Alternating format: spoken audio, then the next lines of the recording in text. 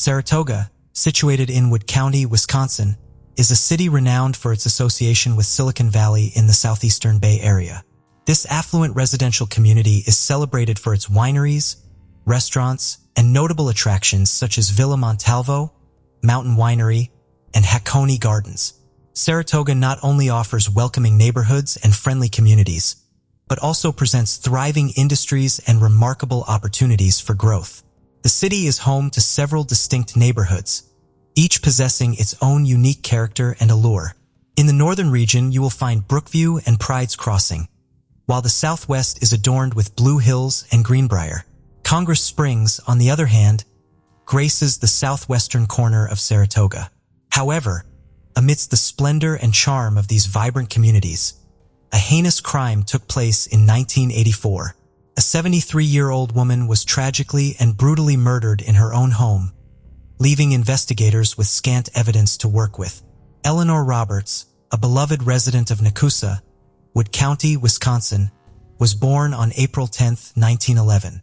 She was a cherished mother, wife, and grandmother, with her son Marshall Roberts residing close by in Saratoga. Known for her compassionate nature and her unwavering commitment to ensuring the happiness and well-being of those around her, Eleanor was a beloved member of the Saratoga community in which she resided in 1984. Unfortunately, tragedy struck when she least expected it, lurking just around the corner. The events that unfolded within the Roberts household on that fateful day, November 27, 1984, were undeniably chilling. Eleanor's brother grew concerned when she failed to meet him at an automobile dealership, where she had planned to purchase a car. He subsequently went to her home on South Hollywood Road in Saratoga. However, when Eleanor did not respond to his knocks on the door, he reached out to her son, Marshall Roberts. Unbeknownst to Marshall, he was about to encounter a scene of horror that would haunt him for the remainder of his days. Aware of a hidden key to his mother's house located outdoors, Marshall made his way to her Saratoga residence.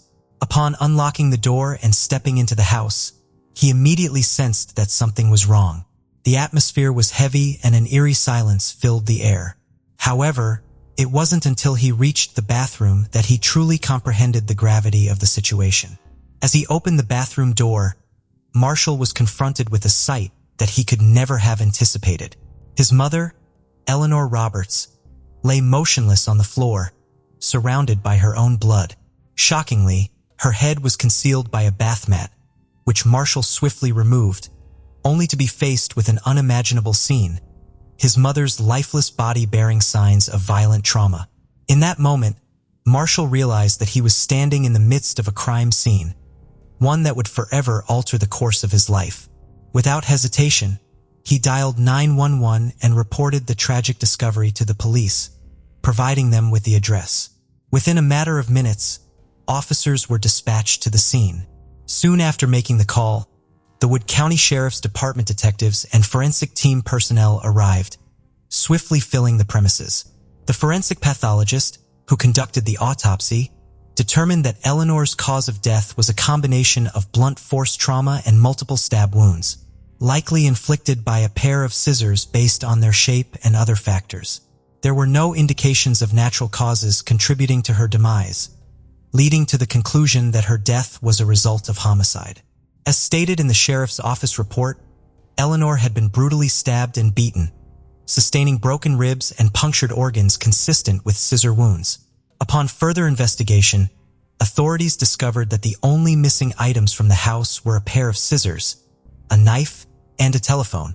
Despite their efforts, the killer had left no discernible clues, leaving the authorities with a perplexing mystery to unravel. However, just as all hope appeared to be fading, a ray of light emerged in the form of a palm print discovered in the bathroom where Eleanor's body was located. The knife was found on Hillcrest Avenue in Saratoga on the same day, not far from Robert's South Hollywood Road residence. The scissors were located the following day, approximately 1.25 miles away, and the telephone was recovered 4 months later in March 1985 in the Wisconsin River, about 2.5 miles away. On the day of Eleanor's passing, an officer found a ski mask hanging from a tree branch opposite Eleanor's house. As stated in the criminal complaint, the mask seemed to have been tossed there. The mask, knife, scissors, and phone were all discovered along the same path. Investigators speculated that the potential suspect resided along this route. Further examination revealed that the evidence trail led to John A. Sarver, an employee at a store where Eleanor had previously bought a lawnmower. Sarver was initially interviewed on December 3, 1984, and mentioned spending time with another individual playing pool at Evergreen Lanes the day before Eleanor's demise. It was discovered that Eleanor had interacted with Sarver when she purchased a lawnmower from Compilation Cycle, where he was employed during the summer of 1984. The lawnmower required warranty repairs, which Sarver had carried out. When Eleanor lodged a complaint on May 1, 1985, Sarver was questioned again, confirming his last encounter with Eleanor in the summer of 1984 when he repaired the lawnmower she had bought. Following the identification of Sarver's palm print in the bathroom, he was interviewed once more. Sarver claimed his final interaction with her was in late summer, early fall 1984, aligning with other investigative findings. However, Sarver denied ever entering her home, raising questions about how his handprint ended up there. The other witness Sarver claimed to have been with during the murder was also interviewed. Although the witness couldn't recall all the details of that night, he stated that he never remembered playing pool with Sarver. During the interview, investigators discovered that Sarver had provided multiple alibis, none of which could be verified when they questioned the witnesses he claimed to be with. In fact, one of the witnesses Sarver mentioned confirmed to investigators that they were alone that evening. Throughout various interviews, Sarver gave inconsistent explanations of his whereabouts at the time of Eleanor's murder. None of his explanations or alibis could be substantiated by investigators. Another witness around the time of Eleanor's death informed investigators that Sarver was facing financial difficulties and had borrowed $2,000 from him. However, the witness stated that he was never repaid after the murder.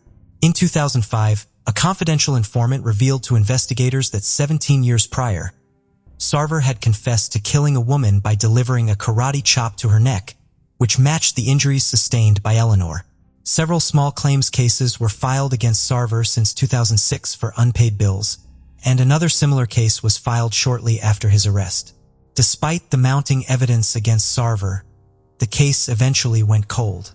Lieutenant Robert Lewandowski, a retired investigator from the Wood County Sheriff's Office who worked on the case, mentioned that it often encountered obstacles throughout the years.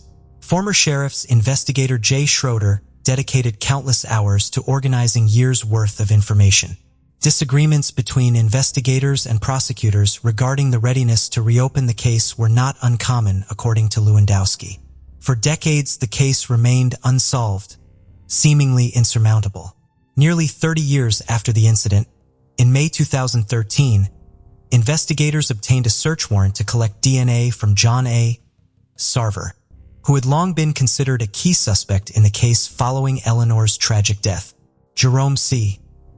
Lippert, a retired business executive residing in the Pittsville area with a keen interest in local history and events, penned an article that was published in the Wisconsin Rapids Tribune on December 16, 2016, making a startling assertion. Not all law enforcement officers involved in the investigation should be commended. This revelation unraveled a narrative within a narrative. In the late 1980s, John Sarver worked as a civilian informant for the Wood County Drug Enforcement Unit under the guidance of Detective Brian Illingworth, also known as Big AI in the field. Illingworth, who later retired as a detective and former Wood County Sheriff, provided testimony during the trial.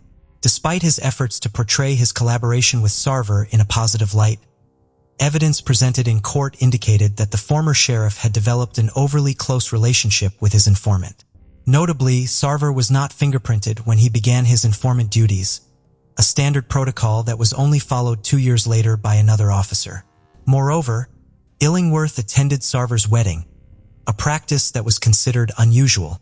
There were questions raised during the trial about Sarver being heavily intoxicated while under Illingworth's supervision, a clear violation of departmental regulations. In 1988, during the investigation into Eleanor Roberts' murder, a mysterious meeting occurred at a cabin in Adams County where Sarver and Illingworth were reportedly alone before other law enforcement officials arrived to interrogate Sarver. The contents of that private conversation, if any, have never been disclosed. Additionally, Lippert possessed crucial information that never surfaced during the trial. In the 1990s, a member of the Roberts family approached then-Sheriff Illingworth with a Reader's Digest article discussing advancements in DNA testing, hoping it could assist in their case. Regrettably, the sheriff responded insensitively, stating that the suspect was a friend of his and dismissively returned the magazine. This type of response is completely unacceptable from any law enforcement officer when a grieving family member seeks justice for their loved one. It is now evident that not all police officers involved in this case deserve commendation.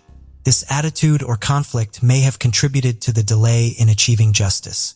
Additionally, there was a peculiar incident towards the end of Sheriff Illingworth's career in Wood County that may be relevant.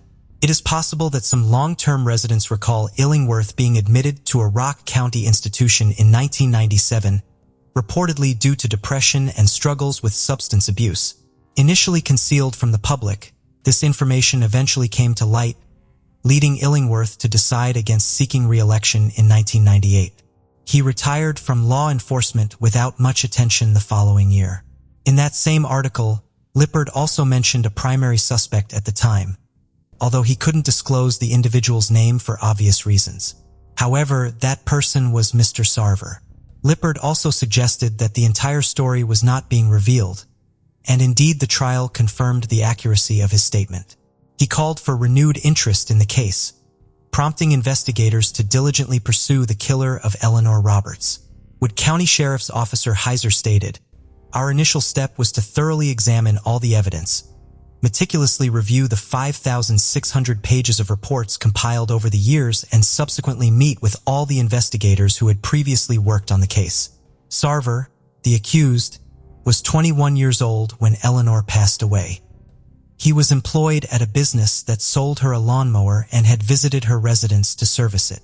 Initially, he denied ever entering Roberts' home when questioned by the authorities.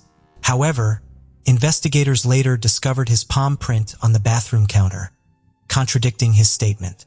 In April 2020, a witness who had chosen to remain anonymous finally came forward after almost 4 decades of suppressing his memories out of fear. This witness confirmed that there were indeed 3 individuals present at the crime scene in 1984. During the trial, Mr. Sarver was described as a scary dude due to his connections with the police, which instilled fear in the witness and prevented him from speaking up. However, in 2020, he mustered the courage to share his painful memories, realizing that it was better to confront them before it was too late. His testimony was incredibly compelling, leaving the courtroom in complete silence. According to the complaint, the witness informed investigators that he had heard Sarver confess to breaking into Eleanor's house through the rear entrance with the intention of robbing her, resulting in her accidental death. The criminal complaint also highlights the department's persistent efforts to submit DNA samples for testing from 1988 until 2020, utilizing increasingly advanced techniques as they became available. Unfortunately, the case faced a setback in 2020 due to the global pandemic following the pressing of charges. The Wood County Sheriff's Office and Wisconsin Department of Justice jointly announced that on August 27, 2020, John A. Sarver, the primary suspect in this case from Port Edwards, Wisconsin, was apprehended in connection with the first-degree murder of 73-year-old Eleanor Roberts. If found guilty, Sarver, who had been detained with a $1 million cash bond, could potentially face a life sentence in prison.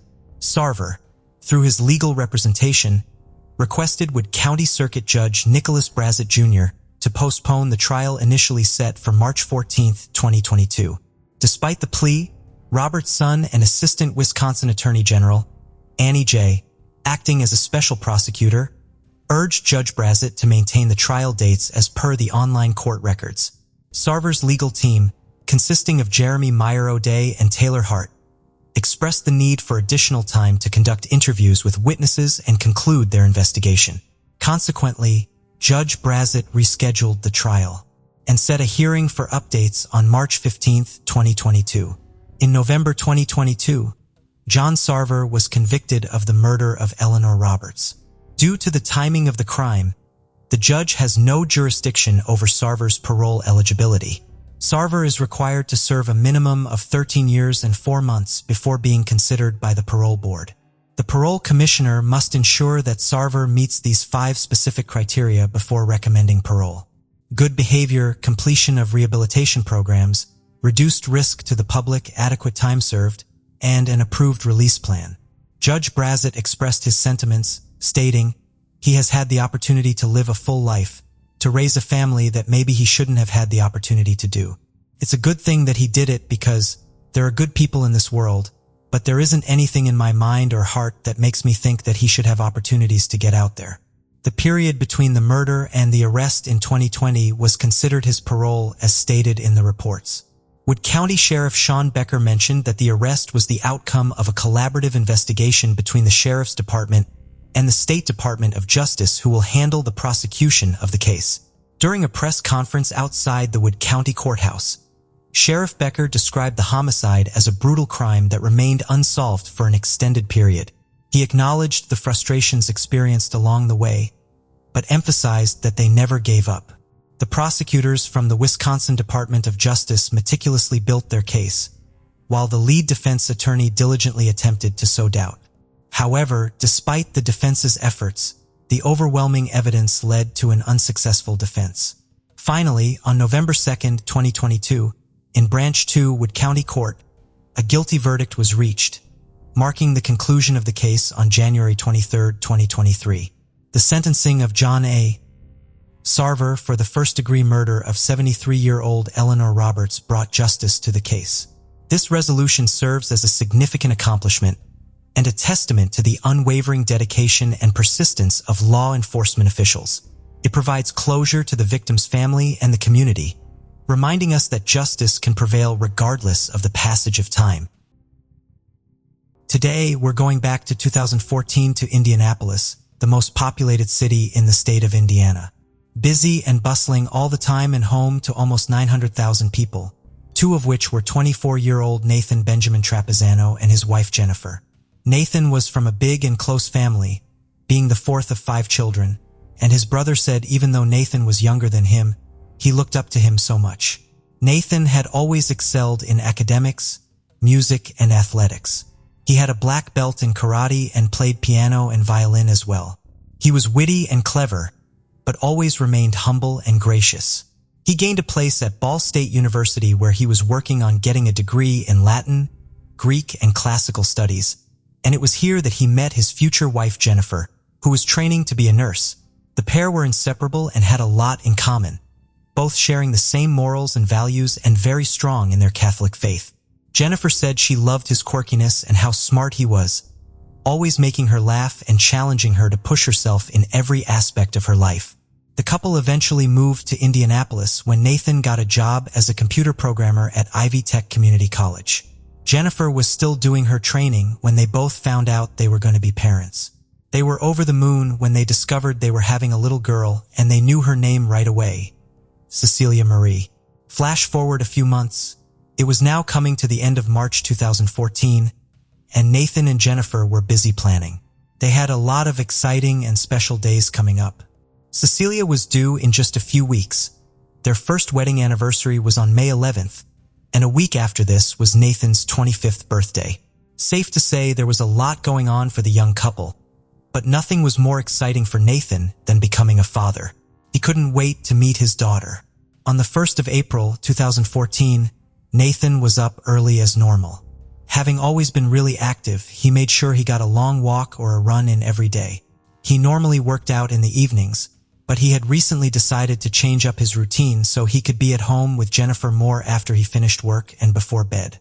Just before 5 a.m., Nathan was getting ready for an hour-long morning walk around the block before the sun rose.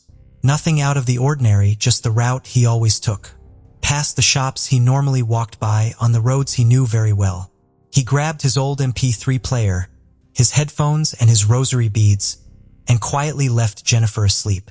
At 5:50 a.m., a resident just a short walk away had a loud popping sound. She looked out of her window to see Nathan collapsing to the ground and shouting for help. She called 911 and ran outside. She said as she got to Nathan, she could see he was only wearing his joggers.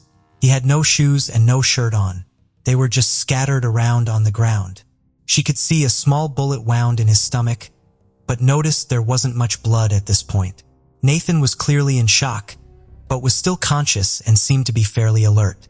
However, 5 minutes later, as the ambulance and police arrived on the streets, Nathan's condition started to rapidly deteriorate. He was no longer able to talk, couldn't tell the officers anything, and was gasping for air. They managed to stabilize him, and he was rushed to hospital and straight into emergency surgery. Just after 7 a.m., Jennifer woke up, confused that her husband still wasn't home yet and getting ready for work. His phone was still on the kitchen table, but this wasn't unusual as he made sure not to take anything valuable out with him. She grabbed her coat and started walking the routes he normally took, trying to calm herself down, but deep down knowing something was really wrong. Despite the best efforts of the doctors and surgeons, at 7:40 a.m., 24-year-old Nathan Chapisano died. Jennifer, who was still out walking, turned a corner and saw the yellow tape everywhere and police flooding the street. She hurried over, telling them her husband had left for a walk and not come home, and this was right in the middle of his route. But all they could tell her was that there had been an incident. At this point, they didn't know who the victim was as he had no idea on him, so they couldn't give Jennifer any more details. Anxiously, she showed them a picture of Nathan on her phone, asking if this was what he looked like. Officers knew it was the same person and quietly escorted her to one of the police cars to sit her down and tell her the devastating news. Just 5 weeks away from her due date, would then learn that the love of her life was gone. One detective said he had his whole life in front of him, never been in trouble before, never been a problem, was minding his own business, doing what anybody in our community should be able to do, and that is to take a morning walk. Near to where he was found were some shell casings, which matched a .40 caliber gun. Something officers said was an unusual size, and not one they saw a lot. The owner of the tire shop, Jesse, knew Nathan well and saw him walk past every day, giving him a little wave as he did. After being broken into just a couple of months before, fortunately for the police, he had installed security cameras, which backed onto the parking lot where Nathan was found. The footage was very grainy and blurry, but it had captured everything. Nathan could be seen walking down the road, being followed by someone who later broke into a run to keep up with him. Later on in the clip, police noticed a second person turn up, who appeared to be working with the shooter. The second half of the CCTV, for obvious reasons, has only ever been partially released. At one point, it looked as if Nathan was raising his hands as if to show he was complying and would do whatever they wanted him to. But the pair backed him into the parking lot and Nathan was shot. After Nathan was down, they ran away down the main road. The only witness they had was the woman who had called 911, but by the time she got out there, they were long gone. Things were made even harder when the police started interviewing the residents of the area. They all said that sadly, this was not an uncommon thing to happen. Over the years, their area had gotten so much worse in terms of gun violence, with multiple shootings happening. Someone said there had been a disturbing amount of shootings and murders in the last few months alone. One theory the police had was that it was some kind of gang initiation. But another potential motive, and one they believed was more likely, was that it was a failed attempt at a robbery. Nathan's family said this made it even more senseless, as he made it a point to never go out walking with any money, cards, or his phone. The footage was sent to experts and was able to be enhanced just enough for them to work out the clothing the shooter had on, but apart from that, there was nothing. A week after Nathan had been killed, police finally made a break in the case. As they started looking into any other shootings in the area around the same time, it came to light that just 18 hours after Nathan had died, a 16-year-old called Simeon Raheem Adams, who went by the nickname Red, was taken to hospital in a critical condition with a gunshot wound to the neck. He had shot 3 bullets at a man named Eric, who had fired back at him in self-defense. Simeon was also a suspect in the burglary of a gunshot a week earlier at about 2 a.m., in which 30 firearms were stolen. And at 3 a.m. on April 1st, just 2 hours before Nathan was shot, he and 2 of the men had attempted to steal a car from outside of a strip club, stopped only from doing so when the bouncer caught them. The strip club was less than a mile away from where Nathan had been walking, showing both the shooter and whoever was on lookout in the same clothing.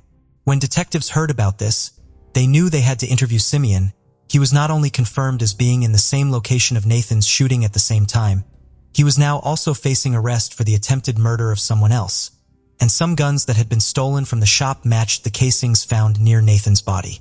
But being in the condition he was in hospital meant they had to reach out to the people in his inner circle first. The more detectives talked to people, the more they kept hearing the nickname Red floating about, linking him to numerous incidents and crimes around the area, and people he knew were picking him out of every picture lineup they showed. Martez McGraw was Simeon's cousin, and he agreed to talk. When he was shown the CCTV footage from outside of the tire shop, he immediately confirmed it was his cousin.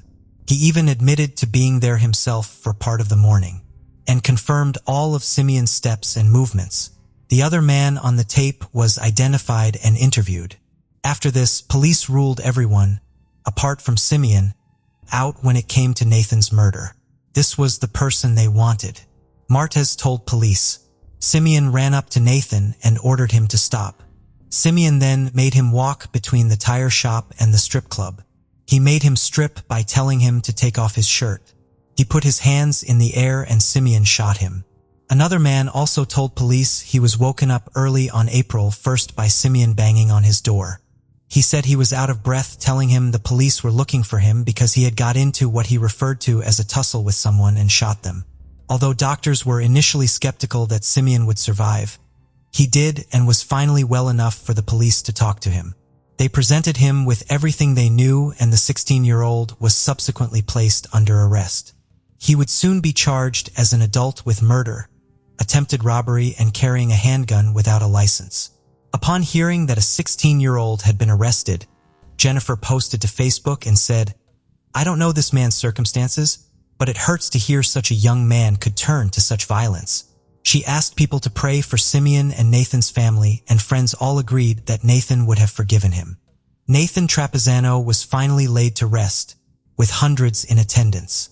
The investigating officers all showed up too, saying what had happened to him had really struck a nerve with them and that this was a case they would remember for the rest of their lives. And a couple of weeks later, Jennifer gave birth to the couple's daughter, Cecilia Marie. A welcome burst of happiness in such a dark period of time for everyone. Their family said she looked so much like Nathan and was a wonderful, happy, and smiley little girl. As the court proceedings got underway, someone else would gain some attention.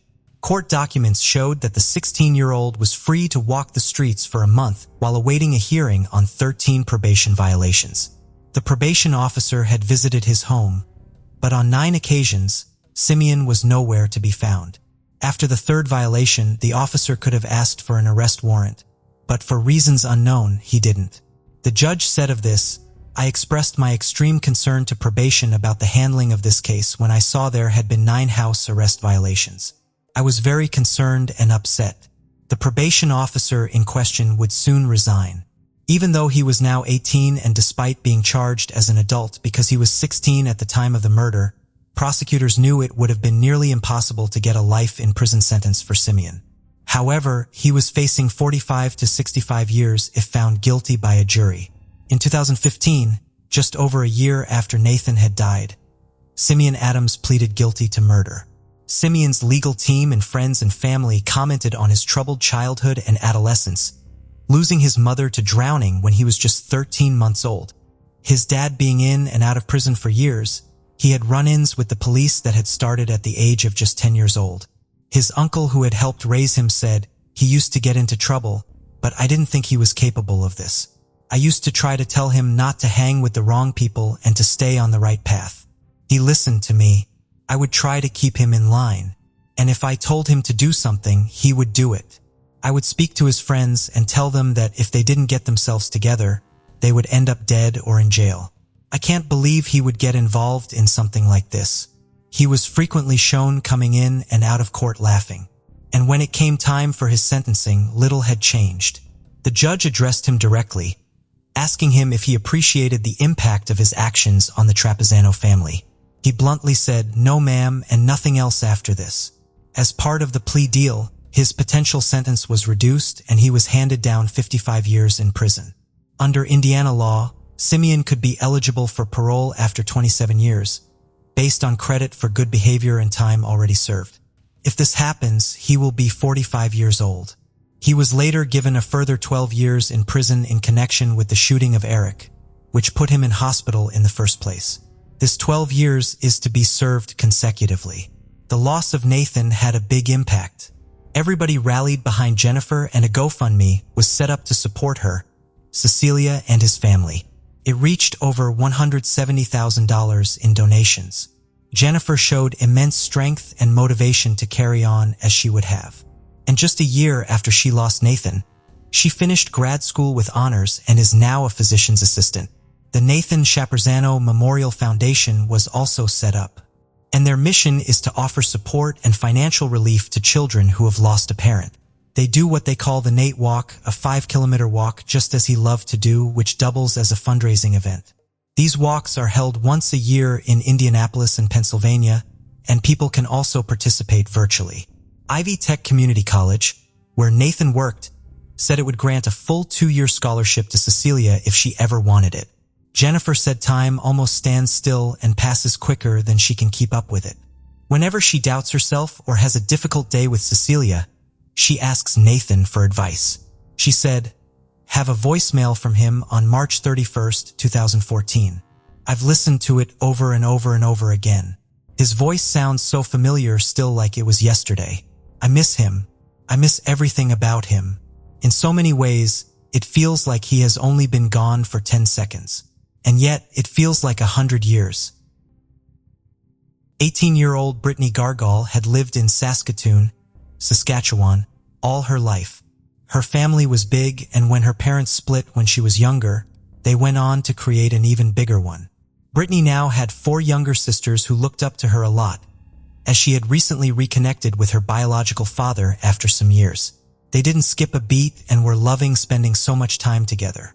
Her friends said she was outspoken, never one to hold back her opinions. She was adventurous and enjoyed snowboarding, boating, and camping. Brittany was feisty with a great sense of humor and was never short of people that wanted to hang out with her. She was busy, having just started back at school and had been saving money working 2 jobs. She wanted to finish school, go to college to study business, and then move into the hospitality industry. Authorities started piecing together the previous day. They already knew that she had been out in the evening, which narrowed down her time of death considerably. Brittany's friend, Atisha, was the first to come forward, and the pair had been close for years. Atisha said Brittany would come to her for advice, and when Atisha found out Brittany had dropped out of school, she was the person that encouraged her to go back and get her grades. On March 24th, Atisha had lent her some money for gas and asked her what her plans were. Brittany told her she was meeting up with a few friends and might go to a party. Natasha hugged her goodbye, saying, "All right, girl, I'll see you soon." But she hadn't heard anything after that. The person she had been out drinking with, her best friend of many years, Cheyenne, was next to talk. The pair got close when Brittany found out about Cheyenne's tumultuous childhood and adolescence and became a big support for her. They were inseparable, spending most of their days together, and going out for drinks was something they did often. Their night began just after midnight, with Brittany uploading a selfie of the 2 of them before they left. Cheyenne told police they had gone to several places together in Brittany's car, starting off at Manchester's Brew Pub. Later they went to a house party, then headed across town to the Colonial Pub and Grill. But Cheyenne said the house party was heavy and, after they left, the night was hazy. She did vaguely remember something happening in the Colonial Pub and Grill that she worried might be behind what had happened to her friend. Brittany had started speaking to a random man at the bar, and the pair seemed to be hitting it off. Brittany asked him for a lighter and invited him to have drinks with them. Before Cheyenne could get to know him, Brittany and the man left. Brittany didn't say where they were going, and Cheyenne didn't get the man's name. She didn't even see what direction they had left in, or if they were on foot or driving in Brittany's car. All she could remember was that he was white and it was around 4 a.m. For some reason, Brittany had Cheyenne's phone, and Cheyenne had made her way back to visit her uncle, who corroborated her coming to see him by herself. Cheyenne couldn't offer up any more information, and what she had was blurry anyway. A few hours after she last saw her friend, a worried Cheyenne posted on Facebook, "Where are you? Haven't heard from you. Hope you made it home safe. Love ya." Officers needed to find this mystery man, but they had little to go on. It is unconfirmed where Brittany's car was found, but when it was covered in dust, dirt, dark marks on the side, and had long grass in the tires. Cheyenne's phone was in the car, seemingly confirming that Brittany had taken it as she had left, and maybe she and the man had driven somewhere rather than walked. Detectives checked the footage from the Colonial Pub and Grill, but they could not see Cheyenne or Brittany anywhere, and the bar had no recollection of them being there. However, it was a busy night, and it was possible that Cheyenne's timings were off. As Cheyenne's phone was found in Brittany's car, they hoped that the phone data could be analyzed to show other locations Brittany had gone to that night and fill in the gaps that Cheyenne couldn't. Cheyenne's phone had pinged at a McDonald's at 4:30 a.m., but she had made no mention of this. So, did Brittany go there after leaving the bar? Brittany's autopsy results finally came back, and it confirmed, as they suspected, that she had been strangled to death. They now felt confident that the belt found near her body was the murder weapon. Detectives kept trying to piece together Cheyenne's story, but they had a bad feeling in the back of their minds. Something about it was very off. Although it was entirely possible she had got things confused and her timings were wrong because she was intoxicated, there was just nothing to indicate they were ever in the Colonial Pub and Grill, a place Cheyenne was adamant they were, and the same place Brittany allegedly met this unknown mystery man. The months were passing by, and it was now September 2015.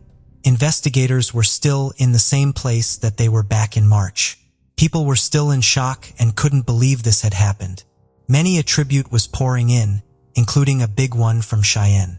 They decided to go back to talk to Cheyenne's uncle again, and he was far more evasive than last time. But after some pushing, he suddenly had more to say. He told police that Cheyenne had said the pair had met two people in the bar that morning and gone back to a motel with them. The only thing she told him was that they were black males, whereas before she said Brittany was talking to a white male, but she said she couldn't remember their names, what they were wearing, or where the motel was. She said at the motel they were all smoking marijuana, and an argument allegedly broke out over some cocaine. Cheyenne went to the bathroom. When she came back, she found Brittany dead on the bed with marks on her neck.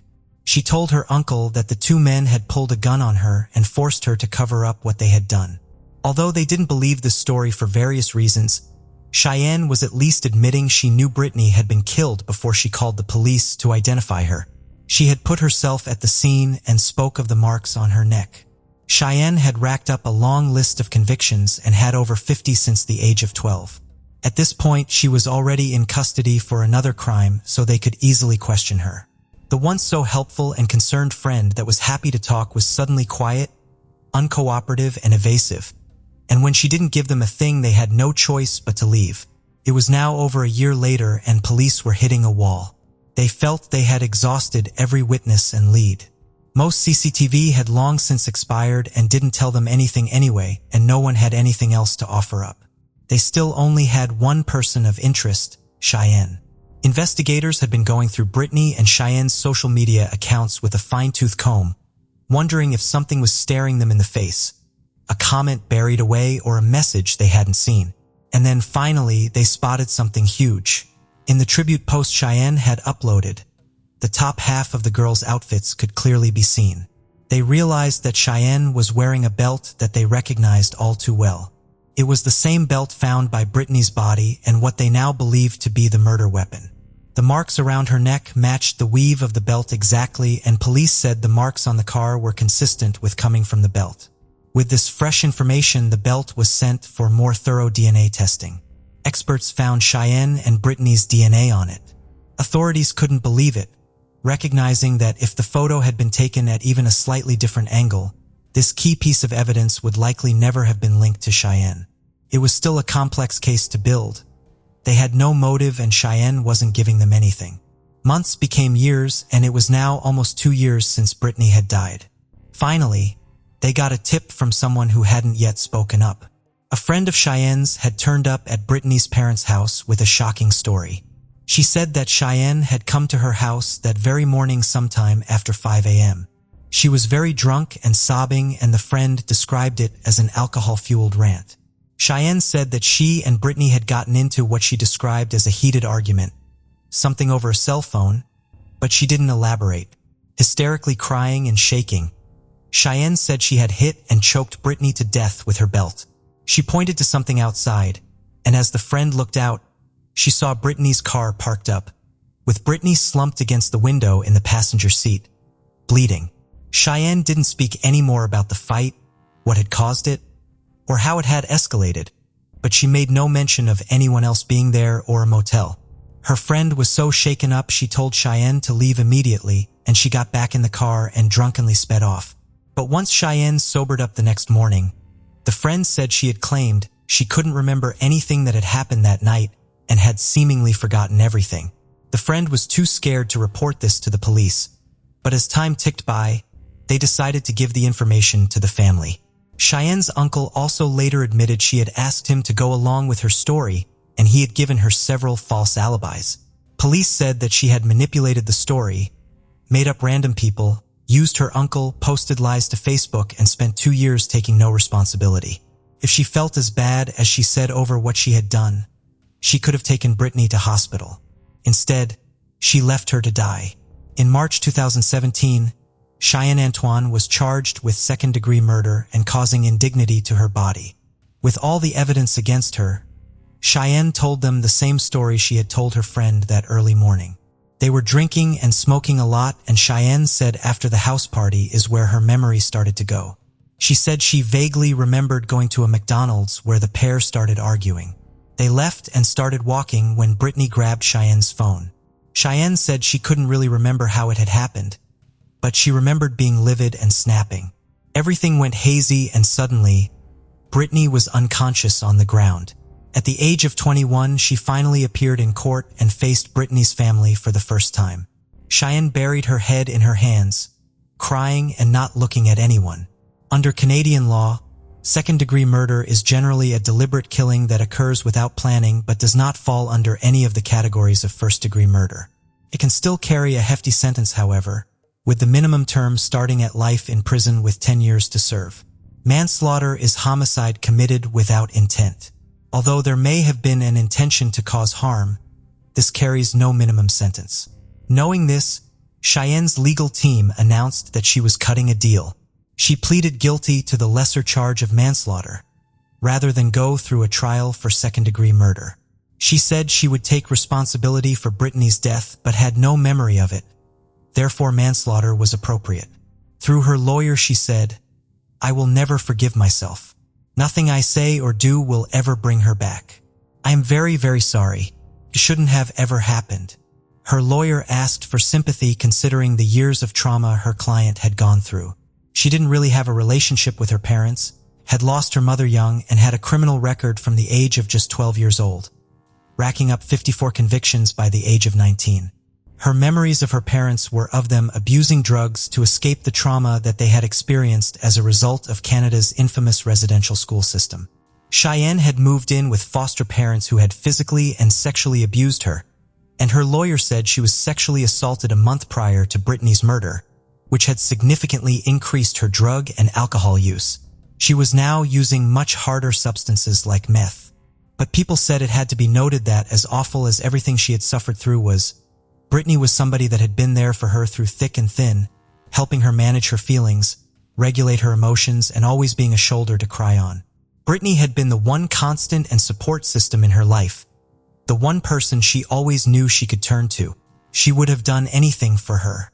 She knows the family would like an explanation, a reason, but unfortunately she can't provide that, Cheyenne's lawyer said. Police and prosecutors say Cheyenne mentioned a cell phone potentially being the cause of the fight, but they know little else. Cheyenne has never said anything else about it, and whether she remembers or not, has blocked it out, or is intentionally keeping quiet, is still unknown. It will likely always be this way. 21-year-old Cheyenne was later sentenced to 7 years in prison, with a likely release date of 2024 or 2025. The judge said she needed to work a program in prison to help her with her addiction and anger. Honor your friend by becoming a positive, productive woman. You owe it to her to persevere, she said. There are still so many questions about what happened that night and why it ever did. One person claims they can't remember and the other can't talk at all. Brittany's aunt described the pain of losing a niece as profoundly dark and intense, and Christy, her stepmother, said Brittany's little sister feels guilty if a day goes by where she doesn't think about Brittany.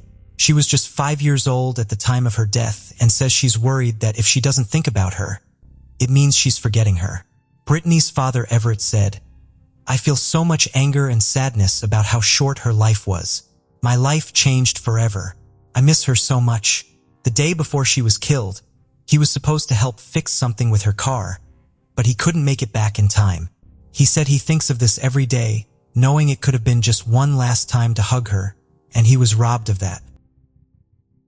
On April 9, 2016, a chilling call shocked the Renton Police Department. The remains of a woman's body, Ingrid Line, were found in a white trash bag. The discovery included a severed arm, a detached head, and a sliced-off leg. Investigators began their search for answers, leading them to a suspect. What dark secrets would they uncover in their pursuit of justice? Let's go back to the beginning.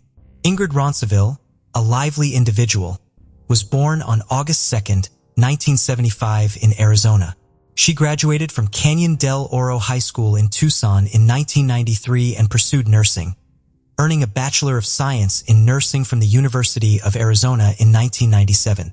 In 2000, Ingrid moved to Washington, where she worked at Seattle's Swedish Medical Center, positively impacting many lives. She married Philip Line and had 3 daughters, Reese, Brooke, and Noelle.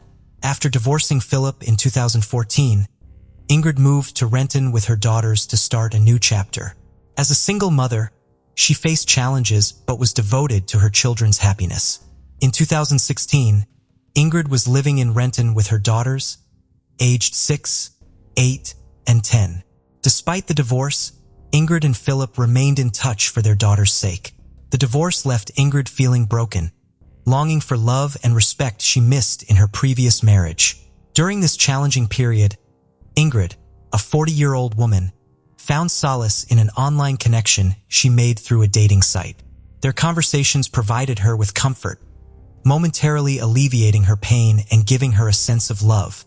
This individual made her feel beautiful and accepted her, despite the fact that she already had 3 daughters.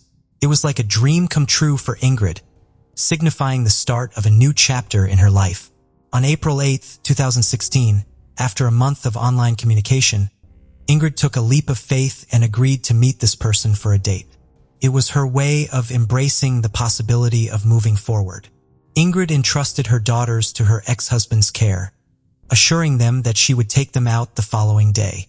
Ingrid and her date decided to attend the opening game of the Seattle Mariners, an exhilarating baseball event. After the game, they went to a bar where the man's sister happened to work. They spent the evening happily playing darts, sharing drinks and laughing together. Ingrid felt an overwhelming sense of happiness and freedom. The next day, on April 9, 2016, Philip, Ingrid's ex-husband, arrived at her home in Renton around 10 a.m. to drop off their daughters. As he approached the house, he noticed that Ingrid's 2015 silver Toyota Highlander was missing. Concerned, he repeatedly knocked on the door, but received no response. He tried calling her multiple times, but Ingrid did not answer any of his calls. This was unusual because Ingrid was known for never breaking promises, especially when it came to her daughters. Philip couldn't shake the feeling that something was wrong. Growing increasingly worried, he decided to contact Ingrid's mother, Jorga Boss, hoping she might have some information about Ingrid's whereabouts. However, Jorga was also concerned when she learned that Ingrid was not at home, as she had no idea where Ingrid could be. Filled with anxiety, Jorga hurried to Ingrid's house, armed with a spare key. She utilized it to gain entry into the residence and called out for Ingrid, yet there was no reply. Alarmed, Jorga proceeded upstairs to inspect Ingrid's bedroom, only to discover that Ingrid was not there. However, she did stumble upon Ingrid's purse and phone on the table. Was no trace of Ingrid or her car. The situation appeared peculiar and suspicious. It didn't make sense for Ingrid to leave the house without her phone and purse if she had indeed departed. After all, most individuals wouldn't leave their homes without money or a means of communication. This raised even more inquiries and concerns about Ingrid's whereabouts. Without wasting any time, Jorga promptly contacted the police and reported her daughter as missing. Upon arrival at Ingrid's residence in Renton, The Renton Police Department officers were met by Jorga, whose tear-filled eyes conveyed her distress. Initially, the police attempted to console Jorga, suggesting that Ingrid may have gone out and would return soon. However, Jorga's intuition told her otherwise. She had a gut feeling that something was wrong. Determined to locate her daughter, she implored the police to conduct a thorough investigation. The police wasted no time, commenced a meticulous door-to-door inquiry, interrogating the neighbors in hopes of uncovering any leads. They diligently questioned the neighbors, inquiring if they had witnessed Ingrid entering her house the previous night or leaving in the morning. One neighbor had an intriguing account to share. He disclosed that he had seen Ingrid returning home with an unfamiliar man the previous night. The man appeared suspicious, as the neighbor had never seen him before. What perplexed everyone was the fact that no one had observed Ingrid leaving her house thereafter. The question lingered: who was this man? And if Ingrid had returned home but was not seen leaving, where could she possibly be? The police urged individuals to reflect on any unusual incidents they may have noticed the night before or that morning. They encouraged anyone with information to come forward, as it could be crucial in locating Ingrid. The daughters were growing increasingly concerned upon seeing the police inquire about their mother. They turned to Jorga, their grandmother, for answers. They inquired about their mother's well-being, but Jorga reassured them, explaining that she had simply gone out and would be back soon. The police assured Jorga that they would investigate the situation. Jorga anxiously awaited her daughter's return, and suddenly a realization dawned on her. Jorga remembered that she and Ingrid shared a Verizon account, which provides access to various services like phone plans and internet. Intrigued, she checked the phone records and noticed a recurring number that Ingrid had been in contact with, even on the day she disappeared. Jorga decided to dig deeper and input the number into Facebook. To her surprise, a profile belonging to a man named John Charlton popped up. Filled with hope, she messaged him, desperately seeking any information about Ingrid's whereabouts. The response was prompt. "I'm John. I assume she was with her children today," John replied. Jorga quickly responded, her hands shaking as she typed. "When was the last time you saw her? She wasn't here. Her phone, driver's license, and purse were all left behind, but she's gone. I've contacted 911 for assistance." John's reply conveyed confusion. 911? What's going on? He elaborated. "We attended the Mariners game last night, but we didn't spend the night together because she had plans with her kids today. I'm not sure what she told you about me and our relationship." Fear gripped Jorga as she messaged back. "She's missing. Can you please provide the time you last saw her?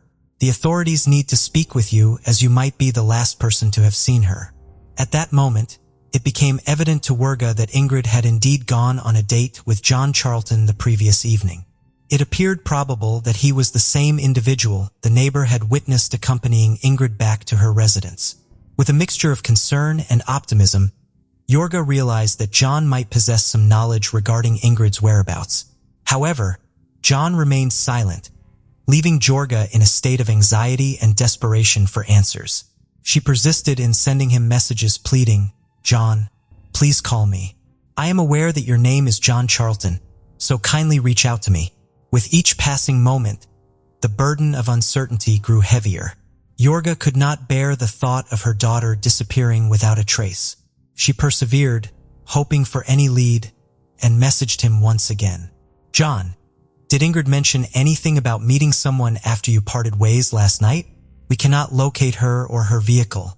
Her phone, identification, and purse are at home, but she and her car have vanished.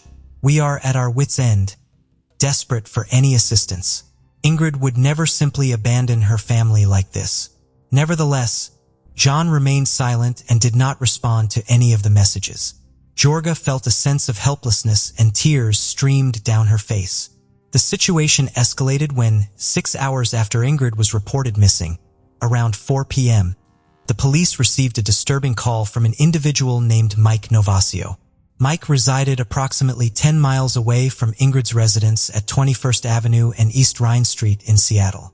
In a frightened tone, he conveyed that while taking out his recycling bin, he stumbled upon what appeared to be human body parts enclosed in white trash bags. Mike's voice quivered as he recounted his unsettling encounter. He described seeing a head and noticing the painted toenails, which caused a wave of sickness to wash over him. The sight was unbearable. He explained that the body parts had been meticulously wrapped in the bags, indicating a disturbing level of precision. The police wasted no time and promptly arrived at the location. With meticulous care, they retrieved the bags from the bins. As the bags were opened, a chilling shock fell upon them. They stumbled upon a decapitated head, a fragment of a leg and an arm, with the remaining body parts nowhere to be found.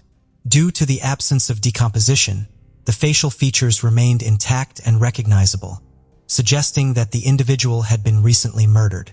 A human leg was discovered at a recycling plant on South Hanford Street in Seattle. Leg belonged to a woman with the same painted toenails as Ingrid. This indicated that Ingrid's body parts had been scattered across 3 different locations, including the easily accessible recycling bins. The police began to suspect that the perpetrator might not be a serial killer, as they typically dispose of bodies in more concealed locations. Instead, they started considering the possibility that the culprit could be someone close to Ingrid. Determined to uncover any overlooked evidence, the police returned to Ingrid's home and decided to remove the plumbing for a thorough examination. Upon their surprise, they stumbled upon more blood in the disassembled drain trap. To aid their investigation, they employed a reagent known as Blue Star, which unveiled additional traces of blood that had been meticulously cleaned. It was clear that this was not a spur-of-the-moment act of violence. It was a meticulously planned and executed murder, introducing a captivating twist to the case. As the results from the analysis came in, more unsettling details about Ingrid's demise surfaced. Initially deemed as homicidal violence, a closer examination by the medical examiner revealed petechiae, small blood vessels in her eyes indicating strangulation. Furthermore, signs of hemorrhaging on the neck were found. It was apparent that Ingrid was first strangled and then dismembered within her own residence. The revelation shed light on the brutal way Ingrid's life was taken, hinting at a deep-seated animosity towards her. The toxicology report disclosed that Ingrid had no drugs in her system, but her blood alcohol level was 0.074, slightly above the normal range. 2 days later, on April 20th, 2016, authorities located Ingrid's vehicle in Belltown, a mere 6-minute drive from Seattle. This raised suspicions, as John had claimed Ingrid dropped him off downtown and should have returned home before her murder. The abandonment of her car so close to Seattle, where they had attended a Seattle Mariners game together, seemed peculiar.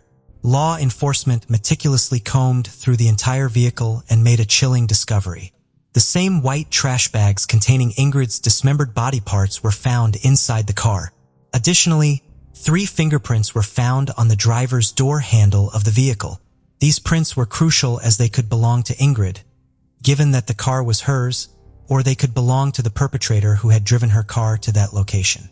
Realizing the significance of this evidence, the fingerprints were promptly sent for testing. The findings confirmed the suspicions of the police. The fingerprints were a match for John Charlton, the individual Ingrid had gone out with on the evening she went missing.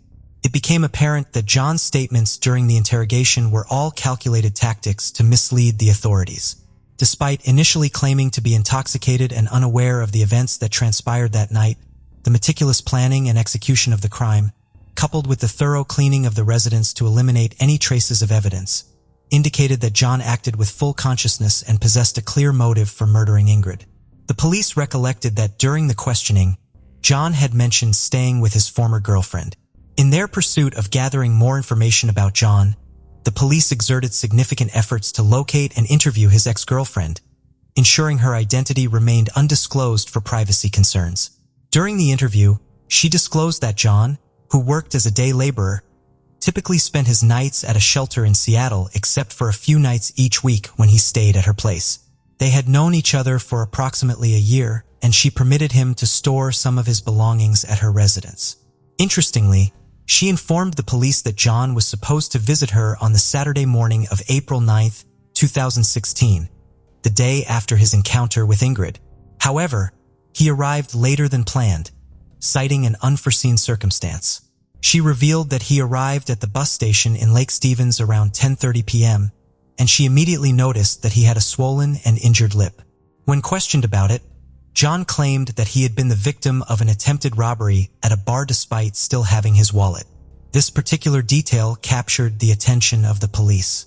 When they interrogated John on April 11, 2016, they observed abrasions on his head, chin, and scratches on his chest and arms.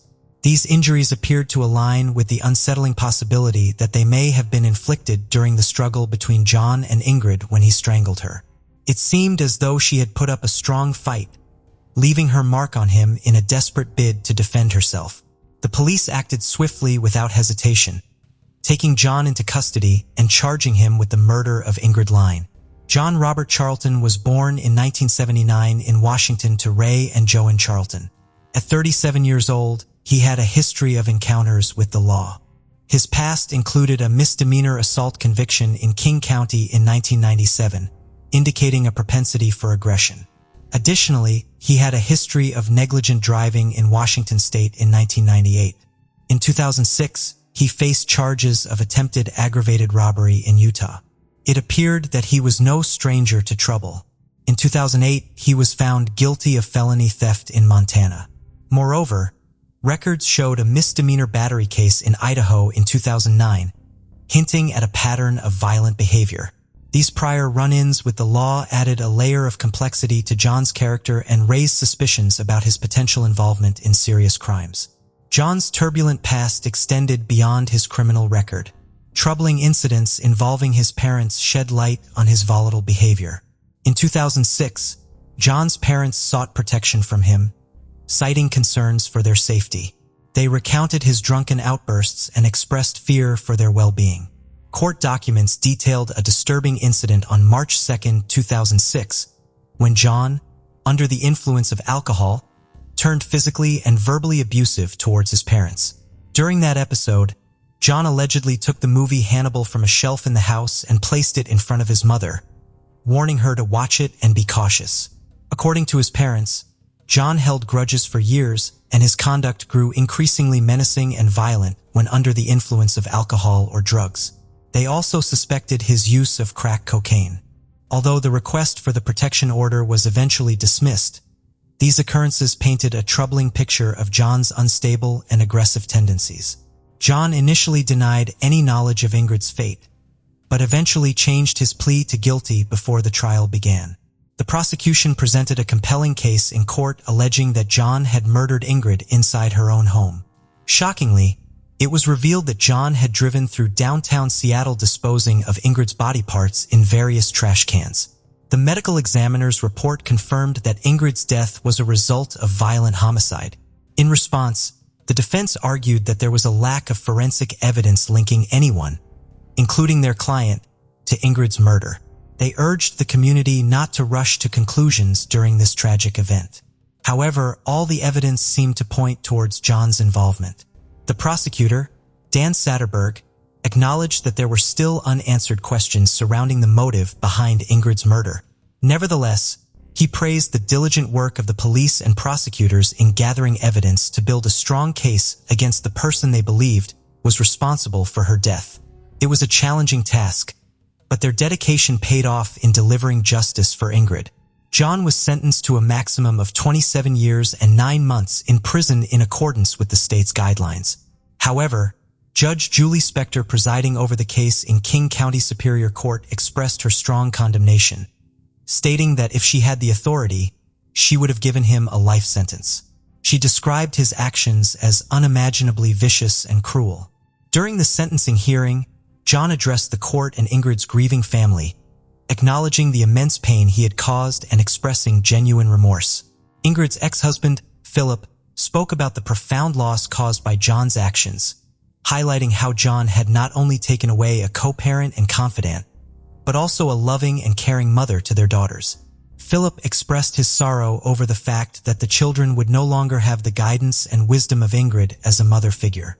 He mentioned that they would miss out on cherished traditions such as celebrating July 4th in Big Fork, Montana, going on beach trips, and enjoying Thursday night dinners at a steakhouse. Additionally, Philip shared the heartbreaking realization that their future grandchildren would never experience the love and care of a maternal grandmother. Despite their resilience, Philip acknowledged that their daughters deeply feel the absence of their mother every day, each in their own unique way. Ingrid's close friend, Nancy Civitilli, described the indescribable horror that engulfed everyone upon hearing about Ingrid's tragic death.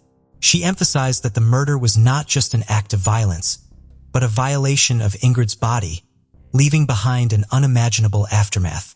Civitilli did not hold back in calling John a coward, directly addressing him and reminding him of the profound impact his actions had on Ingrid's daughters. She pointed out how he selfishly tore away a beautiful person and a devoted mother from their lives. Civitilli also highlighted the loss felt by friends like herself, who considered Ingrid as a sister. While justice has been served, the scars of this tragedy will forever remain. Timothy Thomas, 33, has been indicted by a local grand jury on charges of murder and burglary in connection with the cold case killing of Sebastian Oxenius, a Buchholz high school student that took place 13 years ago. The indictment was announced by Aliquot County Sheriff Emery Gainey and 8th Circuit State Attorney Brian Kramer during a news conference held on Monday, February 5th. On June 25, 2010, Sebastian Oxenius, who was only 16 years old at the time, was playing video games with a neighbor at his home in the Benwood subdivision of Gainesville. Tragically, while he was in the kitchen, he encountered a burglar who shot him multiple times.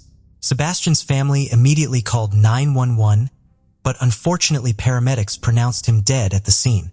During the press conference, Sebastian's brother Boris Oxenius expressed the family's hope for justice, stating, "We hope as a family that you can help us get to the final chapter of this, which is bringing my brother justice. He was only 16 years of age. His life was stolen." Investigators discovered that Timothy Thomas had used a car borrowed from a female friend during the time of the murder. Although they do not believe she had prior knowledge of Thomas's plans, Sheriff Gainey urged anyone with information to come forward. The woman is described as a 20-year-old Hispanic with a short, heavy build. The vehicle used by Thomas was identified as a white or cream Kia Sportage or a similar model.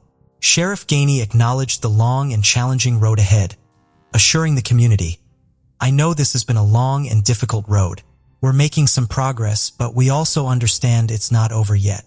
Rest assured we'll be with you every step of the way." In 2021, new evidence emerged that led to the identification of Timothy Thomas as a suspect in Sebastian Oxenius' murder. Currently serving a life sentence for the attempted murder of a Monroe County Sheriff's deputy in Stock Island, Florida. In 2015, Thomas has an extensive criminal record with 23 felony charges and 8 misdemeanors. He has faced multiple arrests by various law enforcement agencies for battery, burglary, and attempted murder throughout the state. These arrests range from the Key West Police Department to different Central Florida agencies. In 2015, Thomas was stopped by authorities in Monroe County for driving with a stolen license plate. A video presented during the press conference on Monday depicted a shootout between Thomas and the deputy, who was shot in the chest but fortunately saved by his bulletproof vest. On December 23rd, Thomas was formally charged by a grand jury in Aliquot County with 1 count of murder while engaged in trafficking and 1 count of armed burglary. The details of the indictment remain undisclosed as per court records. His arraignment took place on Monday morning at the Alachua County Courthouse, and he is currently being held at the Aliquot County Jail on a bail set at $1 million. Thomas's court-appointed public defender has requested to withdraw from the case, citing an undisclosed and irreconcilable conflict of interest. 19-year-old Maple Padalia was born near Mumbai in India before moving to Surrey in British Columbia with her family shortly after. Friends said she was warm and intelligent, ambitious and determined, a straight-A student with dreams of being a doctor. She was also very creative and was starting to make waves in the entertainment industry. As well as studying health and science, she was often picking up modeling and acting gigs. She landed a role in the 2010 movie Diary of a Wimpy Kid and filmed an episode of The Secret Circle, which was airing on the CW. She was already signed to a modeling agency and was over the moon when she found out she was a finalist in the Central City model search. The head of her agency said she was super intelligent, very articulate, very focused, and probably one of the most likable individuals you could ever meet. She had gained a place at Simon Fraser University and lived at home with her family and commuted. She hoped to go to medical school after she finished, but she also told friends she was enjoying riding the acting wave so much she didn't want to rule this out as a long-term career. Safe to say for someone so young, she was busy, but embracing all the challenges and opportunities that were coming her way and balancing them all well. Mabel had been in a 4-year, off-and-on relationship with 20-year-old Gajinder Dhaliwal, known to everyone as Gary. But their relationship finally came to an end in 2011 when Maple found out he had cheated on her. She was heartbroken about the betrayal, but she had enough to keep her busy, throwing herself into her work and her all-important studies. On the evening of September 27, 2011, Maple left her family home and headed to the campus library with a friend. They had a late-night study session planned and met up with a few more people there as well. As the hours ticked by into the next morning, they all decided to call it day. Maple hugged her friends goodbye and headed to her car, which was on the 3rd floor of the parking lot. Just minutes after 1 a.m., a resident across the street suddenly heard 7 loud bangs in quick succession. He ran to his window to see a white Dodge Charger screeching away. More people came running out onto the street, calling 911 as they did. Maple was lying on the ground near her car, surrounded by blood. She had been shot 5 times, 3 of which hit her in the stomach, and her head was covered in stab wounds and cut marks. A large bloody kitchen knife was lying nearby. She was still alive, but only just. Authorities, who had received dozens of calls about the gunshots already, were on scene within minutes. They worked on Maple long enough to make sure she was stable, and she was finally rushed to the local hospital. But her injuries were proved too severe and she died just a few hours later. It was such a frenzied attack made even more shocking as it happened in such an open, public, and despite the time of day, still fairly busy place. It was obvious from the cameras around the campus that many students were doing exactly the same thing as Maple that night. But despite how many people were around, there wasn't a single witness on the 3rd floor of the parking complex. The fear swept through the university campus, and the following day, 50 officers were working on the case. Investigators were keeping their cards close to their chest, although they didn't have as many as they would have liked. They said they didn't know if the attack was random or targeted. Maple's wallet had been found next to her and nothing had been taken, which seemed to rule a robbery out. They also said it seemed unlikely that the shooting was linked to gang violence, but they couldn't say anything with absolute certainty. They tried to reassure the students that they were still safe on campus, with one detective saying, "Other than the fact this homicide appears to have occurred adjacent to the Simon Fraser campus, we don't feel that the student body and leadership of the Simon Fraser University campus needs to be unduly alarmed." With his eyes filled with tears, the university spokesperson said they were making counseling available for anyone who felt they needed it, and for as long as they did so. Vigils were held and the community grieved together. Maple's family said they could only think of one person that would have any reason to harm her: her ex-boyfriend, 20-year-old Gary. But to go as far as to kill her, it was a lot for them to contemplate. Being on and off since high school, the young couple had had their fair share of issues, but after their relationship came to its final end in the fall of 2011, Gary's behavior took an especially dark turn. Her family told police that a scary pattern of stalking and harassment had started. Between mid-August and late September of 2011, Gary made more than 2,000 calls to Maple and texted her even more than that. On one night when she was out at a club with a friend, he sent a total of 300 text messages. He started following her and having his friends follow her, keeping tabs on where she was and who she was with. He spat on one of Maple's friends outside a club and punched another one of her friends after he found out he and Maple were having coffee. After Maple tried to intervene, he pushed her to the floor. She called the police. He was arrested and ordered not to have any contact with her and was charged with assault. The friend he had punched was one of the friends that had been with Maple in the library that night. But with no witnesses and currently no evidence to suggest he was on campus that night, police had little to go on. But they did have one crucial piece of evidence: The resident that looked out of his window had got a perfect description of what they believed was the getaway car. He saw it speeding away at around 1:04 a.m. and he could tell them what street he saw it on too. Although the number plate could not be made out, they were able to work backwards using the cameras, and fortunately the university was well covered with almost 100 cameras, and they were pretty good quality too. They started releasing parts of the footage and asking those on the tapes to come forward with anything they had, no matter how small. Looking at the rest of the videos, detectives could easily spot Maple in the library with her friends, smiling and laughing as she worked. But it didn't seem that anyone was watching or following her, and Maple appeared comfortable with where she was and who she was with. Just before 1 a.m., Maple and her 3 friends left the library together. Although there was no audio, everything still looked fine, and Maple seemed content walking with them. Staff at the university were able to identify everyone she was with that night, and they all voluntarily gave statements. Officers were happy to rule them all out as being involved. It seemed they had all parted ways, just minutes before she was shot. The camera on the 3rd floor parking lot was on a timer and set to pan around the whole area every couple of minutes, and, frustratingly, just as Maple entered the floor, the camera cut away from the entrance and they could see nothing. They could see the same white car had entered the parking lot just after 8 p.m. It circled around for ages before parking up, and as it finally did, Maple and her friend entered the frame. It was obvious that whoever was in the car was aware that Maple would be there that evening and was tracking her every move. This was not someone who happened to be there at the same time and took the opportunity.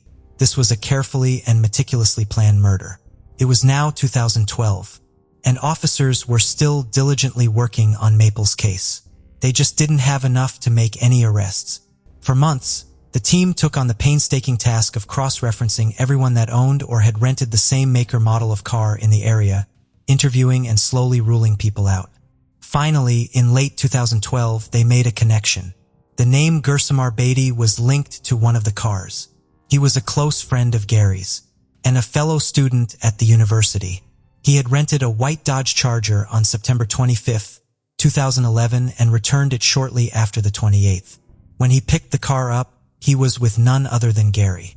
21-year-old Gursamar had also put the vehicle through a car wash within the hours after Maple was shot. Police managed to track down the car, and despite the cleaning, they found a shell casing under the hood that matched the shells found at the scene. On December 1, 2012, over a year since Maple was killed, authorities announced that they had made not 1, but 2 arrests. Maple's ex-boyfriend Gary was charged with first-degree murder, and his friend Gursamar was arrested and charged with second-degree murder and being an accessory after the fact. Gursamar had followed Maple's car for days before the murder, helped Gary flee the scene, put the vehicle through the car wash, and gave him an alibi for months. The gun used in the murder was never found. Gary was furious that Maple was moving on without him, socializing and having many a success come her way. Her life did not include him anymore, and for someone who was already jealous, insecure, and possessive, he felt if he couldn't have her, then no one could. Her family said he felt he could impose the relationship on her and take away the choice for her to want to leave, ultimately taking her life in the process. And before the trial was set to start in 2016, the now 26-year-old Gary would change his plea. He pleaded guilty to second-degree murder and was sentenced to life in prison with no possibility of parole for 21 years. The judge could choose a period between 10 and 25 years, and the prosecutor said it's probably the highest sentence given to someone convicted of killing one person as opposed to many people. 27-year-old Gursamar Beatty was later found not guilty of second-degree murder, but he was found guilty of being an accessory after the fact. He was sentenced to 22 months in prison, but 6 months before his sentence's scheduled end, he was released early. Maple's sister said, "That 18-month sentence was a slap in my family's face. He had the audacity to stay quiet. Even when the sentencing happened, he smirked at our family. He smirked at the people there in a way to imply that I got away with this." It took 5 years to get any form of justice for Maple and her family, and the devastating aftermath caused by her death is still felt in the Surrey area today. A documentary about Maple was released in 2017, which went on to win several awards at major festivals. The director Ghislaine Kaur wanted the film to serve as a memorial to her, but also as a way of shedding light on domestic violence. The Maple Badalia Memorial Scholarship for the Arts was set up and provides one annual entrance to a South Asian Canadian female student beginning their journey in the world of art and design. 19-year-old Maple was already achieving so much, and with her determination and drive, there is no doubt she would have gone on to do many more amazing things in whatever career path she chose. One of Maple's friends reiterated this and described her death as like stomping on a flower before it bloomed. Her dad called her his most precious jewel and said his life feels completely useless now. We're left with nothing, he said. We lost our angel and she's not going to come back. He said even though Maple was the baby of the family, she was always the glue that held everyone together.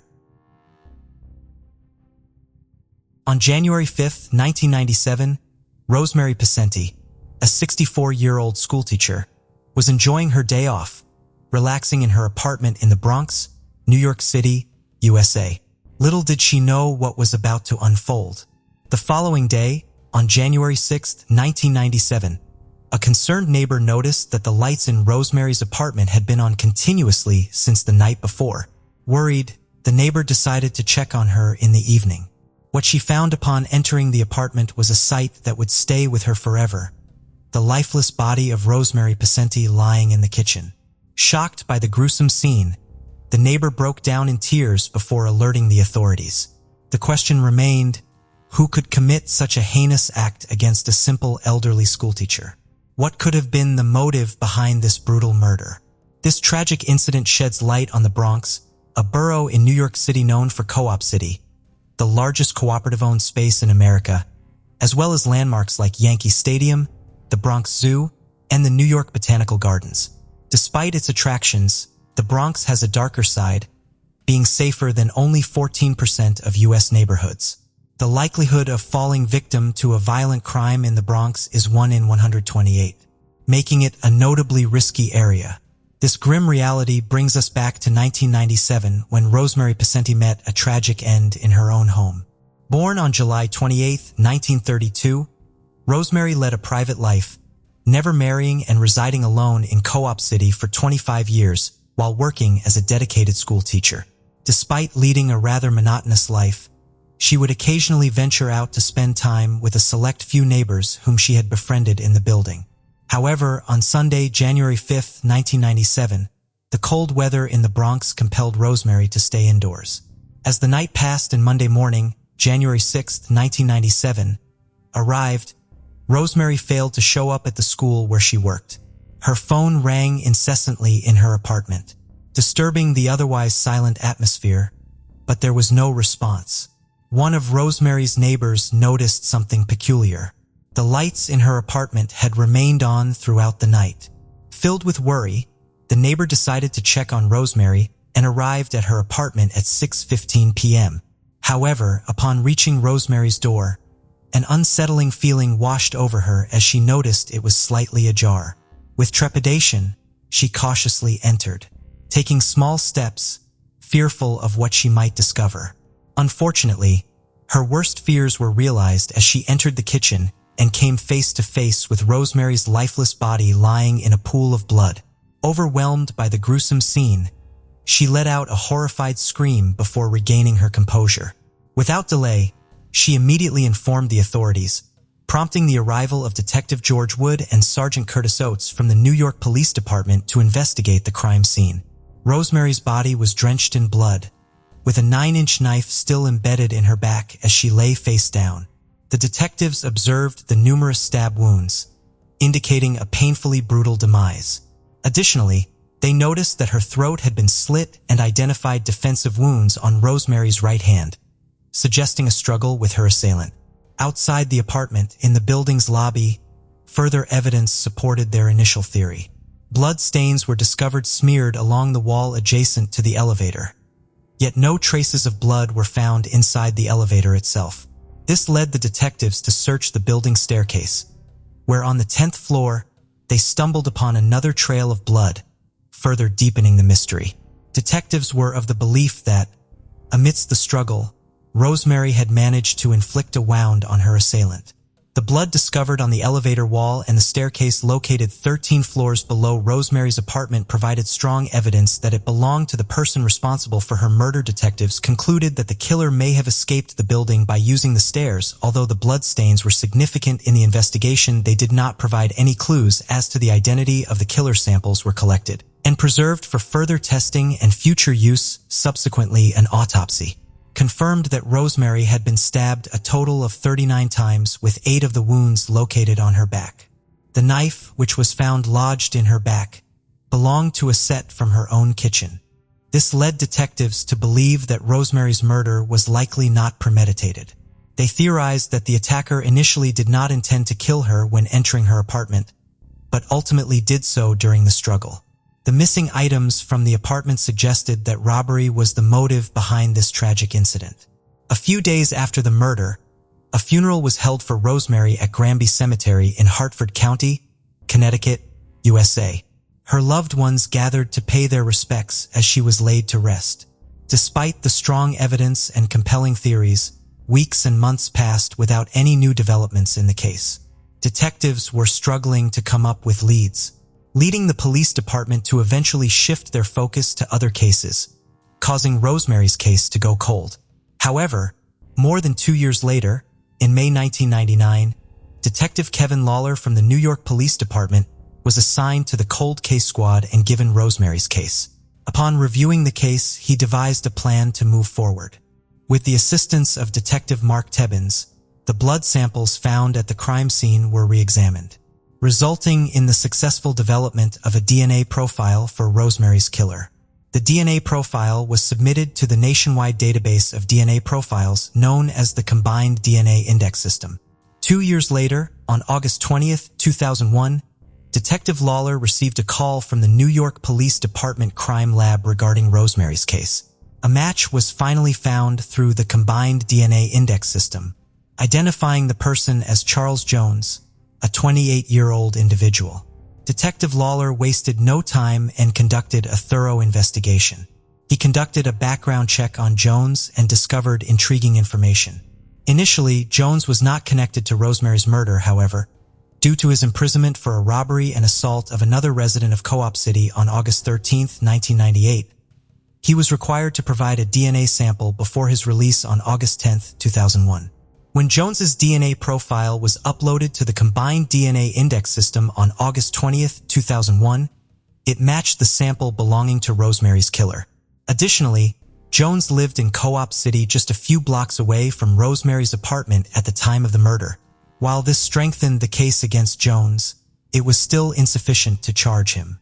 Detective Lawler recognized that although the blood sample evidence placed Charles Jones in the building during the murder, it did not place him inside Rosemary's apartment where the crime occurred.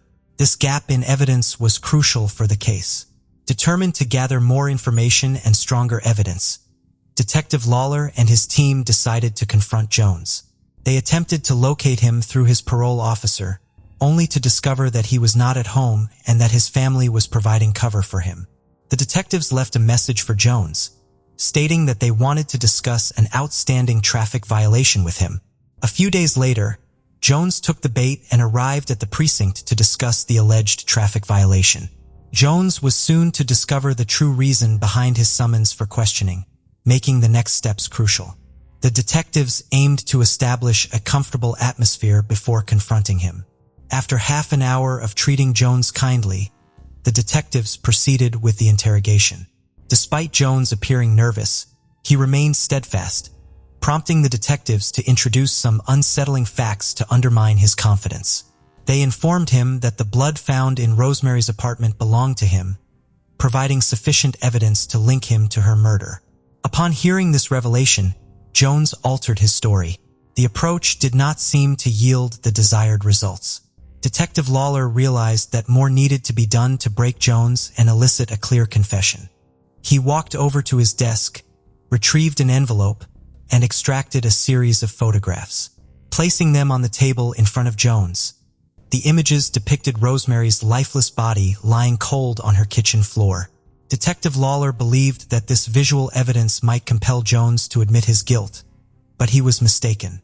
Despite numerous attempts to coax the truth out of him, Tensions remained high and the detectives refused to let him go. The interrogation persisted for another 8 hours until Jones finally succumbed. He chose to confess to the murder and struck a deal for a reduced sentence by offering a straight 8, which means he would serve only 8 years in prison in exchange for a full confession. At this point, Jones realized that there was no escape from the consequences of his actions.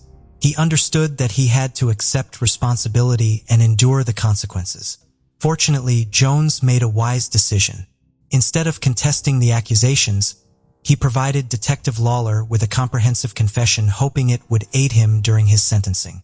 According to Jones, the entire incident was a misunderstanding. He maintained that Rosemary had attacked him first. He had acted in self-defense. However, the detectives found something unsettling about this confession. Jones, who was 23 years old and nearly 6 feet tall at the time of the murder, claimed to have acted in self-defense against a 5'4" elderly woman. The story seemed implausible to the detectives, who were not convinced that Jones' actions were justified. Charles Jones was taken into custody on Friday, August 24, 2001, on charges of robbery and the murder of Rosemary Pacenti. Jones was warned that if he chose to challenge the charges in court and was found guilty, he could face a lengthy trial and potentially the death penalty. On January 11, 2002, Jones pleaded guilty to first-degree manslaughter in the Bronx County Courthouse and received a 19-year prison sentence. The arrest of Charles Jones brought a sense of closure to the community, particularly to Rosemary's neighbors. Belinda Bailey, a close friend of Rosemary's, expressed relief that the mystery surrounding her friend's murder had finally been solved after nearly 4 years of anguish. The use of DNA technology by the detectives was crucial in solving the case and providing closure to Rosemary's loved ones. Moving forward, the detectives are committed to utilizing this technology to solve other cold cases and bring justice to victims and their families. After leaving the school, an 11-year-old girl vanished from sight. This case has had numerous unexpected turns and strange facts for years, making it one of the most bizarre and mysterious in all of California. The story did not finish there, either, even though it took 45 years to discover the truth.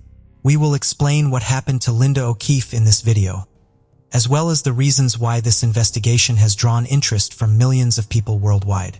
Born in Newport Beach, USA on May 24, 1962, Linda O'Keefe grew up in a large, close-knit family. Her mother worked as a seamstress, and her father was a machinist. Linda had 2 sisters, an older and a younger sister. Linda enjoyed drawing, playing the piano, and spending time in nature and with animals. On warm summer days, she took advantage of every opportunity to visit the beach, which was only 800 meters from her house. The girl was also a Girl Scout and went to summer school.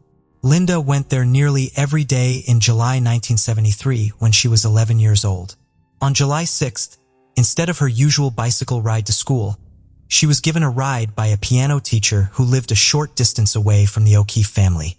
Linda called her mother from the school phone when classes ended, which was around 1:30 p.m. She was asking to be picked up because she did not have her bicycle with her that day.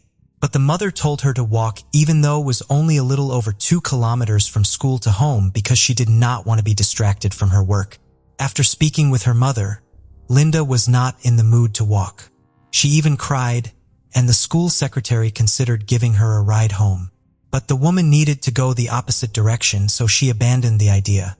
Linda left the school, sat outside for a while, and then headed home. Her route should have taken no more than half an hour, but the girl was clearly late. Her mother did not give it much thought at first. She assumed Linda had gone out for a walk with her friends, but as the hours went by, her concerns grew. Her mother made the decision at 6 o'clock in the evening to call all the people she knew whose kids lived close by and might have gone out with her daughter, but none of them had seen Linda that day. The family made the decision to start looking after her father got home from work. They made their way through the entire neighborhood, even the one Linda was meant to take on her way home from school. When it got dark outside and they were still unable to locate the girl, the parents decided to call the police. At that point, they believed the girl had resented her mother for not picking her up and was purposefully staying away from home. After receiving a report about a missing girl, officers started their search. Her mother stayed at home and called dozens of people who might have had a chance to see Linda, while her father and older sister ventured out in 2 cars to comb the neighborhood once more. All night long, the search went on. Using search dogs and helicopters, police combed the parks and streets, but their findings were equivocal. More police officers had been sent to join the search by morning, and local newspapers had already begun to cover the massive operation surrounding the 11-year-old girl's disappearance. 9 kilometers from Linda's house at around 10:30 a.m., a bicyclist, her friend, and some were riding through a park. They went there in order to observe the local wildlife for the botanical circle. After dismounting, the father and the child rode toward the ditches in hopes of seeing frogs, but there was more waiting for them. The man moved closer after spotting something bright in the grass and realizing it was a human body that was half submerged in water. Upon reading in the morning paper about a girl's disappearance and the police's all-night search for her, assumed the body belonged to her right away. The man and his friends quickly exited the park, hopped in their cars, and drove to the closest payphone to report their discovery. An officer who had participated in the search for Linda was encountered by them en route. After learning their story, the policeman reported it and went in the direction of the location. It did not take long for the investigators to identify the deceased as Linda O'Keefe. She was dressed in the identical clothes the girl had left for school, and her mother had made the outfit the girl was wearing. Her backpack was also lying next to her, but she did not have on any shoes and they were not discovered close to the body. After investigating the crime scene, detectives discovered tire tracks next to the body's location but no other clues. The cause of death was determined by medical examiners to be strangulation. It was concluded that the death happened between 2 a.m. and 11 p.m. Investigators deduced that Linda had most likely been kidnapped not long after she had left school, meaning that her abductor had likely held her captive for roughly 12 hours. In addition to being abused, the victim's body had DNA traces discovered by experts. Since DNA analysis had not yet been done in those years, they were given to the laboratory for safekeeping. After failing to find any solid leads, the investigators started searching for witnesses. Interviews were conducted with all of Linda's friends, school staff, and the people who lived on the streets where the girl was meant to walk home. It soon produced results. The girl's friends saw her on her way home from school and noticed something off. Linda was walking down the road when a turquoise van approached her, slowed down, and continued to drive alongside the girl. But her friend did not see anything else because Linda in the van vanished from her field of vision. Almost instantly, police were able to locate 2 additional witnesses. The 19-year-old girl and her mother were driving the car about 100 yards from Lynn to school when they noticed the girl speaking with the driver of the turquoise van that had stopped next to her. At approximately 1:15 p.m., the witnesses, who were familiar with the O'Keefe family from their neighborhood, were shocked to see Lynn chatting with an adult male on the street and decided to observe what was happening. Linda was standing directly in front of the van with its passenger door open. The girl entered the car at some point while she was reportedly conversing with the driver. The witnesses chose not to pay much attention to the van as it drove offshore thereafter. Since they were positive the girl would never get into a car with a stranger, they assumed Linda had been picked up by a relative or acquaintance. Investigators were able to get a rough description of the driver after questioning the girl and her mother. He was a white man, about 24 or 30 years old, with an elongated face and blonde, curly hair. Regretfully, the women were unable to recall the car's manufacturer or even the license plate number.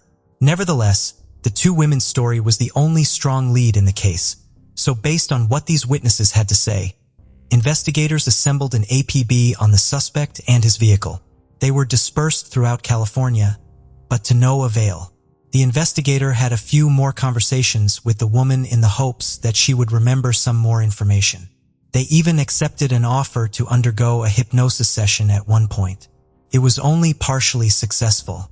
The witnesses could remember a few more details about the suspect's vehicle, but they were all too little to lead to the murderer's location. The police soon located a second witness. Around 10:30 p.m., a neighbor who lived close to the scene of Linda's death heard a woman screaming. At first, she thought she heard someone yell, "Stop hurting me," but the voice ended suddenly. The witness might have heard it because the girl passed away at the same time. Later that morning, the detectives got another intriguing tip. This one concerned Linda's body. It was in that park that the artist was working on his painting. He started to watch what was happening and realized that something serious had happened when he noticed dozens of police cars. He once saw something that seemed strange to him. Was a young man in the park, observing from the bushes next to the police. The artist chose to ask him what was going on because he was standing fairly close to him. The young man said the police had located the girl's body, and he looked very concerned. Aside from that, neither the man nor the artist could see any details because they were sufficiently far from the scene of the body's discovery. How the man knew that they were looking at the body of a girl was a reasonable question for the detectives to ask. The man was characterized by the artist as a thin, white man with sideburns and blonde hair who was between the ages of 18 and 24. He stood at 180 centimeters tall.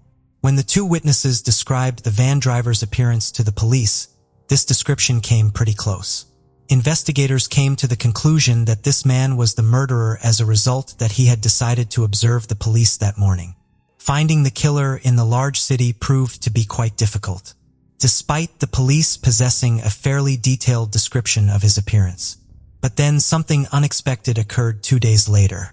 They were approached by 18-year-old Peter Wooden, who admitted to the killing.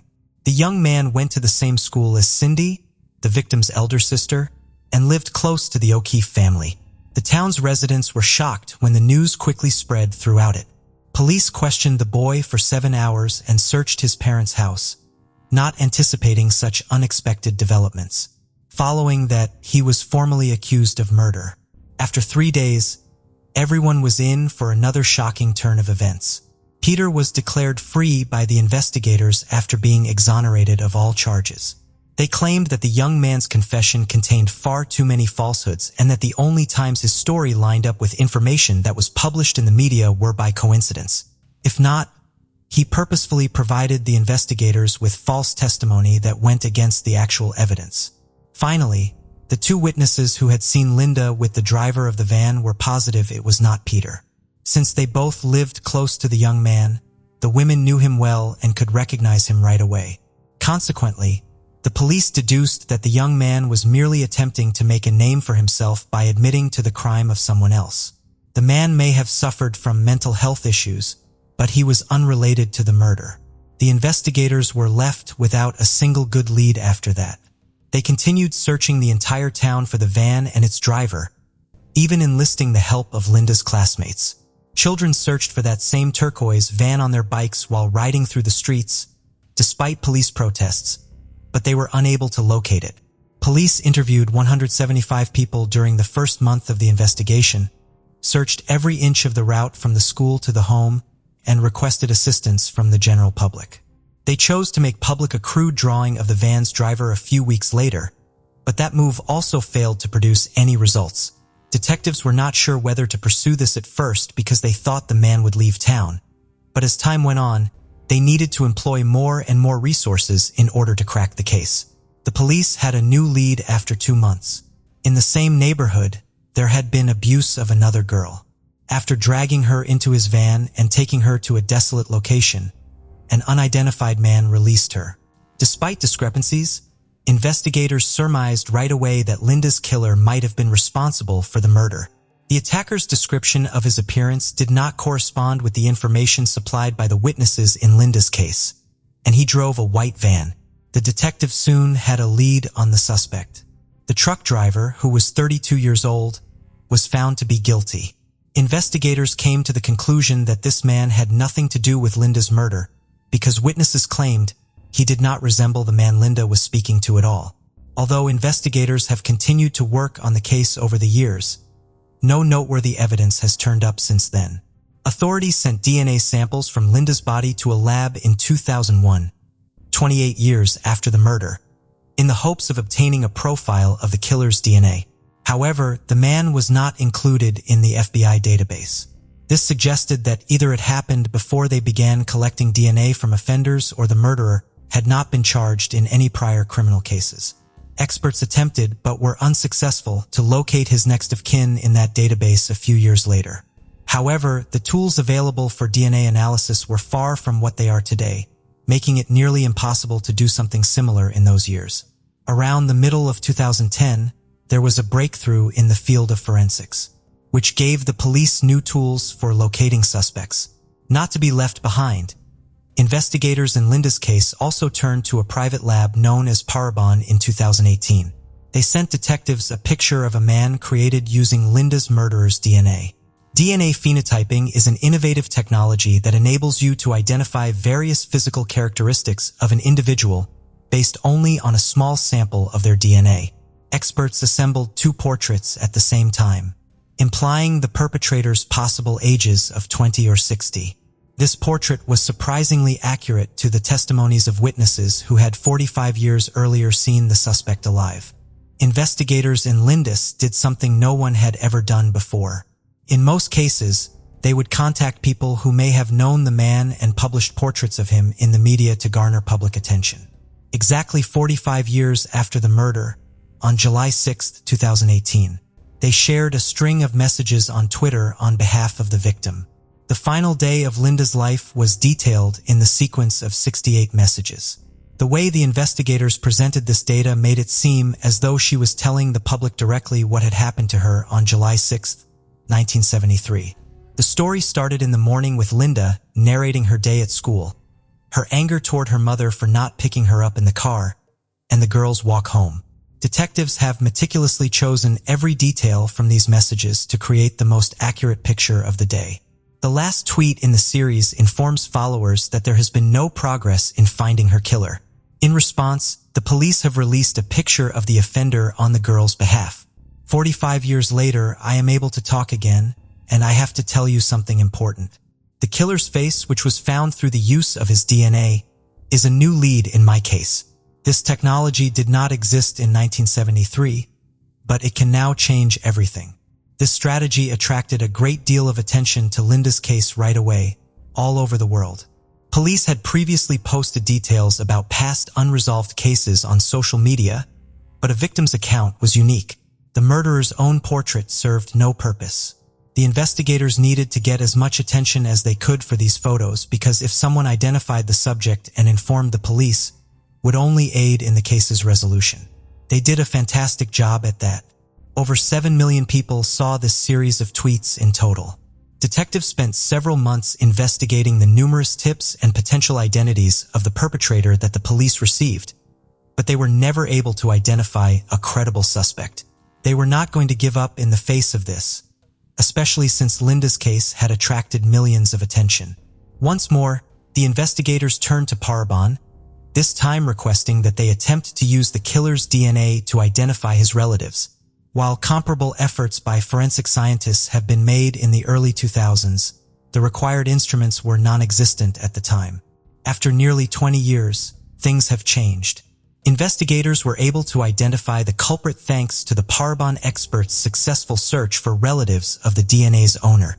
The search for Linda's murderers started in August 2018, and it took investigators nearly 6 months to find any leads. They located the killer's third cousin by using private DNA databases. That essentially meant that detectives were one step closer to cracking the case. All they needed to do was look up the man's family tree and identify a suspect, but the Parabon experts did not stop looking until they made an unexpected finding. In one of the private databases, they discovered the murderer's personal DNA. He had willingly submitted his sample to a database where they could look up long-lost or distant ancestors. Later on, it was discovered that the man had received the unique genetic kit required to access the database from a member of his family.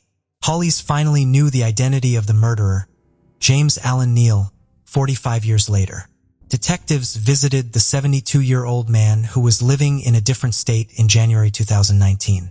A private database would not have the credibility the court required, so they had to obtain a sample of the suspect's DNA before they could make an arrest. Police installed surveillance on Neal's property on January 29th and made arrangements with a garbage company to receive anything the suspect threw out. Following the acquisition of multiple items from which specialists could extract the DNA sample, Detectives dispatched them to the laboratory and stayed in close observation of James over the following 3 days. Sadly, forensics was unable to obtain a sample of the man's DNA, so the investigators had to look elsewhere for evidence. They soon got the chance.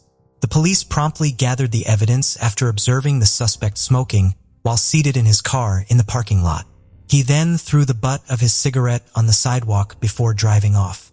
This time, scientists were able to take a DNA sample, and it precisely matched the murderer's DNA that was discovered on Linda's body. This implied that the culprit for whom they had been looking for nearly 50 years was James Needle. A few days later, detectives called a press conference to finally announce the suspect James Neal's arrest. James Neal was born in Chicago in 1946, and his family later relocated to California. His aggressive behavior was a result of his parents' frequent beatings, humiliations, and acts of violence against him. He started committing small-time crimes as a teenager at a young age, such as breaking into people's homes. Following that, he left school and made an effort to find employment, but he never stayed put for longer than a few months at a time. The man turned out to have a lengthy criminal past. He was arrested over a dozen times for theft, car theft, and robbery, among other offenses. Almost each time, he was released with little punishment and returned to his previous ways. James got married for the first time at the age of 25, and the two made their home in the Los Angeles suburbs. 2 years after they moved in, he killed Linda, and their house was a half-hour's drive from the city where she lived. The perpetrator was on probation for less serious crimes in another state at the time, and James' wife was expecting. Following that, he received numerous citations for theft and forging bank checks. He also briefly served time in jail for breaking the terms of his probation. James was apprehended by the authorities 3 more times for moving infractions after being released from prison. He divorced his first wife, with whom they had 2 daughters. He lived in different states for a while, but then returned to Colorado and married another woman in 1997. She had a child from her first marriage, and soon she and James had a daughter. Detectives who looked into the man's background discovered that although he may have been involved in numerous cases of child abuse, he was never prosecuted for his crimes. Neal approached 2 girls in his car and abducted them in 1995 and 2004. After mistreating them, he let them go. James remained free because he was never found guilty in either case.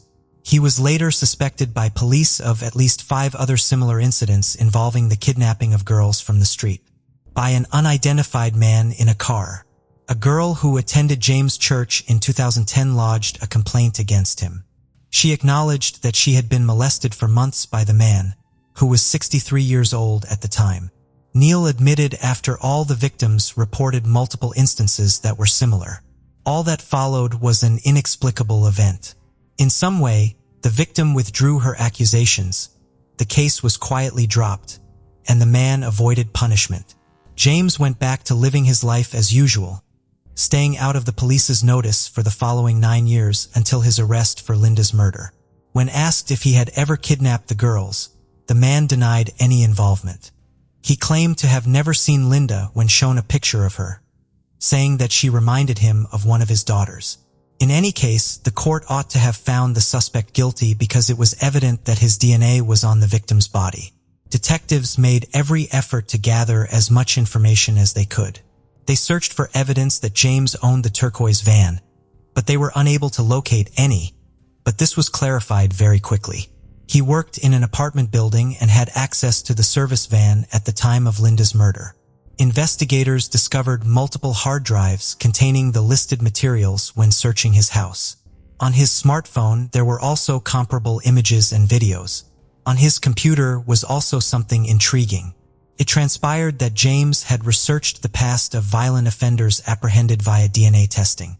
It seems that he was fully aware that the police could use DNA to connect him to a number of crimes. For the detectives, there was still another unexpected finding. James had Linda's name tattooed on his wrist following his examination prior to being placed in a cell. Investigators believe that he had done so as a memento of his victim. But as it happened, it was strange coincidence. The tattoo was obtained by James a long time prior to the murder, and the police verified this. The trial was scheduled to begin in February 2020, a year after the arrest of the pandemic caused it to be postponed. Although James persisted in claiming his innocence, investigators were convinced that he was the one who killed Linda. But a trial was never held in this case. James was hospitalized in May and passed away from lung cancer 2 days later. Prior to his arrest, he was unaware of this illness, and by the time it was discovered, it was too late to start treatment. And so, the 50-year-old case was finally closed. Investigators planned to continue looking into the possibility that James may have had numerous other victims. Linda's parents died before the culprit was apprehended by the authorities. Her mother, who declined to pick up the girl from school, blamed herself for everything that had happened to her during her life. Linda's sisters expressed their gratitude to the investigators for their perseverance and determination in solving the case. Their parents' passing before this day was the only thing they regretted. Jefferson Parish, Louisiana. It is vibrant, busy, and full of culture, with many a historic building, theaters, exhibitions, occasional festivals, lovely places to dine out, and plenty of places to shop. But it also has a quieter side, with serene nature walks to track down, peaceful rivers to boat, swim, and fish in, and some big state parks nearby. Those that live there say you can always feel a big sense of community spirit and everyone supports everyone. And today's case takes us here, back to 2022 when it was home to 54-year-old Yolanda and Dillion. Born and raised in New Orleans, Yolanda had been there all her life and told people she could never tire of it. She had a big presence in the local area and was always involved in something. Yolanda had worked as a budget analyst in the New Orleans Police Department for about 10 years. It was hard work and high pressure, but she enjoyed it and her colleagues loved her. They described her as quiet and humble, someone that did great work for the department and kept everything organized, but was never able to mention it or make anything about herself. They said although Yolanda was quieter, she had a cheeky sense of humor and was always positive, someone they felt comfortable to talk to and share their problems with. Yolanda's always optimistic nature was massively challenged when she was faced with the awful diagnosis of breast cancer. Ever the fighter, she took it all in her stride and everyone was elated when she got the news that she had beaten it. Yolanda took this as a sign to throw herself into more than ever and make sure she was doing everything she wanted to do and helping everyone she could. Having already got her bachelor's and master's in sociology, she was now working towards a PhD in it as well. She lived and cared for her mother, 83-year-old Edna, who was also sadly battling cancer. Yolanda was an only child, and after she lost her father Luther, she and Edna grew closer than ever. Caring for anyone is challenging, but Yolanda said she wouldn't have it any other way. However, with medical and school bills and debt mounting up, Yolanda needed a bit more money to make sure things were taken care of. She was strong in her faith and was a devoted church volunteer at St. Paul the Apostle Church, having been going there since she was a child. Another reason she wanted a bit of extra cash was to buy all the children there some Christmas presents. Edna said her daughter didn't have children of her own, but was a big kid at heart and loved spoiling the little ones at the church whenever she was there. Even though Yolanda had little time in her day, she decided she would start driving for Uber and Uber Eats to make up the extra money. Not wanting to worry her mother, she only told her half the story. She admitted to picking up and dropping off food, but knew if she said she was picking up passengers, Edna would worry. Her pastor said this was typical Yolanda, always asking others if they wanted help, but never wanting to bother anyone with her own stresses. She just kept it all to herself, and you would never know anything was wrong. With less than a couple of weeks before Christmas, she had started collecting gift bags for the children and was slowly filling them up. And on December the 8th, with a few hours spare, she picked up a shift with Uber. December 8th, 3:36 p.m., an employee at a local travel lodge in Harvey had seen something near the parking lot which instantly caught their attention. There were two people in the car and the person in the back was leaning over and into the person in the driver's seat. It looked so odd in fact that the employee tentatively walked over to see if everything was okay. But it wasn't. As they got closer, they could see a female in the driver's seat and a young man in the back. The woman was vomiting blood and choking. The man in the back then jumped out of the car, ignoring the employee who was running back and forth into the building, shouting at him to find out what was going on. The man pulled out his phone and started filming the car and the woman, a video he swiftly uploaded to Facebook. The employee was horrified and they called 911. They watched as the man walked away like nothing had happened. More people were now running over to try and help, but it was a really violent and gory scene. When authorities got there, they quickly realized that the driver was none other than Yolanda. She was slumped in her car with numerous stab wounds to her neck and back. She had lost a huge amount of blood and was barely holding on. They rushed her to the nearby hospital and shut the area off. Fortunately, inside the car they found her phone. Investigators contacted Uber trying to find out who she had last picked up and the journey she had taken. They needed to get the information quickly, but Uber said that until the fare had officially been closed on her end, as she was the driver, they couldn't give them anything. As frustrated officers continued trying to bypass the app and get through to Uber, Yolanda, who was now in hospital, was fighting for her life. But that fight soon came to an end. Her injuries were just too severe, and Yolanda Dillion died shortly after arriving. Detectives back at the travel lodge finally managed to work out how to close the trip, and with this, they got a name: Brandon Jacobs. They contacted Uber for more information on his accounts and to get his phone number. They then started circulating the information, hoping to track where he had gone. He was likely still armed and clearly very dangerous.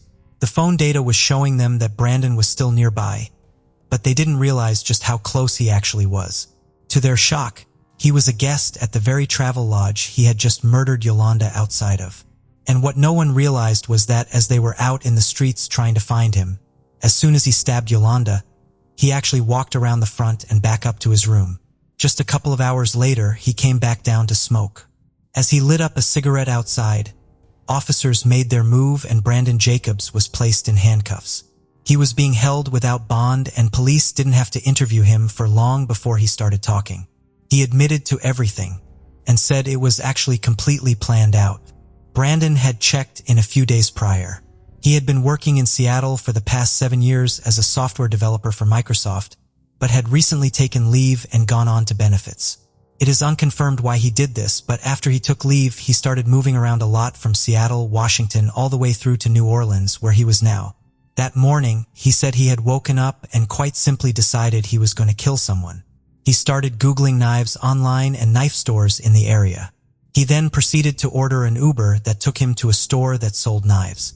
He told police that he had debated on killing this Uber driver, but realized he wouldn't be able to get back to the travel lodge, so he changed his plan. The driver dropped him off at the store where Brandon bought 2 knives and a sweatshirt. He used the sweatshirt to conceal the knives and ordered his second Uber of the day set to drop him back at the motel. And this Uber driver would be Yolanda. "How did you pick her?" Detectives asked the 29-year-old. "I didn't pick her. Uber picked her," he coldly said. The sheriff Joseph Lapinto said there was no rhyme, reason, or motive for his actions. It was just mindless violence. He said the interview was so shocking and void of emotion. Officers were searching for words, but there really were none. How could this have happened to someone like Yolanda, one of their own? Investigators have no idea about the ins and outs of what happened in the car or if any words were exchanged, but given where she was parked up and was found, they believe the second she pulled up to complete the trip, he just lunged over and stabbed her in the neck. Experts say this would have incapacitated her immediately. Unbelievably, the video Brandon filmed was available on Facebook until the police contacted the social media company asking that it be taken down. As the story started coming out, Edna gave a heartbreaking statement. Yolanda's cousin said, "Your faith has to pull you through and understanding that it was her time and the Lord wanted to call her home." Yolanda was dearly loved by so many and people were doing everything they could to help and support Edna during this time. The outpouring of grief and sadness was just as strong as the rage that everyone felt. Actor Wendell Pierce from The Wire urged people to remember Yolanda, saying they had attended church together for years and that she had a heart of gold. A fundraiser was set up raising over $17,000. People say she wouldn't have had any idea how much she had impacted and touched so many lives, and seeing so much love would have overwhelmed her. Uber themselves even released a statement saying, other drivers that worked with companies like Uber, amongst others, spoke out about their fears and feelings too, especially with driving at night. But Uber said it was committed to their drivers' safety and and highlighted all of their safety features. These include an emergency button that, when activated, sends details to authorities and a requirement that riders using anonymous payment forms upload images of government IDs. A week before Christmas, Yolanda Dillion was laid to rest. Many were expecting a first-degree murder charge to be brought against Brandon based on his own admission of premeditation. But despite this, a grand jury would indict the 29-year-old on charges of second-degree murder. Months would pass, and because he was in and out of interviews and assessments about his mental state, he had not yet been arraigned.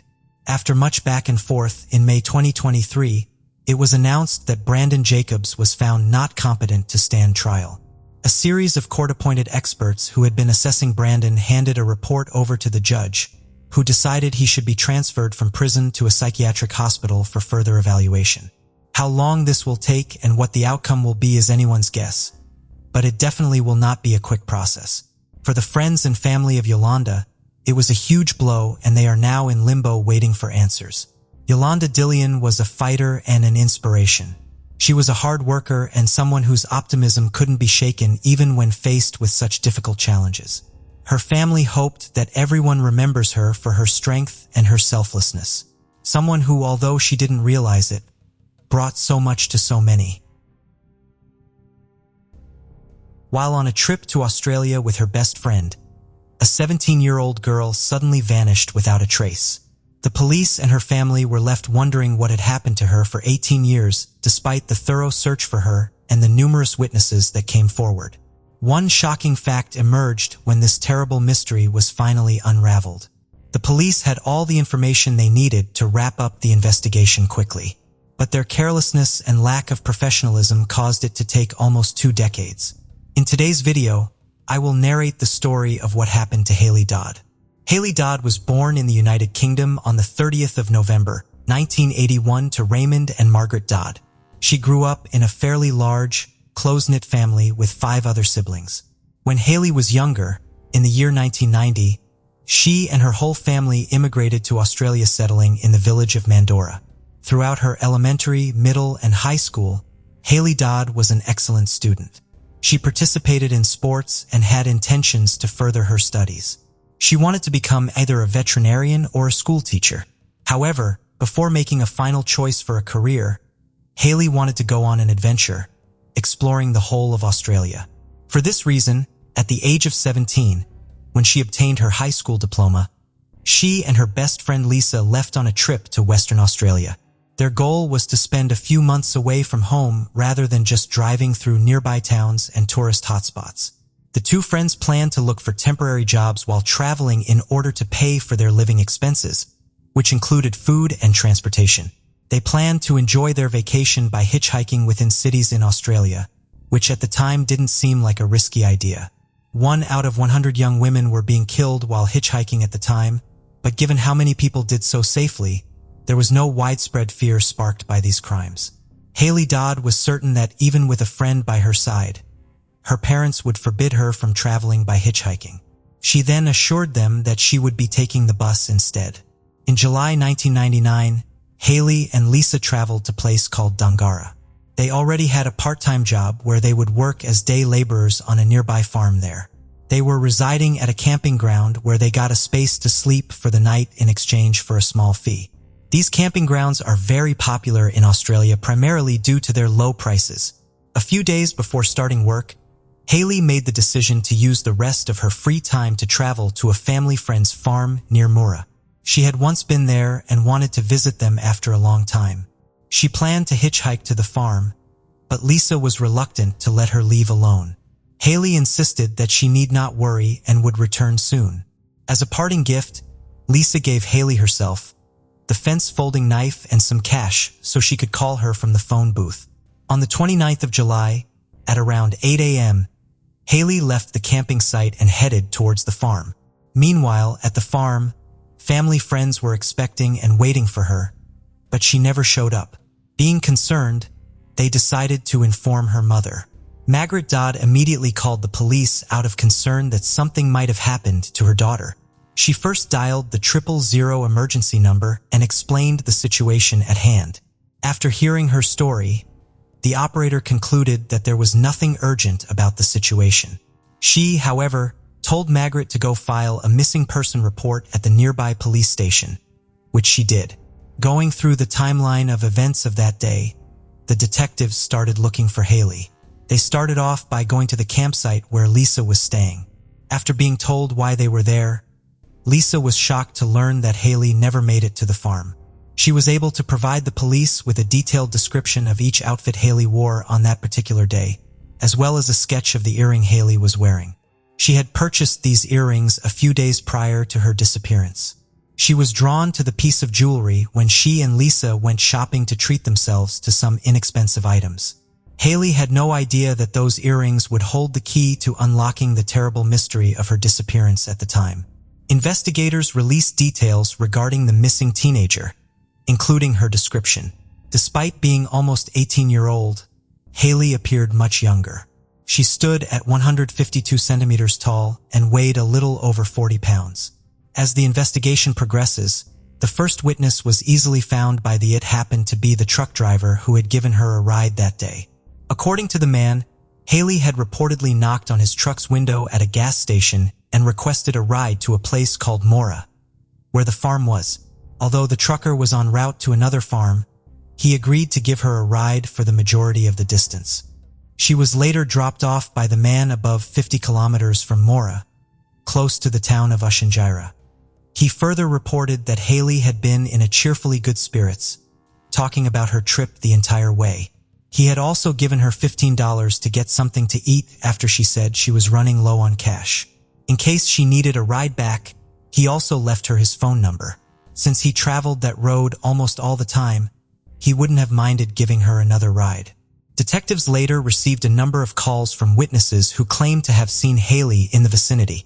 The police eventually came to the conclusion that Haley had been walking on foot along the northwest road towards Mora, based on the witness's testimony. Evidently, she was unable to hitch a ride from a driver at the gas station. As a result of that, she then made the decision to walk alongside the road in an effort to hitch a ride. Another witness claimed that he gave Haley a ride to the Wanjardi Road turnoff before she continued walking towards her destination. The following witness was a female driver who was passing by. She caught sight of Haley just as she was getting out of another car and walking towards Mora. More than 10 witnesses in total called the police. Detectives came to the conclusion that Haley was last seen at around 11:45 a.m. on the Northwest Road. About 50 kilometers from, however, there was another witness who, despite not having seen Haley, nonetheless told the police something unsettling. According to the man, his engine was overheating, so he stopped on the side of the Northwest Road. While fixing up his car, he briefly heard a dog barking before a female piercing scream. Since it might have been far away, he was unable to see the source of the noise. The road traveled through a barren, flat area with little background noise. Giving all of this information, the police's prognosis was disappointing from the onset. Eddie Rowe, the lead detective, decided that they should search for the body rather than think about the possibility that Haley might still be alive. However, management forbade him from doing so. Haley Dodd's case was left at the status of the missing person case. A murder investigation would have given the police more options than a missing person investigation, but they lacked any leads that could have helped them find Haley. So they started looking for potential kidnappers right away. They were able to locate several local suspects in a short period of time, but the police eventually concentrated on 3 men. One of them was a teacher at a nearby school. Another worked there as a part-time gardener, and the third lived close to where Haley had disappeared. Each of them offered an alibi and pleaded not guilty when questioned. Although the police were unable to find any evidence to the contrary, they were unable to conclude with certainty that they were innocent.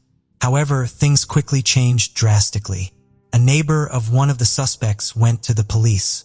He revealed to them that on the day Haley Dodd went missing, Francis Work, a 43-year-old school gardener, had taken his car to go shopping in Mora.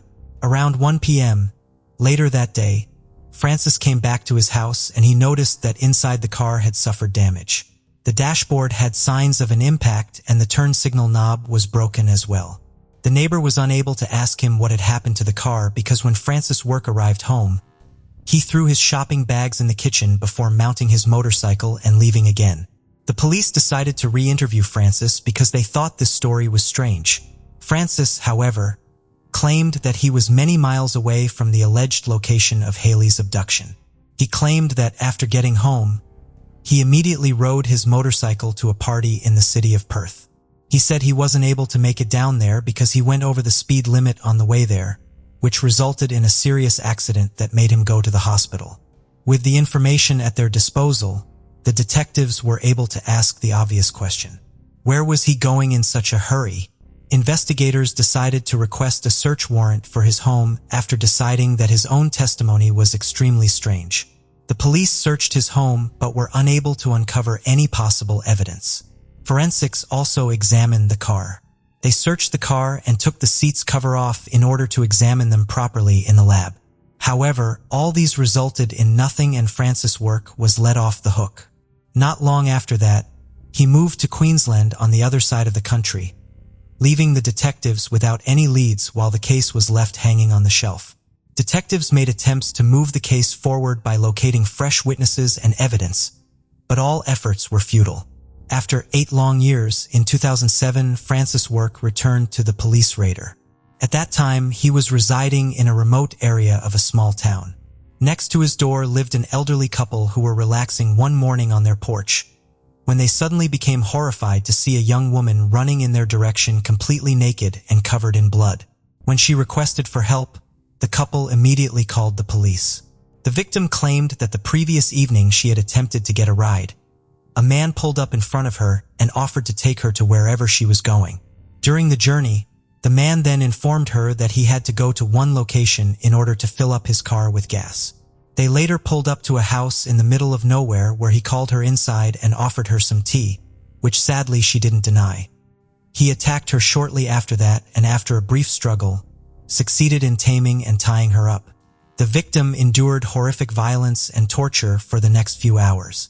Additionally, her attacker stole one of her earrings by ripping it off. This man was Francis' work, as you may have guessed. In the morning, the woman realized she could run once the rope was off her hands and her legs were free. She immediately started trying hard to loose the rope. After she succeeded, she watched out for Francis' work, waiting for him to get as far away as possible before dashing out through the back door. One smart move to note in the midst of this chaos was that the woman took off her necklace and threw it under the bed.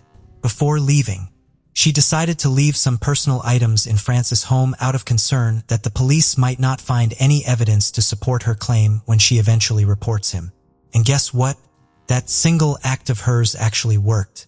After searching Francis' home, the police discovered the identical necklace and arrested him right away. After the trial, he quickly came to the conclusion that he could not get away with what he had done and made the decision to come clean. He then received a 12-year prison term.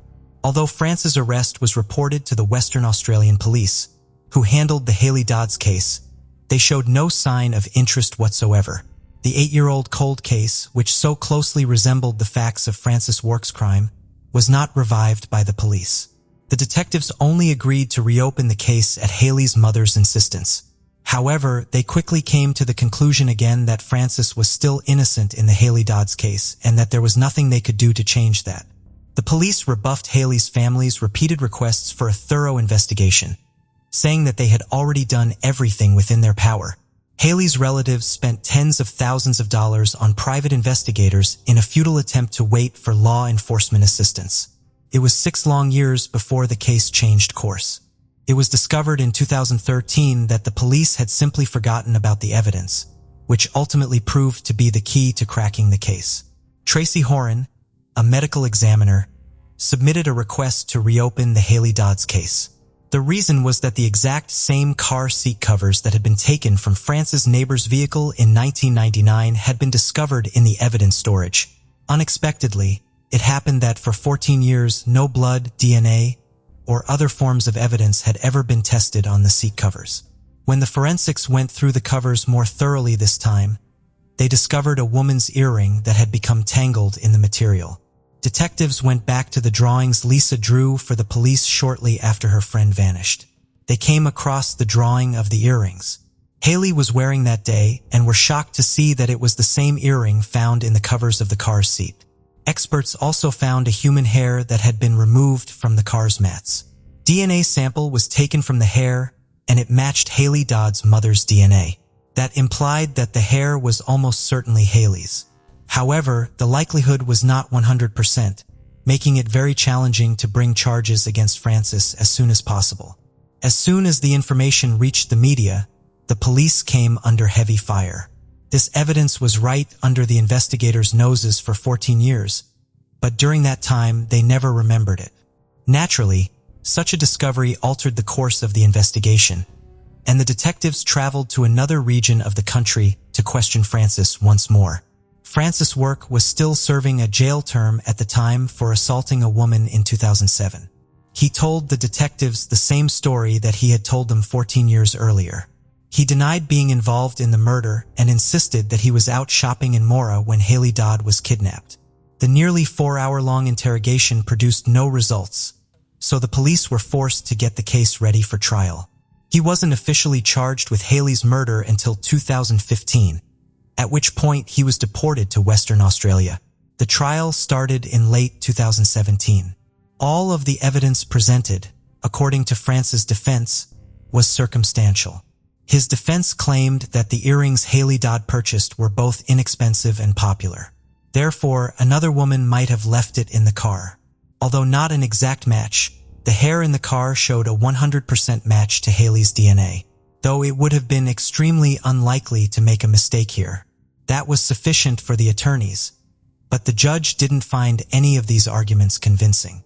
If Frances' crime from 2007 hadn't occurred, perhaps he would have still had a chance to escape punishment.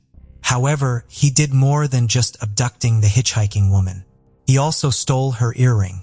The prosecution's theory that the man was hoarding the victim's earrings as trophies ultimately raised more questions about him. As a result, the judge sentenced him to 21 years in prison after finding him guilty of kidnapping and killing Haley Dodd. All of these occurred while his prior sentence was still being processed. Frances Work was sentenced at age 62, but the story did not end there. The jury was of the opinion that Frances abducted, killed, and then hid Haley's body, which was never discovered. Frances also refused to admit to his crimes. In 2018, Haley's mother worked to pass a new law that states murderers are not eligible for parole if they refuse to reveal the location of their victim's body. Haley's mother repeatedly asked the killer to reveal where he hid her daughter's body, but he refused. 2020 saw the occurrence of another notable occasion. Frances' appeal to have his sentence overturned was accepted by the court, and a new hearing was scheduled. His attorneys continued to argue that he would not have had time to abduct Haley Dodd between his trip to Mura and his return home. However, the court stated that the time span gave him well enough chance to do so, especially given the haste with which he arrived home and immediately left for Perth on his motorcycle. Even though the hair and the earring were still considered to be two of the most important pieces of evidence against him, Frances was still successful in having his sentence reduced. The court reduced his sentence from 21 years to 18 years after finding him guilty of involuntary manslaughter. But because of a law that was passed in 2018, he would still be unable to leave prison if he refused to say where he hid Haley Dodd's body.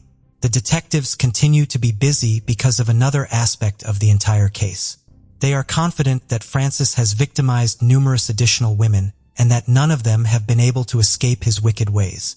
This psychotic man may have been offering pretentious rides to young women on the streets for years. Only he knows what happened to them.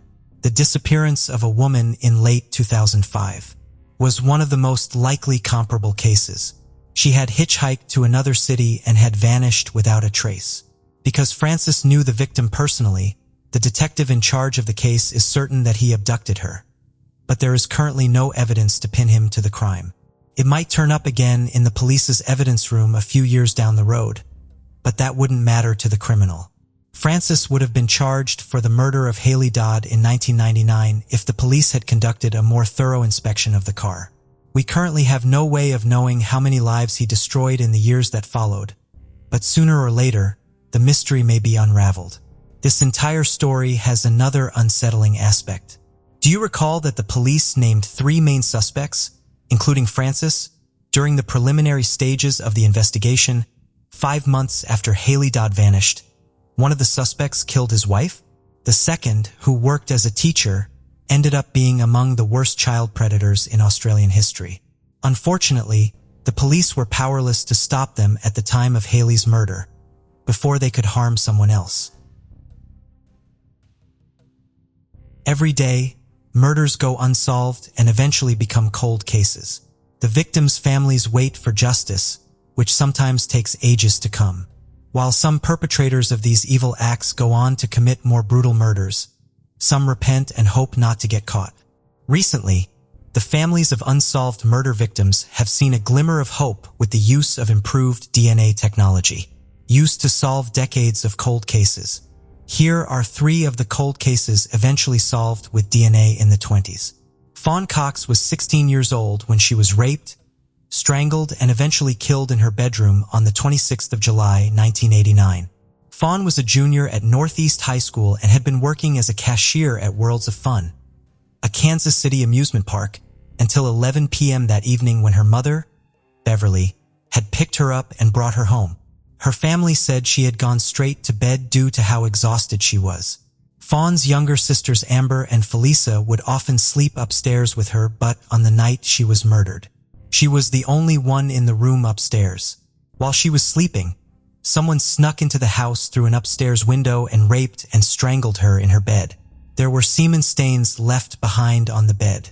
By the next morning, when Fawn's alarm went off at the usual 9:30 a.m. to wake her up for work and she didn't turn it off, her mother and sister came upstairs to check up on her only to discover that she was still in bed but lying dead. Her family claimed to have not heard anything from downstairs. They said the sound of their loud air conditioner must have drowned out any noise coming from upstairs during the attack.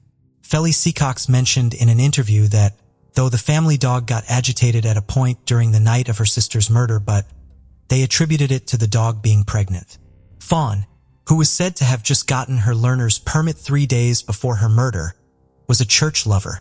She attended church regularly with her family and she loved Amy Grant music. When she died, her father, John, took comfort in the family's faith. The murder of Fawn shook the whole of Kansas City. In August of that year, 3 teenagers were apprehended regarding her murder, but they were later released when DNA tests failed to conclusively link them to the crime. The police stayed on Fawn's case. They followed every lead, but got nowhere. The community and the family of Fawn Cox also refused to give up. Anytime there is an advancement in DNA testing, they would make sure the police used it in Fawn's case.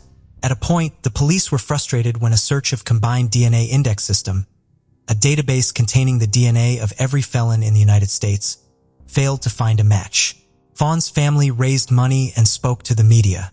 They bought billboards that went up in Kansas City. They fought for years to get advanced DNA techniques used on the case.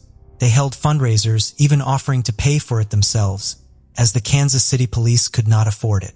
Eventually, the FBI paid for a genealogy DNA testing, and on the 11th of November 2020, after narrowing down their list of suspects, the police finally revealed Donald Cox Jr., Fawn's cousin, who was 5 years older than her as the murderer. Unfortunately, justice could not be truly served as he had died of a drug overdose in 2006. To further prove that Donald Cox Jr. was the murderer they had wanted for decades, the investigators who had worked on Donald's death investigation had retained his blood sample during his case because they had sensed foul play in the circumstances surrounding his death. They then compared DNA from the blood sample with a DNA profile from the bodily fluids recovered from Fawn's bedroom in 1989 and discovered a match. Fawn's parents, who now have closure to the case, were sad but relieved. They said they had sometimes wondered if Donald had killed her. It turned out that their suspicion was right all along. Mary Ann Perez was a single mother living in Chalmette, Louisiana. On the 25th of March, 1976, Mary Ann left her home to go to a country western bar on the outskirts of New Orleans where she would meet up with friends of hers. Mary Ann left her eldest daughter in charge of the youngest children. She told them that she would call them at 11 p.m. At 11 p.m., she did call her oldest daughter and informed her that she would be home soon. The children waited, but there was no sign of Mary, and then, at 1:30 a.m., they received a call from a woman who claimed her name was Dorothy. Dorothy told them she was a friend of Mary Ann's and that Mary Ann was having car trouble, but she would be home soon. Mary Ann never made it back home and the police were called. They went to the bar for any information as to where Mary Ann could be. They found her car in front of the bar, still in perfect condition. Investigators also spoke to her family and found it worrying that Mary Ann had no friend named Dorothy. 3 days after she was last seen, her purse was found about 10 miles from the bar, in a lake. It had been weighed down by a brick. There was not much else to go on, so the case went cold. That was until 9 years later in 1985. New Orleans detectives were sent to Kansas because a man confessed to ending the life of Mary Ann. The man's name is David Courtney. He claimed that he and his wife abducted Mary Ann before ending her life. He said that one night he was driving along the highway and then stopped at a country western bar in New Orleans. He noticed an intoxicated woman that couldn't unlock her car. David offered this woman a ride, which she finally accepted. While driving, she told him that her name was Mary Ann. He confessed to strangling her and then dumping her body near the Mississippi-Louisiana border. The police searched the entire area but found nothing. This led her family to believe that Mary Ann might still be alive. What also helped the family keep their hopes up was that Mary Ann's daughter-in-law received a phone call from a woman in 1990. The woman claimed that she was Mary Ann's best friend and that the two of them were being held captive and were not allowed to call again. Mary Ann's family believed that David was not successful in strangling Mary Ann, while the police believed he was and that David merely misremembered the location where he put her. It would be another few decades before we would learn what really happened to Mary Ann. In December of 2017, the police announced they believed they solved the case. This is what they had to say. In November of 1976, 8 months after Mary Ann disappeared, skeletal remains were found in a cornfield in Alabama just over the Mississippi border. It took 2 different police departments to solve this case. One police department knew about the disappearance of Mary, and the other knew about the skeletal remains that were found. Mary Ann had a partial dental plate on her upper front teeth, the same as the Jane Doe that was found. The police went to Oklahoma where the body was being stored in a warehouse and took DNA samples. They then took DNA samples from one of Mary Ann's daughters. In November of 2018, the DNA tests positively identified it as belonging to Mary Ann. Investigators still believe that David Courtney's confession is true. He is currently serving a life sentence. Carla Jen Walker was born on January 31st of 1957 in Fort Worth, Texas. She was a 17-year-old cheerleader and student who was kidnapped out of her boyfriend's passenger seat on the 16th of February, 1974. Carla and her boyfriend, Rodney McCoy, were sitting and waiting for friends in his car in the parking lot of Brunswick Ridgely Bowl. After attending a Valentine's Dance Week at Western Hills High School when suddenly, the car door swung open and the two were attacked and assaulted by an unknown person who mistakenly dropped the magazine from his gun during the attack. While trying to fight off the bad guy, McCoy was knocked into unconsciousness with the back of a pistol. When he woke up later, he discovered Carla was gone and the last thing he remembered was her shouting, "Rodney, go get my dad." McCoy then went to Carla's house to tell her parents what had transpired. They called the police who searched the area where she had been kidnapped. Her purse and the magazine clip the attacker left behind were the only items recovered in the parking lot. Several days later, on February 20th, 1974, Carla's body was found in a drainage covert at Benbrook Lake. According to autopsy results, she had been alive for 2 days after her abduction and she had also been beaten, raped, injected with morphine, tortured, and strangled to death. The police were said to have quite a number of suspects on their list during the first phase of investigation. One man named Glenn Samuel McCurley was questioned shortly after Carla's murder in 1974 because the gun magazine found in the parking lot of the bowling alley was tied to him. Apparently, he had recently purchased a pistol that used the same magazine as the one found on the crime scene. However, McCurley told investigators that his gun was stolen from his truck. After taking and passing a polygraph test, he was let off the hook. At this point, there was nothing tying him to the murder. The police, who desperately wanted answers, had obtained evidence of semen and other bodily fluids from the crime scene. They had also preserved Carla's clothing for further investigation, but due to lack of advanced technology in the 1970s, the killer could not be identified. Hence, the murder remained a cold case for 46 years until in September 2020, when the police got DNA samples from the trash can outside McCurley's home. After confirming that the samples matched the DNA evidence gotten from the crime scene in 1974, investigators returned to McCurley's home, where he invited them in for a talk. He repeated the same story he told the police in 1974. He claimed not to have killed anyone and said he never knew Carla Jan Walker. Investigators then asked him for a DNA sample, to which he agreed and signed a consent form. They took 2 chick swabs and sent them alongside with Carla's clothing for analysis. They were sent to Othram Incorporated, a lab that specializes in advanced testing of small and degraded DNA. They ended up developing a full DNA profile of the perpetrator. 6 days later, the swabs gotten from McCurley matched the DNA found on Carla's bra. This was enough to arrest and charge McCurley with capital murder. In August 2021, McCurley started his trial. The evidence presented in court included the pistol he had claimed was stolen in 1974. The pistol was found carefully hidden inside his home. By the 3rd day of his trial, McCurley pleaded guilty and was sentenced to life in prison. He is currently imprisoned in Gibb Lewis Unit and will be eligible for parole on the 21st of March, 2029. As of the time of making this video, he still maintains his innocence. He once told a reporter that he pled guilty because he had had enough hounding. Finally arrested, Jim Walker, Carla's younger brother, is glad that the family eventually has a face to the gruesome murder of his sister. Jim, who became a police officer nearly 45 years ago after his sister was killed, said their parents had both died without seeing the killer, but he was able to fulfill the pledge he made to his mother. Tamara Milligrad lived in Newport, southwest of Melbourne in Australia. In September of 1971, she asked her parents if she could go to the Royal Melbourne Show along with one of her friends from school. Her parents were a little hesitant at first, since she was only 15 years old, but they agreed since they assumed she would be back on the same day. The Royal Melbourne Show is an event that started in 1848. Each year there are a lot of incredible sights, and there are also a lot of rides and other forms of entertainment. It was on September 18, 1971 that Tamara and her friend went to the show. At one point, Tamara told her friend that she needed some change for the $5 she had in her pocket, so they separated. After a while, Tamara's friend went to look for her when she did not return. Her friend got worried when she could not find her. The friend then called Tamara's parents, who called the police.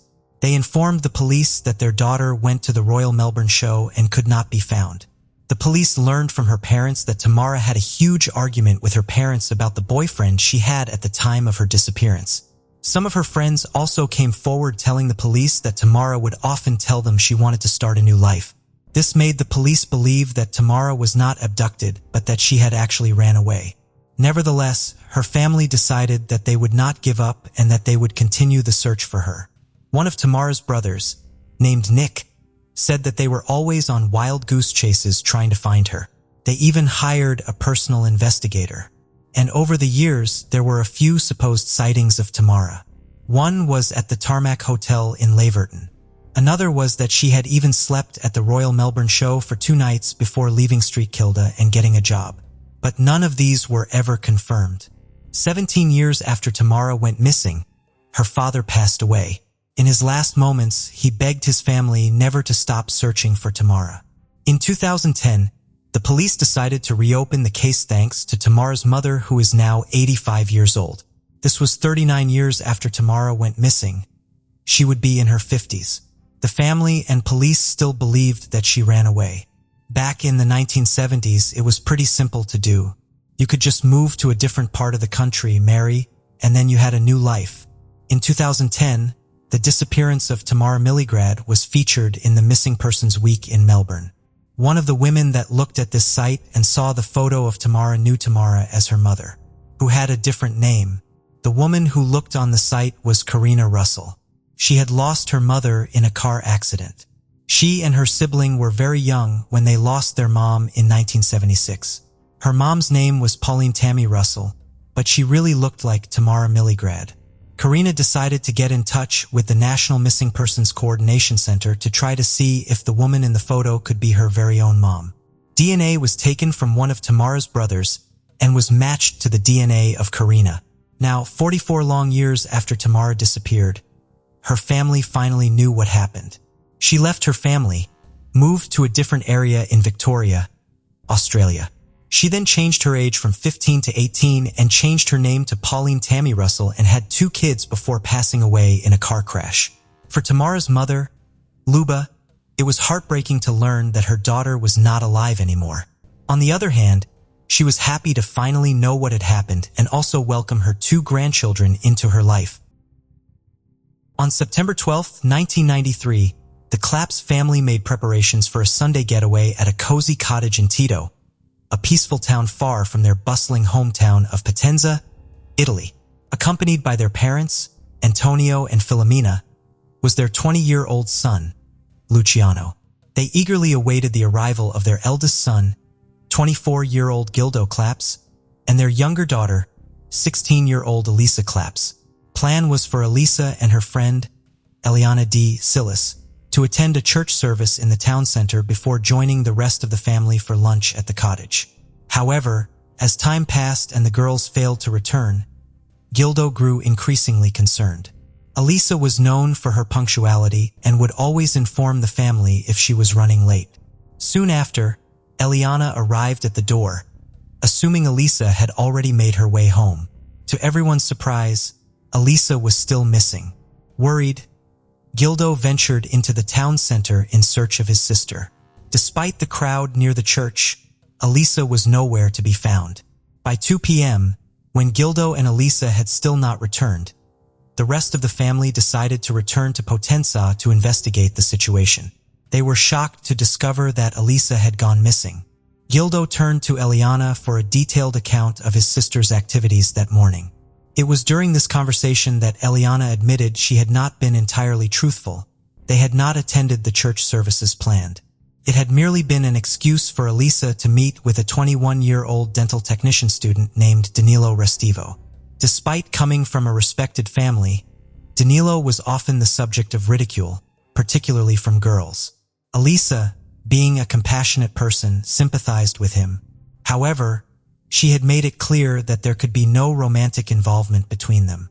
On that particular day, she reluctantly agreed to meet him due to his insistence on presenting her with a gift to celebrate her success in passing her exams. Elisa and Danilo made arrangements to meet at the church precisely at 11:30 a.m.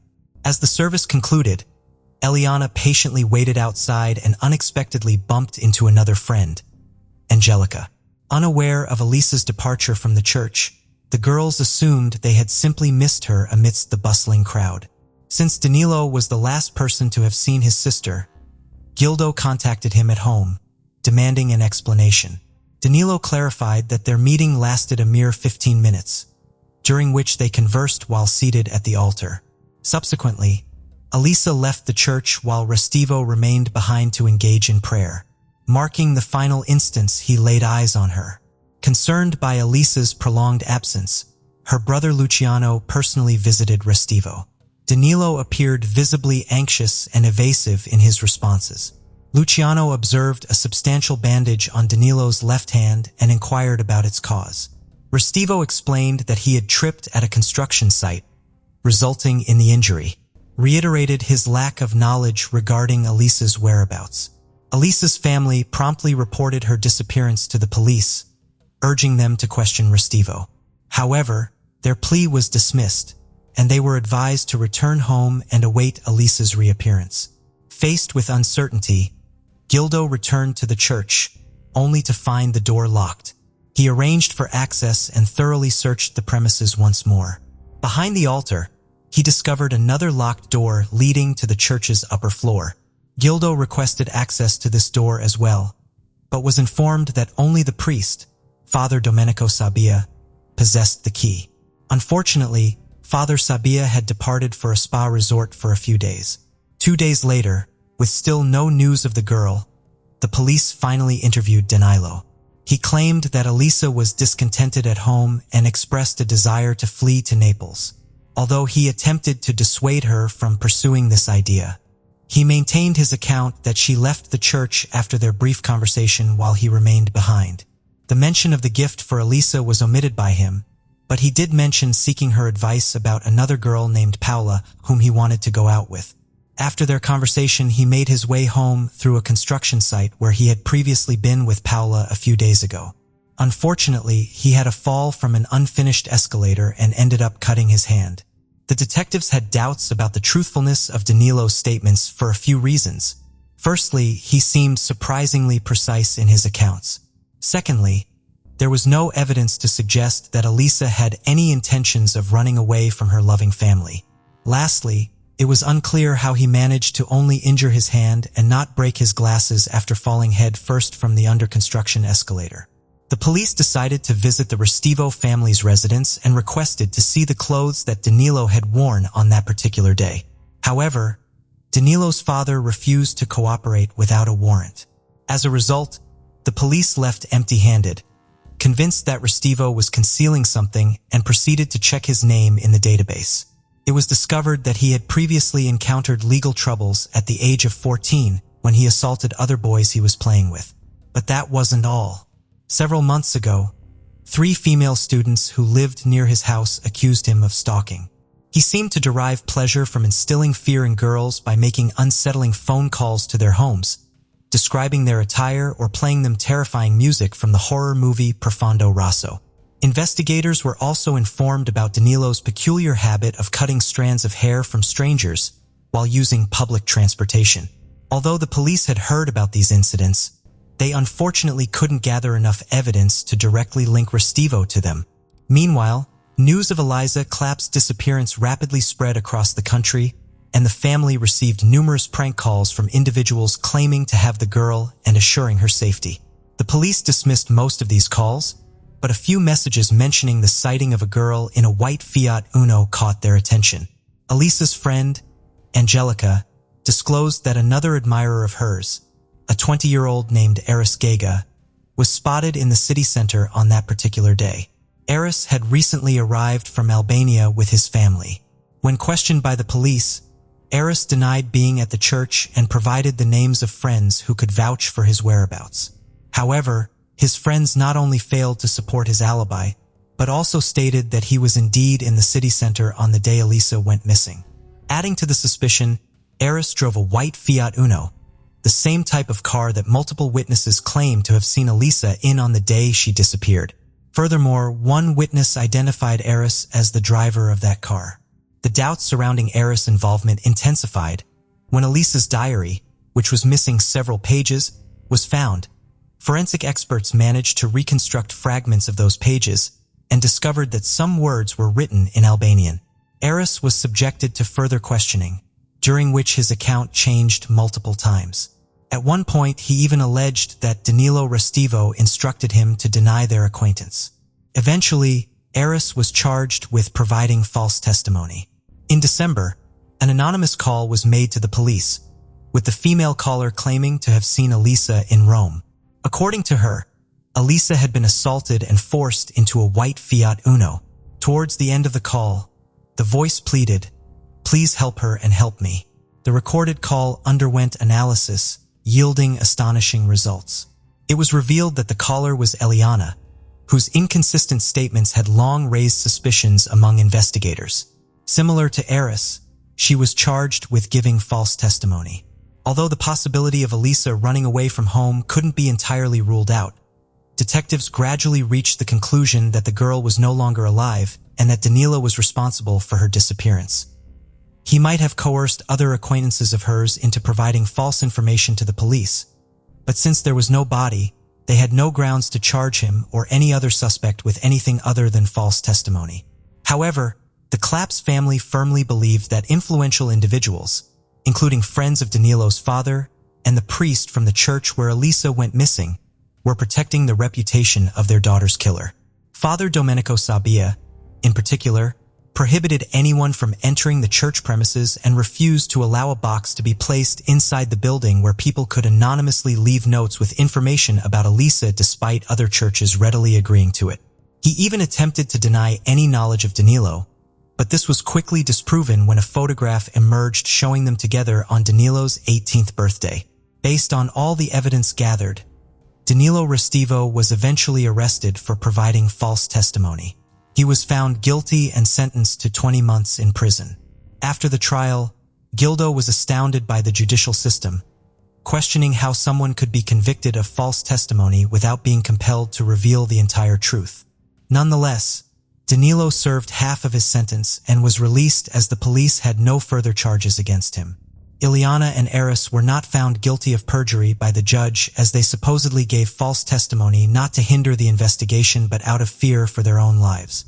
On the second anniversary of Elisa's disappearance in Potenza, various rumors circulated, such as her being in the clutches of the mafia, having a secret relationship with a priest, or being sold by human traffickers.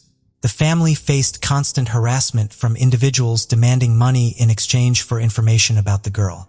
Despite the challenges, Elisa's relatives actively encouraged public interest in the case, and with the rise of the internet, they established a website to provide updates on the investigation. On April 23, 1999, an email purportedly penned by Elisa surfaced on the website. In the message, she disclosed her departure from Potenza and disclosed her new residence in Brazil. Expressing remorse for the distress she caused her family, Elisa clarified that her departure was driven by unhappiness and was intended to be permanent. She emphasized that the email would serve as her final communication to her family. Despite Filomena's fervent hope that her daughter was safe and content, her sons harbored doubts, noting Elisa's departure without financial resources or travel documents. In a bid to uncover the truth, they enlisted the services of a private investigator to track the email's internet protocol address, only to ascertain that it originated not from Brazil, but from an internet cafe in Potenza. Cafe staff cooperated by providing a roster of patrons present on the day in question, revealing that Danilo Restivo was among them at the time the email was dispatched. Prompted by this revelation, Elisa's family promptly alerted the authorities and urged for Danilo's interrogation, suspecting his involvement in a scheme to mislead them into abandoning their quest for Elisa. Regrettably, they were informed that the investigative efforts had reached a standstill, leaving them with no further recourse. Bournemouth, a renowned seaside resort located on the southern coast of Britain, is situated approximately 2,000 kilometers north of Potenza. On the morning of November 12, 2002, the Barnett family's routine in Bournemouth commenced as usual. 48-years-old Heather Barnett diligently saw her children, 11-year-old Caitlin and 14-year-old Terry, off to school before returning home by 8:30 a.m.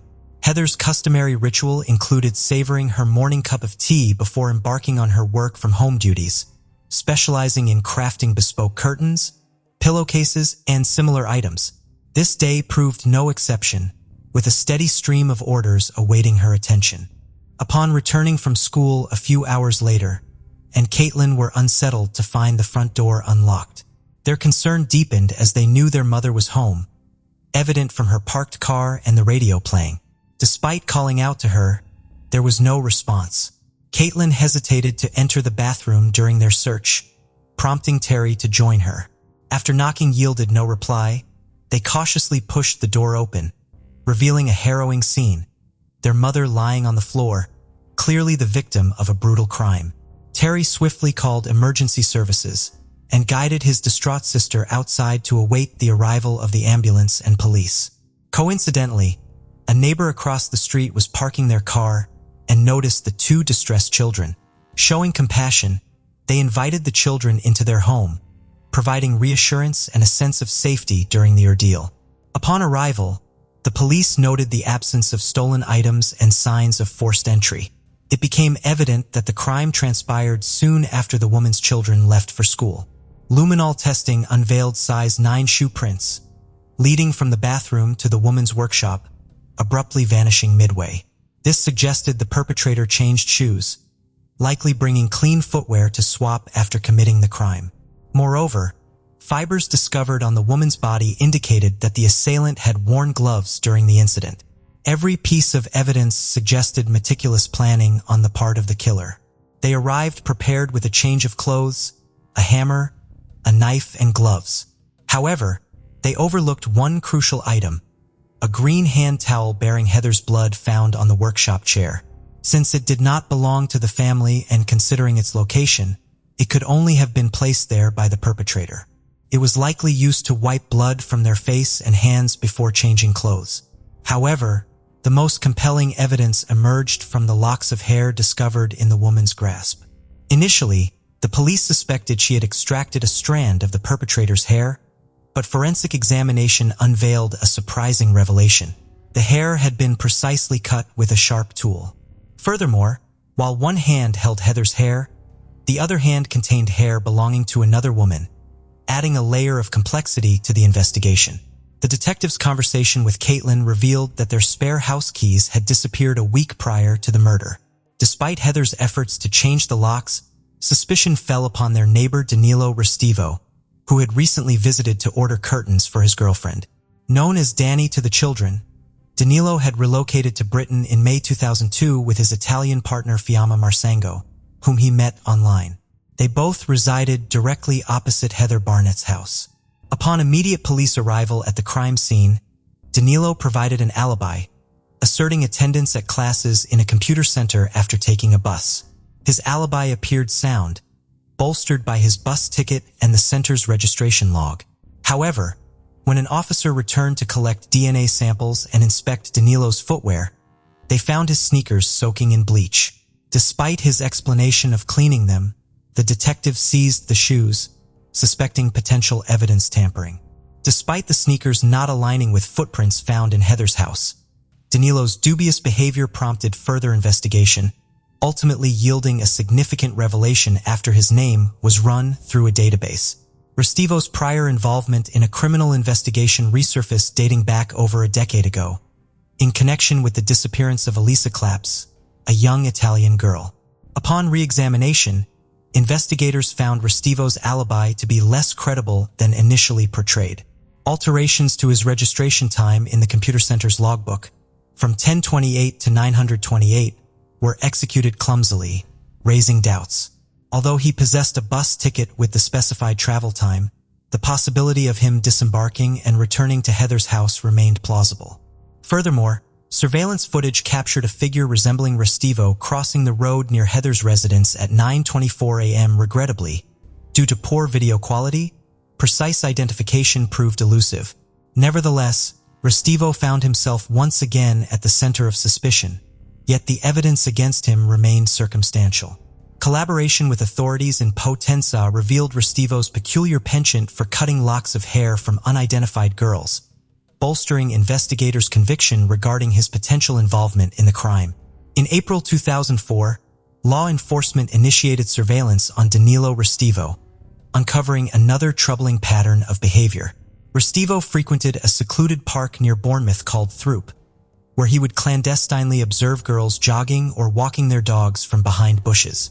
On May 12th, despite the warm weather, he was observed in the park wearing multiple layers of clothing, including waterproof pants, gloves, sunglasses, and a hooded sweatshirt concealing his face. His actions raised significant concern among police, who feared the potential for another murder. To maintain covert surveillance, uniformed officers approached Restivo under the guise of investigating car thefts in the park, requesting to inspect his belongings. During this encounter, police discovered what they described as Restivo's murder kit, containing a ski mask, scissors, gloves, wet wipes, garbage bags, and a large knife. Despite the alarming discovery, Restivo remained composed, offering an explanation that he had found the knife in the grass and intended to prevent children from harm. When questioned about his presence in the park, he claimed to be collecting insects for his pet lizard. Despite the plausibility of his explanation, police remained unsettled by his behavior. Faced with a lack of concrete evidence, investigators opted to shift tactics and solicit public assistance. Their objective was to identify the owner of the hair strands found in Heather's hand. Through a coordinated effort with the media in both Britain and Italy, Authorities received numerous reports from girls who recounted incidents of having their hair cut in public transportation settings, particularly in Britain, since Restivo's relocation to Bournemouth in 2002. Although all the girls provided DNA samples, none matched the hair strand recovered at the crime scene. For a period, the investigation hit a standstill until 2007 when advancements in technology allowed for reanalysis of the hair strand. This new technique revealed that the hair belonged to a girl residing in the UK who had recently traveled to Valencia, Spain, and later to Tampa, Florida, before her hair was forcibly cut. Despite the detailed information obtained, efforts to locate the girl through public outreach proved futile. There remained a possibility that she was unaware of the investigation, but authorities feared she may have fallen victim to the killer's prior crimes. Despite this setback, scientific advancements eventually played a pivotal role. In 2009, forensic experts revisited the green towel from Heather's residence, leveraging advanced technology to separate Heather's blood from another individual's sweat and skin particles. While not conclusive, an expert estimated a mere 1 in 57,000 chance that the DNA belonged to someone other than Danilo Restivo. Furthermore, modern techniques revealed traces of blood on Restivo's sneakers insoles, suggesting blood on his socks when he donned the shoes. This supported the detective's theory of the perpetrator bringing a change of footwear. Unfortunately, the presence of bleach rendered DNA analysis impossible once more, thwarting a direct link between Restivo and Heather's demise. Restivo exhibited a keen awareness of potential incriminating evidence, taking precautions by changing attire, wearing gloves, and using bleach to erase bloodstains, demonstrating meticulous planning and strategic action. Thankfully, the authorities managed to charge Restivo with the murder of Heather before a shocking discovery was made in Italy. On March 17, 2010, an unexpected event occurred in Potenza. Workers were renovating the local church where Elisa had vanished years ago. The priest had passed away 2 years earlier and the attic door was left unsecured. 2 workers went upstairs, one inspecting the roof for damage while using a flashlight to light his way. It was then that he spotted something in the corner of the room, concealed behind construction debris. To his dismay, he realized it was a mummified body. The girl was identified by her shoes, glasses, and watch, all found on her remains. Elisa Claps was found in the very same church where she had disappeared 17 years prior. The forensic examiner later determined that she had died on the day she went missing, and her body had been moved and concealed. Evidence of violence was present on her body. Most damning proof was the various strands of hair found in her hands and near her body. A sample of foreign DNA discovered on her body was sent for analysis to a professor in Rome. However, due to his connection to the church where the crime occurred, the investigation was conducted carelessly. He claimed that the DNA did not match Danilo Restivo, yet upon re-evaluation by another laboratory, the DNA sample was a match to Restivo's DNA. Professor was suspended from his duties for 18 months and Restivo was eventually apprehended on May 19, 2010. Following 5 hours of deliberation on June 30, 2011, the jury found Danilo guilty of Heather's murder. He was sentenced to life imprisonment with no chance of parole. Nevertheless, on November 21, 2012, he successfully appealed, resulting in the court altering his sentence for Heather's murder, a minimum of 40 years behind bars. On November 11, 2011, Restivo received a 30-year prison sentence for the murder of Elisa Claps, despite his absence during the trial. Given Restivo's clear inclination towards murder, investigators deem it crucial to delve into his potential involvement in other unsolved crimes in both Britain and Italy. The most probable connection lies in the death of a 27-year-old North Korean student who was studying English in Bournemouth. On July 12, 2002, just 2 months prior to Heather's murder, Jang Ok Shin was walking home after spending time with friends. She was a mere 3 blocks away from Restivo's residence when an unidentified assailant inflicted a fatal injury upon her. Ok Shin managed to defend herself by screaming and even informed medical personnel that the attacker wore a ski mask. Another man was convicted for this crime after 3 attempts, solely based on the testimony of a female informant who had previously provided false statements and often found herself intoxicated. Her account was riddled with contradictions and failed to mention the ski mask worn by the killer. The physical resemblance between the two girls supports the theory of Restivo's involvement. Furthermore, the fact that the crime occurred on the 12th of the month, similar to the murders of Alyssa and Heather, along with Restivo's visit to the park where his murder kit was discovered, suggests the significance of this date to him. The wound on Okashin's body matches the length of the knife found with Danilo in the park.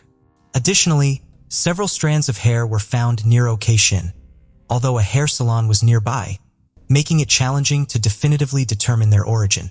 Legally, Okashin's case is considered closed, and Danilo Restivo has been officially charged with 2 murders. However, investigators firmly believe that there may be more victims. Elisa's body was meticulously concealed, while Heather was callously exhibited for her children to discover. Analysts suggest that this signifies a progression in the perpetrator, revealing an inability to cease his actions independently. Unlike conventional serial killers, he was viewed as an aberration, a madman who deviated from the usual characteristics of a ruthless, malevolent, unrestrained murderer. Rather, he was an individual who genuinely experienced regret and desire to be incarcerated indefinitely in order to avert harm to others. Despite his pleas for assistance, he received no response. The peaceful city of Ottawa, located in Canada, was shaken by a gruesome crime that occurred on May 3, 1975.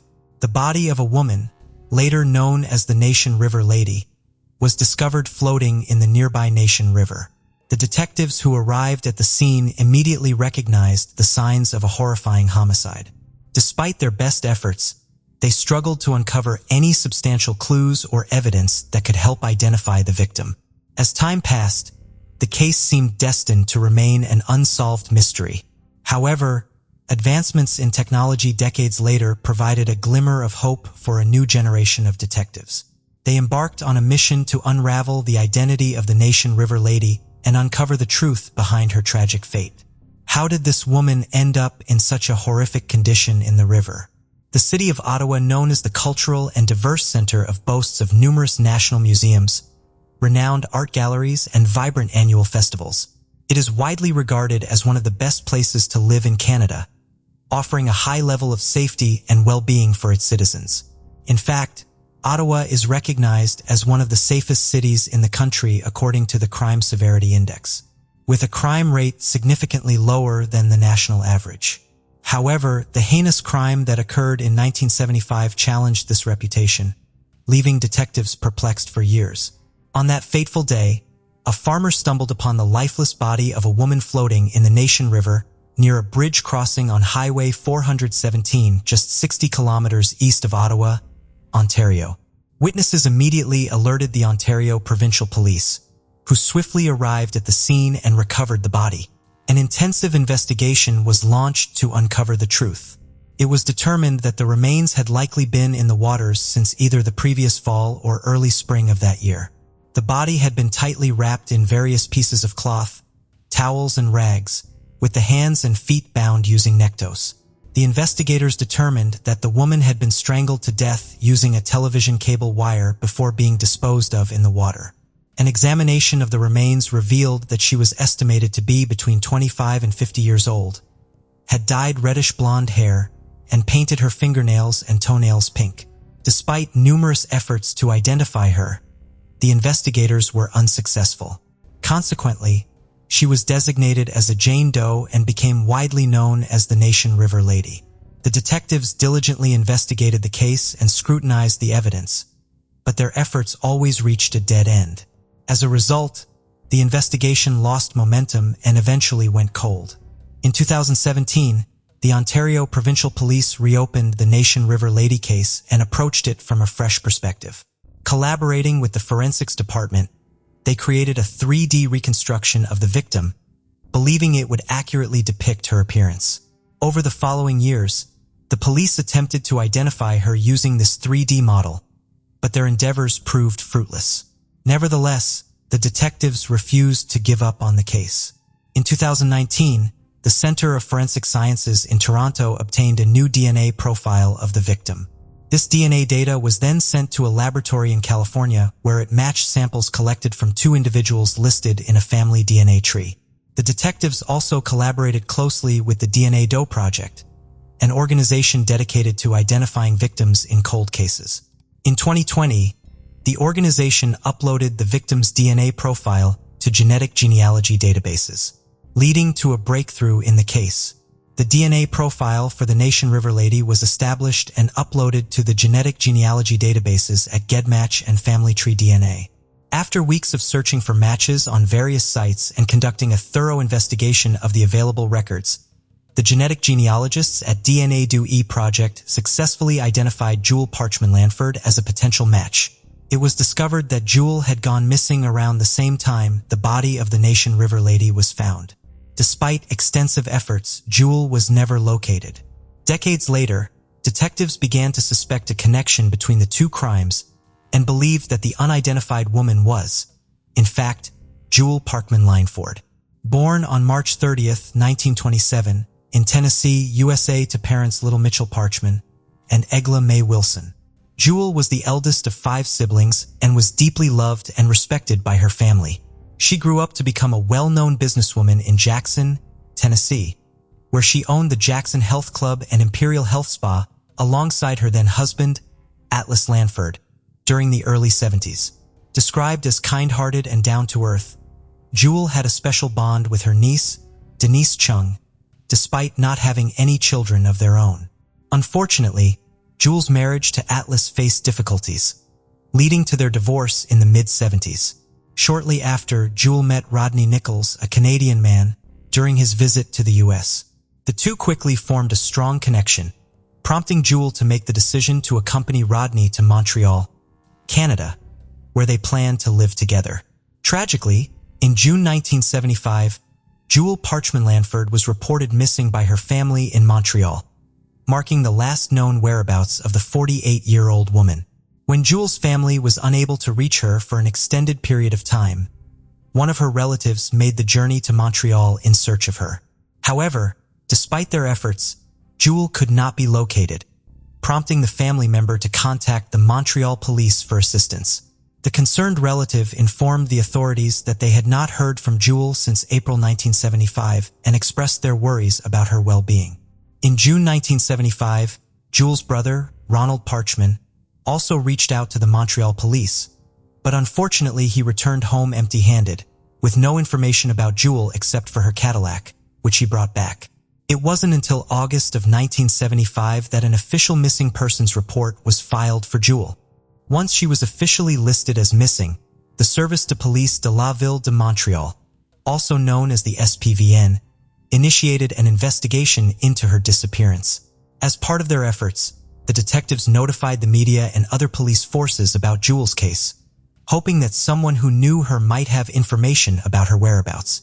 Although the detectives were able to establish a connection between Jewel's case and the Nation River lady case in 2020, there was also investigation into Jewel's disappearance when she initially went missing in 1975. Just before her disappearance, Jewel had been residing with Rodney in his Montreal residence, making him a person of interest in the investigation. Rodney was brought in for questioning, but unfortunately, no valuable information was obtained from the interrogation. Following Jewel's mysterious vanishing in 1975, Rodney continued to utilize her Cadillac for personal use. During that time, Rodney was actively involved with the Westmount Rugby Club, where he held the position of team captain for several years. In order to gain further insight into Rodney's background, the detectives decided to conduct a thorough background check. This investigation revealed that Rodney was born in Middleton, Nova Scotia in 1942 to a Canadian couple who were stationed in the United Kingdom during the Second World War. In 1961, Rodney himself joined the British Army. According to a spokesperson from the UK Ministry of Defence, Rodney served in the Wessex Brigade for approximately 1 year but did not complete his training. Upon investigating his background, no suspicious information was found. Since there was no evidence linking him to Jewel's disappearance, the police released him from suspicion. Despite extensive efforts to locate Jewel, she was never found. The detectives found no leads to pursue. There were no reported sightings of her, and her bank account showed no signs of any financial activity. The police concluded that she had vanished without a trace, resulting in the case of Jewel's mysterious disappearance going cold. Several years after Jewel Lanford disappeared, she was officially declared dead in her hometown of Jackson, USA. Her family held a memorial service for her and laid her to rest in Highland Memorial Gardens, with a headstone bearing the inscription, "Missing but not forgotten." With a thorough examination of Jewel's case, the detectives knew their next steps. They contacted Denise Parkman Chung, one of Jewel's beloved nieces, and other family members, requesting their DNA samples to potentially solve this decades-old mystery. The family willingly provided their DNA samples, which were then sent for testing. Finally, in 2020, after 45 years, the body found in the Nation River, Ottawa, in 1975 was identified. The woman, known as the Nation River Lady for decades, turned out to be Jewel Parkman Lanford herself, the woman reported missing in Montreal in 1975. While DNA genealogy analysis had been successfully used in the United States to solve cold cases and identify unidentified remains for several years, this was the first time it was employed in Canada. The results of this technique were not only significant for Canada's law enforcement team, but also provided hope for solving numerous other cold cases. Jewel's case presented a unique scenario, as it involved both an unsolved murder and an unidentified victim, showcasing the intriguing application of DNA genealogy technology. The majority of Jewel's immediate family, including her siblings and parents, had long passed away. However, her mother, during her lifetime, tirelessly advocated for Jewel's case. She persistently reached out to the FBI for updates from the Ontario Provincial Police in Canada, fighting for her daughter until her final moments in 1996. Denise, Jewel's niece, had no knowledge that the detectives were still actively investigating her missing aunt until she was approached to provide a DNA sample for testing. In 2022, the investigators apprehended Rodney Nichols, an 81-year-old residing in an assisted living center in Hollywood, Florida, USA, as the perpetrator of Jewel's murder. Extradition proceedings were initiated against him. Nevertheless, the investigators refrained from disclosing the details surrounding Rodney's of each crime and the motive behind it. They believed that prematurely revealing developments in the investigation could compromise the case and subsequent legal proceedings, including potential extradition from the United States. Consequently, all progress in the case remained confidential until the Ontario Provincial Police issued an official statement. In September 2022, Rodney was formally charged at the Ontario Court of Justice in L'Original, Canada. When questioned about the absence of a connection between Jewel's disappearance and the unidentified Nation River Lady, the detectives explained that establishing such a link was challenging at the time the crimes occurred due to the absence of DNA analysis techniques.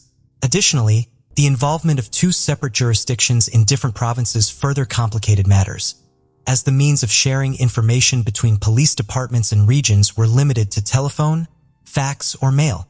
Former investigators who previously worked on the case believed that if they had connected the discovery of the unidentified woman's body with Jewel's disappearance back in 1975, the investigation would have had a significantly higher chance of success. Henry Rosenblatt, an acquaintance of Rodney, described him as an enjoyable individual to be around. He mentioned that Rodney was entertaining and had a vibrant social life. Henry recalled meeting Jewel a few times during the 1970s. According to Henry, Rodney introduced Jewel to him as his romantic partner. When Henry and some other friends inquired about Jewel's absence after a while, Rodney informed them that she had left him and he had no knowledge of her whereabouts. Henry was shocked when he heard the news of Rodney's arrest for Jewel's murder. Despite spending a considerable amount of time with them over the years, he had no inkling that Rodney was capable of such a heinous act. To Henry, the entire situation seemed completely out of character for Rodney. Finally, all of Jewel's surviving family members found solace. In March 2022, Jewel's remains were brought back to the United States with the assistance of Highland Memorial Gardens and George J.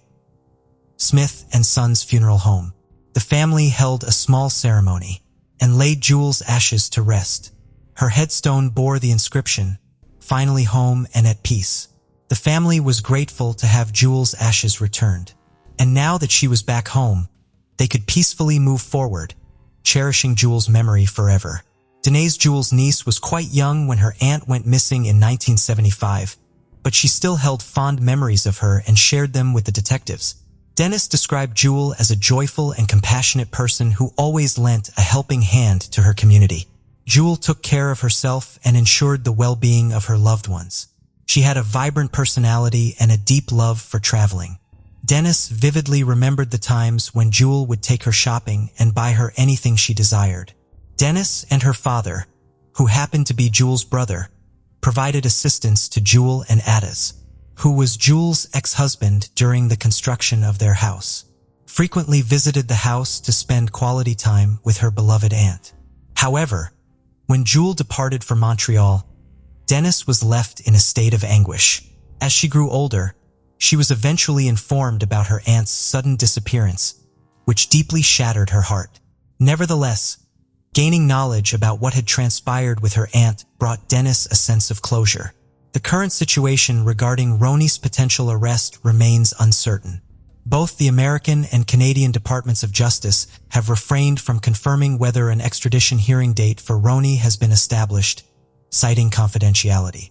Consequently, Jewel's family, who have been patiently waiting for the past 48 years, will continue to seek further information and closure regarding Jewel's untimely demise, although they find solace in finally knowing the truth about Jewel's fate.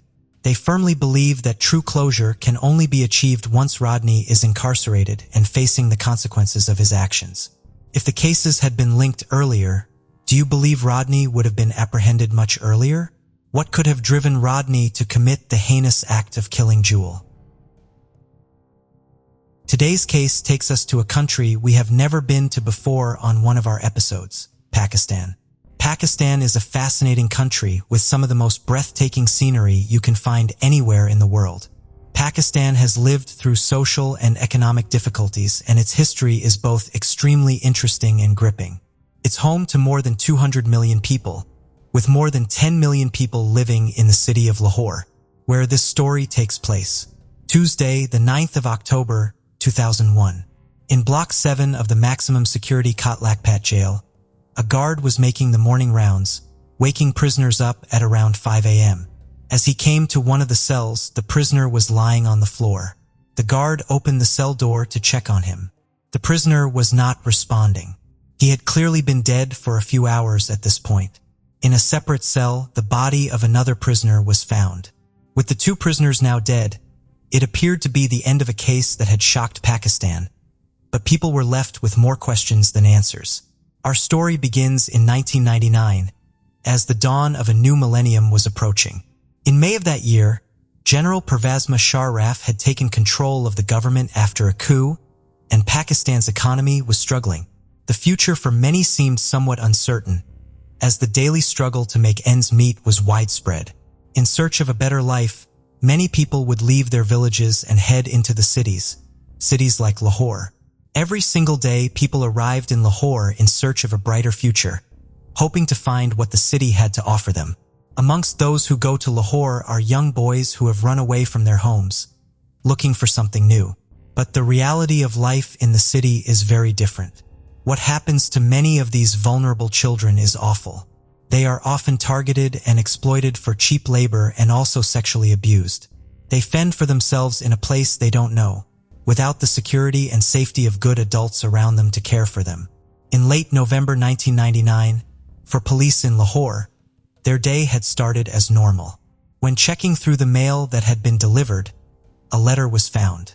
Unfolding the paper, the words written on it were graphic and horrifying. It was a confession. The letter detailed the names of the victims and gave a minute-by-minute account as to what had happened to them and how they had met their deaths. Every grim detail was in there: how long it took to dissolve a body and how much the acid had cost him. He then gave the address for this alleged house of horrors, 16B Ravi Road. The Deputy Superintendent of Police, Tariq Kambo, took a couple of officers to 16B Ravi Road to investigate. After knocking on the door, the homeowner appeared. 38-year-old Javed Iqbal. The police quizzed him on the letter, asking for more details and if he knew anything about it. Javad quickly became unpredictable and volatile, grabbing a gun and saying he would take his own life if they didn't go away. So the police left. They didn't question him further, they didn't remove the gun, they didn't even go into the property. This man can't be a killer of 100 kids. He's a nutcase, Cambo said to the fellow officers. As they walked away from 16B, they had no idea that they had just encountered evil. They had walked away from Pakistan's worst serial killer. November 22nd, 1999. The package was delivered to the office of the Daily Jang, the oldest broadsheet newspaper in the country. It had been sent to the chief crime reporter, a man called Jamil Chishti. Upon opening the package, Jamil discovered a handwritten letter and a series of photographs. The read as follows. The parcel also contained the 32-page diary he had mentioned in the letter and a notebook, giving horrific and disturbing details of each murder. After going through the contents of the envelope, I thought there could be two possibilities. Either someone was trying to frame him or this man has really done it, Jamil would later say. He wasted no time and went straight to 16B, Ravi Road with one of his colleagues, the address that had been given on the letter. They climbed the wall and jumped over. The property had been abandoned and padlocked. After gaining entry, they found clothes and shoes piled up, alongside sleeping pills and children's board games. Several blue plastic barrels were also dotted around. This was a detail that had been mentioned in the letter. Both of them could smell something strange and unpleasant. All around the apartment, cards were pinned up on the walls, giving details of alleged victims and how they had been murdered. One card said that he saw himself as a type of vigilante, accusing the government of failing to act on crime. They decided to take the lid off of one of the barrels. Nothing could have prepared them for what they found. There, floating in an unknown liquid, appeared to be human remains. It appeared that the confession had been true. The newspaper decided to take the story to print, and on the 3rd of December, they ran the shocking headline. Claim of murder of 100 kids. They printed the photos and names of 57 missing boys, who were now presumed murdered. The shoes and clothes that had been found were taken to the police station in order for them to be identified and linked to any of missing boys. Parents broke down in uncontrollable sobs as they recognized the clothes of their children. The police ran tests on the contents of the barrels and found that they contained a combination of sulfuric and hydrochloric acid. They had a confession, they had a detailed account of the murders, they had a crime scene, they had several bodies, but they had no suspect in custody. Javed Iqbal was on the run, and the largest manhunt Pakistan had ever seen was launched. It had now been a week since the letter and confession had been sent to the Daily Jang. 2 people were arrested after attempts had been made to cash checks that belonged to Javed Iqbal. They allegedly told the police that they were partners in crime and confessed to committing sexual violence against some of the boys that had been killed. The police still couldn't find Javed Iqbal, and the hunt was ramping up to find him. People were hopeful that he hadn't acted on his promise to end his life and that they would find him in time to bring him to justice. Another man called Ishaq Billah had also been arrested as an accomplice for allegedly being the one who had sold Javed Iqbal the acid. Just a few days later, on the 7th of December, Ishaq was being interrogated at the CIA headquarters in Lahore. During the interrogation, he jumped out of a window on the 3rd floor. He was killed instantly, and witnesses who saw this happen said he was not wearing handcuffs when he fell. It was reported that when a post-mortem was carried out, there was evidence to suggest that force had been used. 3 officers were arrested following his suicide and 2 senior officials were transferred. It was unclear as to whether or not they were amongst the 3 officers that had been arrested. With one of the alleged accomplices now dead, they needed to find Javed Iqbal sooner rather than later. As he had said, his plan had been to drown himself in the Ravi River. The police searched the river with nets, but nobody was found. Just as they were losing hope, the news would soon come in that they had been waiting for. 29th of December, 1999, Javed Iqbal finally surrendered. He walked into the office of the Daily Jang and told the staff working there, "I am Javed Iqbal, killer of 100 children. I hate this world. I am not ashamed of my actions and I am ready to die. I have no regrets. I killed 100 children. I could have killed 500. This was not the problem. But the pledge I had taken was of 100 children, and I never wanted to violate this." Those working in the office were stunned. What was even more surprising was that he spoke to journalists there for the next hour, detailing how he had committed the murders and disposed of the bodies. Employees of the paper quickly contacted the authorities, and more than 100 soldiers soon had the building completely surrounded. When speaking with the journalists, the only pity he showed was towards himself, saying he was a victim of the police system, irregularities in the jail system in Pakistan, and injustice in other sections of society. He was swiftly placed under arrest.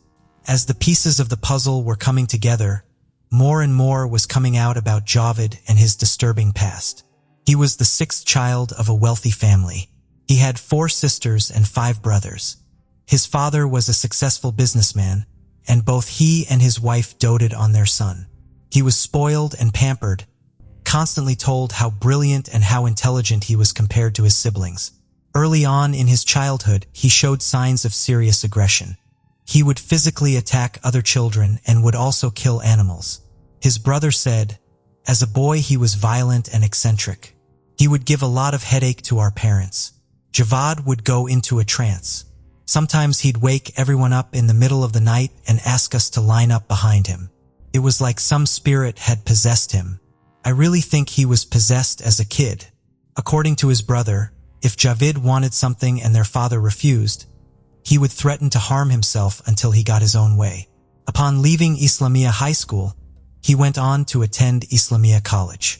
He had an engineering business set up for him by his father, who also purchased 2 villas, and a steel recasting business was run from one of the properties. Whilst working, he employed young boys to work in the business, as it was cheaper to employ them.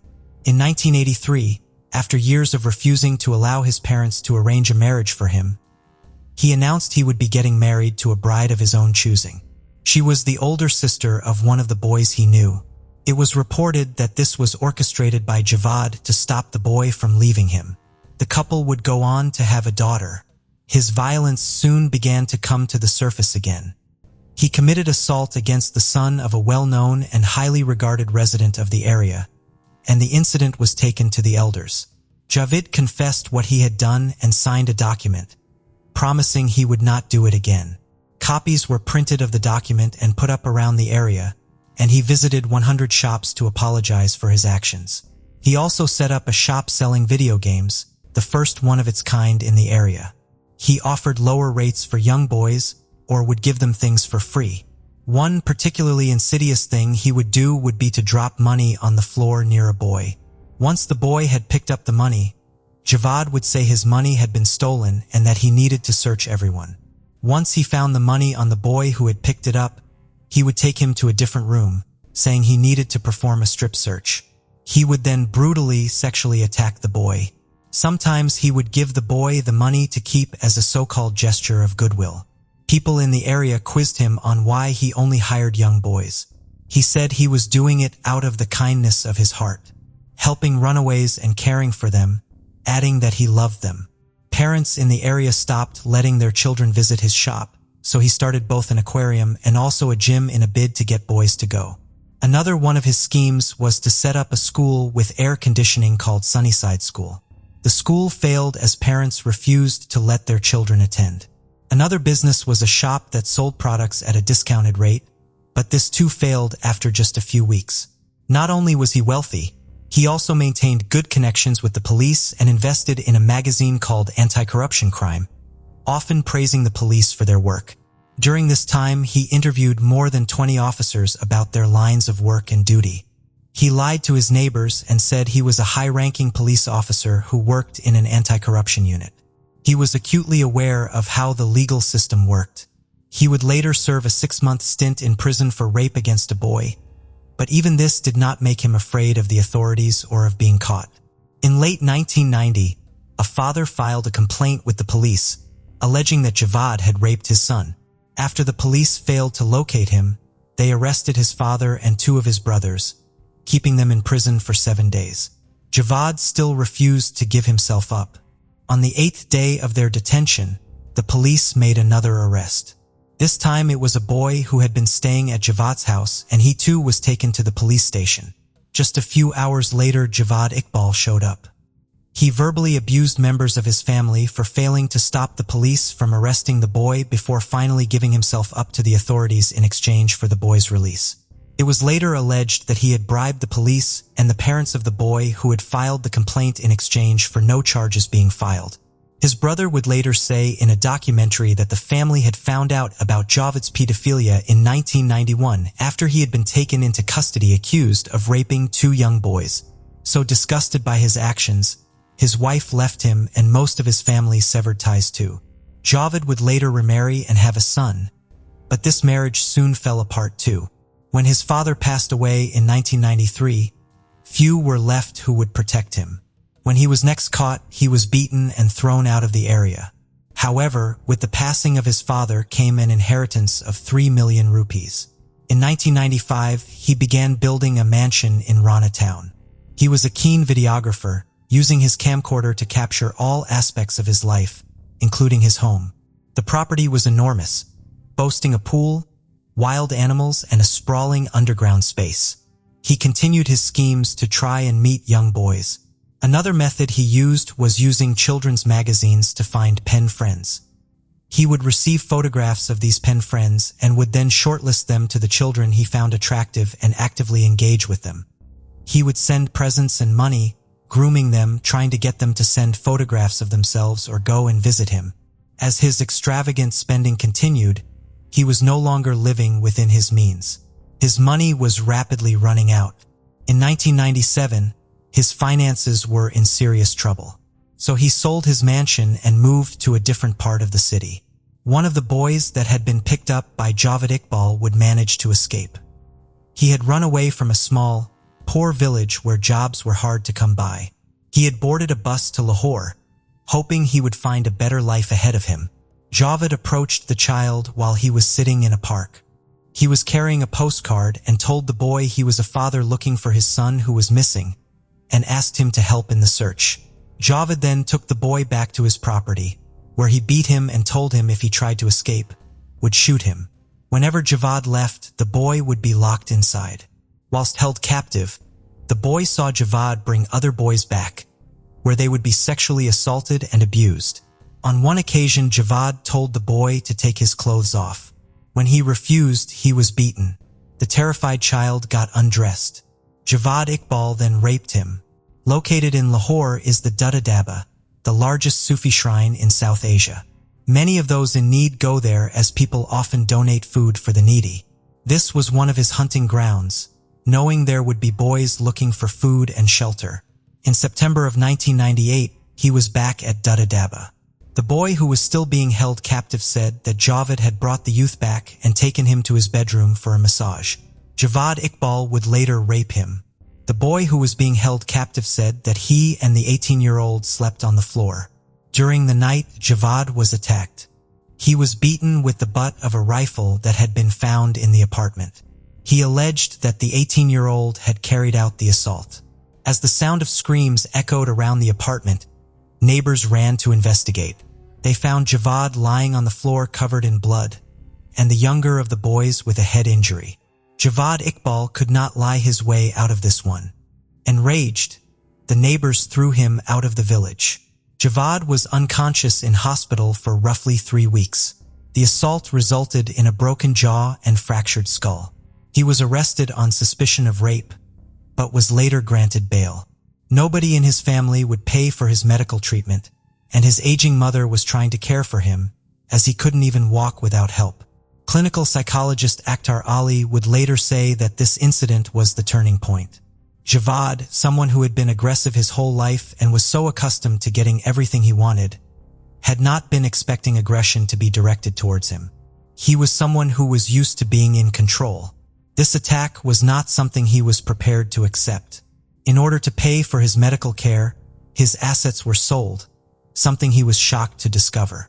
His money continued to run out and he moved to 16B Ravi Road. His mother died a few months later after a period of ill health, and Javad was set on revenge. In February of 1998, another complaint was made that he had raped 2 young boys at gunpoint. His wealth and status meant he escaped justice yet again. In May 1999, his depraved killing spree would begin. 100 runaway boys would disappear in just 147 days. Javed Iqbal would later say that he had experimented with acids to find the best way of dissolving a body. He mixed two together and then murdered a boy before placing his body into the barrel of acid. Within 12 hours, the young boy's body had disintegrated. Following his staggering confession, the police would spend the next few days talking to the families of the children who had gone missing. There were heartbreaking scenes as parents flocked to the police station to look at the photographs and clothing that had been found in the house, their worlds crashing down when they realized their son was amongst the dead. Over the days that followed, 57 children had been identified from the photographs or clothes. A spokesperson for the police said, "Some of the children whose pictures or clothes were identified were among the city's poorest, some were beggars, and others were among the army of children in Pakistan who work on the streets selling things. Others had left home and never returned." Based on evidence that had been found in the apartment, the police were able to identify more than 80 boys. On the 18th of February 2000, Javed Iqbal was formally indicted. Murder charges were filed against him, a 17-year-old called Sajid, and 2 minors. They all entered pleas of not guilty. As he was escorted into court for the proceedings, more than a dozen police officers were required to surround him and stop him from being killed by the crowds of outraged citizens. The prosecution had 105 witnesses, 73 of which were family members of the children. The court also heard from handwriting experts and the driver of the rickshaw that one of Javed's employees had paid for to take the acid-filled barrels to the river. Throughout the court proceedings, Javed Iqbal's story continued to morph and change. He would say that the children were alive and that the clothes found in the apartment were all just secondhand ones that he had picked up. He would then later say he had committed the murders as an act of revenge for the injustice meted out to him. During the trial, Special Public Prosecutor Ashgar Rokhari argued that Javed's written confession was not only a key and valid piece of evidence, but that there were witnesses who could corroborate its authenticity, people who had seen him with young boys who had later gone missing. The amount of clothes and shoes that had been found at the property, that were then later confirmed to belong to the boys who had been reported missing, provided yet more weight to their case. The prosecutor also highlighted the previous allegations that had been made against Javed, allegations of rape and sexual abuse, highlighting a very disturbing pattern of behavior. During the trial, the defense lawyer threatened to step back and no longer represent Javed after he had received a call from an anonymous source warning him of the possible consequences of being his defense lawyer. The trial would last for 2 months and outrage from the public would often come to the surface outside the courthouse with people calling for Javed to be executed. 16th of March 2000. The courtroom was packed as the verdicts were read out. The 2 minors were convicted and received prison sentences for their roles. 17-year-old Sajid was also convicted and sentenced to death. Javed Iqbal was convicted of 100 murders. He was given 100 death sentences. The judge said that Javed Iqbal would meet the same fate that he had subjected his victims to. He told the court, however, the country's interior minister, Mohannuddin Haider, said that the sentence was not permitted. Such punishments are not allowed. He said it would be taken to the High Court for a legal challenge. Javed Iqbal's lawyer also argued that the sentence was against Pakistan's constitution. The chief prosecutor supported the judge in this sentence, saying that Javed Iqbal was not a human, but a beast. His defense lawyer later confirmed he would appeal his sentence. His lawyer alleged that some of the children who were believed to have been murdered had returned home, and that the confession Javed had made was a false one originating from detective stories. He then argued that the false confession was also the result of trying to raise awareness of boys going missing and get the government to pay attention to the issue, despite the fact his handwriting matched the cards that were found in his apartment and detailed the murders. He appealed against his death sentence at the Lahore High Court, and after several months the High Court transferred it to another court, saying it did not come within their jurisdiction. While sitting in prison, Javed Iqbal met with a Canadian psychiatrist and author named Khalid Sahel. Javed told him, "Look here, in between my eyebrows you will see a sign. Most people have either a blank space or hair joining the eyebrows, but I have these 3 prongs. It is a star, a special sign from God." Tuesday, the 9th of October, 2001. In Block 7 of the maximum security prison, Javad Iqbal was found dead in his cell. Found dead in another cell was Sajid. It was initially reported that they had taken their own lives by ingesting poison, but this version of events would later be challenged. It was alleged by a prisoner that Javad and Sajid had taken their own lives between 10 p.m. and 2 a.m. The prisoner also alleged that the guard on duty had said, "I was asleep when the incident took place." The prisoner stated that when the guard had woken up, he had observed the two men hanging in their cells using bedsheets tied to the iron bars, and that they had been taken down and then placed on the floor to look as though they were sleeping before leaving the cell without telling anyone. When the guard was replaced, the new guard failed to check on the prisoners, and it wasn't until morning that the head warden found the pair dead in their cells, after he had gone to wake them up. It was reported that for the police investigators this story was odd. For two prisoners to take their lives in this way at the same time was unusual. In a bid to ascertain exactly what had happened, a magistrate, doctors, police, and seniors from the prison descended on the scene. The bodies were taken away from the prison and sent to the city mortuary. According to the doctors, their necks were found to have strangulation marks on them, and blood had come out of their nostrils and mouths. On Javad Iqbal's body, they found many wounds that had healed, wounds that had been inflicted with a blunt weapon, and they were found across his body. Despite the indications of another person or persons being involved in their deaths, they were officially ruled as being suicides. Javad's lawyer Faisal Najib Chowdhury spoke to the BBC and said he was unconvinced by the official version of his client's death and was still waiting for the results of the postmortem. One of the officials from the prison had called Javad Iqbal's behavior whilst in jail strange, adding that he had made more than 12 attempts to end his life. Following the deaths of the two inmates, 6 officials were suspended. Javad's family refused to collect his body from the mortuary, with his brothers saying the day he had made his confession was the day he had died to them.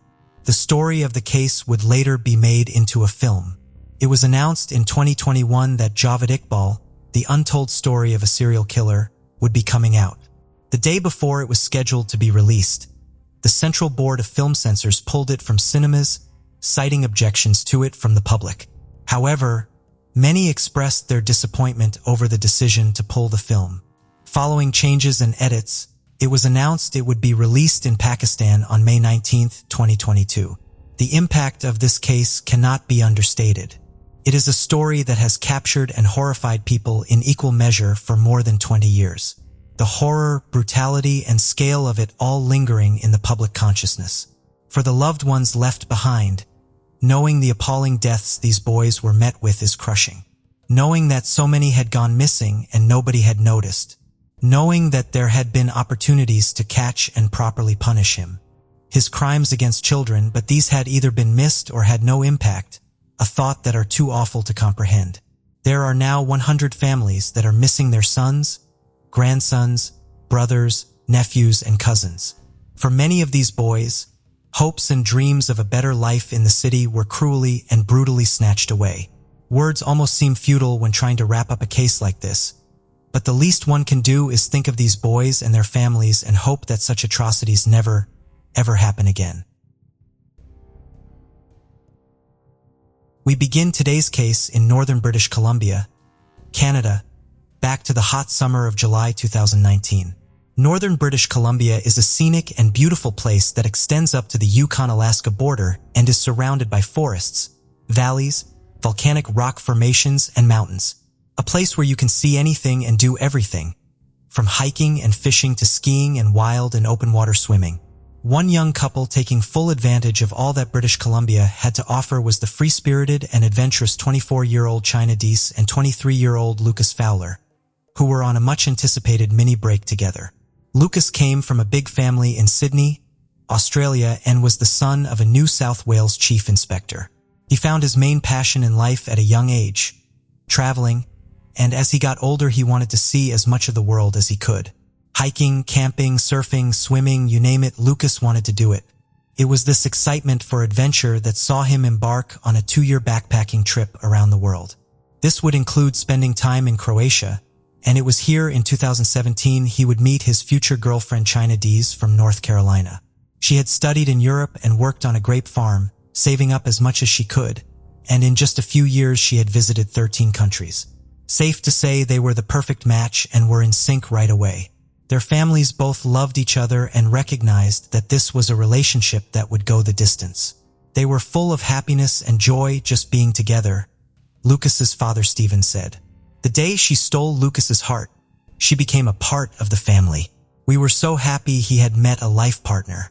China and Lucas spent as much time as they could together, despite the huge distance between them, and would talk for hours on the phone, reminiscing about their past trips and excitedly planning their future ones. In the 2 years they were together, they spent time in Central and South America, Japan, and Southeast Asia. The couple spent Christmas together in America with China's family, before Lucas left to work on a ranch in British Columbia. Now that he had a visa, it meant that the 10,000 miles between the pair wasn't quite so big and scary anymore, and much more feasible to work around. China soon joined him for a short holiday out there, and it was here that the pair made a plan to road trip through Canada together over the coming summer. They wanted to see as much as possible on the journey, and their final stop would be Alaska. Lucas spent time doing up his 1986 blue Chevrolet minivan in preparation, and he and China couldn't wait for the break, doing what they loved most together. On the evening of July 13th, with the trip now several days underway, the couple pulled into a gas station in Fort Nelson, British Columbia. CCTV showed them embracing, content and without a care in the world, before filling up their van and cleaning some of the windows. They paid and drove off. China, who had been texting her mother Sheila quite regularly, sent a message saying, the following day, however, about 200 miles away, they hit a bump in the road. Their van broke down along the Alaska Highway, known as Highway 97, near a popular tourist area, Liard River Hot Springs. A fellow tourist named Charles noticed the broken-down van and stopped to help, but Lucas was happy and chatty and assured him it was all under control. He said they would carry on trying to fix it, but if they had no luck, they would call a tow truck in the morning when they could get some phone service. Charles told them he was going to be camping about 3 miles away and would come back in the morning to check on them. He left them sitting on the side of the road, eating some food and happily embracing the situation that would likely stress most people out. At about 11:30 that night, with the couple still stranded and working on the vehicle, a road maintenance worker drove past. She saw a man with a beard talking to China and Lucas, and described him as seeming frustrated, and the conversation appeared heated. She didn't stop, but she said something about seeing that encounter gave her a bad feeling. If you just get a bad feeling, and that's what I had, you just don't stop, she later said. She recalled that both of the right doors of the couple's van were open, and it looked as if the man with the beard had come from a gray car nearby, but she couldn't be sure. July 15th, 6:20 a.m. A trucker going down Highway 97 spotted something in the distance that instantly caught his eye. As he pulled closer, he realized what it was he was looking at. It was the bodies of China and Lucas. They were face down in a ditch about 10 feet from their van and about 15 feet from each other. They were both cold to the touch and had been dead for some time. He called someone over to help and started frantically trying to redirect traffic and stop people from driving through. The police were now receiving multiple calls about this, and when they got to the scene at 7:20 a.m., they found the same trucker still doing his best to control the situation, but clearly distraught and very traumatized at what he had driven into.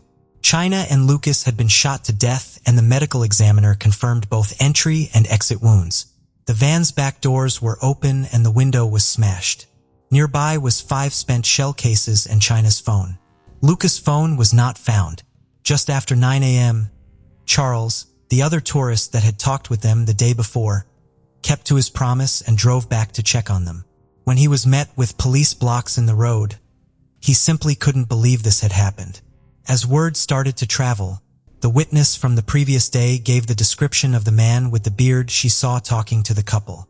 The Royal Canadian Mounted Police released a composite based on this and asked for anyone with dashcam footage to please come forward. Back in Australia, the news had also hit hard, and police over there offered their support to the Canadian authorities. Not only had they lost Lucas, but his father Stephen was a serving police officer, and they wanted to help him as much as they could. Another driver would then ask to talk to the police and told them that he had pulled over at the side of the road in the same area to take a quick nap. He said within 5 minutes of being parked, A small van drove past him and stopped about 50 yards ahead. A man got out of the passenger side holding a rifle. He then started quickly moving towards him, holding the gun in a way the witness described as a hunting stance. The truck then started moving slowly towards him too. The driver put his foot down and sped off, fearing for his life. He couldn't see their faces and didn't want to stop to look. 5 days later, on the 19th of July, another disturbing scene would unfold 300 miles away. Near Dease Lake in British Columbia, a burnt-out camper van was found. The number plate was still intact enough to run through the database, and it came back as belonging to 19-year-old Cam McLeod, who had been out on a road trip with his best friend, 18-year-old Bria Smijelski. Cam and Bria were both from Vancouver Island and were colleagues at a Walmart. They had both recently quit, deciding to go to Yukon for work. They had left their homes on the 12th of July, a trip their family had described as a spur-of-the-moment one, but they were supportive nonetheless. The last anyone had seen of them before the van was found was when they had stopped for coffee at a place called Jade City, somewhere that was happy to offer a free coffee to drivers passing through.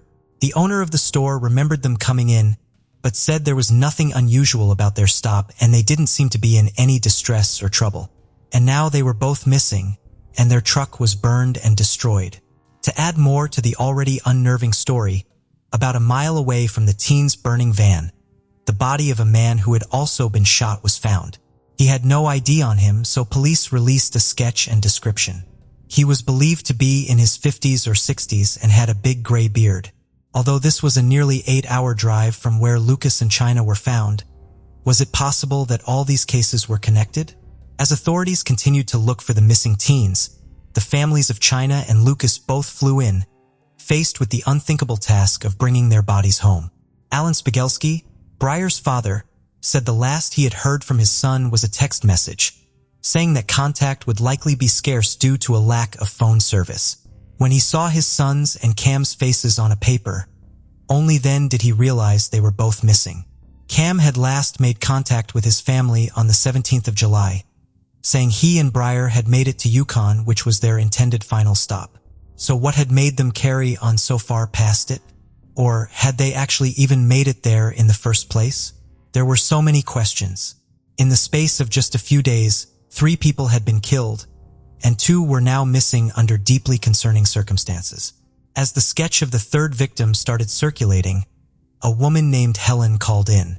She was the wife of 64-year-old Leonard Dick, and she thought the sketch looked just like him. Leonard had gone camping a few days before, something he did a lot, and up until the evening of July 18th, he had been texting Helen and his children constantly, but she hadn't heard from him since then. Although DNA testing needed to be carried out, they now felt strongly that this was the man. Leonard was described as a caring husband, attentive father, and a cherished lecturer, teaching botany at the University of British Columbia. His students loved him and found him fascinating, saying his passion for teaching and how much he loved what he spoke about inspired them to want to learn more. He had a dry and witty sense of humor that kept everyone entertained, and as well as his job, he enjoyed drawing, writing short plays and poems, playing guitar, and of course, the great outdoors. Despite the fact he was often presenting to huge groups at a time, his family said he could be surprisingly quiet and very private. Hence the reason he loved his solo camping trips so much. He had just celebrated his 64th birthday, and on the 16th of July, he had packed up a small camping stove, some food and a tent, and had driven off in his Toyota RAV4. Excited to explore more and learn as he went, he told his wife he wanted to find and photograph some grizzlies and teach himself about the wildlife. On July 21st, some CCTV from Meadow Lake, Saskatchewan came in, and this would change everything. Cameras had picked up none other than a gray 2011 Toyota RAV4, and inside of the car was Cam McLeod and Brian Smijelski, the 2 missing teenagers. More footage showed Cam and Brian buying some black tape which they put over parts of the car, seemingly in an attempt to disguise it in some way, although of course this didn't work. It was quite clearly Leonard's car. A few days later, with it now safe to do so, a proper search of the burnt-out camper van was carried out. Officers found rounds of ammunition that matched what was found at both crime scenes. Just after this, the Royal Canadian Mounted Police issued a bombshell statement that the public had not been expecting. The two teens that everyone was out looking for, praying to find them safe and well, were actually the suspected killers of China, Lucas and Leonard. Cam had a possession and acquisition license, and before they had left Vancouver Island, they had purchased an SKS semi-automatic rifle and 20 rounds of ammunition. It turned out that just before the press release announcing that the pair were now wanted, Cam and Briar had actually been stopped by First Nations safety officers doing a routine alcohol check in Split Lake, Manitoba. With no alcohol found on them, they were let go and sent on their way. The safety officers had no idea the announcement that was to come, and by the skin of their teeth, the teens had narrowly evaded being caught and detained. Where they were now was anyone's guess. A day later, on July 23rd, a local man called Billy Beardy and his wife Tamara actually located the Great Toyota near Fox Lake, Cree Nation, north of a place called Gillam in Manitoba. This vehicle was also on fire, just burning away in the woods. Next to the car were some half-eaten pork chops, pots and pans, orange peels, keys, matches, and various tools. As suspected, the car's number plate was linked to Leonard Dick, and DNA tests soon confirmed. Just as his wife Helen had feared, Leonard was most definitely the third victim. 2 days later, arrest warrants were issued for the two, and named as official suspects in the deaths of China and Lucas as well. The search for the pair, which had actually started almost 2,000 miles away across 3 provinces, suddenly descended on the small town of Gillam, close to where Leonard's car had been found by Billy and Tamara. Gillam has a population of less than 1,500 people and only one road going in and out. It was here that the police set up their base. The whole area was put on lockdown, and officers told residents to be wary to keep their doors locked day and night, and to only leave the house if necessary. Search parties also found out into the surrounding areas, combing through everything as meticulously as possible. Alan, Briar's father, then heard on the news that not only was his son missing, but he was actually a suspect in a string of awful crimes. My heart just sank. I told myself there's a mistake, there's got to be a mistake, he recalled. Cam's girlfriend then contacted the police and told them that he had sent her a text message on the 13th of July telling her he would not be returning home. It was a very cryptic and unexpected message. The police presence in Gillam was immense, and they felt strongly that without a vehicle and with the whole world now watching, they were probably in this area and laying low. The mayor said the town had gone from seeing maybe 2 or 3 police officers over a couple of days to hundreds patrolling the streets morning, noon, and night. Billy said it was tough to see so much police presence there when the car had been found in Fox Lake, Cree Nation. His small and scared community didn't even have working streetlights, let alone the authorities' support. At the end of July, however, police announced that they were pulling a lot of the resources that were going into the hunt, calling it a phased withdrawal. By this point, the search had been going on for about a week. Police had searched almost 4,000 square miles, followed up on over 1,000 tips, knocked on over 500 doors, including those of the teens' parents, and had even been working with the military. There were drones, helicopters, crisis negotiators, dogs, and hundreds of people involved in the searches. Alan said he believed his son was in a lot of pain mentally and wanted to die in a confrontation with the police. They're going to go out in a blaze of glory. Trust me on this, that's what they're going to do, he said. The families of both teens were begging them to come home and turn themselves in so they could deal with whatever had happened together. Just as resources and teams started being pulled, police got 2 more tips. Some members of the Bear Clan Patrol, a First Nations neighborhood watch group, said they had spotted whom they described as 2 tall, slender individuals digging around near a landfill before they ran away into the woods. But this was in York Landing, almost 80 miles away from where everyone was looking. The mayor of Gillam said that if they had actually made it all the way there, he was almost impressed, as would be pretty impossible to do without being caught. But after looking, police said they couldn't substantiate this claim. Billy Beardy was now involved with the Royal Canadian Mounted Police in a big way and was almost spearheading the searchers, guiding them on where to go and leading the way. When authorities realized just how knowledgeable Billy was when it came to the area and the terrain, they knew they had to use it. The team started going back along the Nelson River by boat, and it was here that they found Cam's backpack with a box of ammunition inside. along with his wallet and some clothes. They also located a toiletry bag belonging to Leonard and a sleeping bag.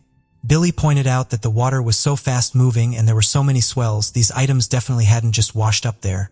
They had been dumped there, indicating that the pair were still on foot but likely slowing down and struggling. They were clearly getting rid of excess weight and baggage as they were becoming more tired and hungry, fighting a tough terrain that was teeming with insects and bears, and filled with swampy areas that you could sink into very quickly, all this only being exacerbated by the sweltering heat. Billy said that if you went into some parts without any help or knowledge, the land would not forgive you and it could prove fatal. Some parts were so inhospitable and treacherous, even the locals wouldn't dream of venturing out. It is really hard to comprehend just how expansive, dense and dark so much of this area is, and although police admitted it was simply not possible to get the manpower to search every single part of it, they did seem to be closing in on them given the clues they were finding. On August 2nd, as helicopters and drones slowly flew back over the Nelson River, a small and damaged boat was spotted along the shoreline. The teens were still praying they would turn themselves in and be found safely, with Cam's dad saying, "We try to wrap our heads around what is happening and hope that Cam will come home to us safely so we can all get to the bottom of the story." But Alan said he was now coming to terms with the situation at hand. Billy was still in charge of operating the jet boats, and with a team of Royal Canadian Mounted Police on board, they went down the river for a final time. Whilst out in the water, Billy spotted a raven jump in a riverside ravine. This caught his attention immediately as he knew this indicated some sort of carcass had to be around for it to be feeding on. Any kind of bushman knows that if there's a raven there, he's eating something, he said. Billy knew in his guts that they needed to focus more of their attention in this exact area. And on August 7th, 2019, exactly where Billy stopped the boat and saw the raven, authorities found two bodies. Near the creek, just off from the Nelson River, amongst some bushes, were the bodies of 19-year-old Cam McLeod and 18-year-old Briar Schmegelski. Almost 2,000 miles from where it had all started on the highway, the hunt had finally come to an end. Billy then spent the next 13 hours going back and forth, bringing all the police and experts in and out by boat. Officers admitted they really would have been lost without him. The medical examiner couldn't exactly say when the pair had died, but they determined that Cam had shot Briar before shooting himself in what they believe was a pact. Next to Cam's body was one of the rifles, and the other was still loosely in his grasp. A digital camera actually belonging to Leonard was also found nearby. It had 6 videos and 3 images on it, which included one of Briar posing with one of the semi-automatic rifles, and a selfie of Cam. In the first video, both teens took responsibility for all 3 murders, but gave no motive as to why they had done it. In the second video, Briar talks to the camera and explains that they have reached the Nelson River, intending to take the boat out and flee, but because the current was so strong, he said they may have to kill themselves. Cam agreed, and in the third video, they seemed to change their mind and said they planned to kill more people by taking the boat and going to Europe or Africa and carrying on their killing spree there. The other videos, however, went back to their plans to take their own lives and expressing their desire to be cremated if they were found. Police described the videos as cold, remorseless, and matter-of-fact. Briar's father, Alan, said he wanted to see the videos for himself and said he just couldn't believe that this had all happened. Police said it didn't appear that either one of them was the driving force or the ringleader. It seemed they were both equal and willing partners in everything they were doing. Despite the public and media asking questions, and Alan asking to see the tapes, detectives have never released them. They believe that Cam and Briar may have made the videos for notoriety, and releasing them would be seen as an insult to the victims. According to sources, there were some red flags. Friends said that Briar was obsessed with Hitler and the Third Reich, and purchased lots of memorabilia. He also had a fascination with guns from a young age. Alan said although this had left him deeply upset and riddled with guilt, he also recognized that his son needed professional help. He described Briar's early life as troubled, and when Alan and his wife Deborah had divorced, this had affected his son a lot. He recalled that he took solace in YouTube and video games, seldom communicating or sharing his feelings, becoming slowly more and more introverted. Briar would often say to his friends when playing shooting games, "What if this was real? Can you imagine if this was real?" Getting very excited about this idea in a way his friends never were and found odd. Cam's family said they couldn't believe this was the quiet, polite, and kind young man they all knew. Helen, Leonard's wife, said, "The family should not feel guilt for the way they raised their boys. It has nothing to do with that. It's those boys' decision to take lives. And why they decided to do that, it isn't important. What's important was that they did it, and I feel they'll face the consequences of that. I think they did at the end." For nearly 3 weeks over the summer of 2019, what would be one of Canada's largest nationwide manhunts had gripped not only the locals, but the rest of the world as well. An extensive search covering thousands of miles that ended just as mysteriously as it had started, with no motive, no reason, no answers, and no closure for anyone. No one will ever know how everyone happened to come into contact with each other and what took place when they did. Billy Beardy, who had been so vital in helping bring this case to a conclusion, would later be honored by the Kiwait and Tribal Council for his contribution to the search efforts, with people calling him a pillar of the community. He was presented with a star blanket and an eagle feather. Every patch on the quilt represents a person, and it means you are surrounded by those who love, support, and will protect you.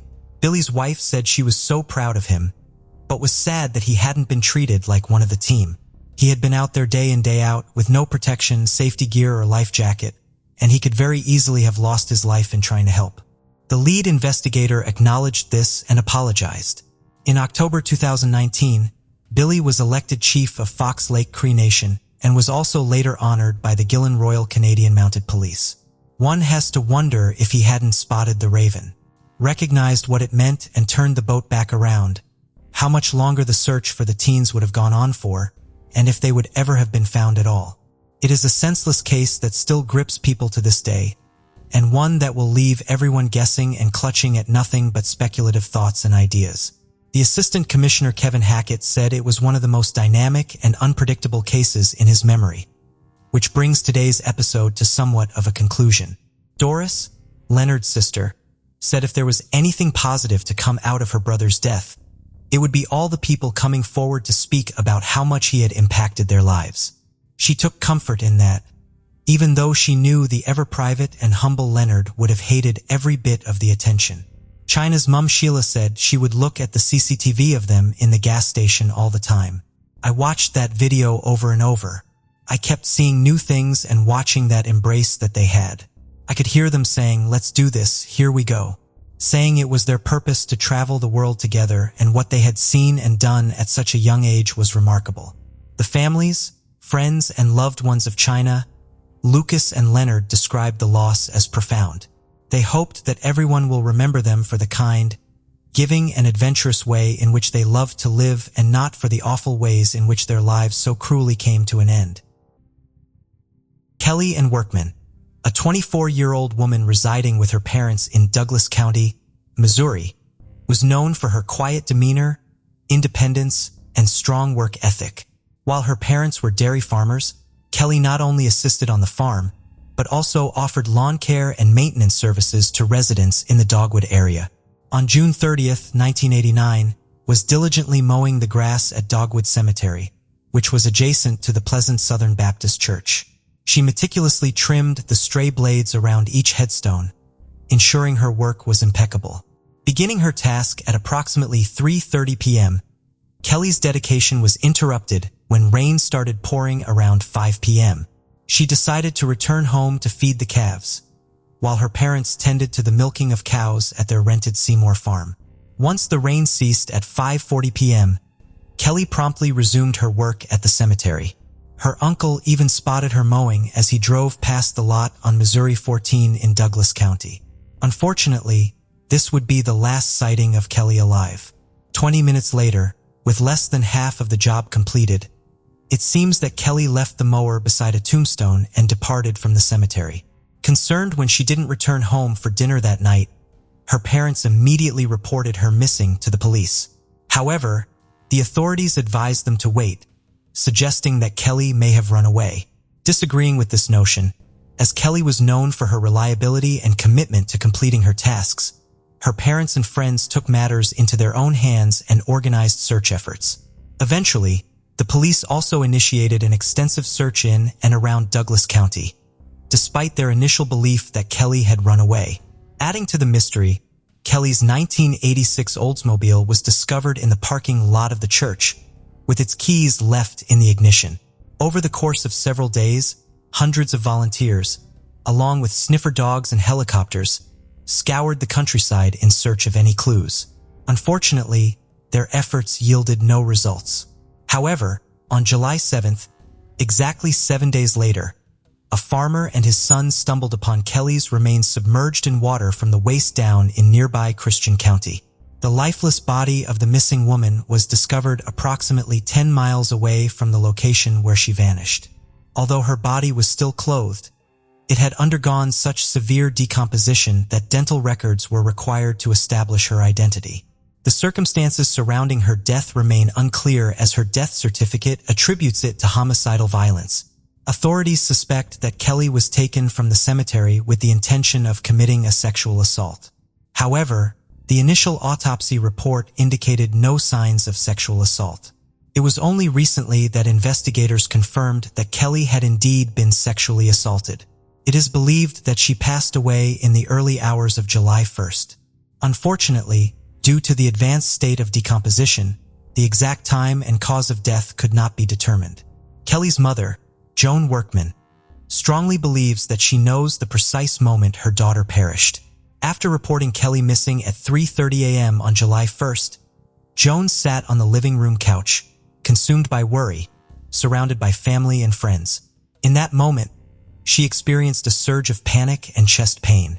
She silently pleaded for Kelly to hold on, but the sensation eventually subsided, leaving Joan emotionally shattered. Kelly was laid to rest in the Dogwood Cemetery. Kelly's parents harbored deep frustration towards the Douglas County Sheriff's Department, feeling that if the police had treated the case with the seriousness it deserved from the beginning, there might have been a chance to rescue Kelly. Their anger stems from the police's failure to dust Kelly's 1986 Oldsmobile for fingerprints. Additionally, they expressed disappointment that crucial information, such as reports of a woman screaming, was overlooked amidst the chaos of the initial night. Several months later, Kelly's mother discovered that 4 days after the abduction, an anonymous caller contacted her home and left a message with another family member, mentioning a sighting of someone at the Workman residence on the day of the abduction. Surprisingly, this caller did not reach out to any law enforcement agencies involved in the investigation. Joan believes that her daughter may have been acquainted with her abductor or abductors. A reward of $10,000 was offered, and over the years the police questioned multiple suspects, but none of them were ever charged. In relation to Kelly's murder, 2 suspects, Dwight and Bobby Banks, were repeatedly questioned. In 1990, they were pulled over by a Missouri Highway Patrol officer while traveling in a pickup truck on the night of Kelly's disappearance. The reason for their suspicion in Kelly's murder remains unclear. However, Dwight Banks agreed to take a polygraph test regarding the murder, which he reportedly passed. Several years later, both Dwight and Bobby became suspects again after Dwight allegedly confessed to multiple people about killing Kelly. However, he later claimed that these confessions were made in jest and attributed them to being under the influence of alcohol at the time. Dwight maintained his innocence and stated that Bobby was also innocent. Dwight Banks mentioned that he and Bobby had seen Kelly a few hours before she was abducted while she was working at the Dogwood store. He insisted that he did not kill her. During Kelly's disappearance, Dwight Banks told the news leader that he and Bobby were at his house eating fried chicken. However, authorities were informed that Dwight may have taken drugs before the 1990 polygraph examination, which he had passed. Bobby Banks later asked an ex-girlfriend to provide an alibi for him on the evening Kelly went missing, and she reported this to the police. It was reported that Bobby Banks failed the polygraph test, which Dwight Banks attributed to his brother's emotional state. 9 years later, the Missouri Highway Patrol Crime Lab issued a warrant for 2 men, including Dwight, seeking DNA evidence that allegedly connected him to the killing. However, the tests did not yield conclusive results. On February 20th, 2024, during a press conference, authorities announced the arrest and indictment of 3 individuals on charges of first-degree murder, forcible rape, and first-degree kidnapping. The suspects were identified as Wiley Belt and the initial suspects, brothers Dwight Banks and Bobby Banks. The investigation took a significant turn when an eyewitness from the community came forward, providing crucial evidence that enabled the case to be presented before a grand jury. At the time of their arrest, all three men were in their mid-60s. Presently, the Banks brothers and Belt are detained at the Douglas County Jail in Ava, with each of them being held on a $250,000 cash bond. The victims in this tragic incident were 36 years old Billy Payne and his fiancée, 23 years old Billie Jean Hayworth. On January 1, 2012, they were brutally shot to death in their own home. Shockingly, their 7-month-old son was present during the horrifying act, but miraculously remained unharmed despite being covered in his mother's blood. The small town of Mountain City, Tennessee, was left in disbelief and horror by these cold-blooded murders. However, what unfolded during the murder investigation was even more astonishing. A Facebook feud. At the center of this chaos was Janelle Potter, a 31-year-old woman who had led a sheltered life. Janelle, who had battled health issues since childhood, had been subjected to relentless threats and malicious comments on Facebook for months. According to her, the deceased couple were the ones responsible for these threats. Could this deadly outcome truly be the result of a dangerous game fueled by revenge, as everyone suspected? The involvement of Janelle's protective parents and devoted boyfriend made this possibility not entirely implausible.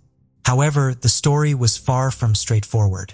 Secret recordings, cryptic confessions, and the presence of a mysterious operative from the Central Intelligence Agency only added further complexity to this already twisted tale. The Facebook murders became a story where reality proved to be stranger than fiction. Mountain City, known for its welcoming and friendly community, seemed to have a darker side when it came to accepting newcomers. At least that was the belief of Janelle Potter, a sheltered young woman who had moved there in 2005 at the age of 24. Given her unconventional life experiences, it was understandable why Janelle felt like an outsider. Born on April 27, 1981 in Pennsylvania, Janelle Lee Potter was the second daughter of Marvin and Barbara Potter. However, her journey was filled with numerous challenges right from the beginning. With learning, hearing, and speech disabilities, along with a diagnosis of type 1 diabetes at a young age, Janelle's path diverged from that of her peers. She was always extra cautious about her health, a trait instilled in her by her overprotective parents during her upbringing. Even as she entered adulthood, Janelle found herself still under the tight control of her parents. This control extended to various aspects of her personal life, including the prohibition of having boyfriends or driving a car, experiences that were typical for individuals her age. Despite receiving a monthly Social Security disability check due to her health and learning challenges, Janelle remained financially dependent on her parents. After moving to Mountain City, her mother Barbara secured a job at Hewlett-Packard, a renowned multinational IT company. On the other hand, her father Marvin, affectionately known as Buddy, was retired and disabled. Marvin had an intriguing past, having served as a Marine in Vietnam and claiming involvement with the Central Intelligence Agency, although this was not officially confirmed. Regardless of the motivation behind his interests, Marvin had a deep fondness for firearms, evident in the collection of guns and ammunition in their home, even adorning his oxygen tank with bullet decorations. While her parents pursued their respective interests, Janelle lacked a significant occupation. Standing at almost 6 feet tall with a childlike voice and social awkwardness, she struggled to form new friendships. As a result, she spent most of her time indoors, confined to their secluded ranch house. Her room resembled that of a 4th grader, filled with soft toys and posters, reflecting her personality, which seemed to align with her mother's sentiments. Like many other individuals who prefer solitude, social media became Janelle's primary means of support and connection with the outside world. Her Facebook profile described her as a sweet and caring person who loved life and enjoyed making others laugh. However, it proved to be quite challenging for her to use social media as an escape from her parents' watchful eyes as they closely monitored all of her online activities. In 2009, when Janelle was in her 30s, she had a rare opportunity to break free from the confines of her computer screen and connect with others. During a solo trip to the pharmacy, which was one of the few places she was allowed to visit independently when her mother was occupied, struck up a friendship with a pharmacy clerk named Tracy Greenwell. Tracy recognized Janelle from her previous visits and remembered how she looked when she first came in. Later, Tracy mentioned that she felt a sense of compassion for Janelle and decided to strike up a conversation, extending a hand of friendship. This single encounter would ultimately change the course of Janelle's life. After their initial meeting, Janelle started spending a significant amount of time with Tracy. For Janelle, interacting with Tracy's family and friends provided her with her first real taste of the outside world. She noticed the stark contrast between their vibrant lifestyle and the sheltered environment she was accustomed to at home. Being with them allowed her to try new things and engage in activities like rock climbing, which opened up a whole new world of adventure for her. Tracy also introduced Janelle to her brother, Billy Payne, who was better known as Bill. Bill was described as an outgoing, caring, and charismatic man who worked at the local thread factory after completing high school. Known for his sense of humor, he had a talent for lightening the mood and bringing joy to those around him. Some acquaintances believed that Janelle had a secret crush on Bill, although her feelings were not reciprocated. Bill was in a committed relationship with a woman named Billie Jean Hayworth, whom he had met at work. Despite a significant age difference of 13 years, Billie Jean had captured Bill's heart, and the pair shared a strong bond. By 2011, they were engaged and had welcomed a son into their lives. Their relationship was characterized by happiness and anticipation as they planned for their future together, including marriage. Tracy introduced Janelle to her cousin, Jamie Curd, recognizing there were no future prospects in a new relationship with Bill, much like Janelle. Jamie was also a bit of a loner who was passionate about computers. They bonded over their shared interests and eventually started dating. However, they had to keep their relationship a secret from Janelle's strict parents, knowing they wouldn't approve. Eventually, Janelle introduced Jamie to her parents, but they were unaware of the true nature of their relationship and believed they were just friends. Jamie, being a computer repairman, found his way into the Potter home whenever Marvin or Barbara needed help with their family computer. Behind her parents' backs, the couple continued their romance, with Jamie even providing Janelle with a cell phone for discreet communication. It appeared that Janelle's life was finally taking a positive turn. She'd found a supportive group of friends and had a boyfriend she cared about. However, around this time, Janelle started experiencing relentless bullying on her Facebook page. Anonymous comments flooded in, labeling Janelle as a bad person and even threatening her with assault. Janelle confided in her mother Barbara about the online threat she was facing, and Barbara was deeply disturbed. In an attempt to address the situation, Barbara took matters into her own hands and posted a plea on Facebook urging the perpetrator to stop the harassment. She also warned that if the harassment didn't cease, she'd involve the authorities. When Barbara questioned Janelle about the identity of the perpetrator, Janelle suggested that it could be Billie Jean Hayworth. But what reason would Billie Jean have for such malicious actions? According to Janelle, Billie Jean was envious of her looks and feared that her boyfriend Bill might leave her and their child for Janelle. She even claimed to her parents that Billie Jean was responsible for the ongoing prank calls and intimidating drives past their house. On the flip side, Billie Jean confided in some friends that they were being harassed by Janelle. They believed that Janelle was envious, and despite being in a relationship, she still had feelings for Bill. Amidst this social media conflict and complex web of accusations, both men stood by their partners. Bill supported Billie Jean's innocence while Jamie supported Janelle's claims.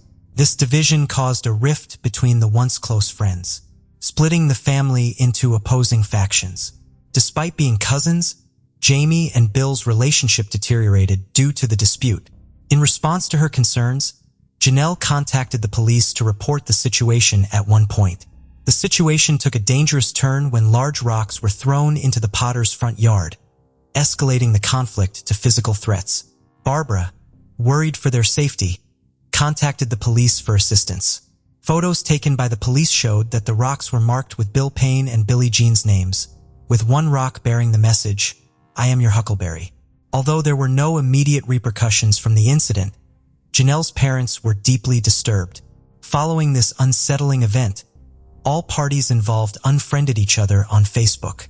With everyone unfriended, one might assume that this would be the end of the saga. However, it was far from over. On January 31st, 2012, around 10:30 a.m., the Johnson County Sheriff's Office in Tennessee received a troubling 911 call. A close acquaintance of Billy Payne and Billie Jean, who had visited their residence that morning, made a distressing phone call. She had discovered the couple's back door wide open upon arrival and was met with a horrifying sight upon entering. The young parents had tragically been shot and killed in separate rooms. Despite the harrowing circumstances, their 7-month-old son was found unharmed in his mother's arms, albeit covered in blood. Remarkably, Tyler remained eerily silent throughout the ordeal. The occurrence of murder was a rare occurrence in their tight-knit small town. Local law enforcement promptly notified the Tennessee Bureau of Investigation upon learning of the double homicide, recognizing the need for additional resources to handle the case. From the very beginning, investigators understood that this particular homicide case would be far from ordinary. The crime scene offered no discernible clues and forensic evidence was noticeably absent. Post-mortem examinations failed to provide any significant new information beyond what law enforcement already knew. Although 2 bullets were recovered from the scene, the absence of the murder weapon severely hindered investigative leads. Initially, authorities considered the possibility that the violence seen at the couple's home was the result of a domestic situation, potentially a murder-suicide. However, as they conducted interviews with the couple's friends and family to piece together their lives, this theory quickly lost credibility. The authorities also explored the notion of a drug-related altercation given the presence of methamphetamine residue at the scene. Mountain City was grappling with drug-related issues, and Bill had a history of drug use, leading to speculation that the crime may have been drug-related. However, this theory was ultimately dismissed due to the lack of any stolen items from the house. As authorities continued their search for clues, news of the double murders spread rapidly throughout the small town, sending shockwaves throughout the entire community. However, the increased awareness also resulted in speculation and suspicions being directed towards specific individuals. On February 1st, 2012, the day after the murders, Chief Deputy Joe Woodward of the Johnson County Sheriff's Department, accompanied by Tennessee Bureau of Investigation agents, conducted an interview with Janelle and her parents, Barbara and Marvin, at their home. Unbeknownst to them, the interview was covertly recorded. Initially sympathetic, the Potters soon took a defensive stance. Eventually, Janelle began revealing the animosity between the two parties, even mentioning Bill's drug use during the conversation. The focus then shifted to Jamie, considering his recent fallout with his cousin and its potential relevance to the case. Detectives believed it was important to discuss his dynamics with the family. To their surprise, Janelle appeared to still be concealing her relationship with him. However, when questioned about her involvement in the murders, Janelle vehemently denied any responsibility. With no useful information obtained from the Potter family, the detectives found themselves back at square one. Nevertheless, on the second day of the investigation, they received a tip that would completely change the course of the interrogation. According to the tip, during the Facebook feud, Jamie had engaged in a heated argument with Bill, during which he allegedly threatened to harm him. Given their existing suspicions about Jamie and his motives, this tip was too significant to ignore. Without wasting any time, they brought Jamie in for questioning at the police station on February 2nd, 2012. Jamie explained to the detectives that Bill was upset because Jamie continued to support Janelle during the conflict on social media. After further questioning, the detectives directly asked Jamie if he was responsible for the murders of his own cousin, Bill, and Billie Jean, Bill's fiancée. Despite Jamie's denial, investigators still harbored suspicions about him. During the investigation, the police diligently carried out their tasks, analyzing ballistic reports, verifying alibis, and considering hearsay. For days after the tragic murders, the grieving loved ones of Billy Payne and Billie Jean bid their final farewells. On February 6, 2012, 2 days later, detectives decided to subject Jamie Curd to a polygraph test, which he failed miserably. The test results indicated that he had lied about his knowledge of the killer's identity. Consequently, the investigators brought him in for another round of questioning, this time with a determined effort to elicit a confession. After hours of interrogation, Jamie finally admitted to his involvement. He revealed that while Marvin carried out the murders, he stood by as a witness. Jamie even provided details of how he had slashed Bill's throat. The detectives concluded that both Marvin and Jamie were implicated in the killings, but they still needed to ascertain the extent of Janelle and Barbara's involvement. Unfortunately, Jamie could not provide a definitive answer to this crucial question. Just as the interrogation seemed to be coming to a close, an unexpected twist emerged. Jamie casually mentioned the Central Intelligence Agency, leaving the investigators perplexed as to why he would bring it up.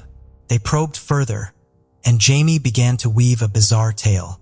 According to him, he had been exchanging text messages with someone named Chris, who claimed to be a friend of Janelle's and worked for the Central Intelligence Agency. Allegedly, Chris's role was to protect Janelle from her enemies.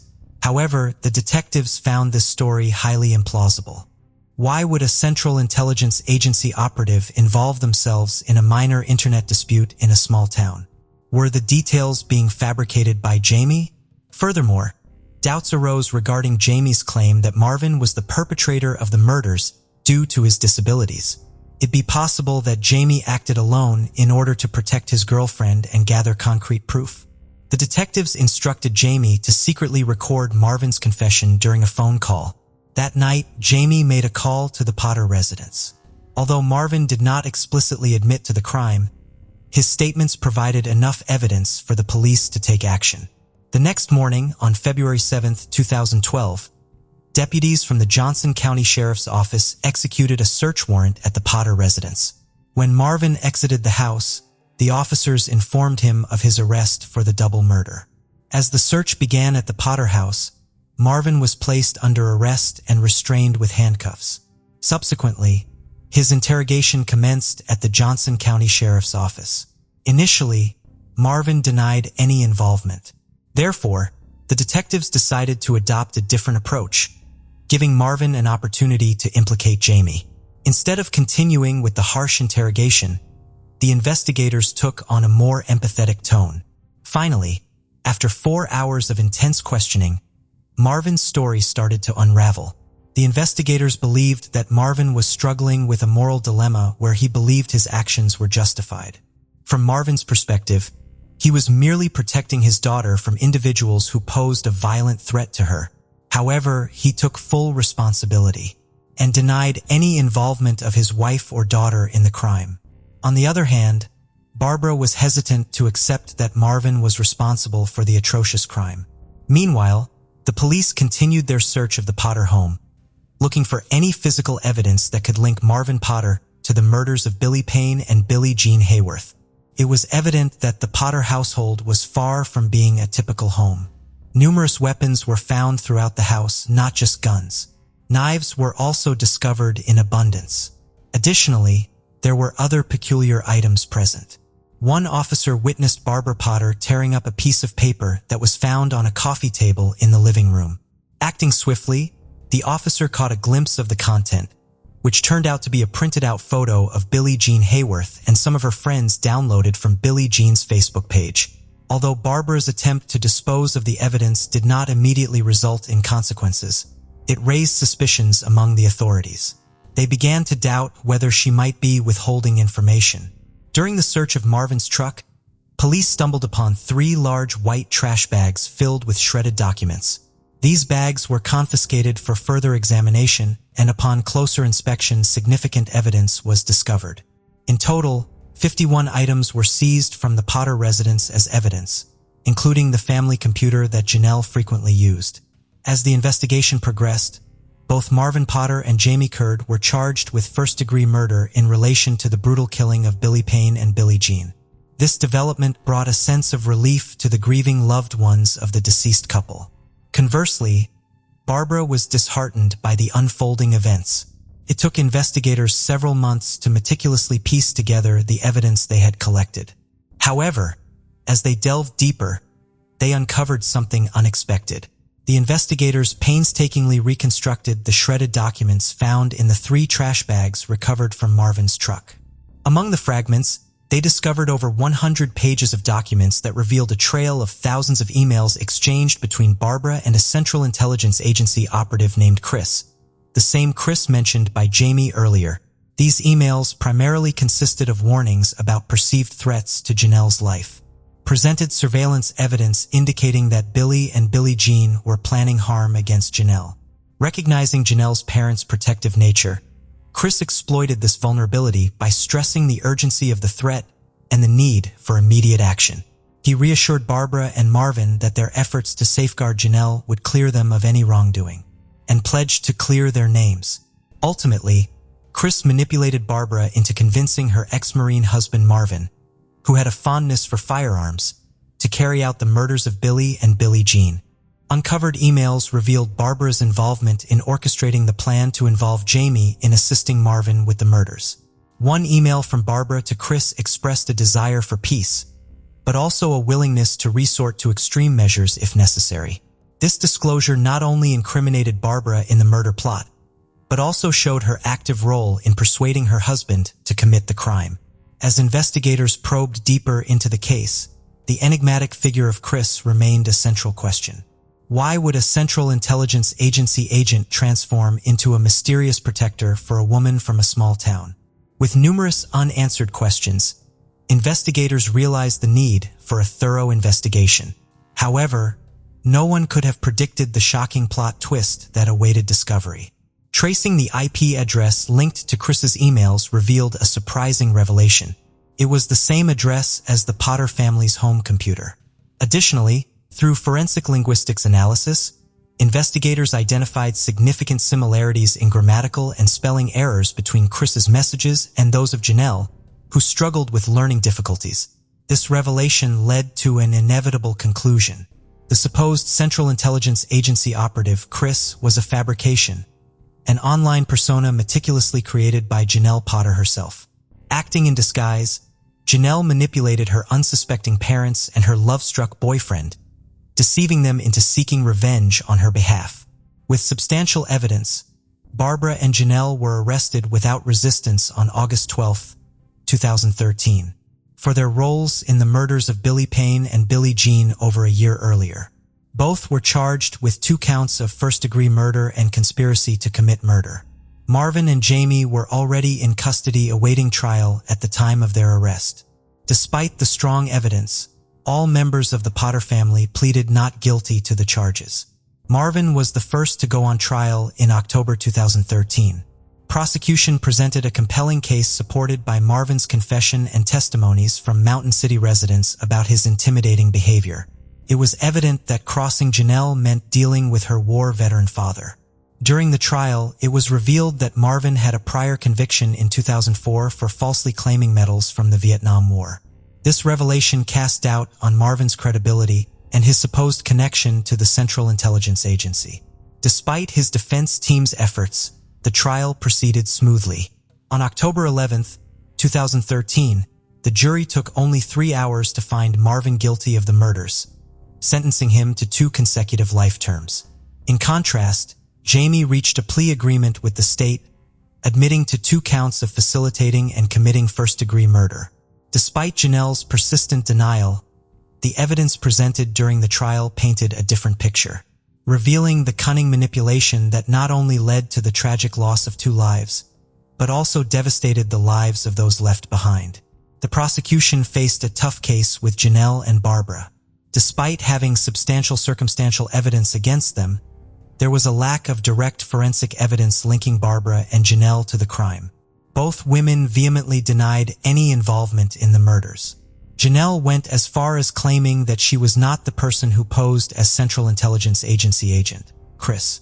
Barbara maintained that someone else had used her email address to communicate with Chris, and she argued that it couldn't be proven that she was the one who typed those emails. To secure a conviction in their favor, the prosecution needed to convince the jury that both women were guilty of murder, even though they were not physically present at the murder scene. During the initial 4 days of the trial, the prosecution relied on digital evidence to demonstrate that Janelle, pretending to be the fictional Chris, had deceived her parents and boyfriend Jamie in the year leading up to the murders. She orchestrated the killings of Billy and Billie Jean without physically participating in the act. On the other hand, Barbara was portrayed as an active participant in the deadly conspiracy. Then, the prosecution called their key witness, Jamie Curd, to testify. Unfortunately, the testimony did not unfold as expected. When asked if Barbara and Janelle conspired with him in the crime, he answered no. Despite this surprising testimony, the prosecution had one last card to play. They asked him to recount the events of the day of the murders, and this provided crucial evidence that Janelle had prior knowledge of the planned crime. The prosecution further emphasized that no evidence was ever found to support Janelle's claims that Billy or Billie Jean had threatened her or her family. They argued that the entire ordeal stemmed from Janelle's jealousy, particularly her inability to win Billy Payne's affections. It was also revealed that two women had previously obtained restraining orders against Janelle on separate occasions. In May 2011, the first incident took place when a woman claimed that Janelle had started harassing her after she removed her as a friend on Facebook a few months earlier. Janelle allegedly made harassing phone calls to her, ranging from 5 to 20 times a day. Another woman also came forward in the same month with similar accusations against Janelle. However, Janelle's defense team had a strategy in place. They brought in two expert witnesses to testify. The first witness was a cybersecurity expert who argued that IP addresses only identified devices, not specific users, and therefore couldn't definitively prove who had used the computer. The second witness was a neuropsychologist who had evaluated Janelle, and the evaluation confirmed that she was essentially functioning as a child and lacked the mental capacity to have orchestrated such crimes. The courtroom was filled with witnesses, but one particular prosecution witness stood out. Chris Jaden, a police officer from Delaware who had gone to high school with Janelle, was an unexpected witness. Surprisingly, Janelle had stolen Chris's identity for her online persona. The real Chris barely remembered Janelle, as they hadn't seen each other in almost 15 years. It seemed that Janelle had been fixated on Chris for a long time. She had downloaded photos of Chris from the internet to create a fake Facebook profile that she used to deceive her parents. Chris, however, had never interacted with Janelle or knew anyone named Billy or Billie Jean. After both sides presented their arguments, the jury deliberated for 5 hours following the 8-day trial. Eventually, the verdict was reached, finding both the mother and daughter guilty. On July 7, 2015, more than 3 years after the brutal murders of Billy Payne and Billie Jean, Barbara and Janelle were given 2 consecutive life sentences. During the sentencing, Bill's mother, Beverly Garland, delivered a poignant victim impact statement. Case presented a puzzling scenario where a person with emotional difficulties, supposedly functioning with a childlike mentality, managed to manipulate her family in a significant way. In a 2016 interview, Barbara expressed remorse for her actions. Her desire for a new trial was granted in August 2021 following the approval of one of her appeals. The argument made was that she deserved a fresh trial due to her original lawyer's conflict of interest in the 2015 trial, as he also represented her husband, Marvin. However, in November 2021, Barbara opted for a guilty plea, resulting in a reduced sentence of 25 years. On the other hand, Janelle continues to assert that she was a genuine victim of cyberbullying and denies any involvement in the murders. Over nearly 2 decades, Keith Hall concealed a significant secret from society. Not only was he a notorious pimp and drug addict, but he harbored an even more sinister side that remained unknown to all. In 2002, Keith committed the heinous act of murdering 19-year-old Rachel Wilson, his toxic partner. Through a web of deceit spun for the authorities, he skillfully evaded detection. However, when Rachel's remains were discovered years later, his game was finally up. How did this series of events unfold? This narrative will transport us to Middlesbrough, England, a town that was once a humble farmstead housing fewer than 30 individuals. Over time, the area underwent industrialization and experienced a surge in population. Presently, Middlesbrough is renowned for its football club and iconic transporter bridge. Regrettably, the town has also grappled with a significant issue of sex trafficking, with girls as young as 16 being coerced into prostitution. Rachel Wilson, as described by her family, was a vibrant, lively, and mischievous individual. It appeared as though she had a promising future ahead, with no foreseeable troubles.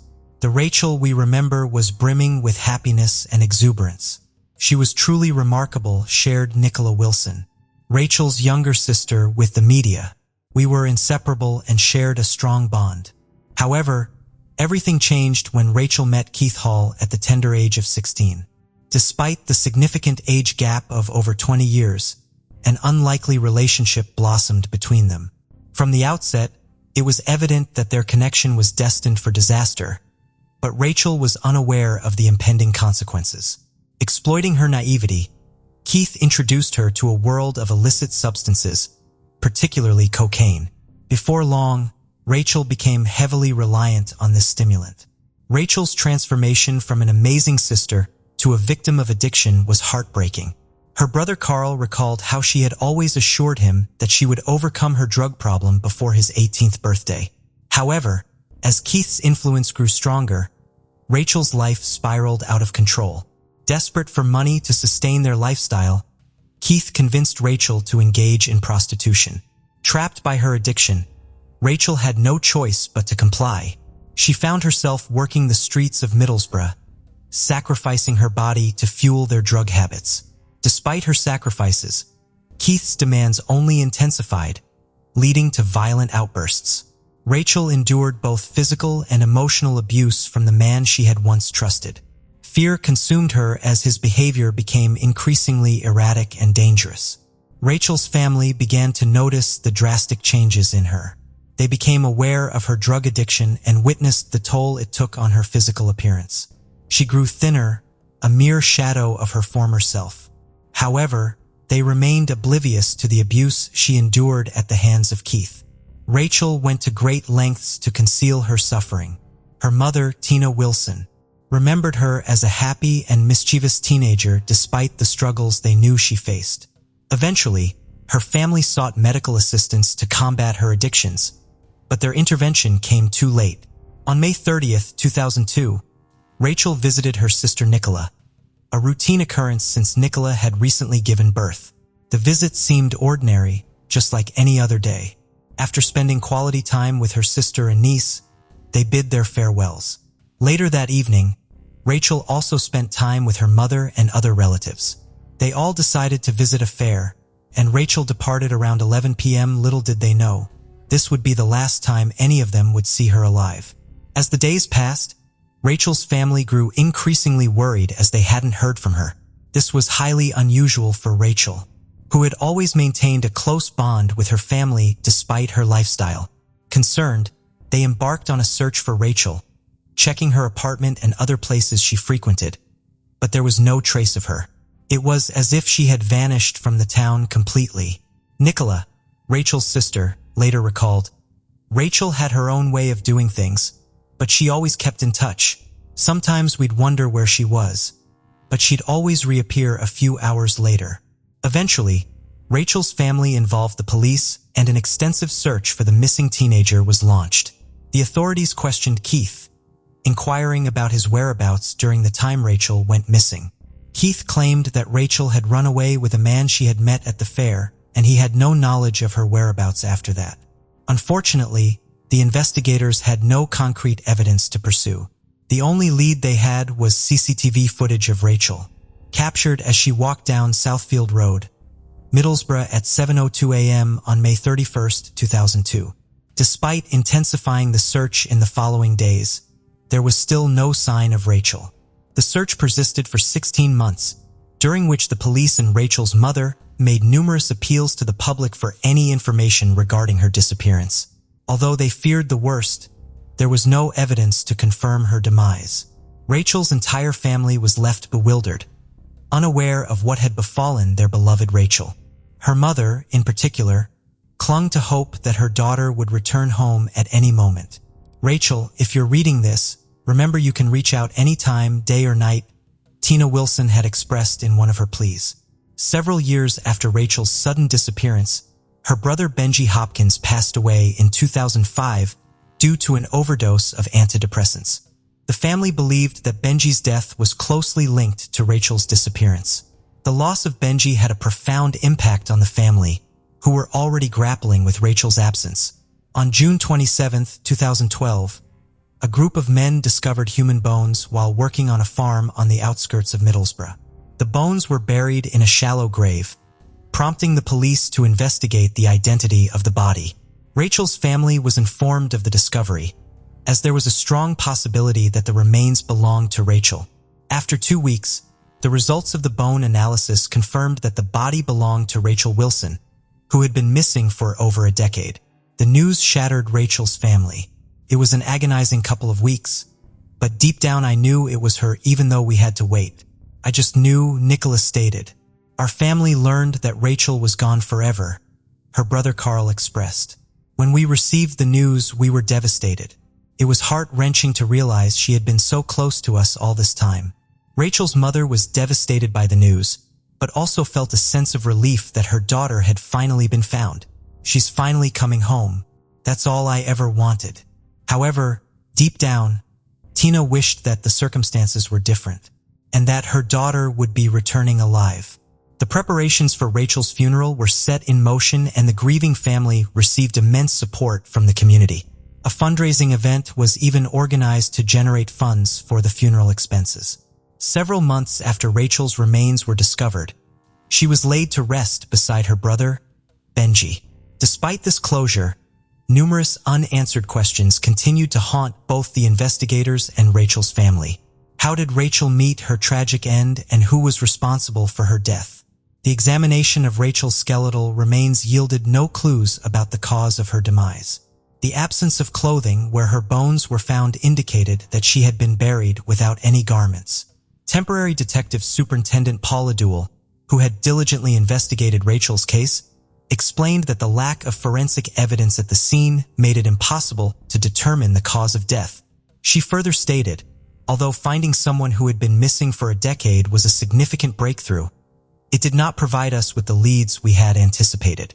Determined to unravel the truth, investigators tirelessly worked day and night. However, before they could make substantial progress, Rachel's father, Bernard Wilson, tragically passed away. This devastating loss added another layer of grief to the already mourning family.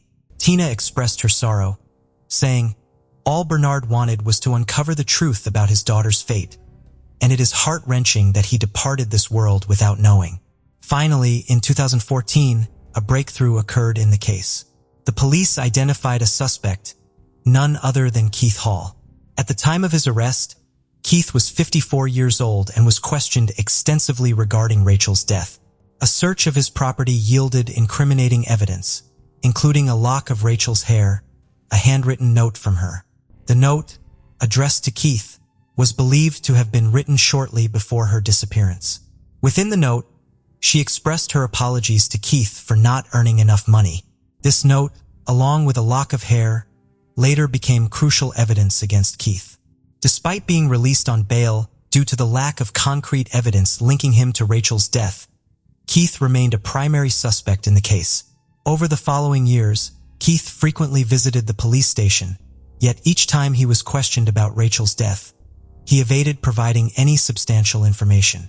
In 2018, a special grant was allocated to the police department's investigation unit, allowing for increased efforts in solving Rachel's murder.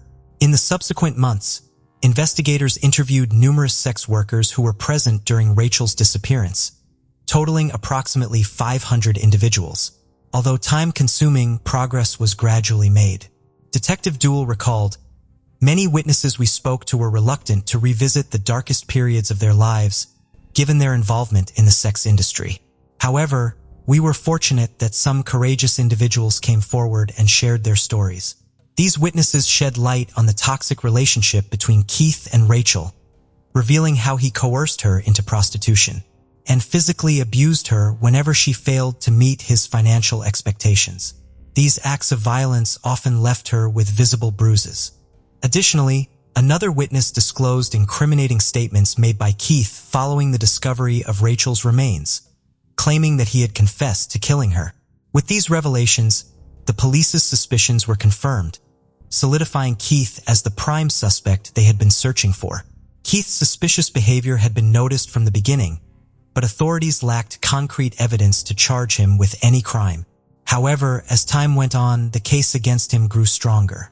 Investigators meticulously reviewed hours of CCTV footage surrounding the time of Rachel's disappearance, in addition to gathering witness testimonies. It was during this process that they observed a purple Vauxhall combo van frequently seen in the Middlesbrough area, which they believed was connected to Rachel's murder. Further investigation led them to link the vehicle to Keith. With this mounting evidence, investigators began to piece together the events leading to Rachel's tragic end. They theorized that after Rachel left her family on the day she went missing, she continued her usual work throughout the night. At some point, she encountered Keith, who became enraged by her earnings for the day. This confrontation escalated into physical abuse, and investigators believe that Keith went too far, ultimately causing Rachel's death. Realizing the gravity of his actions, Keith decided to cover up the crime. Authorities suspected that he waited a few days before loading Rachel's lifeless body into his van and disposing of it on a farm where her remains were discovered a decade later. Although this was the prevailing theory, Keith never provided an account of the events or his motives for killing Rachel. In December 2019, he was formally charged with her murder, as well as additional charges of living off immoral earnings and perverting the course of justice. The latter charge stemmed from his attempts to manipulate a key witness into lying to the police. Despite the overwhelming evidence against him, Keith maintained his innocence and pleaded not guilty. A trial date was initially scheduled for June 3, 2020, but due to the outbreak of the coronavirus pandemic, it was postponed to October 6th of the same year. The trial date was once again rescheduled until May 11, 2021, was ultimately agreed upon. On the day the trial was set to commence, he finally admitted that he was responsible for Rachel's death. Although he denied the murder charge, he pleaded guilty to the lesser charge of manslaughter. Additionally, he pleaded guilty to the other two charges brought against him. Following his admission of guilt, a spokesperson for the Crown Prosecution Service, responsible for prosecuting criminal cases, addressed the media regarding the acceptance of Keith's plea for manslaughter.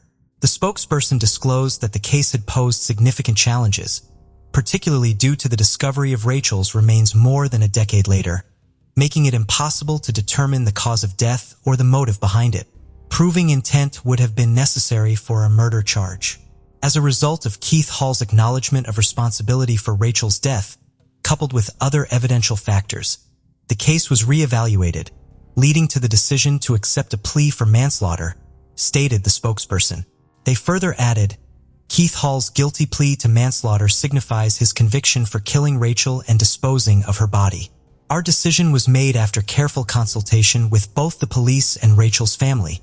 On November 1, 2021, Keith was sentenced to 18.5 years in prison for manslaughter, living off the proceeds of prostitution and perverting the course of justice. This brought a sense of relief to Rachel's family, who had waited 19 long years for justice to be served.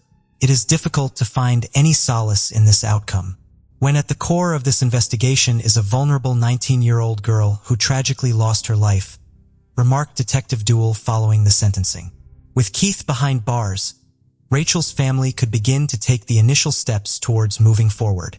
However, Nicola acknowledged that the road ahead would still be incredibly challenging for the family.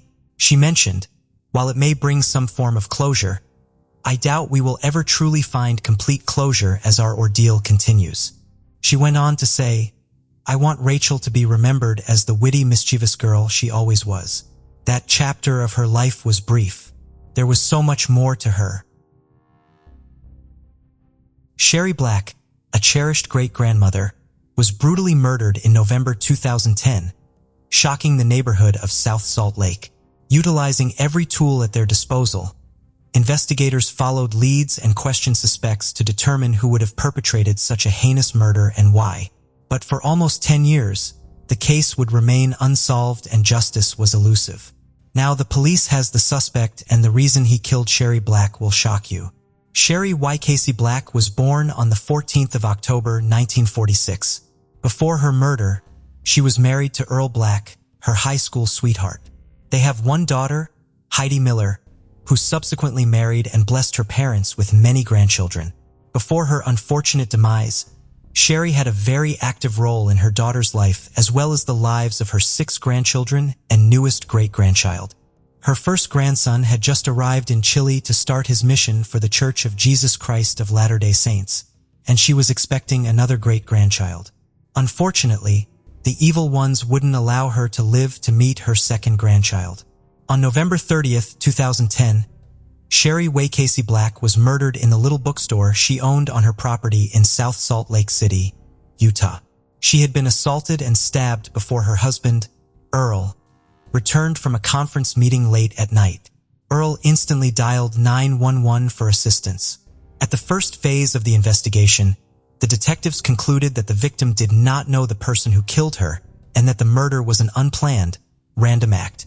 The South Salt Lake Police Department started a thorough investigation into Sherry Black's case, going about the neighborhood and asking the locals if they had heard or seen anything suspicious. While this was going on, Earl Black spent a significant amount of the evening in the police headquarters being questioned, as is customary in a case of this nature. The crime scene was searched for hints by detectives from the South Salt Lake Police Department and the crime scene responders from the Utah Bureau of Forensic Services laboratory system. They also reviewed surveillance footage from nearby cameras, spoke with locals and business owners, and processed the building for evidence. They discovered that the perpetrator was hurt while committing the murder and his blood was unknowingly left on a doorframe. A DNA profile was created using this blood after it had been submitted for forensic analysis. 10 years later, this would be necessary to crack the Sherry Black's cold case. The Combined DNA Index System, CODIS, was where the DNA profile was uploaded and the DNA profile continued to cycle through the database every week, in search of a match. Sadly, no match was ever discovered. This indicated that the offender had never caused harm to anyone where he might have left his DNA at a crime scene, or that he had never been apprehended and had his DNA properly obtained in connection to his arrest. Police found it especially puzzling that there didn't appear to be any robbery evidence at the crime scene. There were mountains of books, literally thousands upon thousands of them. It was challenging to determine whether any rare books had been taken, which the police initially suspected could have been a motive for the crime based on an inventory that Sherry had kept in her head. There was still money in the cash register and there were lots of valuable items that could have been taken but weren't. In order to ascertain what might have been left behind by the culprit and what belonged to Sherry, the investigators also talked with the family. Debbie Way Casey, Sherry Black's sister, stated that Sherry and Earl had been married since high school and had a very close bond. Their home was described as being always peaceful by neighbors. Everyone appeared to enjoy them. Her brother claimed that the bulk of her company's activities concerned online book sales. He never overheard her discussing problematic interpersonal or commercial ties. Nothing about Sherry's life or her work would make her particularly vulnerable to becoming a victim of a violent crime.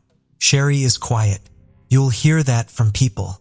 Very unassuming, kind and friendly though, and really knew her stuff. She knew books and she was successful at what she did. She had a good reputation in the trade for being honest and having integrity, said Kurt Bench, one of her colleagues in the bookstore business.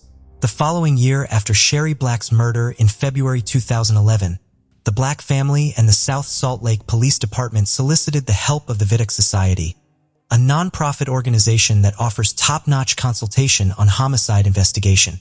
The specialists visited Salt Lake City to examine the case. The experts thought the attacker was familiar with the victim. Even though the interaction was really brief, the crime was planned and it had a sexual motivation. They also believed the culprit was a younger person, no more than 19 years old, who frequented the neighborhood. According to the expert, if the culprit was older, he was likely mentally challenged to have committed such a heinous crime. The Unified Police Department of Greater Salt Lake was also contacted for their assistance by the South Salt Lake Police Department, although their assistance was only restricted until 2015, when the South Salt Lake Police Department hired Unified Police Department cold case detective Ben Pender. Two of the Vidic experts, Richard D. Walter and Patrick J. Zerpali, independently traveled back to South Salt Lake City in May 2015 for a 2-week period to collaborate with the investigators on the case. Sorensen Labs in Utah produced a restricted genealogy profile of the culprit in 2017, using DNA from the crime scene. Detective Ben Pender later learned about Parbon Nanolabs and their work with phenotyping DNA while attending a cold case conference in Washington, D.C. In order to process the killer's blood evidence from Sherry Black's crime scene, the Unified Police Department hired Parabon, which produced a number of age progression pictures of the criminal. The case was officially transferred from the South Salt Lake Police Department to the Unified Police Department of Greater Salt Lake in March 2018, after almost 8 years, and Detective Ben Pender was designated as the lead detective. Sherry Black's family kept the case in the public eye throughout the quest for justice, in the hopes of finding fresh leads. On the anniversary of her passing, they conducted candlelight vigils, created incentives, and reported developments in the case when they became available. They also sought to garner media attention. Detective Ben Pender started using the help of Parabon Nanolabs to perform genetic genealogy in October 2018. Over the course of following 2 years, he collaborated with one Parabon specialist in an effort to pin down the perpetrator of this heinous act. Detective Pender started to visit potential ancestors of the criminal's family tree in April 2019. He and the genealogist might then use this to whittle down and rule out potential suspects as they narrowed down their focus. Detective Pender traveled all over the United States, visiting members on the family tree and asking questions that may eventually help to identify the murderer. He worked with the Parabon genealogist in between his travels, and she would recommend subsequent actions based on his findings and her research. The genealogist discovered that someone had submitted a DNA profile into GeneMatch in the fall of 2020. A few days before deciding whether Detective Pender was to travel east again or travel towards the west, the submitted DNA profile looked a whole lot closer to the murderer. The genealogist advised Pender to fly to Sacramento, California, and meet with a certain woman who turned out to be the crucial piece of the puzzle investigators were seeking for the Sherry Black's case. When Detective Ben Pender arrived at her house, she warmly invited him into her home after he introduced himself. She further allowed him to collect a DNA swab from her for analysis. Detective Pender met her adult son, who was home at the time. Pender had a conversation with her son and inquired about the possibility of him knowing about a child from his past. The man disclosed to Pender that a woman had long ago suggested that he might be the father of her child, but left the matter unresolved. He also consented to a DNA test. After fitting the puzzle pieces together in his head, Detective Pender was convinced he had finally met the right match. When it was determined that the man from Sacramento was the biological father of the person who killed Sherry Black, he took the information to the Utah Bureau of Forensic Services laboratory system. For processing, he was then able to use this information to track down the killer. After being located, the offender's DNA had to be lawfully obtained in order to verify a one-to-one match with the samples taken from the crime scene. Law enforcement secretly collected this sample, and they received the outcomes they had been seeking for 10 years. Adam Durbrow of Orem, Utah, who was 19 at the time of the murder, was consequently apprehended in October 2020, and accusations were made against him. When asked why he did what he did, Adam Durbrow said, "I went into the bookstore. I had no intention at all to do anything. It was a bookstore. I love books. I don't know why this happened." Following his arrest, Sherry Black's grandchildren spoke to the judge about how Adam Durbrow caused them trauma and how their grandmother's passing affected their lives. They further claimed that their mother and grandfather suffered even more grief as a result of Sherry Black's death. They then requested a life sentence for Durbrow without the possibility of parole, and said they did not want to worry about the whereabouts of the person who killed their grandmother any longer. "For 11 years, I've had to live without Sherry. My life will never be the same. She was beautiful and caring, as everyone has stated. What a wonderful woman she was. But I don't have her anymore. Instead, I have the memory of coming home and finding her. That's what I have left," Earl Black said in court. Adam Durbrow avoided a trial by entering a guilty plea a year later. For months later, he was given a life sentence without the possibility of parole. Kyoto. Once the capital of Japan, is home to 17 World Cultural Heritage Sites and has long been a favorite destination for tourists, expats, and backpackers from all over the globe. Famous for its stunning ancient temples like the Golden Kinkakuji and the magical Kaya-Mizudela, it is also world-renowned for its charming winding streets and serene gardens. As the cultural heart of Japan, Kyoto is the last place anyone would expect a mass murder to occur. However, on a humid, Overcast morning on the 18th of July, 2019, one man's quest for revenge over a perceived act of plagiarism would shock the world and take the lives of 36 people, causing serious injuries to a further 34, making it the deadliest attack on Japanese soil since the end of the Second World War. With the likes of Studio Ghibli's Spirited Away and My Neighbor Totoro, as well as many other cult favorites such as Sailor Moon and Gundam, anime is a $2 billion industry and has long been a key aspect of Japanese culture, enjoyed by children and adults alike from all over the world. Kyoto Animation, known as KyoAni to its scores of loyal fans, started life as a small and humble animation studio first established in 1981 by charismatic husband and wife team Hideaki and Yoko Hata.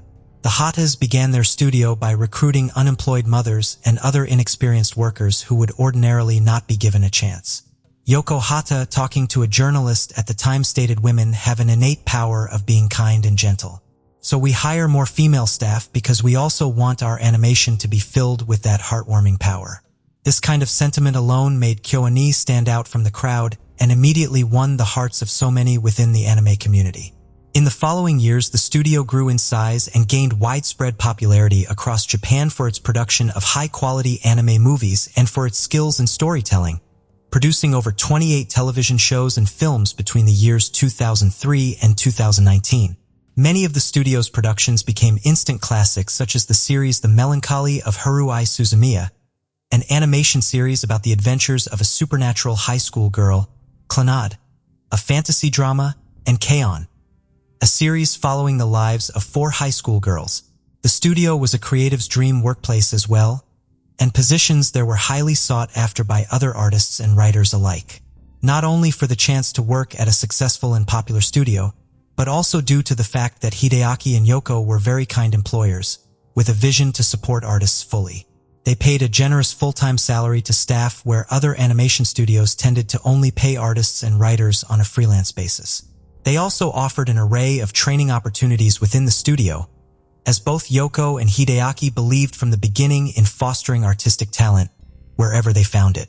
One way in which the studio discovered new talent and up-and-coming artists was by running the annual Animation Awards competition, a yearly cash prize contest open to professional and amateur writers alike, and offering the chance for lucky winners to have their stories published and adopted by the studio. Unbeknownst to Hideaki and Yoko Hata and others at KyoAni, it would be the same competition that would spark a hatred so deep in one man and flame his obsession with revenge, culminating in one appalling act of violence. The morning of Thursday, the 18th of July, started pretty typically for the employees of the KyoAni Studio 1 building. The day, though overcast, was already growing humid, and the cicadas could be heard buzzing continuously in the trees jotted along the roads, leading to the busy Rokujizo train station in the residential area of Fushimi, where Studio 1 was located. From the outside, Studio 1, the animation company's main base of operations, was just an ordinary-looking old-fashioned and simple 3-story building, connected by a single iron spiral staircase. But the inside was very much different. The interior had a buzzing but very relaxed and creative atmosphere. Tatami mats were laid out on the floors, as is Japanese custom in the home. Employees walked around barefoot or in slippers. There was even a space in the corner of the second floor for taking a nap if artists wanted to catch up on sleep after lunch. The Hatas always wanted their company to have a family feeling to it, and Studio 1 was a testament to that. Around 70 artists, writers and animators were gearing up for another hectic day of creating whilst chatting and laughing about their plans for the weekend. Amongst them was 22-year-old Yuka Kusuma and 23-year-old illustrator Yuki Amora, who had both only just recently joined the studio after graduating from university. Yuka's mother would later say about her daughter that her dream since she was a young child was to go into the animation industry. At around 10:30 a.m., a disheveled and heavy-set man wearing spectacles, a sweat-stained red t-shirt and dirty stone-washed jeans burst through the front doors of the studio carrying a 40-liter liquid container and shouting, "Die, die, die." The man then began frantically splashing gasoline around the entrance, hallway, and overshocked studio employees who attempted to stop him. A desperate struggle ensued, but the man pulled out a lighter and ignited the fuel, causing what many witnesses recalled as a large flash and explosion. A middle-aged man who was working at a housing exhibition near the studio at the time told reporters after, "I was in the office around 10:30 and suddenly I heard an explosion. When I went outside, I heard another large explosion. I could see there were flames and smoke mainly on the second and third floors of the studio, and some people were evacuating. The smoke was rising quickly and it was really thick. So I immediately called the fire department." Engulfed in flames, the culprit fled screaming from the building where he was pursued by 2 studio employees, and with the aid of police officers later, he was wrestled to the ground in a courtyard around 100 meters away. As the badly burnt man struggled with police, he repetitively shouted, "They plagiarized my work. I did it because they stole my novel," and he demanded to speak to the president of the studio. Police restrained the man who had severe burns on his legs, chest and face until backup arrived. Officers also discovered knives and bladed weapons concealed in a bag near the studio that belonged to him too. Due to the very common occurrence of earthquakes in Japan, the vast majority of smaller buildings, such as the 3-story Kyoto Animation Studio 1 building, are constructed with wooden frames, which can cause fires to spread with chilling ease. Heartbreakingly, this would also prove to be the case with Kyoani, which due to its designation as a small business building, also lacked sprinklers and fire extinguishers throughout its premises. The flames spread and grew ferociously within seconds, trapping most of the terrified employees, including Yuka and Yuki, inside the building and forcing them up the single spiral staircase to the smoke-engulfed second and third floors, where many of them collapsed due to suffocation or succumbed to the flames and died. Firefighters would later state that the fire had grown to the unbelievable temperature of 957 degrees Fahrenheit. Bystanders on the street outside could only watch helplessly in horror as screams and shouts drifted from the building, which was now submerged in smoke. The extreme heat and toxic fumes drove many of them back as they desperately awaited for the fire brigade to arrive on scene. 81-year-old Ken Okamura, who lived close to the studio, told reporters the next day that he saw several women jump from the burning building's second floor. They were so badly burned that blood was coming from their noses and all of their clothes, but their underwear were gone, he said. Another witness was 74-year-old Hatsumi Yamashita, who taught dance at the local community center, where many of the injured were brought to receive immediate emergency treatment. The dance teacher told reporters she thought one of the girls was wearing a jet black outfit. However, when she looked closer, she realized to her horror that when the girl laid down on the floor, she was so burned that she was almost naked. "I could never forget this young woman," Ms. Yamashita said. On this tragic morning, the studio president Hideaki wasn't at Studio 1. He had been preparing for an interview with a major Japanese television channel about some animation work that they had created for the 2020 Tokyo Summer Paralympics across the city at Studio 5. It was just as the interview was coming to a close at around 10:33 that he received a call from one of his employees, informing him that there was a fire at Studio 1. He later stated he wasn't overly concerned at the time. The member of staff who had called him didn't seem alarmed, and Hideaki wrongly assumed one of the animators had set up a fire alarm, or that there had been a small confined fire in the staff kitchen. He brushed off the call and continued his morning as usual, making preparations for an early afternoon business meeting at Studio 1, telling himself he would find out soon enough what had been the cause of the telephone call. It would only be a short while later, as he was driving towards Studio 1, that he noticed the thick black smoke and heard the wailing sirens. He began to worry. He called his wife Yoko on her cell phone. He knew she wasn't scheduled to be at Studio 1 that day, but was relieved to know that she was safe, though she also didn't know what was happening. Unable to progress further in his car due to the firefighters blocking off the streets, the 69-year-old CEO parked quickly on a side street and ran towards the billowing clouds of smoke and the studio that he and his wife had dedicated their entire lives to building up. As soon as he got to the scene and saw the scale of the fire, he knew there was nothing he could do. He stumbled upon a small group of his employees sprawled out on the ground in an alley, coughing and crying, their clothes and skin black with smoke. He asked them what had happened, and when no one could really answer, he fell to his knees and embraced them. He would spend the rest of the day at the scene unwilling to leave, trying to help and console his surviving employees in any way that he could, trying to understand what had happened. For the husband and wife team of Hideaki and Yoko Hata, life and their beloved studio would never be the same again. The fire would rage for 5 hours, until 30 fire engines and countless brave firefighters managed to get the blaze under control and then finally extinguish it at approximately 6:20 a.m. the following morning. The atrocity would instantly claim the lives of 34 people, 20 of them women and 14 of them men, with 2 more victims later dying in hospital from their injuries. Tragically, the firefighters would discover many of the dead on the spiral staircase leading up to the roof. Their bodies so badly burned they could only be identified by DNA testing. In the coming days, all that would remain of Kyoto Animation Studio 1 building was a charred and destroyed shell. Piles of flowers gathered at the site by the hour, and it would remain a shrine to the dead until it was formally demolished on the 28th of April, 2020. People across Japan and the world were heartbroken and disgusted by this attack. Every person who heard the awful news had 2 simple questions. Who would do something like this, and why?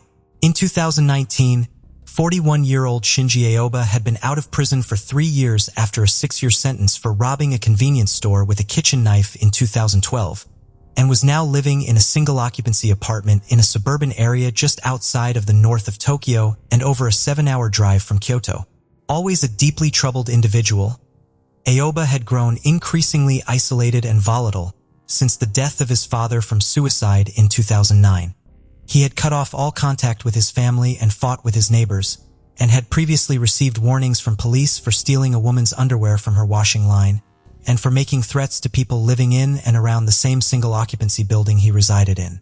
People often saw him skulking around the neighborhood late at night on his bicycle, always unwashed and always wearing the same clothes. Most avoided him as much as possible. In the days following the arson massacre, a neighbor living on the floor above Alba's told reporters anonymously that he was relaxing in his apartment a few weeks before the attack, when he heard a furious banging from the outside and someone trying to get into his home. When the neighbor tentatively opened the front door, a disheveled and sweating man he recognized as the troubled Alba were standing there. When the neighbor asked what he wanted, Alba attacked him, shouting, "I will kill you." The attack was completely unprovoked, and the shocked and frightened neighbor quickly locked himself in the apartment and later reported it to the police. It was just one of many such incidences reported to the local police in the months and weeks leading up to the massacre. A 37-year-old woman who lived across the street from Alba's building later stated to journalists that she frequently saw the police and ambulance crews attending disturbances at his apartment, where loud music was often played through open windows to the annoyance of many. It seemed to everyone who had witnessed Alba's behavior that he was very unstable and could be violently triggered by the smallest of things. It would only be a matter of time before something pushed him over the edge completely. Unbeknownst to everybody, Alba's fuse had been lit the year previously. On November 18, 2018, Alba was sat in his apartment watching anime, which he now did with the majority of his time. He didn't have any friends or hobbies, and anime and video games had become his only remaining connections to society, people, and real life. On this day in particular, he was watching the 5th episode of the popular KyoAni series, named Surun, an animation about a group of high school boys in the archery club trying to make it to the national tournament, whilst also overcoming other life problems. This episode would infuriate Alba, sending him into a dark and bitter rage. In the episode of Surnei, there was a brief scene where the anime's protagonists buy meat that is discounted because it is past its sell-by date. Alba glared at the television, unable to believe what he was watching. He had written the same exact scene where a protagonist buys discounted meat that is past its sell-by date, and had written it in a novel he'd submitted to KyoAni's annual animation awards competition in the years previously. The fact that the coincidental scene was a very minor and completely inconsequential one was utterly lost on Alba. He became fixated on the idea that KyoAni had rejected his submission and then they had stolen his idea, plagiarizing his work and ripping off his novel. Alba became obsessed. It was in this same period of time that the studio received a deluge of anonymous death threats by email that numbered in the hundreds, and the police had been called in to patrol the main studios for a brief time. The emails could never be tracked down by the authorities due to the author using a particular software that blocked all tracing attempts. The police patrols gradually decreased as the death threats ceased. It would only be after the massacre and apprehension of the killer that the death threats and ALBA would be linked, though not ever concretely proven. 4 days before the Studio One massacre, a 27-year-old company employee, who later gave his name to the media simply as Matsumoto, was lying on the sofa in his apartment watching a sports live stream on YouTube when the person in the apartment above his started banging on the floor. Assuming the upstairs neighbor was assembling furniture or rearranging their apartment, Matsumoto simply turned up the volume on his sports game and tried to ignore the noise. However, it was only moments later that the neighbor in the apartment next to his started violently thumping on the wall. This caused a chill to run down his spine, as the neighbor now seemingly attacking the shared wall was the neighbor from hell, Shinji Aoba. Matsumoto had been living next door to Aoba for a couple of years, and was scared of him, stating he always was noisy, dirty, and rude, as well as being known for violence. He said he smelled terrible, really bad. I'm sure restaurants wouldn't let him in because of the way he smelled. When Alba started beating on his front door, Matsumoto attempted to ignore it. But when Alba returned to his apartment and started throwing objects against the wall, Matsumoto decided to try and talk to him. He went outside into the corridor and knocked on Alba's front door. When there was no answer, he shouted through the letterbox that it wasn't him making all the loud noises, but an upstairs neighbor. The door suddenly opened and out came Alba, grabbing the younger, smaller man by the throat and hair, shouting, "You're too loud. Shut up. I'm going to kill you." When Matsumoto again tried to explain to the enraged Alba that the noises hadn't come from his apartment, but the one upstairs, Alba screamed in his face, "It's irrelevant. You're annoying. I'll kill you. I have nothing to lose." Shaken, Matsumoto fled the building to the nearest police station to report the incident. But when police finally arrived at Alba's apartment to talk to him, he had seemingly gone missing. Matsumoto would later go on to state that Alba's eyes had looked, quote, insane that night. The following day, Alba was witnessed riding the high-speed bullet train from Saitama to Kyoto, where he checked into a cheap motel in a downtown area situated close to many popular tourist destinations and night spots. In the days leading up to the mass murder, still wearing the same bright red t-shirt and stonewashed jeans he had been wearing the night of the confrontation with his neighbor Matsumoto, Alba was witnessed by locals and captured on CCTV numerous times in the proximity of the Studio One building. On Wednesday, the day before the attack, Alba strolled into a hardware store and purchased a 4-wheeled push trolley. That afternoon, he pushed the trolley over 6 miles to a gas station where he filled up 2 red plastic containers with over 10 gallons of gasoline. He then loaded the containers onto the trolley, paid for the gas, and wheeled the trolley towards a disused and abandoned child's play area situated underneath a motorway underpass. It was here, in this lonely and deserted area, that he concealed the gas containers that he would use in the appalling attack the very next day. A day that would change the lives of everyone involved and change Japan forever. Confusion was rife in the hours and days following the attack. Friends and family tried desperately to reach loved ones who worked in the Studio One building. Authorities published lists of survivors and staff members who had been taken to nearby hospitals, and many family members were left bereft when they couldn't find the names of their loved ones on the hospital admissions or on the lists released to the media. 69-year-old Kazuo Okada, whose granddaughter Megumi Ono worked in Studio One and who hadn't been accounted for, told television reporters on the day of the fire that Megumi was my pride. Her name started appearing on the screens of anime movies. I was so happy to see that. I was proud of her. I want to see her face soon. It wouldn't be until over a week later that 21-year-old Megumi's fate would be conclusively determined through DNA analysis. Tragically, she had been another victim. As Japan mourned, new laws were passed making it more difficult to purchase large amounts of gasoline in plastic containers, and buyers now have to give their full details and an explanation for the purchase, which is all kept on record. Kind fans and supporters from across Japan and the rest of the globe came together, making charitable donations to a GoFundMe for the studio, raising over $2.3 million for the victims and their families. A large majority of survivors returned to work as soon as they were able to, going back to the jobs they loved, continuing to create the animation that brought so much joy to so many people and honoring the memories of their friends and coworkers who had passed away. Upon hearing that the motive for the mass murder was revenge over a perceived act of plagiarism, The hatters and staff members went back over past competition entries and did in fact find a submission from ALBA, but it in no way resembled the scene that sent him over the edge, and had no similarities whatsoever to any scenes from any of the other studio's many works. Following the attack, he was taken by police guard to the intensive care unit at the hospital. He continuously admitted to setting the blaze as an act of revenge, telling the detectives, "I lit the fire because Kyoani stole my novel." He also told police and hospital staff that he expected to get the death penalty. Suffering from severe burns to most of his body, he soon lost the ability to speak and could only breathe with the aid of a respirator. He also received multiple skin grafts, and police waited until he was healthy enough to be arrested and charged. That day finally came on the 27th of May 2020.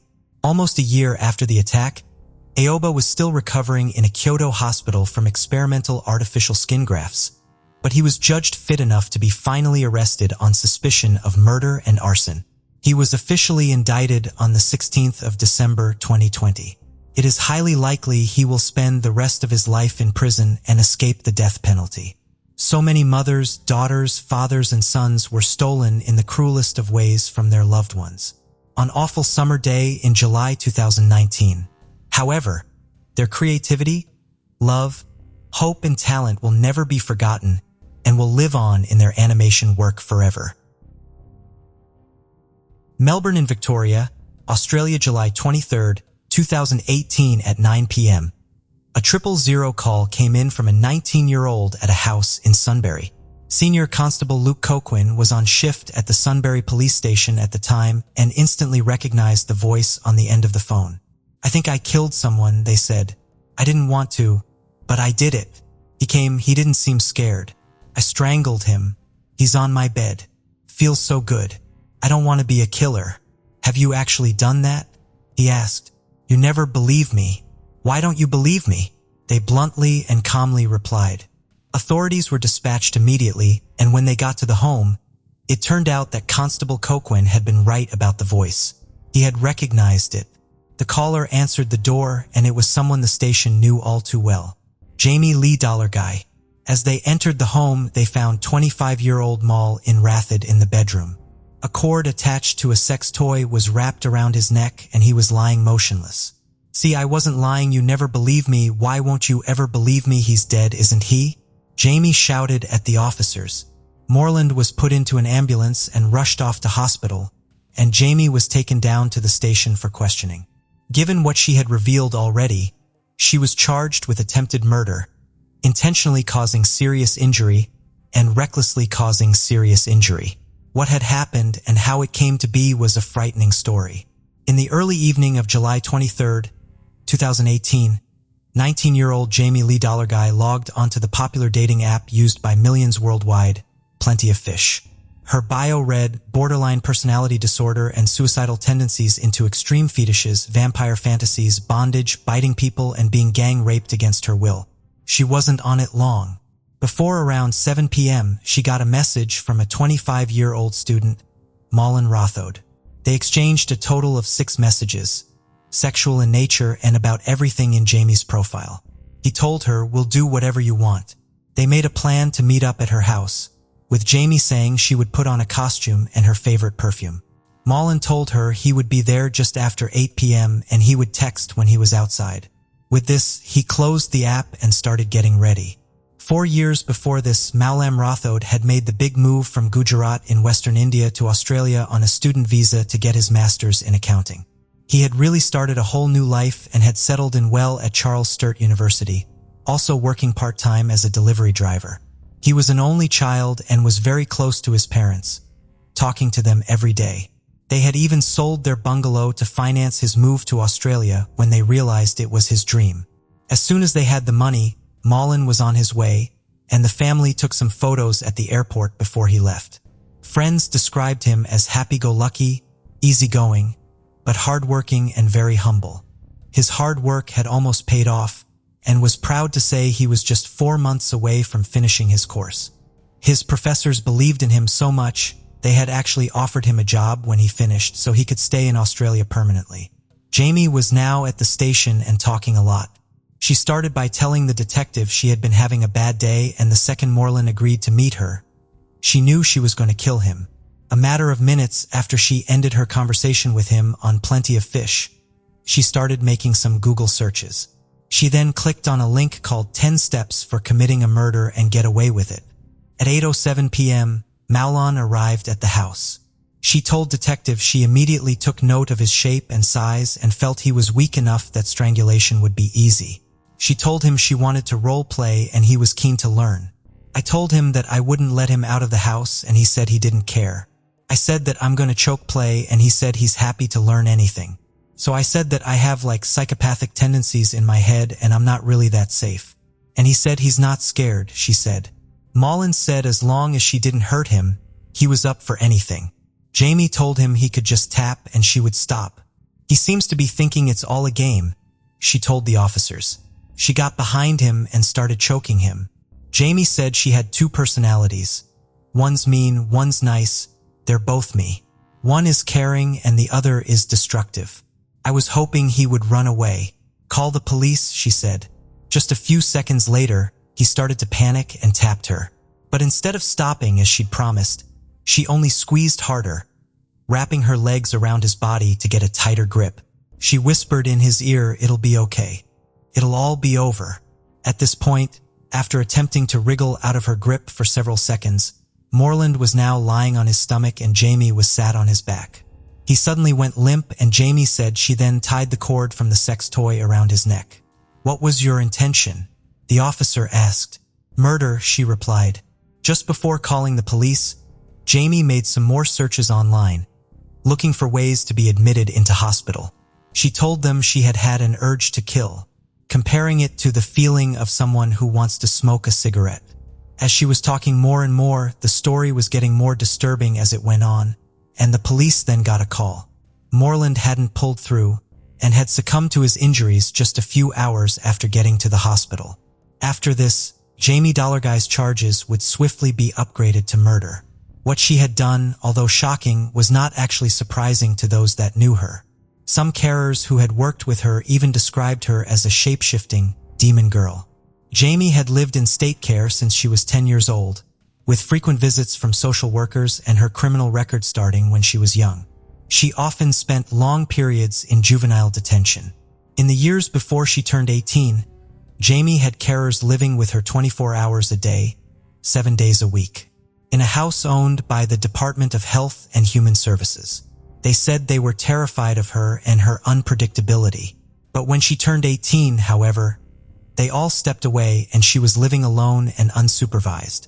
As soon as they left, neighbors said the police were there for a lot of various reasons, including noise disturbances, fighting, and welfare checks.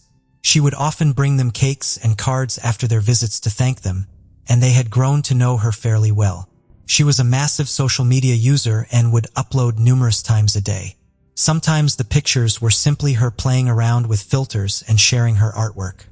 And sometimes they were lengthy paragraphs about her childhood trauma, sexual abuse, and the issues she had with her body.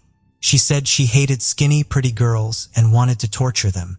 She would self-harm and put batteries into her body, resulting in her having more than 100 operations to remove foreign bodies. One of her friends said she claimed to have a demon inside her and sometimes believed that she was a wolf. One moment she appeared happy and was smiling. The next she was going ballistic, snarling and growling like a wolf and biting people. "It is one of the scariest things I have ever seen. It's like she was possessed," someone said. She posted to Facebook just a few weeks before the murder of Moreland and said, "If only they believed me when I said I'm not sane. I live in fear, afraid of what's behind the corner. My heart is black. I no longer feel the emotions of happiness unless I see someone else suffer." And on the afternoon she did kill him. She texted one of her carers and said, "Upon being charged with murder, everybody knew that it would be a complicated case. As a result, she was assessed by some of the best clinical minds in Australia and they said she was one of the most psychologically damaged they'd ever assessed." There is no doubt that Jamie Dollarguy was a profoundly troubled person, and everybody said she was a ticking time bomb. Despite all of her confessions and admissions, in her first court appearance, she entered a plea of not guilty. As prosecutors dived further into the case, Moreland's friends in Australia banded together to raise money to send him back to India to be with his family. It took him 12 days to get home, where he was cremated. A year would then pass as more interviews, assessments, and the like were carried out, establishing whether or not Jamie was fit to stand trial. It was deemed that she was, and the now 20-year-old's murder trial would begin at the end of 2019. Moreland's parents said although they wanted to be there for their son, they simply couldn't afford to fly over, so they had to wait by the phone every day for any update. The loss had left them unable to eat or sleep, and not being able to get to Australia had only added to their pain. In terms of Jamie's mental health and past issues, it was set to be a complex trial. There was no denying that she had killed Moreland. She had already confessed to that, but it was now an argument of whether her mental health issues affected her in that moment and whether or not the murderous intent could be proven. As a result, her lawyers were pushing for a conviction of manslaughter. Her defense team called in a psychologist, Dr. Carroll, and he told the jury that he did not believe that Jamie suffered from psychosis in any way. He said that she knew what she had done was wrong and that she was aware of what she was doing. He said she was in a state of turmoil but had a residual awareness that choking Moreland would actually kill him. Jamie's lawyer Sharon Lacey focused heavily on her childhood.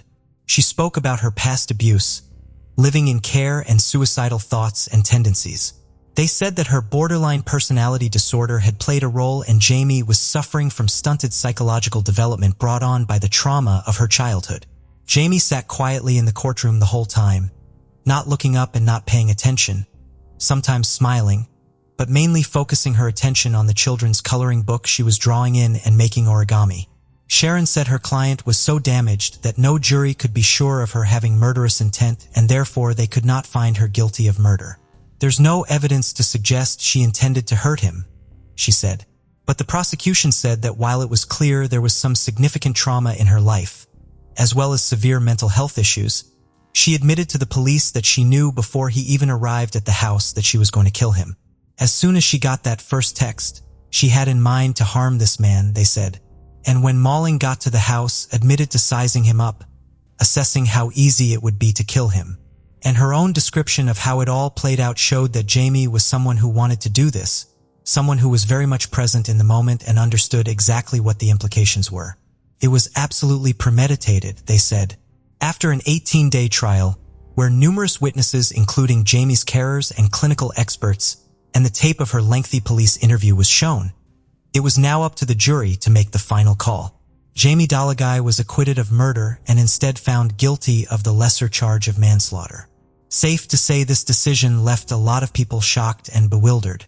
Some sources say that if everything about her dark past and violent tendencies had been told to the jury, maybe the outcome would have been different. But it is hard to tell. The carers that spent even a short period with her argued she should never be released and is far too dangerous. The judge said to Jamie, "You took the life of a young person who had done nothing to harm or provoke you. He was totally trusting and unsuspecting. And although manslaughter carries a maximum of 20 years in Victoria, Jamie Lee Dalagai was sentenced to 9 years in prison, with a minimum term of 5 years and 6 months, but she had already served just over 2 years, so she could actually be out in just over 3 years.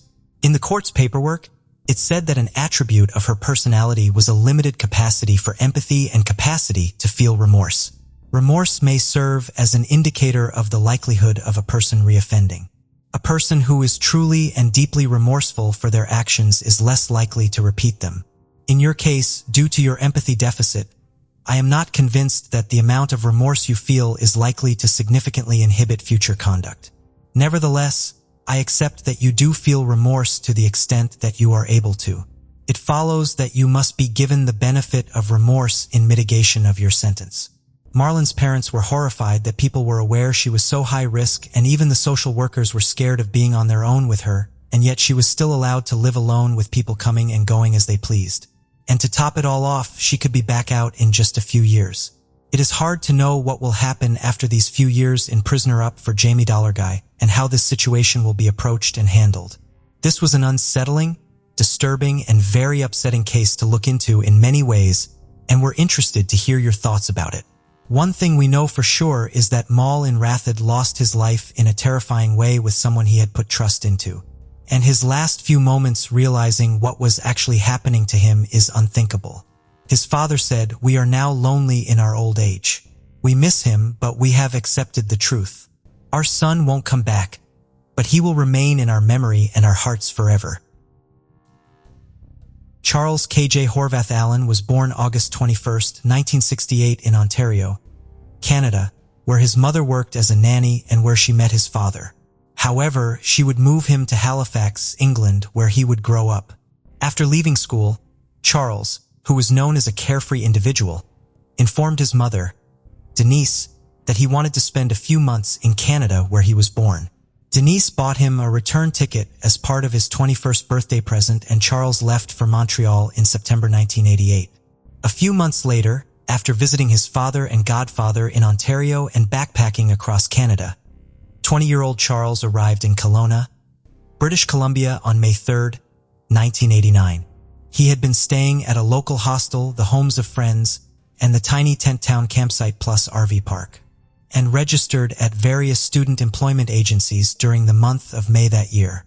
He was last seen on May 26, 1989, cashing a check at the Orchard Park Royal Bank. The last time his mother spoke to him was April 17, 1989, when they discussed plans to meet up in Hong Kong for his 21st birthday and her 40th in August of that year. A month later, he last contacted his mother by fax from Kelowna asking her to look into booking an air ticket. Denise became very concerned when she didn't hear from Charles to confirm he wanted her to book his Hong Kong flight. She then called the Kelowna police asking for their help to find her son because she had not received a call from him as expected. After several more calls, she officially reported him missing on August 10, 1989.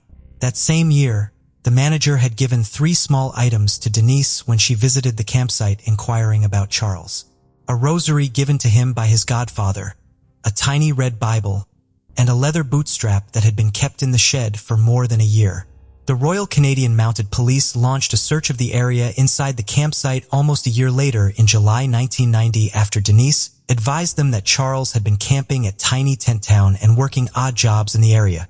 Authorities were able to retrieve some of his clothing and a shaving bag from a Tiny Town resident. The manager of the tent town said that Charles's tent, other belongings, personal photographs, passport, and his ID had been thrown away in the spring of 1990. On her second trip to Canada in 1992, Denise received an anonymous letter delivered by a taxi to her motel, the Pandacy Inn Motel, detailing how her son had been killed. It read, "While he was partying at Tiny Tent Town, 2 men knocked him out, he died, and his body was dumped in nearby Lake Okanagan." Apparently, while Charles was staying at Tiny Town, a gang of bikers from the U.S. stopped at the campground on its way to a party at the Falkland Stampede. A tip later alluded to a polite Englishman being killed by a biker trying to earn a gang patch. Shortly afterwards, she received a second anonymous note stating that police were looking on the wrong side of the bridge. This led local volunteer divers to go into Lake Okanagan, where they searched for 3 days. Vancouver-based International Sea Search aided with a submersible camera and its volunteer team to search beneath the old floating bridge for 3 more days. During the search, a man's body was located, but it was determined to be that of an elderly man that had committed suicide at the lake 7 years earlier. His mother, Denise Allen, yearns to find her only son's remains and bury him with other family members in a cemetery in Cambridge, England, and maintains a search for Charles K.J. Horvath Allen Foundation page on Facebook. She has made at least 16 trips to Kelowna looking for answers, exhausting her funds, but sadly as of today, this case remains unsolved. Leah Selina Souza was born June 7, 1977 in Ontario, Canada. She was described as bubbly with a wonderful sense of humor. On Labor Day weekend in 1990, Leah would be starting high school the upcoming week. Shortly after midnight on September 1, 1990, 13-year-old Leah, her mother Laura, and 9-month-old baby brother Michael had just returned home from vacation. The 3 of them lived in a small community north of Toronto on Beachview Avenue in Cumberland Beach. Her mother was sleeping in her bedroom and her baby brother Michael was asleep in his crib while Leah went to sleep on the couch. Soon after, at least one intruder broke the glass on the back door of their home. Laura was beaten unconscious, but thankfully baby Michael was left unharmed in his crib. Leah would be sexually assaulted and then taken to the backyard where she was murdered. The next morning, Leah's body would be found by childhood friend in the backyard. Her mother, Laura, would survive and may have seen the intruder, but sadly cannot remember the events of that night due to head trauma. The only evidence found was a bloody size 9 or 10 all-leather Nike shoe. Her mother has gone to great lengths over the years to try to recover her memory from that night. She underwent hypnosis, was injected with sodium pentothal, also known as truth serum, and eventually traveled to Sudbury, Ontario to visit a lab run by Michael Persinger, an expert on the human brain. However, the process was unsuccessful and doctors told her to give up, but she continued to pursue options and then underwent a process using magnetic fields targeting the right hemisphere of her brain in an attempt to encourage any residual neurons that may be intact, but sadly it did not help. It's likely whoever killed Leah Souza targeted the family's vulnerability. Laura was a single mother with an infant and a young teenage daughter. Investigators believe whoever attacked the Souza home that night was familiar with Cumberland Beach and either lived there or frequented the area. They also believe that the attacker knew the family was alone that night. The OPP Homicide Team Steel meets regularly to go over the case and have conducted more than 1,800 interviews in the past 30 years. Some of those 1,800 people have been interviewed multiple times. One report says that the killer strangely cut Leah's hair that night. A neighbor of the Sousas recalled hearing the voices of a man and a woman in their backyard that night. However, at the time, they didn't think much of it because it was common for people to cut through people's backyards in the neighborhood. Therefore, some people speculate that a female was involved and Leah was the target because of jealousy, hence her hair being cut. One of the persons interviewed multiple times is Brian Timothy Elson. Just 4 months after Leah was murdered, Elson stabbed and killed a teenage girl, 17-year-old Sandra Bannister. Elson's grandmother lived just down the street from the Sousas and police believe he was in the Cumberland Beach area the night of the murder. Elson was convicted of the Bannister murder and served 6 years in prison.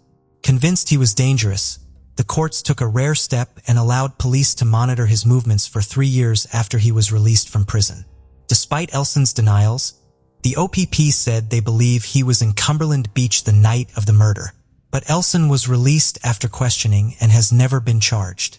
In her book, Poetic Justice, The Search for Leah's Killers, Leah's mother Laura reveals that her brother was a drug dealer who was living with them at the time of the murder. She says it is possible that the assault was drug-related and that the killer or killers were actually looking for him. Retired OPP officer Barry Rule believes the serial killer could be responsible for the attack, as well as many other attacks on girls and women in southwestern Ontario.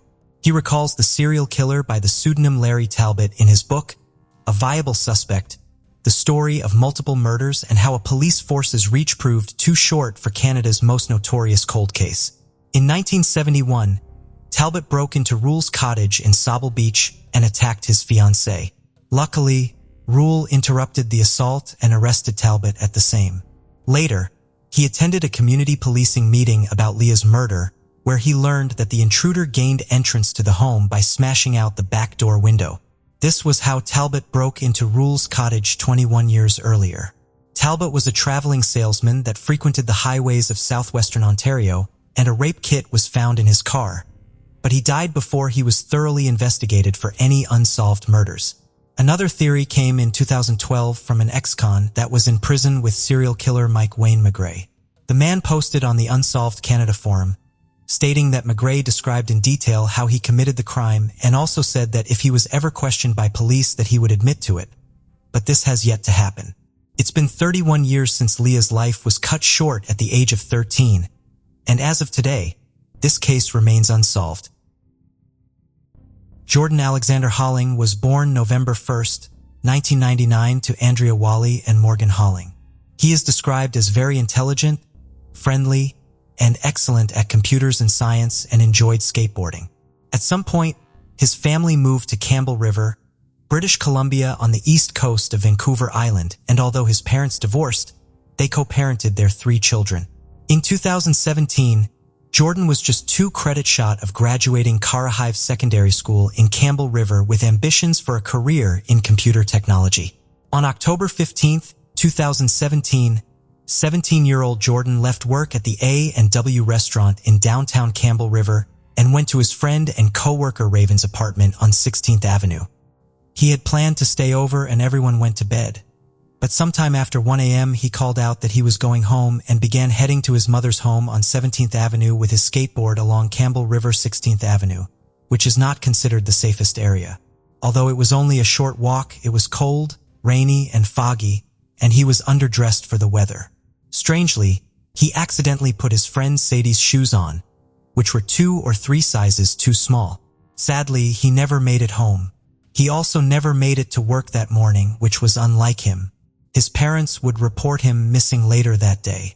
His friends, Raven and Sadie, said they had spent the evening listening to music, playing video games, and watching videos, and when Jordan left, he was intoxicated, but everything appeared normal. His family says he would never leave of his own accord. One witness stated that they saw him at nearby Nuns Creek Park, and another said he was somewhere along the Island Highway, but neither of these sightings have been confirmed.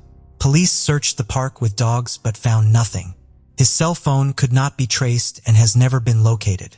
He was seen on CCTV leaving the apartment with his skateboard. He was then seen on CCTV walking on 14th Avenue again with his skateboard. His last known sighting is on surveillance cameras near Highway 19th and 14th Avenue in Camp Elton at 2 a.m. walking without his treasured skateboard. Strangely, the camera catches a car slowly passing him and doing a U-turn before going out of frame. Also, his skateboard was later found in that same area in the grassy median. His backpack that he always carried is missing, and he was not carrying it when he left the apartment. Police were able to find the occupants of the car that had done the U-turn. They said that they saw him and turned around to see if he needed help, but he declined and they were subsequently cleared as being involved. There were a number of searches for Jordan, but they didn't turn up anything. Many leads came into authorities, which have all been followed up on, but didn't result in finding Jordan. His skateboard was found only a few hundred meters from 2 bridges crossing the Campbell River, which is a known spot for suicide jumpers. The river is strong, fast, and leads out to the strait where the current is also strong and very deep. It was raining heavily that week, so there was a lot of water in the river. The nearby forest is so brutal that the TV series alone was filmed in that area. But it's unclear why he would have ventured out into the forest even while being under the influence. Some people speculate that he was kidnapped or hit by a drunk driver, and others speculate that he somehow fell into the nearby river. 2 weeks before he disappeared, he posted on Facebook that he was lonely, and a couple days before that, he posted that an adult man pulled a knife on him. However, it is unclear what the details of that incident are. In 2018, the Holling family launched the Random Act of Kindness project to help renew interest in the case. They asked the public to print off an information card about Jordan's disappearance and hand it to someone while doing a random act of kindness in the missing teenager's name. Reports indicate that there are a lot of baffling disappearances of young men from Vancouver Island. In addition, more people go missing in British Columbia than anywhere else in Canada. Jordan has never been found, and as of today, this case remains unsolved. Trina June Hunt was born in 1972 to Charles and Diana Ibbett. She later married her high school sweetheart, Ian Hunt, and the couple would both be very successful in life. She was described as a professional, having a beautiful smile and laugh, and was very enthusiastic about life and loved to cook. The couple had no children, and Trina did not participate in any kind of social media. On January 18, 2021, her husband says he left for work at 6 a.m. where he worked as the CEO of Cleantech in Richmond, British Columbia. He said his 48-year-old wife was in bed asleep when he left, and when he came home from work at 4:30, the house was unlocked and she was missing, although her keys and cell phone were left in the home. Strangely, he reported her missing just 30 minutes after coming home and noticing she wasn't there. There were no obvious signs of a struggle, and her car remained in the driveway. The couple lived in the Heritage Mountain neighborhood in Port Moody, British Columbia, in an upscale residential suburb. The community began an extensive search of the area but found nothing. Trina was known to walk on main streets in the neighborhood or common trails including Forest Parkway, Hawthorne, Fernway, and Cliffwood. However, cameras were located and reviewed, and there is no known confirmation of Trina leaving her residence or being seen in her community.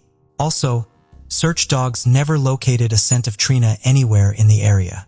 Trina had recently retired, and her friends and family are unaware of any financial, marital, or mental health issues. During the investigation, it was determined that on January 14th, 4 days before she was reported missing, Trina was seen on CCTV footage shopping. The next day, on Friday, she was texting with a friend and made plans to have a virtual cocktail hour over the weekend. Interestingly, she spent the evening browsing homes online. Then on Saturday, the following day, Ian stated they took a day trip to Hope, British Columbia, nearly 2 hours from their home, taking no phones with them so they could have a digital detox. However, it would be rare for anyone to choose to travel in those conditions without a cell phone. He said they visited a campsite that they had visited in their 20s, despite it being 2 degrees. He also said they made no stops along the way and was unsure what time they returned, but were back in time to watch a movie. A former coworker of hers texted her that day, and she didn't get a reply until the next day when she received a message stating, "Delayed response because I'm trying a digital detox this weekend. Haven't touched the phone all weekend." Her friend thought this message she received was very strange. Sadly, more than 2 months later, on March 29, 2021, her remains were discovered by a hiker in Silver Creek near Hope, British Columbia. Her death was determined to be caused by foul play. Strangely, this is the same area that the couple visited the weekend before she was reported missing. In June, homicide investigators executed search warrants at Hunt's home in Port Moody and Ian's parents' home in Mission. Ian has not taken part in any of the searches or made any public pleas or interviews, and as of today, this case remains unsolved. Ryan Stuka was born March 17, 1997 to Heather and Scott from Alberta, Canada. In 2017, at the age of 20, he made the decision to temporarily move to Sun Pig Ski Resort Village in British Columbia with a longtime friend to work at the resort during that winter season.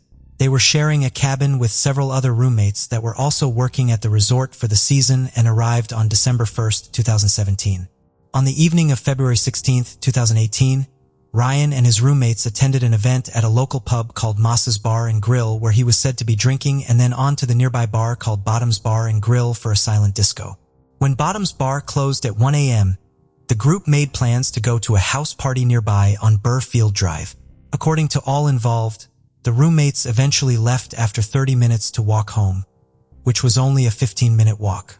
The story goes that Ryan stood up with them to put on his coat, and they believed he was walking right behind them. Halfway home, they realized he wasn't there and assumed he was on his way.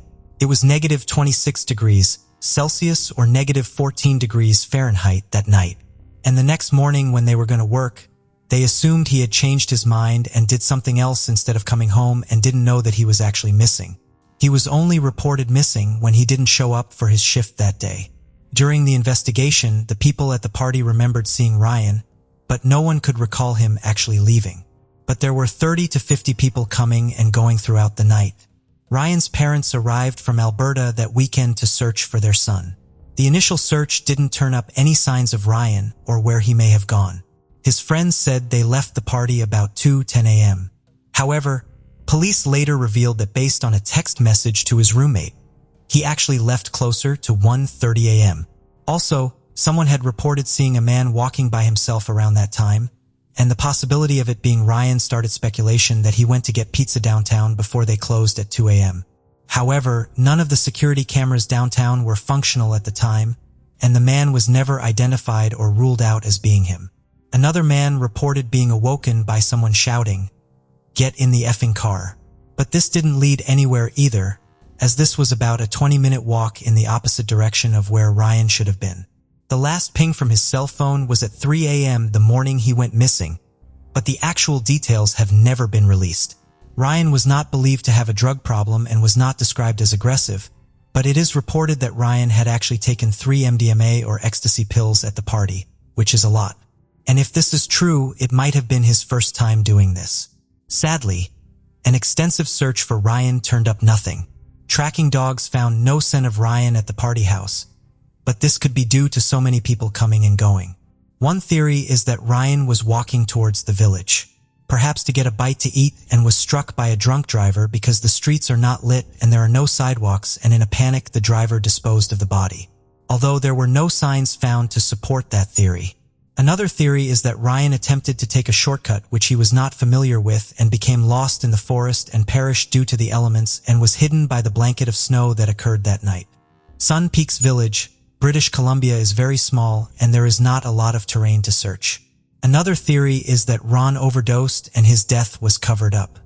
His family remains devastated and were very close to their son. Even after many months of searching, Ron's parents continue their search for him.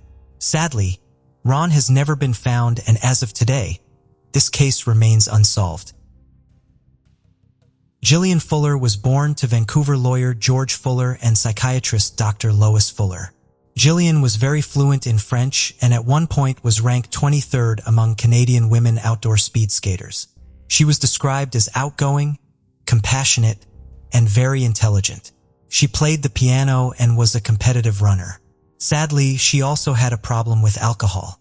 At the age of 28, Gillian was living in an apartment at 8770 Granville Street in Vancouver, British Columbia. When she first moved into the apartment, it was with a man she'd met while in treatment for alcoholism.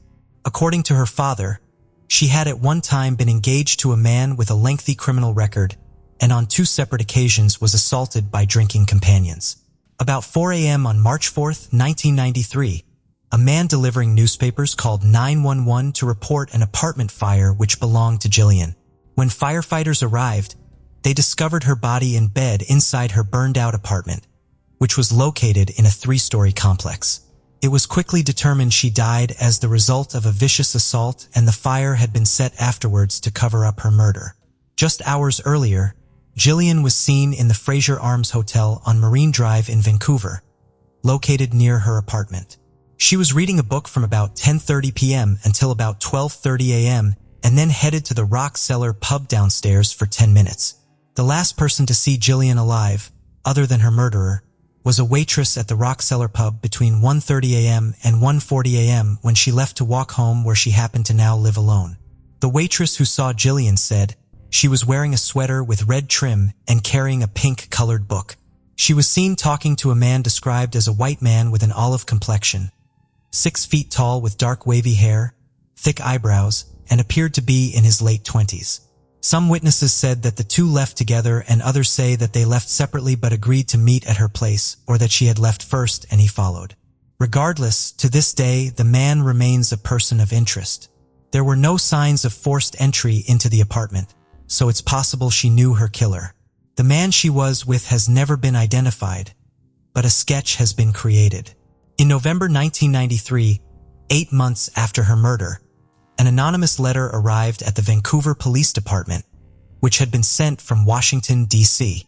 The letter spoke of the murder and who they should consider as the killer. The full message in the letter has not been released, nor have the police commented on any theories about the identity of the anonymous tipster. However, they did release an image of the letter and its envelope, and as of today, this case remains unsolved. In July of 1996, 2 fishermen made a shocking discovery when they pulled a dead body from the English Channel.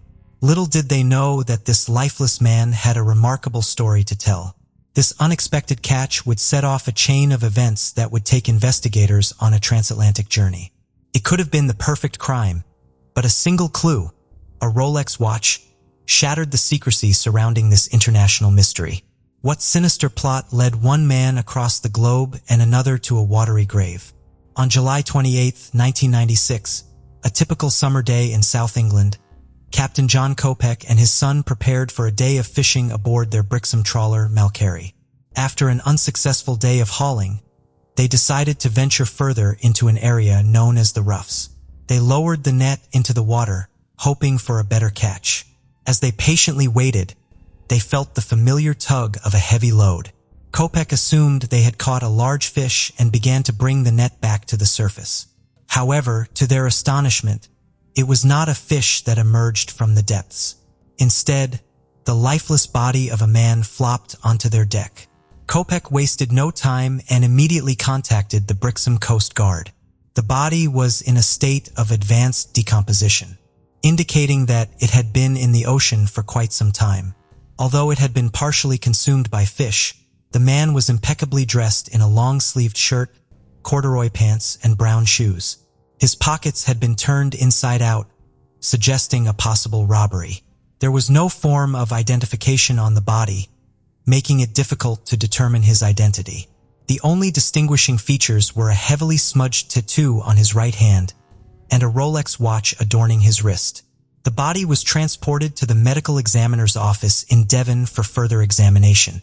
Based on the condition of the body, the man was estimated to be between 40 and 50 years old. The tattoo on his body appeared to be a cluster of stars, although it was difficult to make out due to the smudging. The only significant injury was to his head, which was not fatal. Bruising on his body indicated that he had been dragged along the seabed before being hauled onto the boat. The cause of death was determined to be drowning, a common occurrence in the area given the proximity of the English Channel. The authorities suspected that he may have fallen into the water during one of the ferry trips. The only viable option left was to identify him through his dental records. If he happened to be a British citizen, his information would be on file, so the examiner proceeded accordingly. However, this process would take some time. By chance, a mortuary technician noticed the man's watch, a fully waterproof Rolex Oyster self-winding watch that required movement to stay active for 48 hours. It was also possible to trace its ownership if it was an authentic piece. Upon examining the watch, investigators were able to determine that the man had drowned on July 20th, 1996, as indicated by the calendar feature displaying July 22nd. They also discovered a concealed serial number between the wristband and watch face. This number was sent to Rolex to verify its authenticity and service history. Meanwhile, the unidentified man became known as the Rolex Man, adding to the mystery. Several weeks later, investigators received a name, Ronald Joseph Platt, through records maintained by Rolex. The medical examiner also received dental records to support this identification.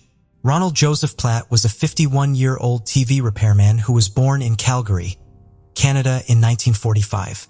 His family later relocated to Britain. He was unmarried and had served as a soldier in the British Army during his national service. Close friends described him as a reserved and introverted individual who had a deep affection for his home country, Canada. He had a keen interest in electronics and precision engineering, which led him to purchase a Rolex watch in Germany in 1967. It was one of his most cherished possessions, and his former partners mentioned that Platt would not even remove it while showering.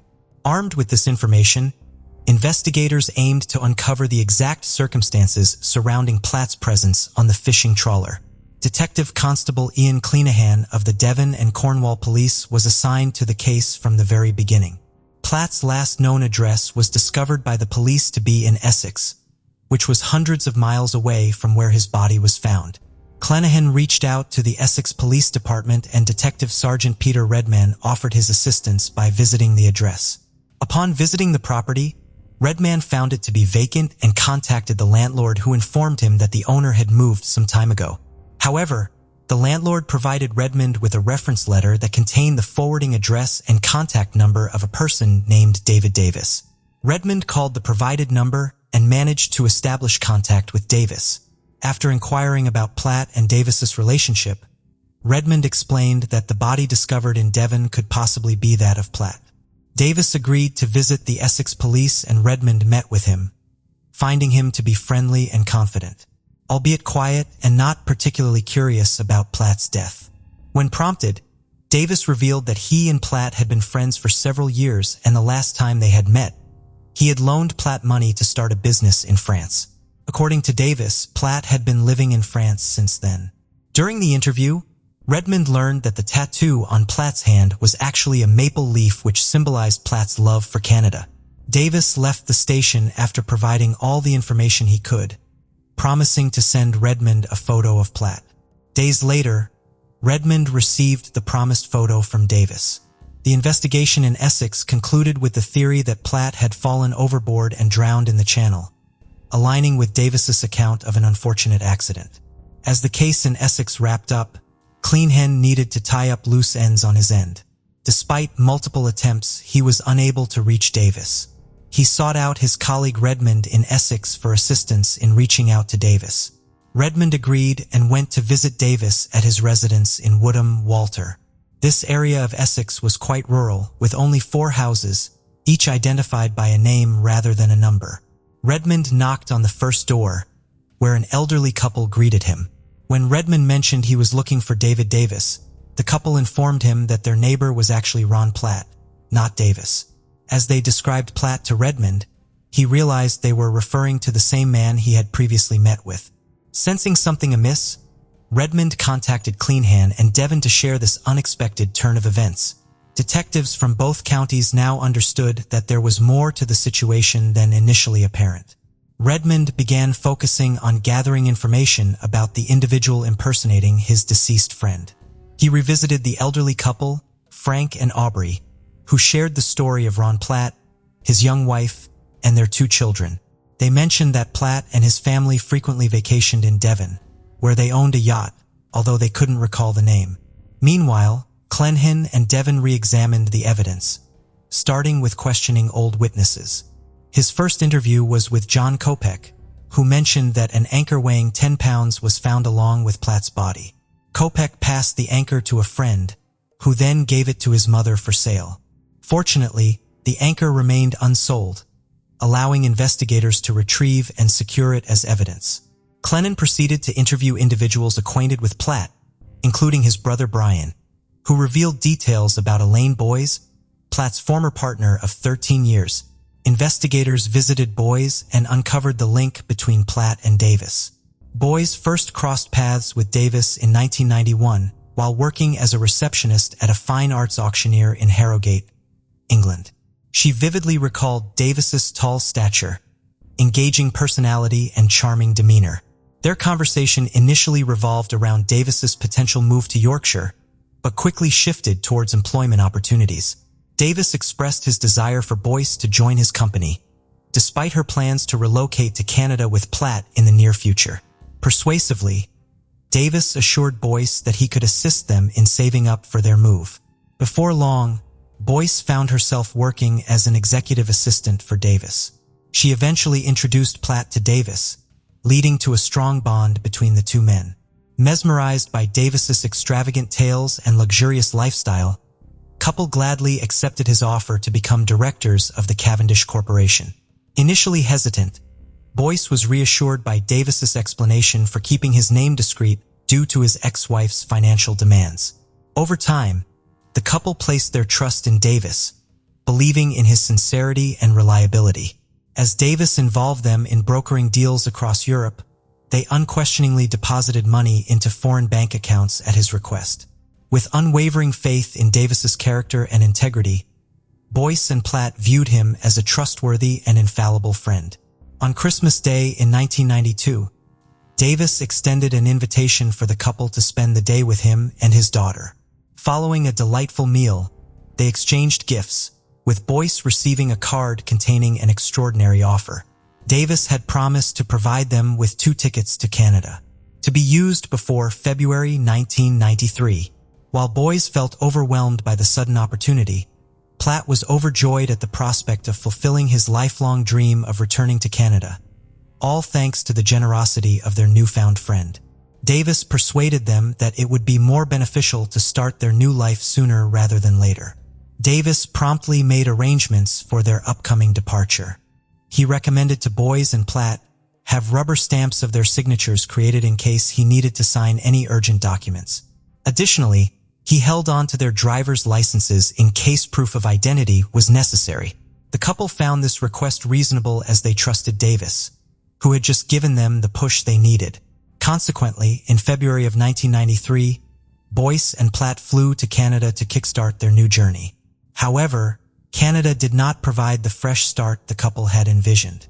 They arrived in the country during the harsh winter season. Job opportunities were scarce, leading to financial struggles that eventually strained their relationship. Despite their efforts to make things work, the mounting tension drove them apart.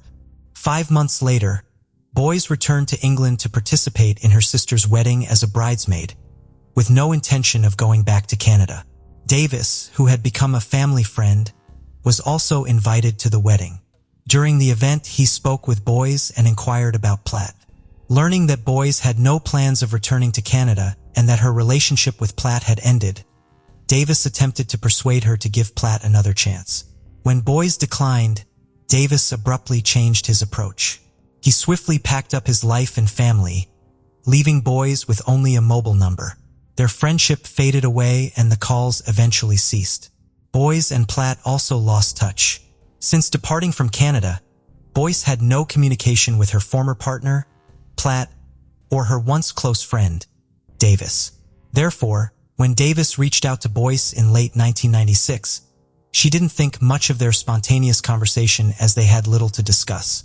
Despite the passage of time, he made no mention of Platt and the conversation ended there.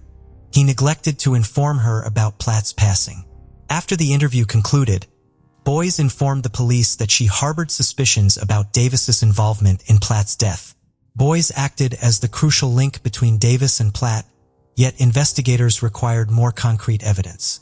They proceeded to interview witnesses. Following the wedding in Harrogate, Davis swiftly departed with his family to Devon. There he assumed the identity of Ron Platt. Davis introduced his pregnant daughter as his wife, alternating between calling her Elaine Boyce and Noelle Platt. It was widely known that Davis owned a yacht. Witnesses claimed to have seen Platt and Davis together a month prior to the discovery of Platt's body. Allegedly, they checked into the steam packet inn under the aliases of brothers David and Ronald Platt. The police had already discerned that Davis was deceitful regarding Platt and his demise. However, they needed a final piece of evidence. Upon examining mobile records, it was revealed that Davis's calls originated from the same location where Platt was believed to have drowned. Essex police devised a plan to apprehend Davis on suspicion of Platt's murder. Acting on a tip from Boyce, they awaited Davis's arrival at Chelmsford train station. Despite evading initial capture, Redmond persisted and surveilled the family home.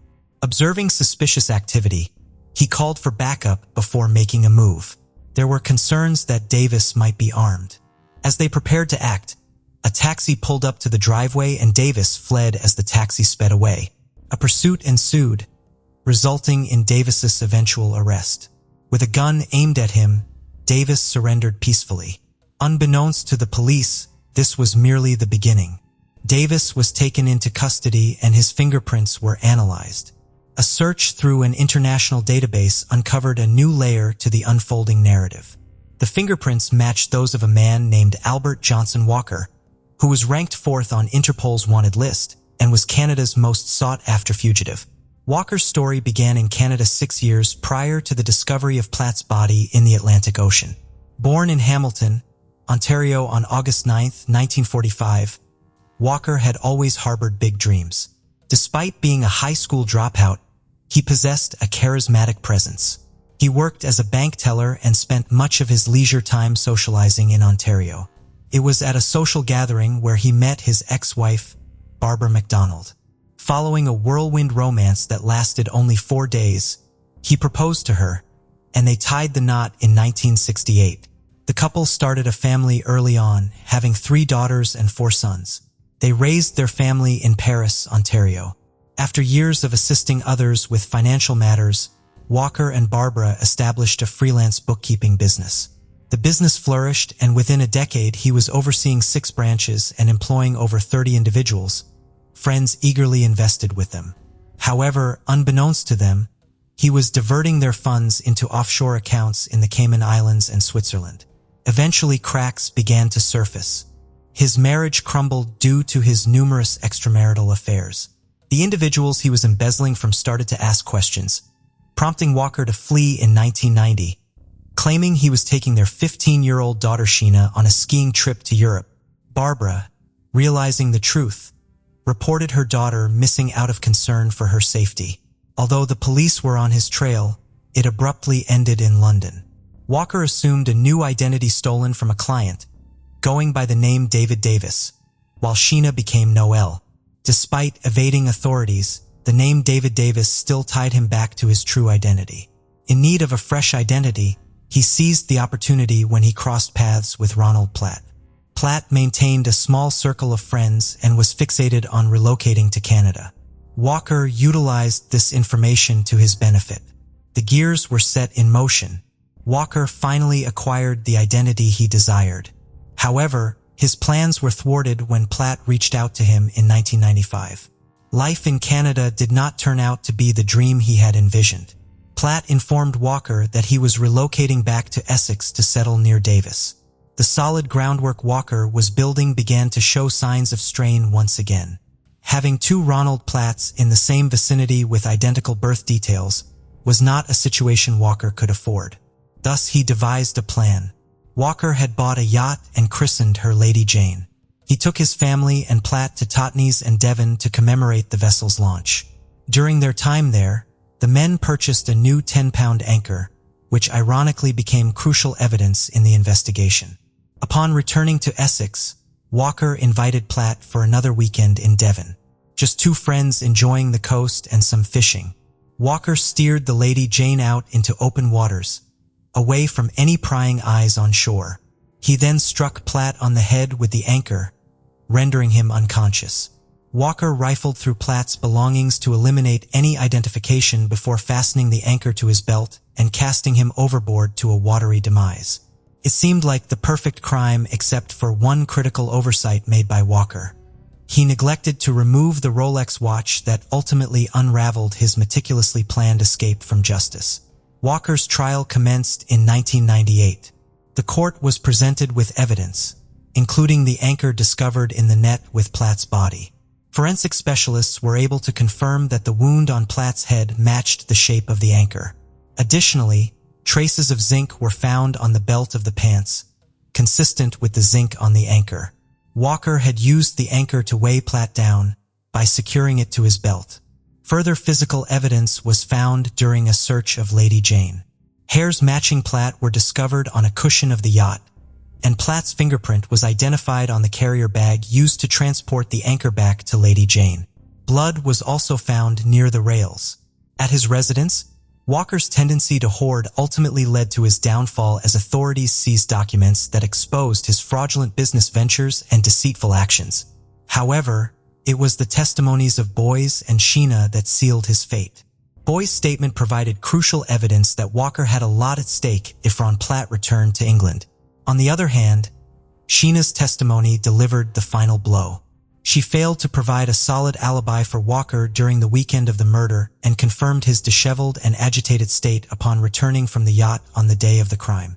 Sheena's account unveiled a new chapter in the saga, shedding light on her life of fear with her father and his manipulative nature.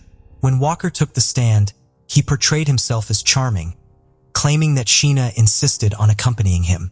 Although he confessed to fraud and other offenses, he denied any involvement in Platt's murder, attributing the blood found on the yacht to a fishing accident. Despite his efforts to deceive the court, the jury saw through his lies and swiftly reached a guilty verdict after just 2 hours of deliberation. High Court Justice Neil Butterfield addressed Walker, emphasizing the calculated and ruthless nature of the crime, sentencing him to 15 years to life imprisonment. In 2005, he was permitted to serve his sentence in Canada, where in 2007, at the age of 61, he received an additional 4-year term to be served concurrently.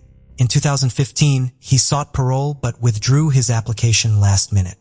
Now, at 75 years old, the Parole Board of Canada has rejected his plea for freedom, denying him both day and full parole. Furthermore, his request to participate in a personal development program on Vancouver Island unaccompanied was also turned down. It appears that Walker may never experience liberty again. Walker successfully carried out an almost flawless criminal act. But fate has a peculiar way of catching up with people. If it weren't for Ronald Platt's authentic Rolex and a series of coincidental events, Walker might have managed to escape the consequences of his actions. On May 29, 2005, 18-year-old Natalie Holloway embarked on a mission to create lasting memories on her final day in Aruba. Unfortunately, what was meant to be the most perfect date of her life quickly transformed into a nightmarish ordeal when she mysteriously vanished from the vibrant Caribbean islands. Born on October 21, 1986, in Clinton, Mississippi, Natalie later relocated to Mountain Brook, Alabama. She was the eldest of two siblings with a younger brother named Matthew. Natalie grew up in a tight-knit and affectionate family. Her parents, Beth Holloway and David Holloway, were high school sweethearts who tied the knot in the 1980s. However, their differences eventually led to their separation in 1993 after 13 years of marriage. Beth Holloway took on the responsibility of raising their two children single-handedly and did an exceptional job. In 2000, she married George Jug Twitty, an Alabama businessman, and moved with her children to Mountain Brook, Alabama. Despite the divorce, David remained a pillar of support for his family, ensuring that his children never felt abandoned. Natalie flourished in a nurturing and encouraging environment, excelling academically. She attended Mountain Brook High School in Birmingham, Alabama, where she was recognized as an honor student actively involved in various extracurricular activities. As the academic prodigy of the Holloway family, Natalie desired to embark on a graduation trip with her friends before commencing college. Although initially hesitant, her parents eventually agreed, witnessing their daughter's remarkable achievements. Natalie had aspirations of pursuing a pre-med degree at the University of Alabama, courtesy of a full scholarship. Prior to her college journey, she was determined to make the most of this trip and was filled with anticipation. On May 26, 2005, Natalie, accompanied by her 125 classmates and 7 chaperones from Mountain Brook High, arrived on the picturesque Caribbean island of Aruba. Once they arrived at the Holiday Inn, all of them decided to stay. The students were given the freedom to enjoy themselves without any supervision. Natalie and her friends spent the next few days soaking up the sun, snorkeling and partying at the local clubs and bars until the early hours of the morning. This was Natalie's first taste of independence, and being of legal drinking age, it worked to her advantage. The group frequently visited popular spots like Carlos and Charlie's nightclub and the Excelsior Casino, both conveniently connected to the Holiday Inn. On May 29, 2005, the final day of their trip to Aruba, Natalie and her friends were at the casino near the blackjack table when a Dutch stranger approached them. He introduced himself as Joran van der Sloot, a student around the same age as Natalie, who was also visiting from Holland and staying nearby. They hit it off and engaged in conversation. Natalie and her friends planned to go to Carlos and Charlie's, so they invited Joran to join them. Just before closing time, Joran arrived at the club and took Natalie to the back bar to buy her a few drinks. Unbeknownst to Natalie, her drink was spiked with a substance known as Liquid X, which is odorless and colorless. This substance is commonly used by attackers to sedate their victims before taking advantage of them. Liquid X only requires a few drops to take effect. The bartender seemed to recognize Joran, which was unusual, but Natalie didn't pay much attention to it. The drug soon began to affect Natalie, and she quickly became intoxicated. Joran fabricated a story about sharks near the lighthouse and convinced Natalie to accompany him to the beach. Joran arranged for his friend's car to be waiting outside the club for him. He guided Natalie to the back seat of a silver-gray Honda driven by Deepak while Sutish Kalpo sat in the front seat.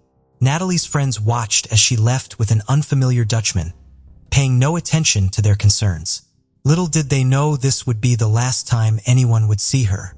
On May 30th, 2005, when the students from Mountain Brook High School were preparing to board their plane back home, Natalie was nowhere to be found. The first call was made to Beth Holloway, informing her that her daughter was missing and had missed her flight. Filled with fear, Beth boarded a private jet owned by a friend and arrived in Aruba within 12 hours. She immediately went to the local police station where Natalie's disappearance had been reported and urged them to initiate an investigation. Beth insisted on reviewing the security tapes from the previous night, accompanied by the casino manager. It was then that she discovered her daughter leaving the club with Joran. Inquiring about Joran, she learned that he was a regular at the casino and had connections throughout Aruba's gambling establishments. Joran was known for his reckless behavior involving gambling, drugs, and engaging in suspicious activities. Despite living in his family's estate, he resided in his own private guest house. Further investigation into his background revealed a disturbing pattern. Joran allegedly targeted women on their last night in Aruba. He would isolate them from their friends, drug them, and then subject them to physical assault in his guest house, showing no remorse. Joran had faced multiple accusations of aggravated assault, with victims claiming he took advantage of them while they were under the influence of drugs. However, none of these allegations resulted in any consequences for him. He had meticulously planned his actions, leaving no trace back to himself. Finally, around 3 a.m. the next day, Beth managed to convince the police to accompany her to the Vandersloot residence. There she was met by Paul Vandersloot, Joran's father, who immediately denied any involvement of his son in the case. Joran swiftly joined the conversation, accompanied by his friends Deepak and Satish. When Beth confronted them about Natalie being last seen with Joran at the bar, he claimed that they had only gone for a few drinks and later dropped her off at the hotel. Paul, being a judicial official in Aruba, immediately intervened and instructed his son to cease any further interaction. This professional background provided Joran with a shield, allowing him enough time to eliminate any incriminating evidence. Unfortunately, the police offered little assistance, leaving Beth with no choice but to return to the station. The hotel's CCTV footage contradicted Joran's claims, as none of the cameras captured Natalie being dropped off at the inn. The following morning, David Holloway arrived in Aruba, desperate to locate his missing daughter. Despite 48 hours having passed since Natalie's disappearance, police seemed hesitant to believe Joran's involvement in the case. The assigned officers repeatedly assured Beth that her daughter would reappear at any moment. Meanwhile, they began speculating that Natalie may have been under the influence of drugs or had simply run away. With mounting desperation, David Holloway organized a ground search with more friends and family members joining them in Aruba. As news of Natalie's disappearance reached a local media channel in Alabama, news crews and reporters flooded the island. Every news outlet, magazine, and newspaper featured Natalie on their front pages. Prominent channels such as the New York Times conducted extensive interviews with Beth Holloway, further raising public awareness of Natalie's situation. David received calls from other families who had experienced similar incidents of their daughters going missing in Aruba. However, they were advised to abandon these cases due to the lack of leads.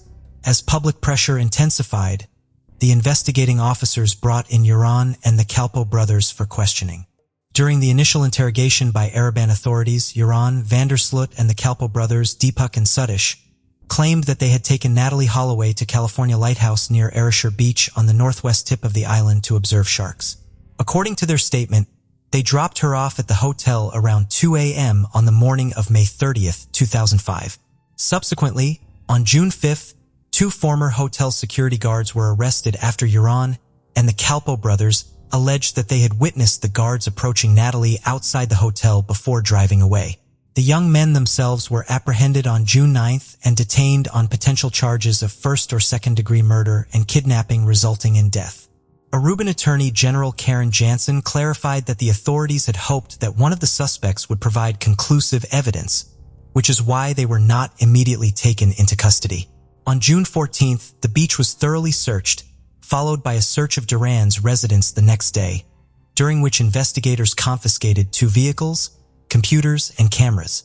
While some citizens criticized the delayed response of the Aruban authorities, others argued that it aided in the accumulation of circumstantial evidence.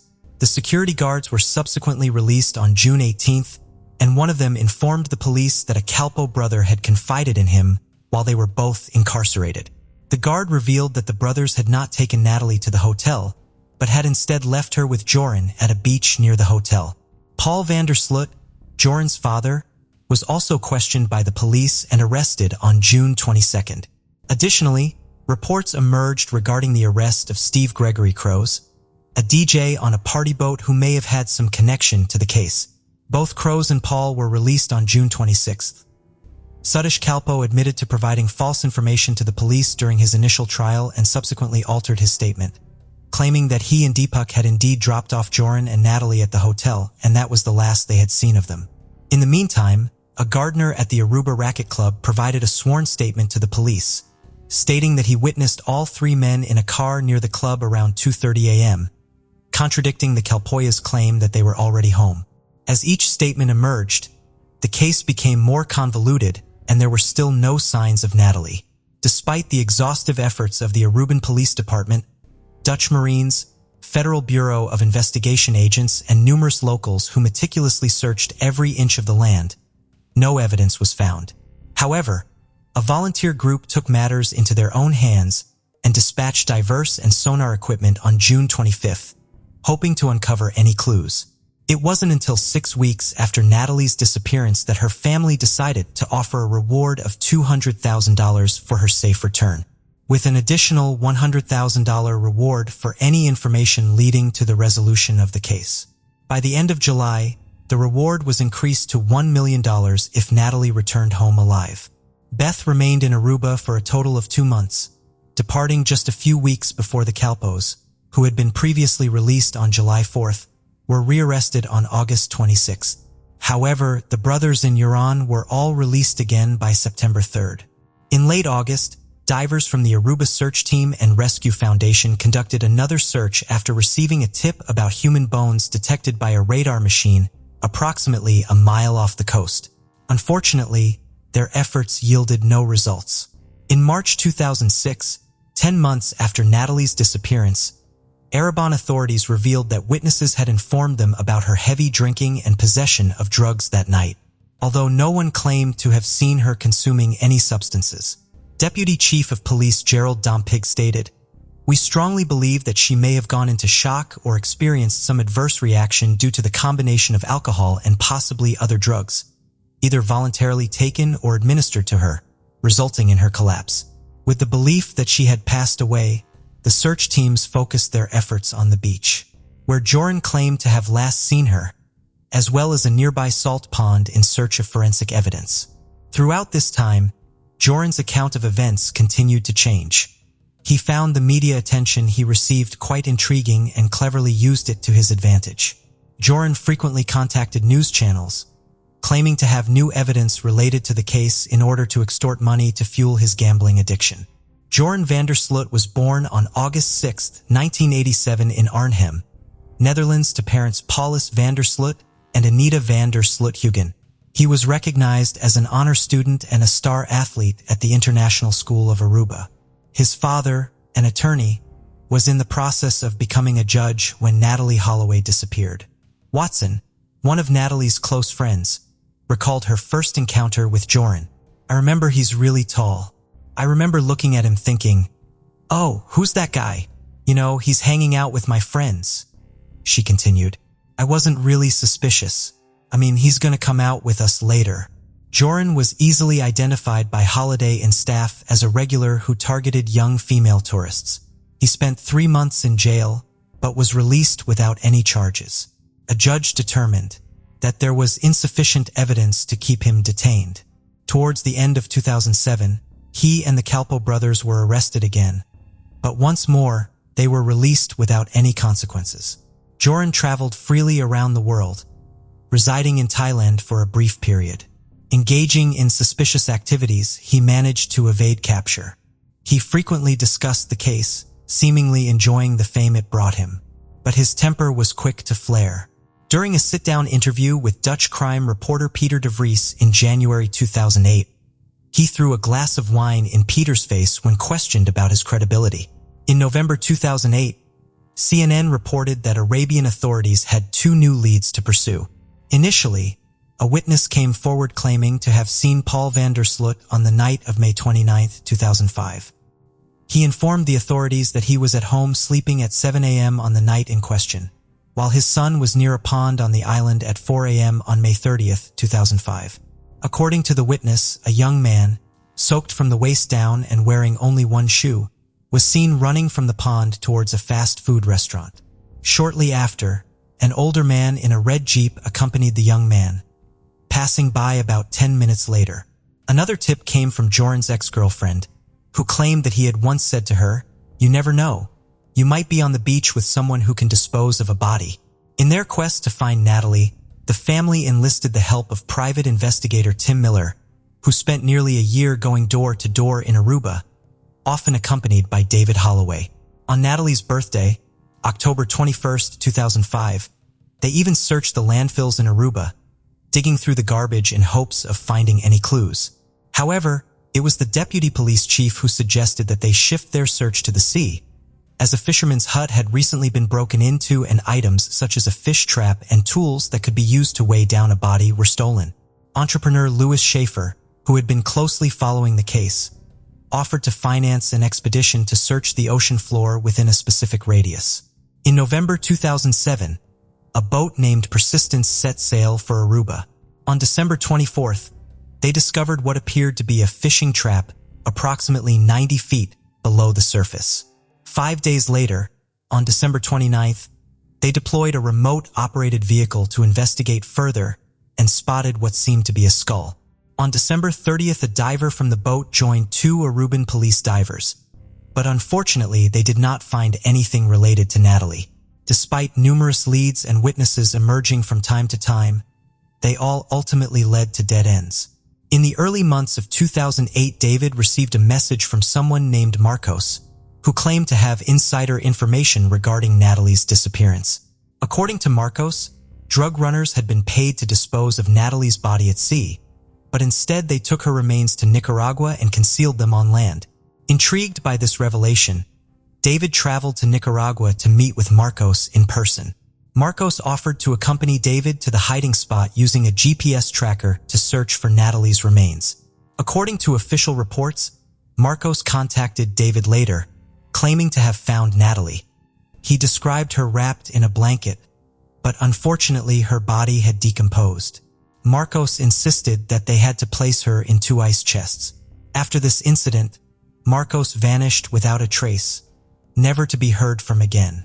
In February 2010, Paul Wandersloot, Joran's father, unexpectedly passed away from a heart attack, leaving Joran in a state of uncertainty. In March of the same year, Joran reached out to John Kelly, Holloway family's attorney, using the pseudonym J.P. Sanders. In a desperate plea, Joran claimed to know the whereabouts of Natalie Holloway. Joran's email expressed his desire to come clean, stating that his father's death had removed any reason for him to hide the truth.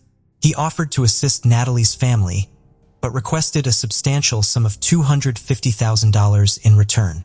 Joran proposed that he would disclose what happened to Natalie and where she could be found, allowing Beth to bring her home. After receiving Beth's permission, John Kelly arranged a meeting with Joran and Aruba, agreeing to provide an initial payment of $25,000. During their meeting, Joran asserted that he knew the location of Natalie's body. When John inquired about the consequences if they didn't pay him, Joran callously replied that Beth could wait another 5 years without any remorse. Faced with this distressing situation, the Holloway family sought assistance from the Federal Bureau of Investigation. They devised a plan to trick Joran into believing he would receive payment, intending to catch him engaging in wire fraud. This would, at the very least, provide legal grounds to detain him. John and Joran crossed paths once again, and this time John transferred a total of $25,000 to him. Upon receiving the payment, Joran guided John to a house near Aruba Racket Club, where he claimed to have hidden Natalie's remains in a freshly poured foundation before the house was constructed. Joran alleged that he had been with Natalie on the beach that night. According to his account, he wanted to leave, but Natalie resisted, leading to a heated argument. In a fit of anger, he pushed her, causing her to hit her head and lose a significant amount of blood, resulting in her immediate death. John remained skeptical about the overall credibility of Joran's story, but it turned out that Joran initially concealed the body on the beach with his father's assistance before burying her elsewhere. The house Joran led John to had not undergone any construction since 2010. Authorities deemed Joran's account insufficiently credible to issue an arrest warrant. Both John and Joran stayed in contact until May 25th, with Joran claiming he would surrender himself. However, instead of doing so, he fled to Peru with the extorted money. On June 30th, 2010, a federal grand jury indicted Joran on charges of wire fraud and extortion. Upon arriving in Peru, Joran reverted to his previous behavior.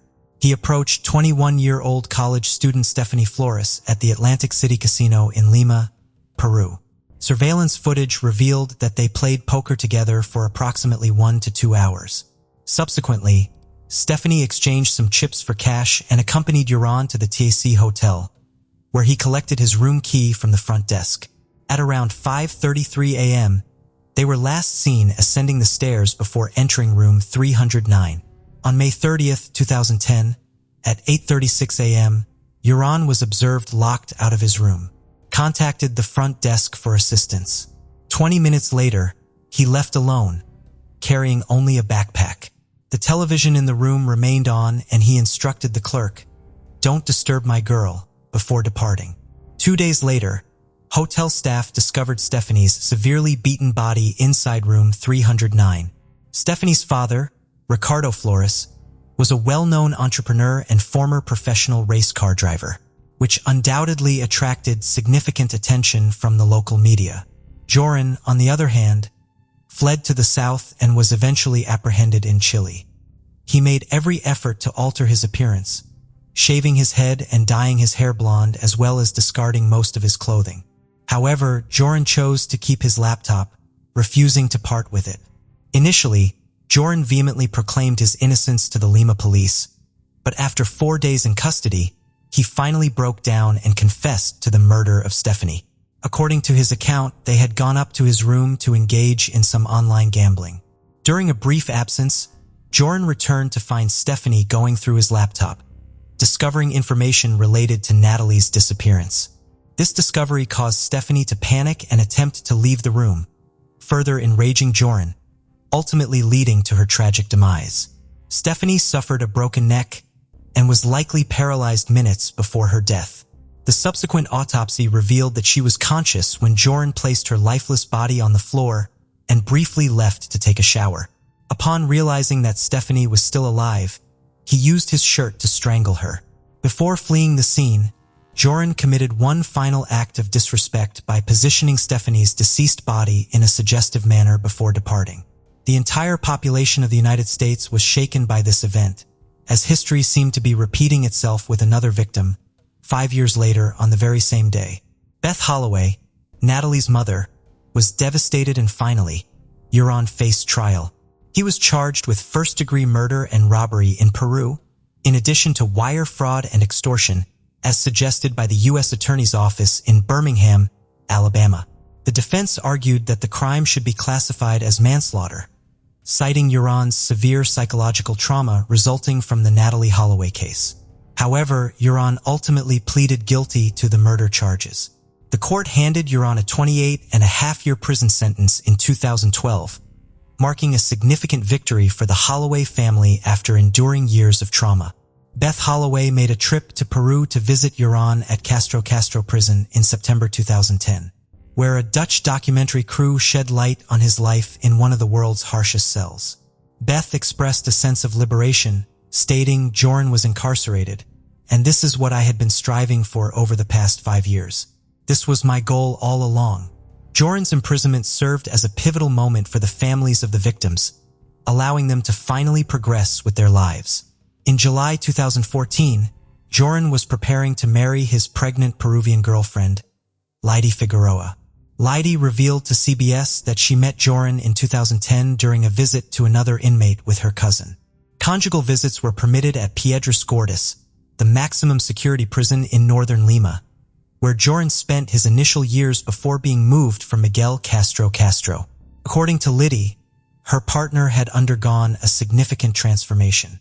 In August, Joran was relocated to the more isolated Calapaica prison in the Andes Mountains due to an alleged threat against the warden at Piedras Gordas. Lydie, who gave birth to a daughter in September, claimed that Joran was attacked by a fellow inmate at Calapaica. However, these accusations were refuted by the director of the Peru National Penitentiary Institute, who labeled her a compulsive liar in an interview. In 2015, Lydie shared a letter from Uran with Fox News Latino in which he claimed that Stephanie's father had placed a $10,000 bounty on his head. Expressing fear for his life, Uran urged authorities to ensure his safety in prison. By this point, legal authorities and the media had already identified him as a compulsive liar and a sociopath. Uran's lack of remorse, guilt, or fear combined with the severity of his crime further solidified the deception of his lies. In June 2023, Uran was extradited to Birmingham to face federal charges of extortion, to which he pleaded not guilty. However, in October, he altered his statement and admitted to killing Natalie as part of a plea deal. This resulted in a 20-year prison sentence for extortion and wire fraud, which would run concurrently with his existing term in Peru. Finally, Uran confessed to the horrifying events of May 29, 2005. On the night of Natalie's disappearance, the Calpo brothers left them at the beach after Natalie fell ill. Uran revealed that Natalie had briefly kissed him, but when he made further advances, she fought back and kneed him in self-defense. In a fit of anger, Joran kicked her in the head and then used a cinder block to dispose of her body by dragging her into the ocean. The statute of limitations for murder charges in Aruba is 12 years, and the island's prosecutors have requested access to Joran Vandersloot's files from the U.S. Justice Department before deciding on their next steps. Natalie Holloway's case remains open in Aruba and has become one of the most well-known missing person cases in the U.S. The loss of a family member in a foreign country and the horrifying details of the story have brought forth numerous questions about the actions of both the Arabian Police Department and those associated with Joran. Each individual involved played a role in the tragic disappearance of 18-year-old Natalie, a beloved daughter and promising medical student, whose life was cut short due to negligence. This particular case has sparked outrage and raised concerns about our community's law enforcement and media. The plea of a mother in distress resonated throughout the nation in silence. Yet, as of 2024, Natalie's location remains a mystery with no clear path to justice in sight. Kaylee Ann Poulton was born on September 20, 1989 in Rochester, New York. She was the only child in the family, and her parents gave her all their attention and love. When she turned 3, they decided to get divorced and Kaylee stayed with her mom. Her father maintained a good relationship with his ex-wife and visited his daughter all the time. Kaylee's mom, Judy, moved to an apartment complex located in a quiet suburban area of Rochester. Despite her ex-husband helping to take care of their daughter, Judy had some financial difficulties. When Kaylee was 4, her mom took on a part-time job to save up enough money for a trip to Disney World with her daughter the following summer. Judy's job was delivering magazines to customers in her neighborhood. On the evening of May 23, 1994, she was getting ready for her shift, sitting at home placing leaflets into the magazines before heading out to deliver them. Around 6:45 p.m., Kaylee asked to go out for a walk. It was a beautiful sunny evening outside and she wanted to ride her bicycle. Judy looked outside and saw that there were plenty of other kids playing in the yard, so she agreed to let her daughter go out for a few minutes. She told her to stay within the yard and Kaylee ran out onto the street with her bicycle. Judy had only a few minutes left to finish with the leaflets. After that, she planned to deliver the magazines and take Kaylee to McDonald's. Once she was done, she grabbed the magazines and took them to the car, planning to call Kaylee back home. But when Judy stepped outside, her daughter was nowhere to be found. Judy searched the area, calling out her daughter's name, but there was no response. She walked around the yard and then began to explore the complex grounds, but Kaylee was nowhere to be seen. The absence of the familiar creaking noise from her bicycle's wheels added to Judy's growing panic. Despite her cries attracting the attention of the neighbors, none of them had seen Kaylee since she was playing in the yard with other children.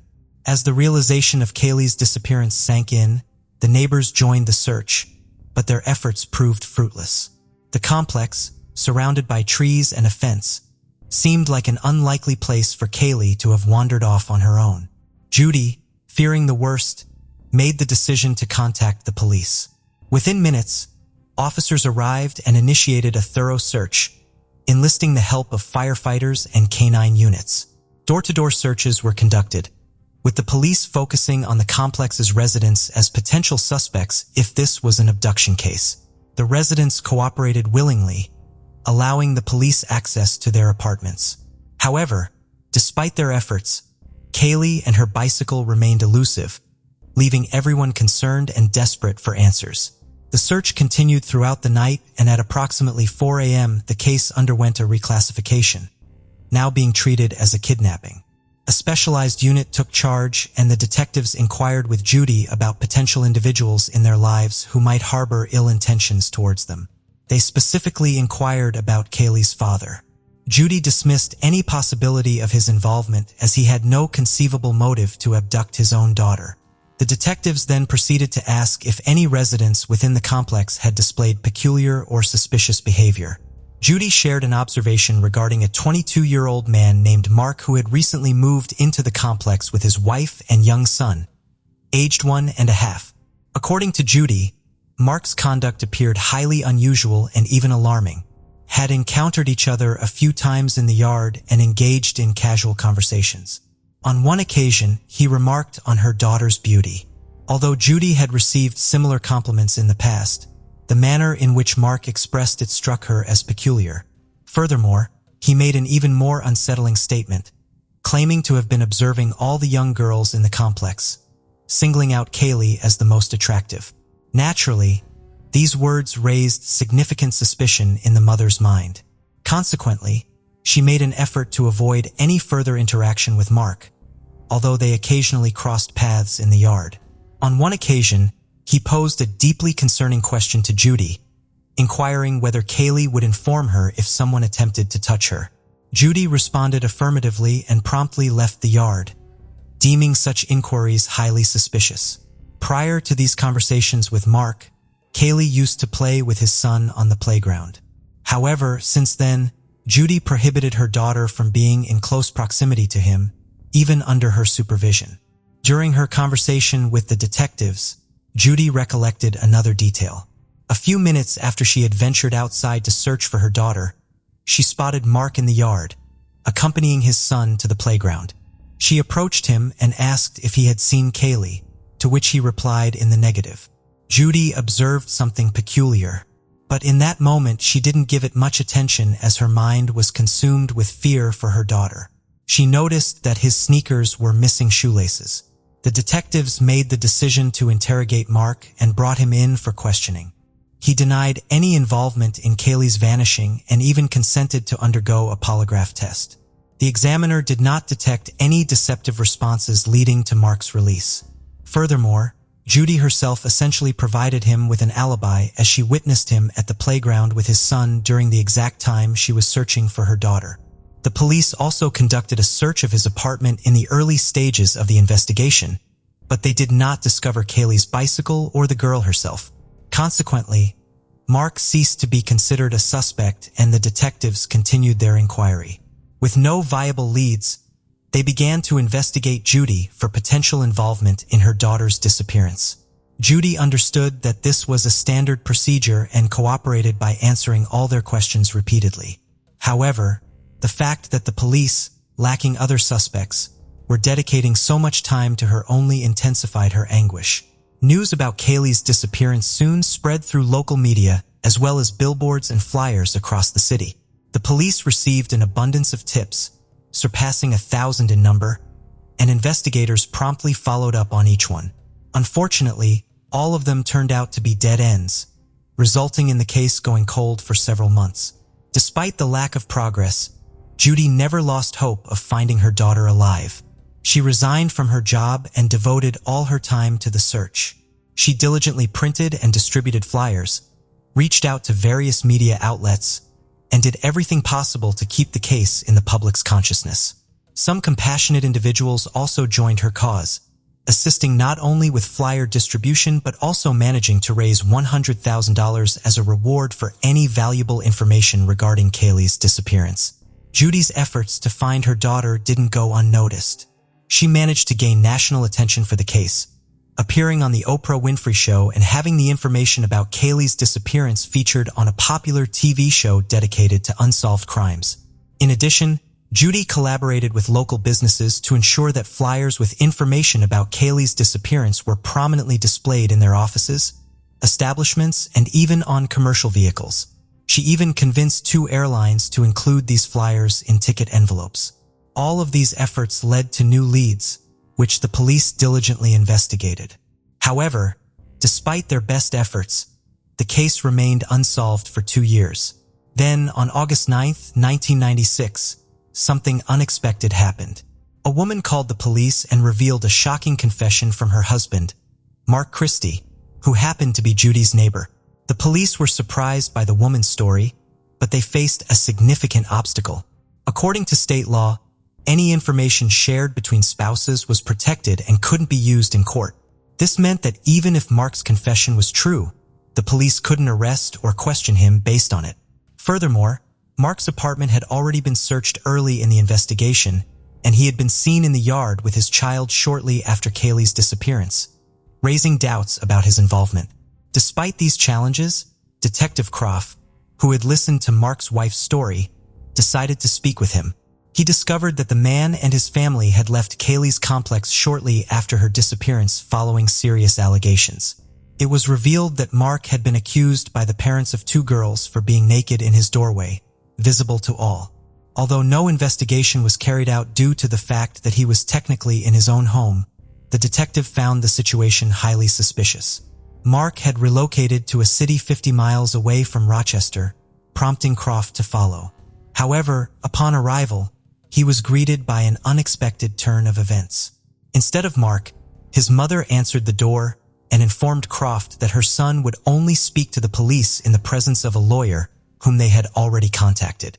It appeared that Mark had been informed about his wife's call to the authorities, leading Croft to realize his limited options.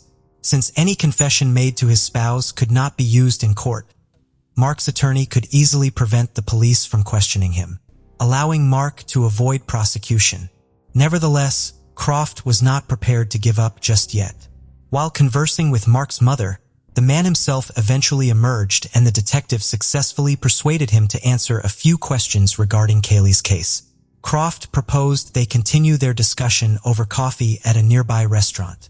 Surprisingly, Mark agreed, under the condition that the detective would take him to his lawyer afterwards. They settled at a nearby Italian restaurant, where Croft engaged in light conversation with Mark, avoiding any form of coercion. This approach proved effective as Mark eventually opened up. He expressed remorse for his actions towards Kaylee, admitting that her disappearance had weighed heavily on his conscience for the past 2 years. He confessed that he was tormented by constant reminders of Kaylee in the media and on flyers, her face haunting him wherever he went. Croft proceeded with caution, being mindful not to startle Mark with too much pressure. Despite their long history together since the beginning of the investigation, Croft knew that this conversation was crucial. He sensed that Mark took pride in outsmarting the police and avoiding consequences. To leverage this, Croft decided to stroke Mark's ego by acknowledging his successful deception of the entire investigative team.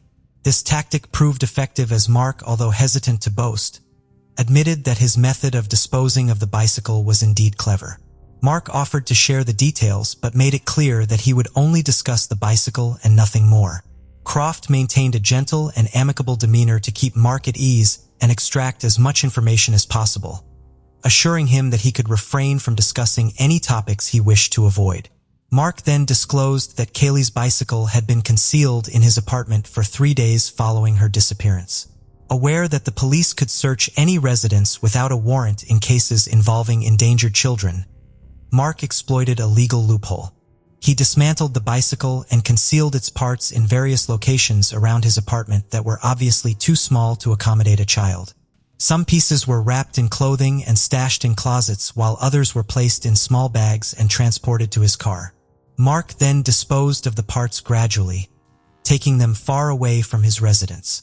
Although police officers were stationed at the complex exit scrutinizing vehicles, they were solely focused on locating the missing girl, overlooking the inconspicuous small bags. Detective Croft realized that Mark's detailed account provided a significant opportunity to elicit a full confession. He started to explain to him that maybe Kaylee's death wasn't his fault. It was a tragic accident. Mark inquired about the potential sentence he could receive, to which Croft suggested it would likely be around 25 years. Mark expressed his belief that it would be unjust to spend half his life in prison, away from his family. He mentioned that he had been going through his own personal hell for the past 2 years, which should be taken into consideration during sentencing. Despite the lack of logic in Mark's words, Croft persisted with his approach and advised Mark to alleviate his suffering by revealing the truth. Mark agreed to confess, but only after consulting with a lawyer. The detective acknowledged that no attorney would advise their client to confess without evidence against them. He informed Mark that in such a scenario, Kaylee's parents would never know the truth about their daughter's fate. Mark then disclosed she didn't suffer. Sensing Mark's readiness to come clean, the detective urged him to do the right thing for himself, his family, and his faith. Mark finally admitted to strangling Kaylee, emphasizing that he had not harmed her in any other way. He recounted how Kaylee had visited his apartment that evening to play with his young son. Mark took her bike to the kitchen to avoid attracting attention, knowing that Kaylee's mother wouldn't approve of her being there. Kaylee went upstairs to the children's room where she interacted with the child. When Judy called out for her daughter from the yard, Mark panicked. Upon realizing that the girl's mother would be furious about him letting her into his house without permission, Mark made his way to the children's room and strangled Kaylee with his bare hands. Detective Croft harbored doubts about certain aspects of the narrative. It appeared more plausible that Mark enticed Kaylee into his apartment under the guise of playing with his son, exploiting his wife's absence at work. It was possible that he attempted to assault her, and upon hearing Judy's voice, he panicked at the thought of Kaylee revealing the truth. The detective recalled Judy spotting him outside in laceless sneakers, indicating their potential use in the crime. This suggested premeditation, as he would have had time to remove the laces. Mark seemed to be downplaying the severity of his actions by altering details. But Croft knew that voicing his suspicions might prompt Mark to clam up about the body's whereabouts. To extract crucial information, the detective played along, listening to Mark's account. Mark claimed to have left Kaylee's body in the kitchen after the murder, taking his son outside to establish an alibi. He intentionally made himself visible to Judy in the yard to dispel any doubts. Amid the chaos of the search for Kaylee, Mark placed her body in a laundry basket, concealing it with clothes. Subsequently, he moved the basket to his car trunk, unnoticed amidst the commotion. Taking his son along, Mark drove to his workplace as a security guard. Mark's story didn't end there. Despite being sentenced to a minimum of 25 years in prison for the murder, Mark's lawyer was able to negotiate a deal where his client had the kidnapping charges dropped. This meant that Mark would only face punishment for the murder. However, the repercussions of his actions continued to haunt him. 2 years later, the police decided to revisit the case. They went to Mark's workplace and opened the tank where he had disposed of Kaylee's body. To their surprise, they found that the victim's body was still inside. However, due to the advanced state of decomposition, experts were unable to determine the cause of death or any other details. The only thing they could confirm was the victim's identity, finally bringing closure to Judy, Kaylee's mother. She was able to bury her daughter and find some solace in knowing the truth. Meanwhile, Mark's lawyer tried to withdraw his confession, but his efforts were in vain. Mark had provided all the information voluntarily, and Detective Croft had followed the law throughout the investigation. There was no way to undo the damage that had been done. Mark admitted his guilt to the judge, accepting the consequences of his actions. He was sentenced to a minimum of 25 years in prison, just as Detective Croft had predicted. Despite his remorse and realization that killing Kaylee was a grave mistake, Mark had to face the harsh reality of his choices. In 2010, the police revisited a cold case from 1988, involving the brutal murder of 74-year-old Viola Manville in a Rochester suburb. Despite having multiple suspects, including 16-year-old Mark, who passed a polygraph test, a man named Frank Sterling was eventually arrested. Initially denying his involvement, Frank confessed after an intense overnight interrogation. Despite his efforts to appeal his conviction, new DNA evidence in 2010 pointed to Mark Christie, who eventually confessed to the murder in 2011. Mark received an additional 28 years in prison but showed no remorse. Frank, wrongfully imprisoned for 19 years, sued and received compensation in 2014, only to pass away 3 years later. Mark remains incarcerated with the possibility of parole in the future, but nothing is certain. A manhunt was launched to apprehend an active shooter who had just fatally shot Joshua Niles, a 28-year-old individual. A vigilant neighbor witnessed the entire incident and promptly alerted the police, providing a description of the suspect wearing a black hoodie. Meanwhile, as the shooter attempted to flee the scene, Amber Washburn, Josh's 24-year-old wife, arrived in the driveway with their 4-year-old child. Tragically, the assailant shot Amber inside the car, but thankfully, the child seated in the back remained unharmed. The sound of gunfire prompted a nearby deputy to swiftly respond to the scene. To his dismay, he discovered a lifeless male lying beneath a truck. Upon further observation, he noticed another vehicle parked across the street. Inside, he found a lifeless woman in the front seat and a terrified child clutching onto his McNuggets in the back. Child, although physically unharmed, was undoubtedly traumatized by the horrific ordeal. The question remained, who was this perpetrator? What motivated them to take the lives of two innocent individuals with promising futures? Most importantly, why subject an innocent child to such a harrowing experience? Joshua Niles, born in 1990, grew up in a large, tightly knit family, fostering a profound sense of love and dedication. As a devoted family man, he actively contributed to the well-being of his loved ones. During his teenage years, Joshua formed a deep connection with his high school sweetheart, Charlene "Charlie" Albert. Their relationship resulted in the birth of two children, Gabby, born in 2008 when Charlie was 16 and Joshua was 18, and Bentley, born 2 years later. Despite their young age, the couple successfully navigated the challenges of parenthood until their eventual separation in 2012. Following the separation, Charlene relocated to Texas with her parents, and a co-parenting custody arrangement was established. Joshua would have the children during the summer while they resided with their mother during the school year. In 2012, a new chapter began in Joshua's life when he met and fell in love with 18-year-old Amber Washburn. Every summer, Gabby and Bentley would come to visit, and Amber would become an essential part of their lives.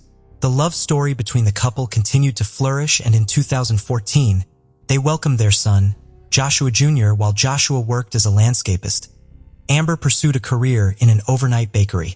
Together, they shared dreams of building a stable future, including marriage, a successful business, and a happy family life. Despite the challenges of raising their 4-year-old son, Joshua Jr., who was on the autism spectrum, they remained devoted parents. However, their lives took a tragic turn when Joshua's past caught up with him, resulting in a devastating outcome for both him and Amber. The events unfolded on a fateful afternoon in Sodos, New York on October 22, 2018. Peaceful atmosphere outside their home was abruptly shattered by the sound of gunfire. Multiple reports flooded the 911 dispatch, prompting a swift response from law enforcement. Coincidentally, a Wayne County deputy was nearby, serving an unrelated eviction notice. Upon hearing the reports, the deputy quickly made his way towards the chaotic scene. What he discovered was a lifeless man lying beneath a truck. As he surveyed the area, he noticed another vehicle parked across the street.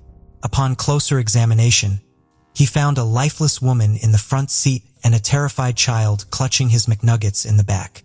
Acting swiftly, the deputy prioritized the safety of the child and entrusted him to a concerned neighbor. Once the child was secure, he called for backup and began processing the scene. The responding officers diligently collected evidence from the crime scene, including Amber's wallet, which was found on her lap and contained her driver's license identifying her as Amber Washburn. Deputies have identified the male victim found beneath the truck in the driveway as Joshua Niles. It has been confirmed by the police that Joshua and his partner lived in the residence where the shooting occurred. Now, when questioning the neighbors about the child, they have identified the child as Joshua and Amber's son, Joshua Jr. However, there is still a lingering question. Where is the shooter now? It is evident that there is an armed individual on the loose, as law enforcement responded promptly after the exchange of gunfire. The police are actively trying to identify and apprehend the shooter, suspecting that they may still be within the community. Authorities have issued a warning to residents in the surrounding area, advising them to remain in their homes until the situation is under control. Due to the numerous potential hiding spots, a perimeter has been established. The primary witness in this case is Tiffany Thayer, the neighbor who lives next door to Joshua and Amber. Her kitchen window overlooks their driveway, providing her with a clear view of the events. Tiffany reported seeing Joshua engaged in a conversation with an unknown male, who eventually led him towards the truck. Initially, the conversation appeared casual. It quickly escalated into a horrifying scene as the stranger pointed a gun at Joshua and fired. When Amber arrived home in her car, her driver's side window was open. Upon witnessing the situation, she attempted to reverse and escape, but the shooter turned and fatally shot her in the head. Once the shooter confirmed Amber's demise, they turned their attention back to Joshua. Despite his efforts to seek refuge under the truck, he was unable to evade the multiple shots fired at him. Understanding the motive and identifying the perpetrator behind these double homicides is proving to be a challenge. The manner in which Amber was killed suggests that the assailant possesses some level of experience with handguns, as it was a difficult shot to execute. The detective's initial impression is that this incident bears many characteristics of an assassination. Detectives discovered additional neighbors who had caught a glimpse of the perpetrator before he fled, and based on their accounts, they were able to compile a description of the suspect. According to these witnesses, the culprit was a slender Caucasian male wearing a dark hoodie and jeans. Some neighbors even provided further details, mentioning that he had darker hair, a beard, and wore glasses.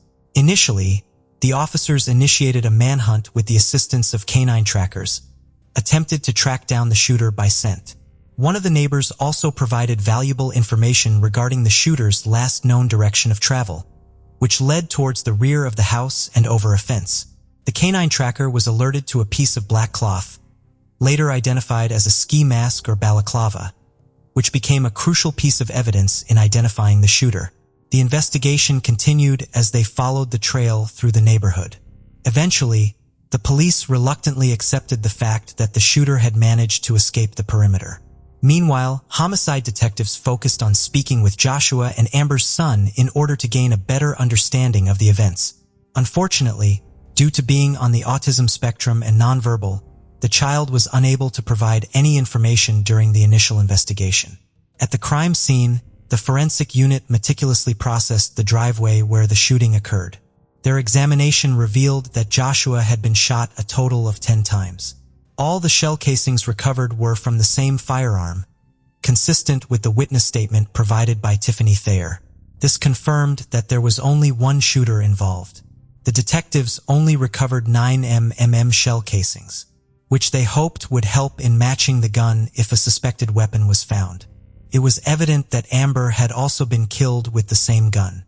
The police were certain that this was not a random act of violence and had been meticulously planned. While the bodies were being transported to the medical examiner's office for an autopsy, the detectives reached out to the families of Josh and Amber to deliver the unfortunate news. During their initial conversations with the families, the police inquired about any potential threats or grudges against the couple. Was there anyone who harbored hatred towards them? Joshua's family assured the police that it was highly unlikely for anyone to hold a grudge against him, as he was a kind and beloved individual. Amber's parents echoed the same sentiment about their daughter. However, as the police delved into Joshua's past, they discovered a recurring name, Charlene Childers, Joshua's ex-girlfriend. According to the family, their relationship had been tumultuous. Despite having 2 children together, Joshua and Charlene had mutually agreed to separate in 2012, after which Charlene relocated to Texas with her parents.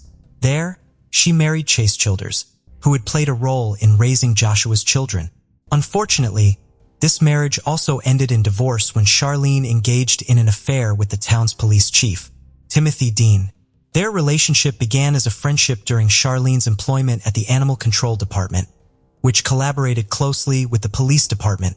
Eventually, their bond evolved into a romantic one, leading to their marriage in March 2018.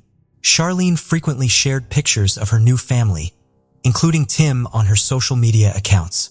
However, legal issues arose for Charlene and her husband in the latter part of 2018, which had repercussions on Joshua and Charlene's older children.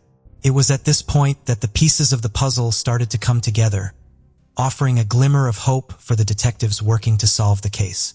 To comprehend the motive behind the shootout, it was crucial to delve into Joshua and Charlene's past. The detectives uncovered that Joshua was embroiled in an ongoing custody dispute with Charlene Childers over their 2 children at the time of his death. Charlene's recent trip to New York to retrieve her children, shortly before the shooting occurred, raised suspicions regarding her potential involvement in the double homicide. However, after thorough investigation, it was determined that Charlene could not have been the shooter, as she was confirmed to be at her workplace during the incident. When questioned about her relationship with Joshua, Charlene acknowledged past conflicts, but denied holding any intense grudges against him. She emphasized that despite their differences, she never wished harm upon him. The conversation then shifted towards Charlene's current husband, Timothy Dean, which surprised the detectives to learn that she was no longer with him and divorce proceedings had been initiated. Charlene expressed her frustration, attributing the loss of custody of her children to Tim's influence, highlighting the strain in their relationship. Further investigation revealed that Tim was residing in Texas at the time, prompting detectives to delve into the dynamics of their marriage and the underlying causes of their disputes. Charlene provided more details about the issues that led to their estrangement, shedding light on a complex web of relationship challenges and legal battles. Delving deeper into Tim's situation, detectives discovered that he had recently lost his job. When reaching out to his former colleagues, troubling details emerged. They described Tim as having a little man syndrome, indicating that he had an inflated sense of importance due to his position as chief of police. However, behind his back, people often mocked his behavior. The reason for Tim's job loss stemmed from a disturbing incident captured in a video uploaded by Charlene on Facebook in May 2018. The video depicted Tim yelling at his 3-year-old daughter, Madison, for not eating her food. Within a few days, severe consequences unfolded for Tim, including his arrest, loss of custody of his daughter, and resignation as police chief. Charlene's custody of her children was also lost, leading to the crumbling of their marriage. Eventually, the kids returned to live with their father, Joshua, in New York, leaving Charlene and Tim to face the consequences of their actions. When asked about Tim and their relationship, his ex-wife, Christina Hill, responded differently. After Tim resigned, detectives discovered that he had found a job as a driver for a local vending company. However, it was later revealed that Tim had been consistently missing shifts at his new job. Interestingly, one of the days he missed his shift coincided with the day of the shootout in Sodus. Further investigation uncovered that Tim had also been involved in a car crash in Kansas just 2 days before the murder occurred. What's intriguing is that the vehicle involved in the crash was a rental car. An officer arrived at the scene and engaged in a conversation with Tim. It became evident that Tim was providing a fabricated explanation to the police officer. He claimed that he was attempting to make a U-turn because he had run out of gas and was searching for a gas station. This led him to drive off the shoulder of the road and into a culvert, resulting in damage to the vehicle. However, one major question remains. Why was Tim in Kansas in the first place? Tim spoke to the officer, expressing distress about his personal life and mentioning the possibility of a divorce, stating that everything seemed to be falling apart. However, a significant finding in the footage raised concerns. Tim mentioned that he possessed a sidearm and a shotgun. This left the detective feeling uneasy, sensing that something was amiss. Upon further investigation at the rental agency, the officer discovered that Tim was carrying additional firearms, including an AR-15 and several handguns, along with ammunition and body armor. This discovery added another layer of complexity to the situation, raising questions about Tim's intentions and why he was armed with such an arsenal. Now, when inquired about his destination, he provided a captivating response. To confirm their suspicions, investigators scrutinized the rental agreements and detected an irregularity. The rental agreement indicated that the vehicle was leased to an individual named Braun Bowler. Upon conducting further investigation, they uncovered that Braun had a close association with Tim. It was revealed that Braun and Tim were friends who had served together during Tim's tenure as the chief of police. Intrigued by this connection, investigators decided to question Braun in order to gather more information about the circumstances surrounding the rental car and Tim's activities. Braun Bowler had an 11-year career as a Texas police officer, most recently at the Sunray Police Department. As previously mentioned, Tim and Braun were close friends, having served together during Tim's time as police chief. According to Braun's statement, Tim was unable to leave work to drive to New York, so Braun stepped in to assist. With Tim's credit cards maxed out and him falling behind, Braun agreed to rent the car under his own name. Now, during the interrogation, Braun was asked to reflect on his years in law enforcement and his relationship with Tim. He stated that initially, he didn't question Tim's request for the rental car, assuming it was for local use. It wasn't until he received a troubling call about Tim crashing the car in Kansas that he began to doubt Tim's intentions. During the interview, Braun vehemently denied having any knowledge of Tim's plans to take the car to New York. He expressed genuine sympathy for Tim's situation and trusted him enough not to question his motives. However, when asked to undergo a polygraph test, Braun's results were less than satisfactory, leading to further interrogation. In subsequent questioning, Braun disclosed shocking information. He confessed to overhearing Tim discussing plans to harm someone and revealed that Tim had rented the car under Braun's name to avoid suspicion. Braun's collaboration swiftly redirected the investigation onto a new path. After the interview, Braun was permitted to return home, but law enforcement maintained close surveillance on him. Once an arrest warrant was obtained, Braun was promptly taken into custody. Concurrently, in Dumas, Texas, law enforcement officers encircled Tim Dean's residence, fully aware of the potential threat posed by his extensive collection of firearms. Recognizing the necessity for a cautious approach, they opted for a discreet nighttime operation to apprehend him. With meticulous precision, they deployed a flashbang inside the house to disorient Tim and create an opportunity for his safe arrest. Law enforcement officers acted swiftly and efficiently, ensuring that he no longer posed a danger. Meanwhile, a DNA test was conducted, confirming that his DNA matched the DNA found on the abandoned ski mask at the crime scene. With Tim now in custody, the process of interrogation and uncovering the truth behind the tragic events in Sodus could commence. Armed with a bottle of water, detectives endeavored to untangle the complexities surrounding his connection to Joshua and Amber. Tim recounted his interactions with the couple, emphasizing instances when he had been present during their custody exchanges. Did not appear to hold any personal animosity towards Joshua.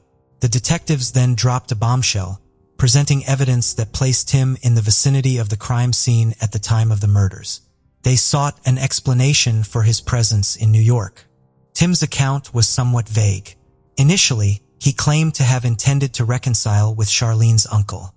However, it seemed that he ended up aimlessly driving, consuming alcohol, and becoming lost in his own troubles.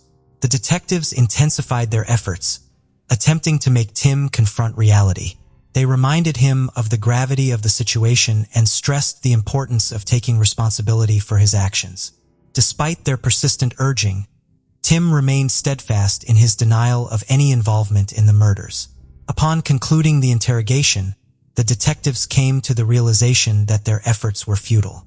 Tim's unwavering denial clearly indicated that extracting a confession would be an arduous task. Nevertheless, undeterred by this setback, they remained resolute in their pursuit of uncovering the truth behind the deaths of Joshua and Amber. However, their interest extended beyond just one individual in Texas. The investigators decided to revisit Charlene, the only person they had yet to thoroughly question. Tracking her down at her ex-boyfriend's residence, the police brought her in for further inquiry. Despite not being the shooter and being elsewhere in New York at the time of the murders, there were reasons to suspect her involvement. During a previous conversation with the police, Charlene falsely claimed to have learned about Joshua's death through a Facebook post which raised suspicions since no public post had disclosed the victims' identities. Another cause for concern was Charlene's alleged role in driving Braun, the individual whose name the rental car was registered under, to the agency just 8 days after the murders. They once again inquired about how she became aware of the killings. Charlene stuck to her fabricated Facebook story, asserting that she had received the news during a call with Joshua's mother. As the interrogation progressed, the facade of Charlene's concocted tales began to crumble. the detectives delve deeper, probing Charlene about Tim's relationship with Joshua and any potential motives he may have had to harm him.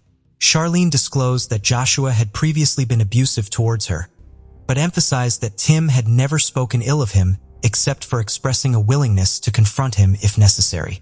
The detectives then pressed Charlene regarding her association with Braun, the friend she had driven to rent the car. Charlene evaded the questions, claiming ignorance about Braun's affairs and assuming the trip was work-related. However, as the inquiries regarding distance and fuel consumption persisted, Charlene's responses grew less assured, hinting at her mounting unease. Upon noticing this, the detectives directly confronted Charlene, inquiring about her potential role in the murders or if she had influenced the perpetrator to commit the heinous act. Charlene vehemently denied any involvement. Her demeanor betrayed her true emotions. As the pressure of the interrogation mounted, Charlene's resolve began to crumble, and under the intensified questioning, she eventually confessed to her participation in the murders. Charlene proceeded to disclose to the detectives that following the loss of custody of her children in August, she had a conversation with Tim where she expressed her frustration with Joshua. She recounted how she vented her feelings to Tim, who seemingly shared her sentiments, expressed his own frustrations, driven by her desperation to regain a sense of normalcy, where she could have her children during the school year while Joshua had them for the summer and holidays. Charlene engaged in discussions with Tim about drastic measures. However, she claimed to have limited knowledge about the specifics of the firearm, except that it belonged to the Center Police Department. In the lead up to the murders, Tim, Charlene, and Braun held meetings in Tim's garage, where they meticulously devised their plan to eliminate Joshua. Charlene's role involved dropping off Braun at the rental agency, who would then proceed to drive the rental car to Tim. Tim would subsequently embark on the journey to New York to carry out the murder. According to Charlene's account, the plan was straightforward: eliminate Joshua. However, she maintained that Amber was never intended to be part of the plan. When Tim crashed the rental car, Charlene drove to meet him at the motel and subsequently dropped him off at the airport to acquire a new rental car, with the intention of resuming their plan on November 5, 2018. This chilling revelation provided the detectives with a clearer understanding of the premeditated nature of the crime and the extent of Charlene's involvement in orchestrating it. Another distressing fact that exacerbated the pain for the loved ones of the victims was that Charlene had actually visited them during the funeral and deceitfully pretended to grieve. Charlene and Tim were charged in connection with the murders of Josh and Amber on November 5, 2018.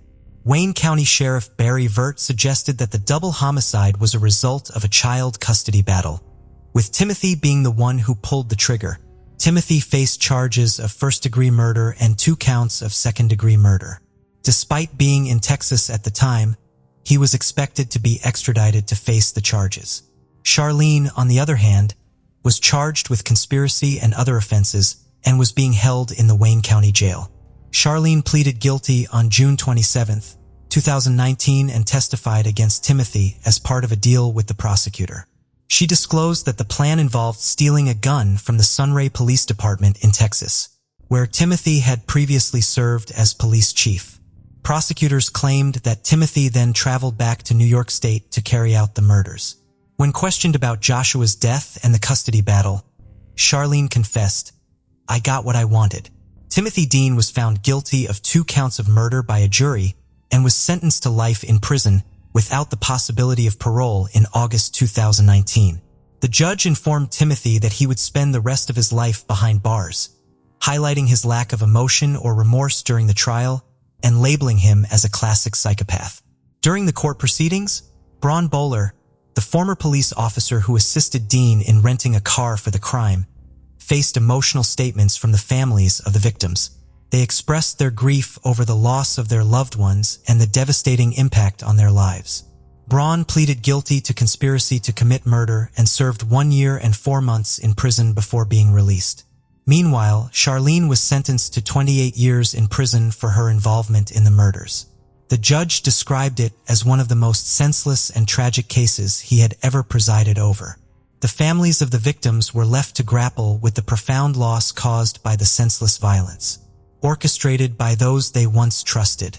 The whole incident turned so many people's lives upside down. It was especially devastating for the kids. Gabby, the older of Joshua and Charlene's two children, was really hurt and confused. Joshua's sister, Nicole, had to step in and take care of Joshua's older kids after he passed away. She already had 4 kids of her own, and it was tough. So she asked for help through a GoFundMe page to raise some money, but they didn't get much. Joshua's younger brother now lives in their family home with his girlfriend. They're taking care of Joshua's 2 dogs and planting flowers in memory of them. They're trying to keep his spirit alive in their hearts. While nothing can bring Joshua and Amber back, their families take solace in knowing that the people responsible for taking their loved ones' lives are paying the price in prison. Michaela Hall was born on the 7th of February, 1983 to her mother Julie. Michaela was an only child and she and her mother were inseparable. Julie worked hard as a single mother to give Michaela the best start in life, and they spent all their time together.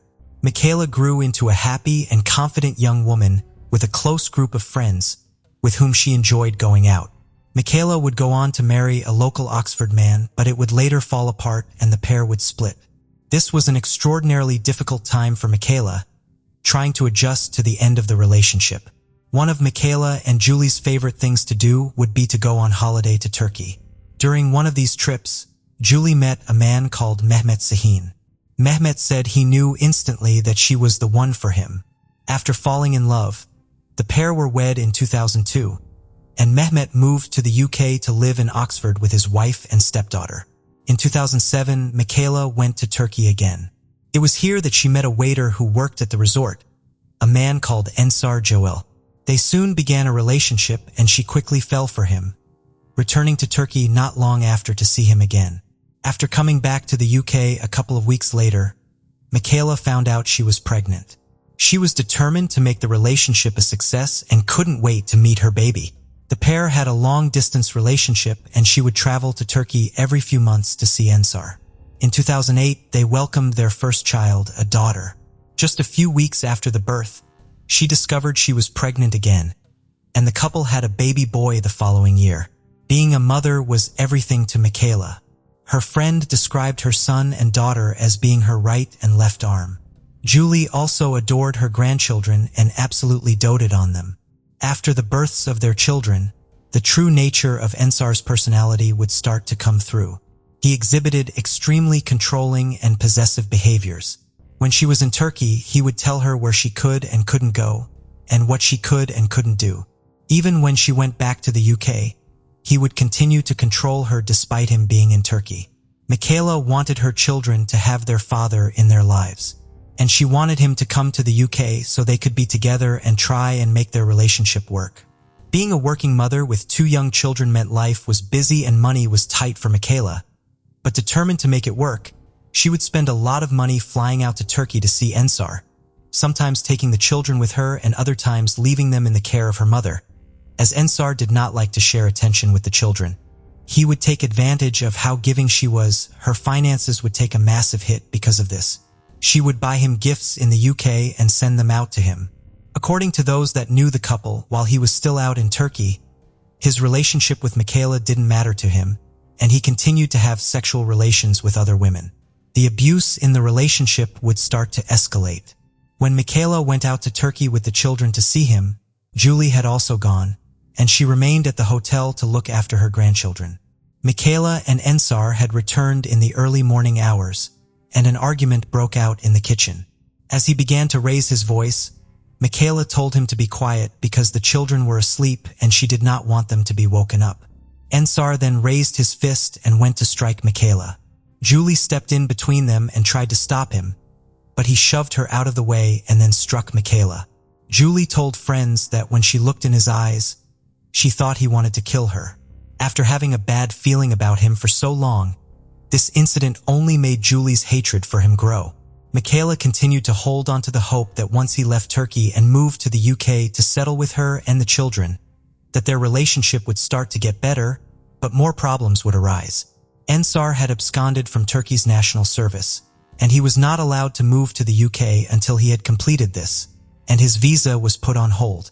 Michaela spent significant amounts of money trying to go through various channels to help him. He finally agreed to take part in his national service. After it became clear that this was his only option and the only way he was going to get his visa. But this led to further problems. He blamed Michaela for having to do his national service, even though it was completely out of her control. In December 2010, as he was doing his national service, without warning and with no reason given, he ended his relationship with her. Michaela was devastated. She began talking to an ex from Turkey and decided to go out there to see him, but later said she had made a mistake in seeing the ex, adding that she should have been trying to patch things up with Ensar and make their relationship work. She returned to the UK and, in a panic, had her friends help her erase and remove any trace of her being in contact with her ex, knowing that if Ensar found out, he would likely explode. A few days later, Michaela received a call. It was Ensar. Acting like nothing had happened, they agreed to give their relationship another go, but her friends urged her to reconsider and not get back together with him. But she decided she was going to give it another go. In March 2011, she traveled to Turkey and the pair got married. Julie refused to go. Michaela had also not told her friends that they were getting married, with some finding out via Facebook when Julie posted a congratulatory message to the couple. Michaela flew back to Britain and began working to get her new husband a visa. However, he soon found out that she had previously gone back to Turkey to see her ex, and this enraged him. He would become even more verbally abusive when they spoke. This would often reduce her to tears, and her friends would also hear the verbal abuse, telling her that this was not normal behavior and he shouldn't be treating her that way. He continued to spam her phone with calls, even throughout the night, calling 26 times on one occasion in August 2011, leaving her feeling incredibly depressed, with a friend saying she was even contemplating suicide. Her friend told her she needed to turn her phone off. The following day, Michaela heard that his visa had been approved and was on his way to be delivered to him. The day after, Ensar Gol boarded a flight to the UK and left Turkey. He lived with Michaela and their children at Julie and Mehmet's house in Tame, Oxfordshire. The tensions would soon start to come to the surface. Julie's hatred of Ensar was reciprocated, with him loathing how close she was to her daughter. Other people in Michaela's life would see his deeply controlling and abusive nature, with him telling one of her friends that Michaela would always be his. His hatred for Julie and living in her house, coupled with his desire for revenge after finding out Michaela had met with an ex after he had ended their relationship without warning, began to boil away inside him. In a conversation with Mehmet, Ensar said he felt like killing Michaela, but Mehmet believed he was just saying things in anger, not actually meaning it. One morning, Michaela called one of her friends. She was extremely fearful and frightened, as Ensar had told her that if she returned home, he would cut her head off. Just 2 weeks after he arrived in England, a plane ticket was bought for him to go back to Turkey permanently. Michaela was devastated and begged him again for a final chance to make it work. As he was on his way to the airport, he decided to abandon the flight and return to the family home. On September 2nd, he slept with a woman from a local bar, again showing no interest in his wife or his marriage. The following day, September 3rd, Ensar slept with the woman again and also consumed a significant amount of alcohol, as well as missing his shift at the local Prizo restaurant. He then went to the takeaway that Mehmet worked at 1:15 a.m. on the morning of September 4th, and asked him if something were to happen to Michaela and Julie. What would happen to the children? Mehmet believed this was nothing more than the alcohol talking. At 2:10 a.m. Ensargul returned to Ayrton Court. Julie and a friend Casey were watching television in the living room while Michaela slept upstairs with their daughter in the room and their son in the room next door. Ensar headed into the kitchen and took a knife from one of the drawers before going upstairs. As he went into the bedroom where his wife and daughter slept, it was here that he launched a terrifying attack, stabbing Michaela repeatedly. Julie and Casey ran upstairs to see what the commotion was. When Julie got to the bedroom, she found Ensar straddling Michaela as he stabbed her in the neck. As she tried to pull him off of her, she slipped and fell onto the floor. Ensar then turned his attention to her, repeatedly stabbing her as he had done to Michaela. Casey was also stabbed 4 times, with one of the knife wounds missing her pulmonary vein by a matter of millimeters. Casey was able to escape the house and run, but Julie wasn't. As she tried to get to the door, she collapsed at the bottom of the stairs, the catastrophic blood loss making her unable to carry on. Sargal then took their 3-year-old daughter and headed off into the night. After hearing the screams, a worried neighbor immediately called the police, and before long, emergency services were on scene. Casey was taken to John Radcliffe Hospital, where she would eventually make a recovery. Julie was found in a fetal position just inches away from the door. Michaela was found in the bedroom. The hunt was now on to find Ansar Gol. He was seen on CCTV walking down the streets, holding his infant daughter in his arms. He was still carrying the knife he had used in the murders, and his clothes had blood spatter on them. He walked to the pizza place where Mehmet worked and shouted, "No one believed me, but I've done it. I've butchered them both." He then put his daughter down on the ground and told Mehmet to take care of her. Mehmet did everything he could to comfort the shaking and traumatized little girl, whilst also calling 999. As he walked around, Ensar called his family in Turkey. Man was seen on CCTV footage walking up to him to ask him for a cigarette lighter, but he immediately walked away after seeing Ensar holding the knife. The CCTV also captured the moment Sargal was taken into custody by 2 police officers. He told the officers, "Yes, I killed them, but you don't know why." Senior Investigating Officer Detective Chief Inspector Joe Kidman would later praise the police officers who had arrested him as they were unarmed, saying they showed great bravery and composure. As he was being questioned, he complained about the blood on his clothes and showed little to no care about what he had just done.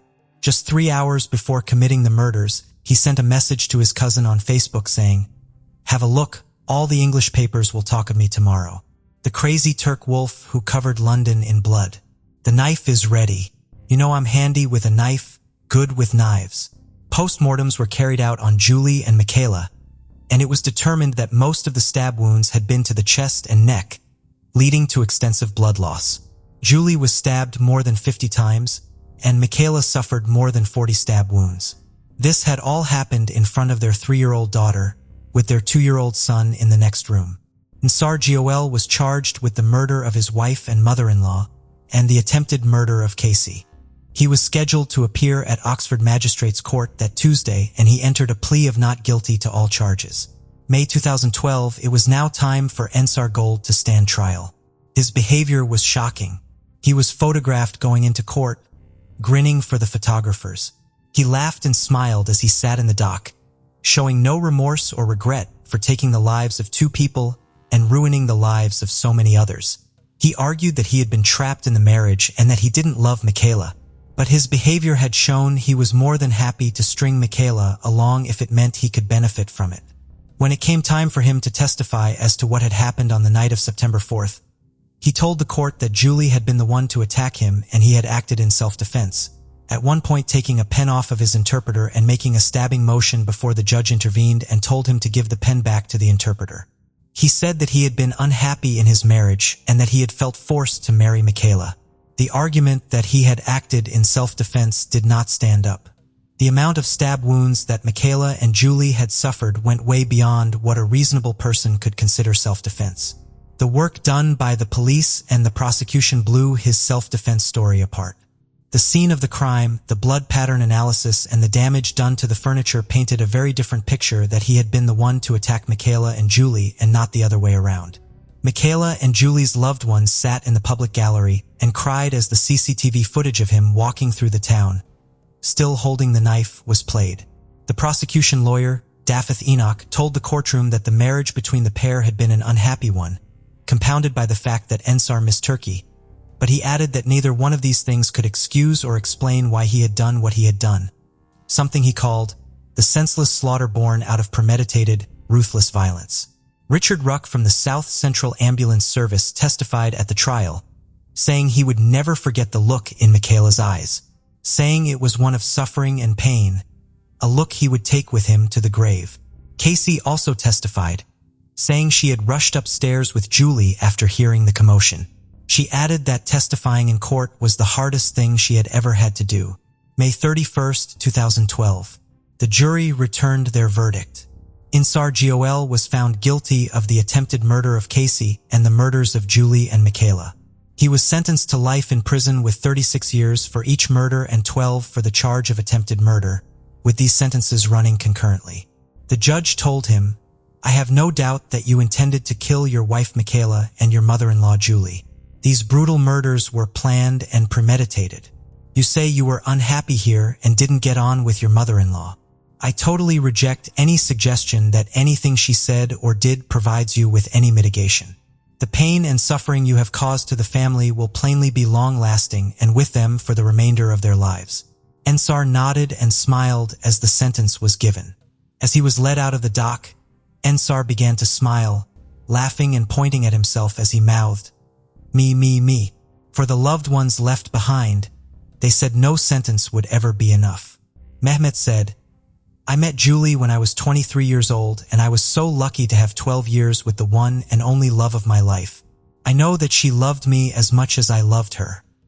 He also said that he was glad the jury had seen through what was being said about Julie during the trial and the way she had been characterized by the defense's case, with them arguing that she had been the one to instigate it. Following Ensar's conviction, Detective Chief Inspector Joe Kidman said, "In trying to evade responsibility for his crimes, Ensar Gol sought to attack the character of these two women he had murdered. This has only added to the terrible ordeal of the family, who have attended each day and listened to all the evidence. Despite their anguish, they have shown great dignity throughout. The devastation caused on the night of September 4th is difficult to comprehend. For the ones left behind, the pain is unimaginable." Mehmet said, "There's a great big void in my life now. 2 children are left without a grandma, a mother and a father. He took everything. I didn't know till then that they were my only reason to live, my only joy in life." Carla Lowe was born December 10, 1961, and was described by her sister as a good and generous person. In 1983, 21-year-old Carla was living in Pompano Beach. Tragically, on November 13, 1983, she was found deceased in Delray Beach, Florida, near a train station just north of Atlantic Avenue. She had been beaten while waiting for an Amtrak train. Detectives said they searched the area for hours but never found anyone who had seen or heard anything suspicious. Without any further leads, the case would go cold. Then, in 2021, Detective Todd Clancy worked on the case with former detectives from the department and utilized new technology. They were then able to find the suspect. Using new fingerprint technology from UK-based Foster and Freeman Company, it allowed a fingerprint to be identified from a piece of evidence left at the scene. However, police would not name the piece of evidence, saying the case was still under investigation. The device used to crack the case is known as Recover, and it is able to develop fingerprints on difficult surfaces and even from items that have been cleaned to prevent identification. 38 years after her life was cut short, 59-year-old Ralph Williams was arrested for her murder in Jacksonville, Florida on November 30, 2021. He had been a person of interest in the killing for quite some time and was actually arrested the day of her murder on grand theft auto and burglary charges, but could not be connected by evidence to her death. Williams' criminal record shows more than 20 arrests across Florida on charges like burglary, resisting an officer with violence, and robbery with a gun or deadly weapon, among others. Police have not determined a motive yet, but say that some of her belongings were taken and there is no connection between Williams and Carla, and he remains behind bars at the Duval County Jail and will be extradited to Palm Beach County where the murder occurred. Mary McLaughlin was a mother of 11, described as friendly, trusting, and a happy-go-lucky person. On September 26, 1984, the 58-year-old grandmother spent the evening playing dominoes and having drinks in the Henlin pub, now called the Duck Club in Glasgow, United Kingdom, in an area known as Glasgow's West End. Her daughter, Catherine, had to leave the pub early to catch a bus home and didn't know this was the last time she would see her mother alive. Mary was seen leaving the pub at 10:45 p.m. to walk less than a mile home to her flat in Partwick where she lived alone. On the way, she made a stop at the Armando's Chip Shop on Dumbarton Road, where she bought cigarettes and fritters and appeared in a happy mood. A local taxi driver who knew Mary, as we may stated, that she walked in front of his taxi carrying her shoes and her hands. and a man following behind her. This man, believed to be Graham McGill, struck up a conversation with Mary and walked her back to her Crothy Court block on Laurel Street. Mary's daughter reported that sometimes her mother would invite people back to her flat when she had been drinking. Days earlier, McGill had been granted a weekend release from prison. He had been convicted of rape in 1981 and was in his final weeks of a 6-year sentence which had been cut in half due to good behavior. He allegedly killed Mary that night and using her keys, which have never been recovered, to lock the door behind him and then return to prison the next day. 5 days after her death, her son Martin and his then-girlfriend, June Brittle, showed up to her flat for a visit and was shocked by a horrible smell.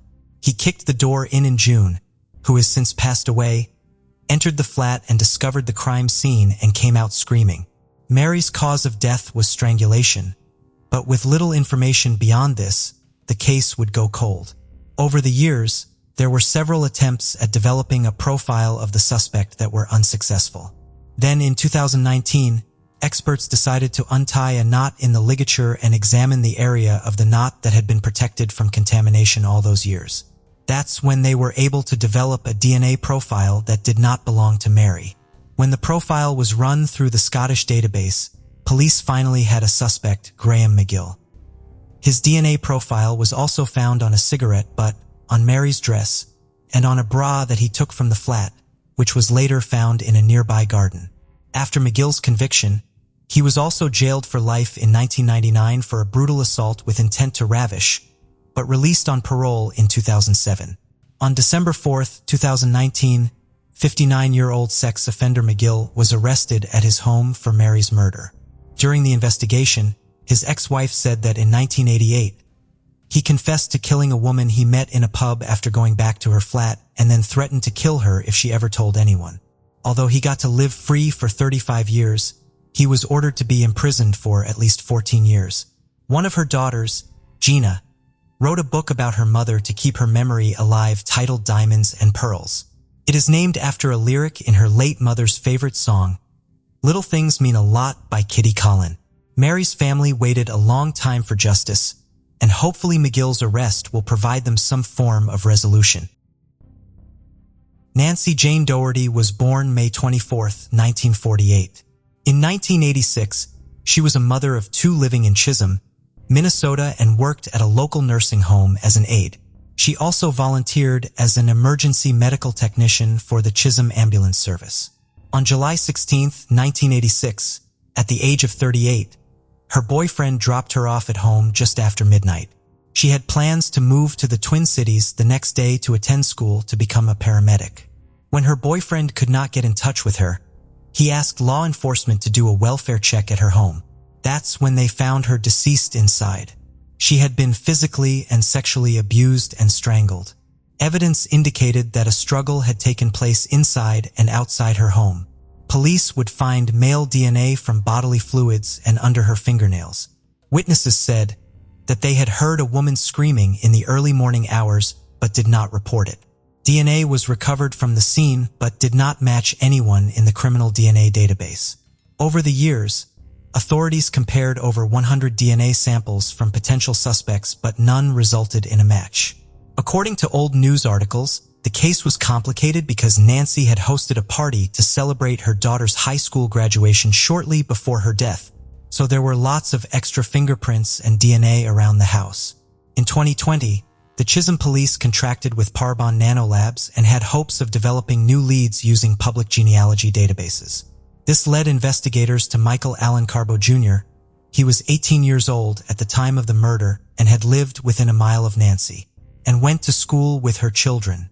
Agents started surveilling Carbo and retrieved trash bags he had thrown into a dumpster outside his Lincoln Square apartment where he lived alone. Taking swabs of paper towels, facial tissues, Q-tips, a beer can, and a slim fast bottle, analysts were able to develop a DNA profile that was consistent with that of the suspect from 1986. Investigators then obtained a DNA sample directly from Carbo with his consent, which again confirmed the match. 52-year-old Carbo was then taken into custody and booked into the St. Louis County Jail in Virginia on probable cause of second-degree murder with $1 million bail. Police say Carbo was never on their radar and hadn't committed any high-level crimes that warranted his DNA being put in the state database. He has lived in Chisholm ever since the murder happened. He has 2 daughters who live in the region and has maintained steady employment for nearly 3 decades, most recently working full-time as a care provider at a Chisholm facility for people who suffer from mental illness or brain injuries. He was convicted of burglary charges in 1988 and 1990, in addition to being charged in 2002 and 2007 for careless driving and not having insurance. He allegedly abused drugs and alcohol when he was younger, but has not had any problems with substance abuse in nearly 20 years. Garbo's supervisor at work described him as reliable, friendly, and an outgoing person. His former property manager called him polite, respectful, and fun. Longtime family friends said they'd never seen him angry or violent, even when he was drinking or upset. One of his daughters even stated that he was the best father a girl could ask for. His friends said he would help anyone in need even if he didn't know them. This is the first Minnesota cold case solved through the use of genealogy databases, and Carbo is trying to fight it along with the removal of his garbage by detectives as being a violation of his constitutional rights. As of today, he remains in jail awaiting trial. From 1990 to 1999, a serial rapist would terrorize homes in Myers Park, North Carolina. He would break in and sexually assault the females living at the home. During the 90s, the suspect had become dubbed by the media as the Myers Park rapist. Police say these cases were investigated extensively, and of the 15 cases detectives have connected, 13 of them involved victims under the age of 18. The MO used by the suspect was unique and similar in nature in nearly each case. In the majority of the cases, he would arm himself with a knife, break into the home, and move the victim to a different location. The initial reported sexual assault happened on June 13, 1990 on Maryland Avenue. The last reported assault occurred on Highview Road on January 9, 1999. With the help of the Sexual Assault Initiative Grant in Parbon Laboratories, forensic genetic genealogy testing allowed police to narrow their suspect list to one person, David Edward Duran. However, Duran died on June 24, 2008 at the age of 67. Officials credited the department's sexual assault cold case unit, which started in 2006, with developing a suspect through a DNA profile. Police in the 90s had trouble identifying a suspect because he wore a ski mask and gloves, and he would leave very little evidence behind. The suspect's race also couldn't be determined because some victims thought he had a Hispanic accent. The investigation picked up again in 2006 when the Charlotte-Mecklenburg Police Department formed its sexual assault cold case unit. Police believed that Duran would be responsible for as many as 50 sexual assaults across the country because he also lived in California, Texas, and Ohio. Police believed Aaron was 49 when he committed his first reported sexual assault in Charlotte, North Carolina, and believe he most likely began his assaults at a younger age. Although he didn't live in Myers Park, his distant family said he was a cat burglar who broke into homes during the night in the area. In 2001, he was convicted for possession of burglary tools, but the DNA sampling database didn't exist then. He was charged with assault to inflict serious injury, but was found not guilty in 2004. He was also charged with a felony for offering a bribe in 2005, but that was dismissed. According to the lead detective in the case, Duran's name never came up during investigations in the 90s. Another suspect, Gilbert McNair, was also dubbed the Myers Park rapist when he was called in 2009, which led Duran's victims to sadly believe that their attacker had been arrested. McNair was convicted of raping 2 women between 1990 and 1997 on Crescent Avenue and also used similar break-in methods as Duran, but there was a difference in the ages of their victims.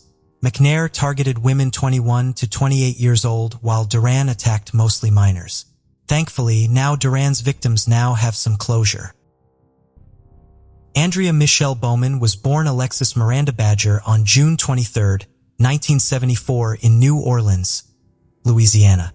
Her teenaged mother was promised by Catholic Charities that her baby would be well cared for by a good family. She was placed in foster care at 5 months old with Dennis and Brenda Bowman of Virginia and would be adopted by them at 21 months old. They would eventually relocate to Michigan. When Andrea was 6 years old, Bowman went to prison for 5 years for intent to perform criminal sexual assault when he attempted to lure and assault a woman in a wooded area in western Michigan.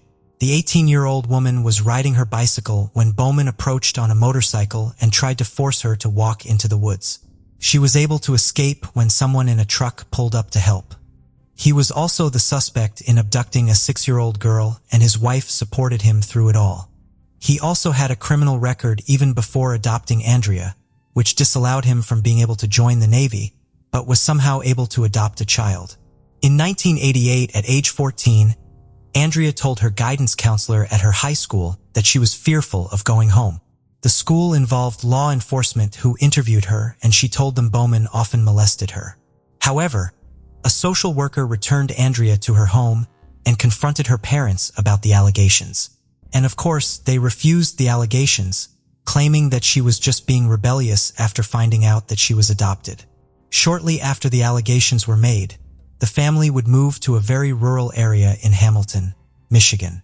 On March 11, 1989, Bowman reported Andrea missing, claiming that he came home from work and noticed that she had stolen $100 from the home before running away.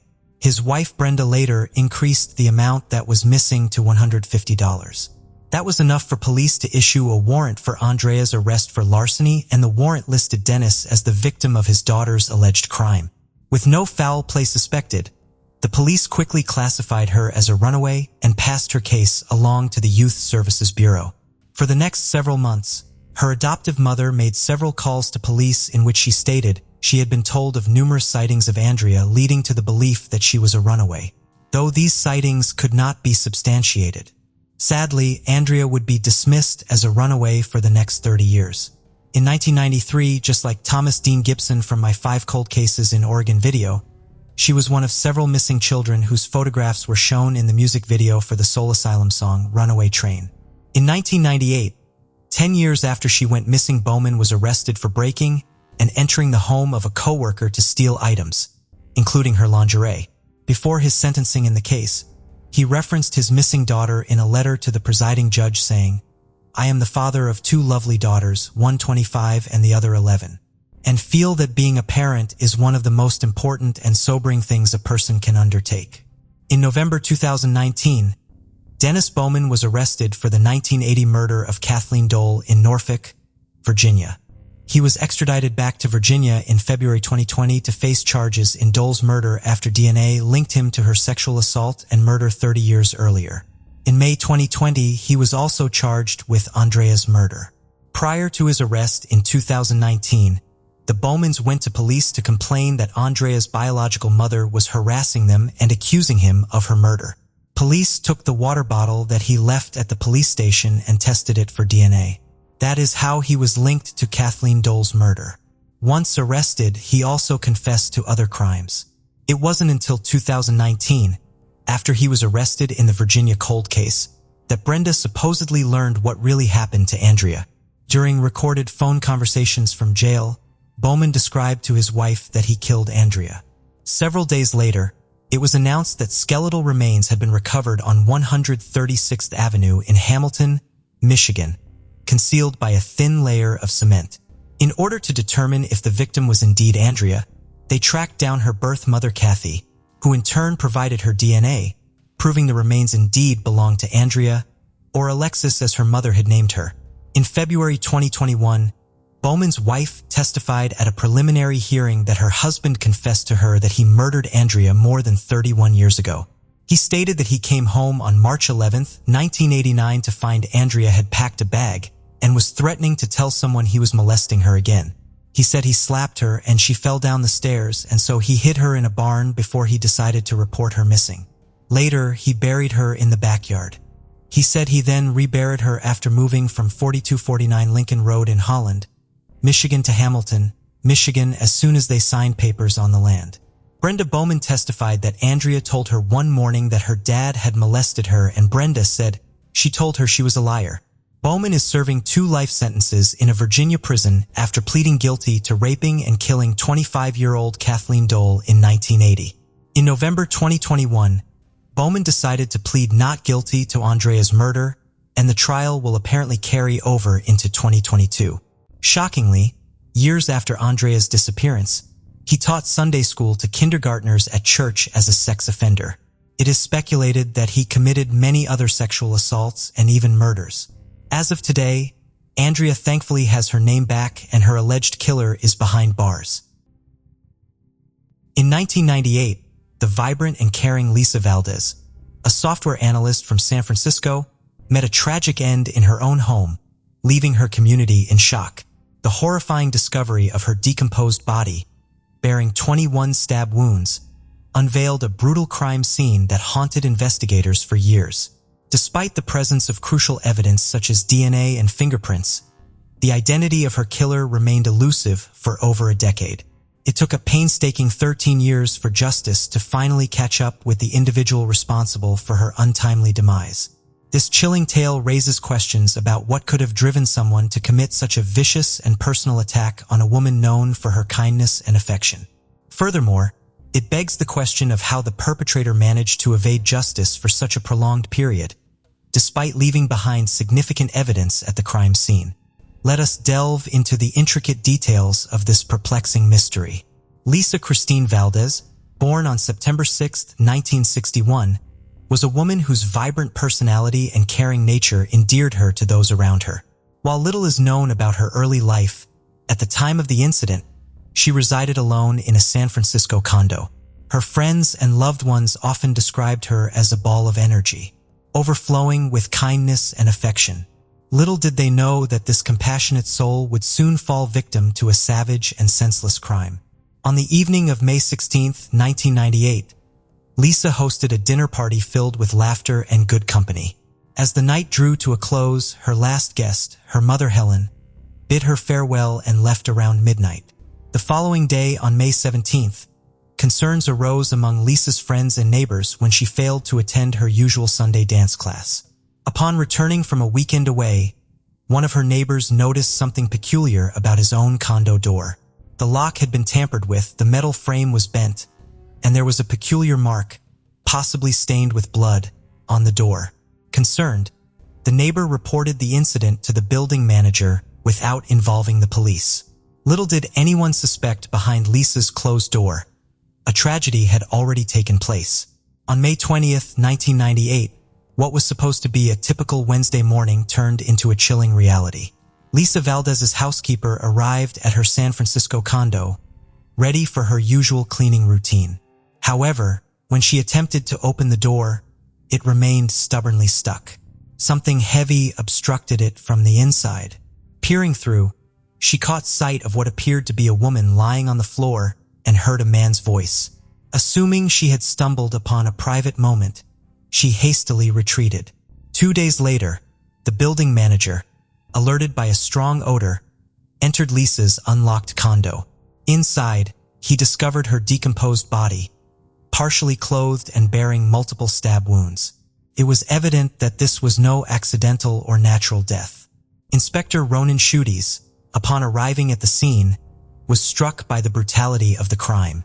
Lisa had not only been killed, but also subjected to mutilation, indicating a personal vendetta against her.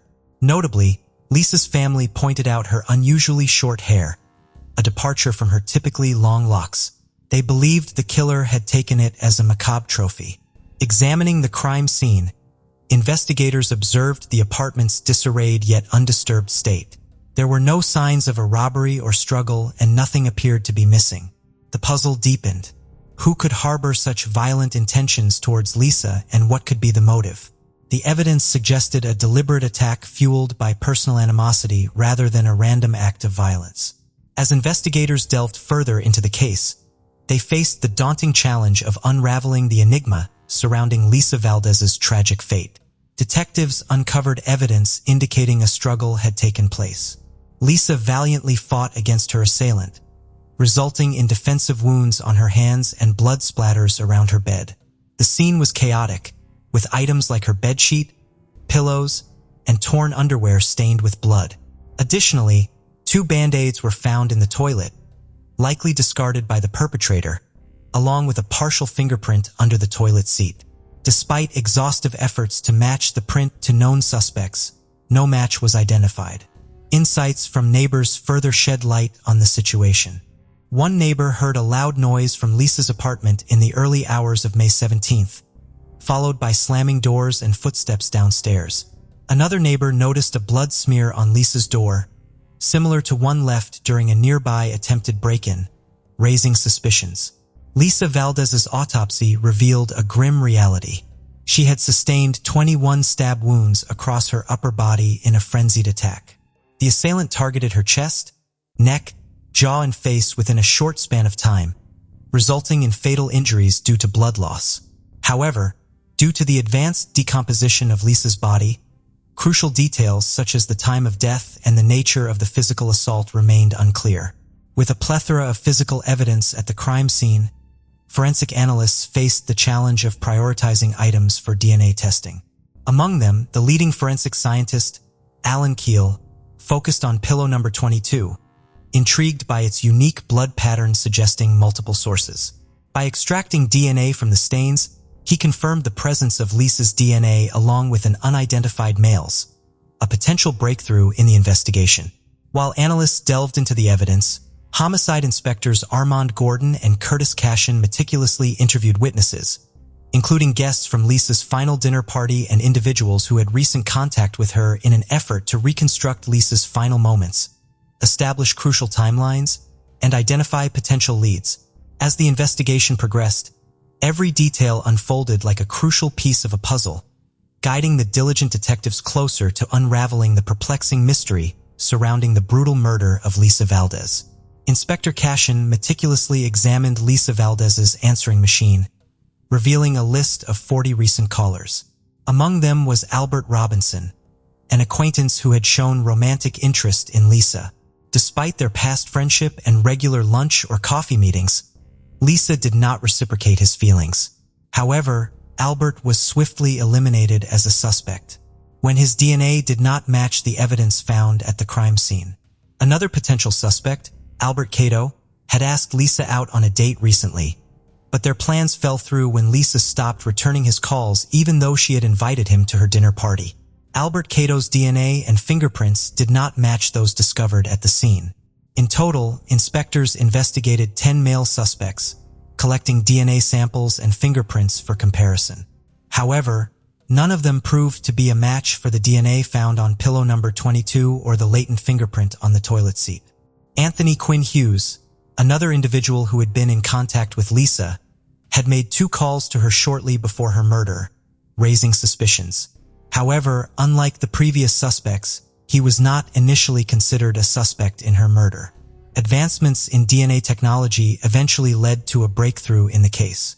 A new testing method called short tandem repeats was utilized to retest the DNA found on pillow number 22, generating a profile that initially did not match any in the database. Then, in 2011, a significant development occurred. There was a cold hit. This term refers to when a perpetrator is unexpectedly linked to a crime scene despite not being part of the current leads in the case. Forensic experts confirmed the match between the DNA on the pillow and Anthony Quinn Hughes, whose DNA was already in the database due to unrelated charges. The investigation took a significant turn when Anthony became the primary suspect and his fingerprints were compared to the latent print found on Lisa's toilet seat. The match was unequivocal as it belonged to the middle finger on Anthony's right hand with identical features in crucial areas. This discovery marked a crucial moment in the case, pointing towards Anthony Quinn Hughes as the main suspect in Lisa's murder. The forensic evidence directly linked him to the crime scene, bringing investigators closer to unraveling the truth behind Lisa's tragic demise. The evidence against Anthony Quinn Hughes was compelling, leading to his arrest for Lisa's murder on September 10, 2011. During police interrogation, Anthony admitted to knowing Lisa from their teenage years, but claimed not to have had any contact with her since the late 1980s. However, when presented with the incriminating evidence, Anthony reacted violently, attempting self-harm with a pen while expressing a desire to end his life. Despite his attempts, the injuries were not fatal and Anthony was formally charged with murder. The trial of Anthony commenced in December of 2015, with his defense arguing that his medical condition myasthenia gravis, which caused muscle weakness diagnosed 5 years prior to the murder, made it impossible for him to overpower and kill Lisa. Although the condition forced him to resign from his job, proper medication could have put it into remission, allowing him to regain normal strength despite some challenges with repeated arm and hand movements. His neurologist confirmed his physical capability. The defense also contended that Anthony's shoulder injuries prevented him from carrying out the stabbing. However, despite undergoing surgery for torn rotator cuff tendons, Anthony remained physically capable of heavy lifting. Testimony from Anthony's ex-wife corroborated his myasthenia gravis diagnosis, which had also affected his employment. However, there were no recollections of any incidents in 1998 that indicated Anthony had returned home injured or later than usual. Nonetheless, the prosecution aimed to dismantle these arguments and present a different perspective on Anthony's abilities and potential involvement in Lisa's murder. Throughout Anthony's trial, he vehemently denied any contact with Lisa or entry into her condo, asserting that the DNA evidence did not prove his guilt. However, the DNA discovered on pillow number 22 contradicted his claims, providing strong evidence of his presence inside Lisa's apartment. This inconsistency undermined Anthony's credibility, as did the evidence of his calls to Lisa's phone, despite his insistence of no communication. The prosecution painted a picture of Anthony's ongoing romantic interest in Lisa, even suggesting that they had met on the weekend of her death. Witnesses from Lisa's dinner party indicated that she had plans with an unidentified date which could have triggered Anthony's anger upon rejection, potentially leading to her murder. While the exact events of that night remain unclear, testimonies suggest a possible motive behind Anthony's actions. Ultimately, the jury found Anthony guilty of first-degree murder for Lisa's death on November 4, 2016. However, they were unable to reach a consensus on the attempted charges due to insufficient evidence. As a result, a mistrial was declared for that count and Anthony received a reduced sentence of 16 years to life for second-degree murder in 2018. Anthony appealed against his conviction, citing a 13-year delay between the murder and his arrest, arguing that it violated his right to a fair trial. He claimed that prejudice had tainted the case due to the prolonged delay, challenging the validity of his conviction. Maintaining his innocence, Anthony insisted that his DNA and fingerprint found at the crime scene were either planted or mistakenly linked to him.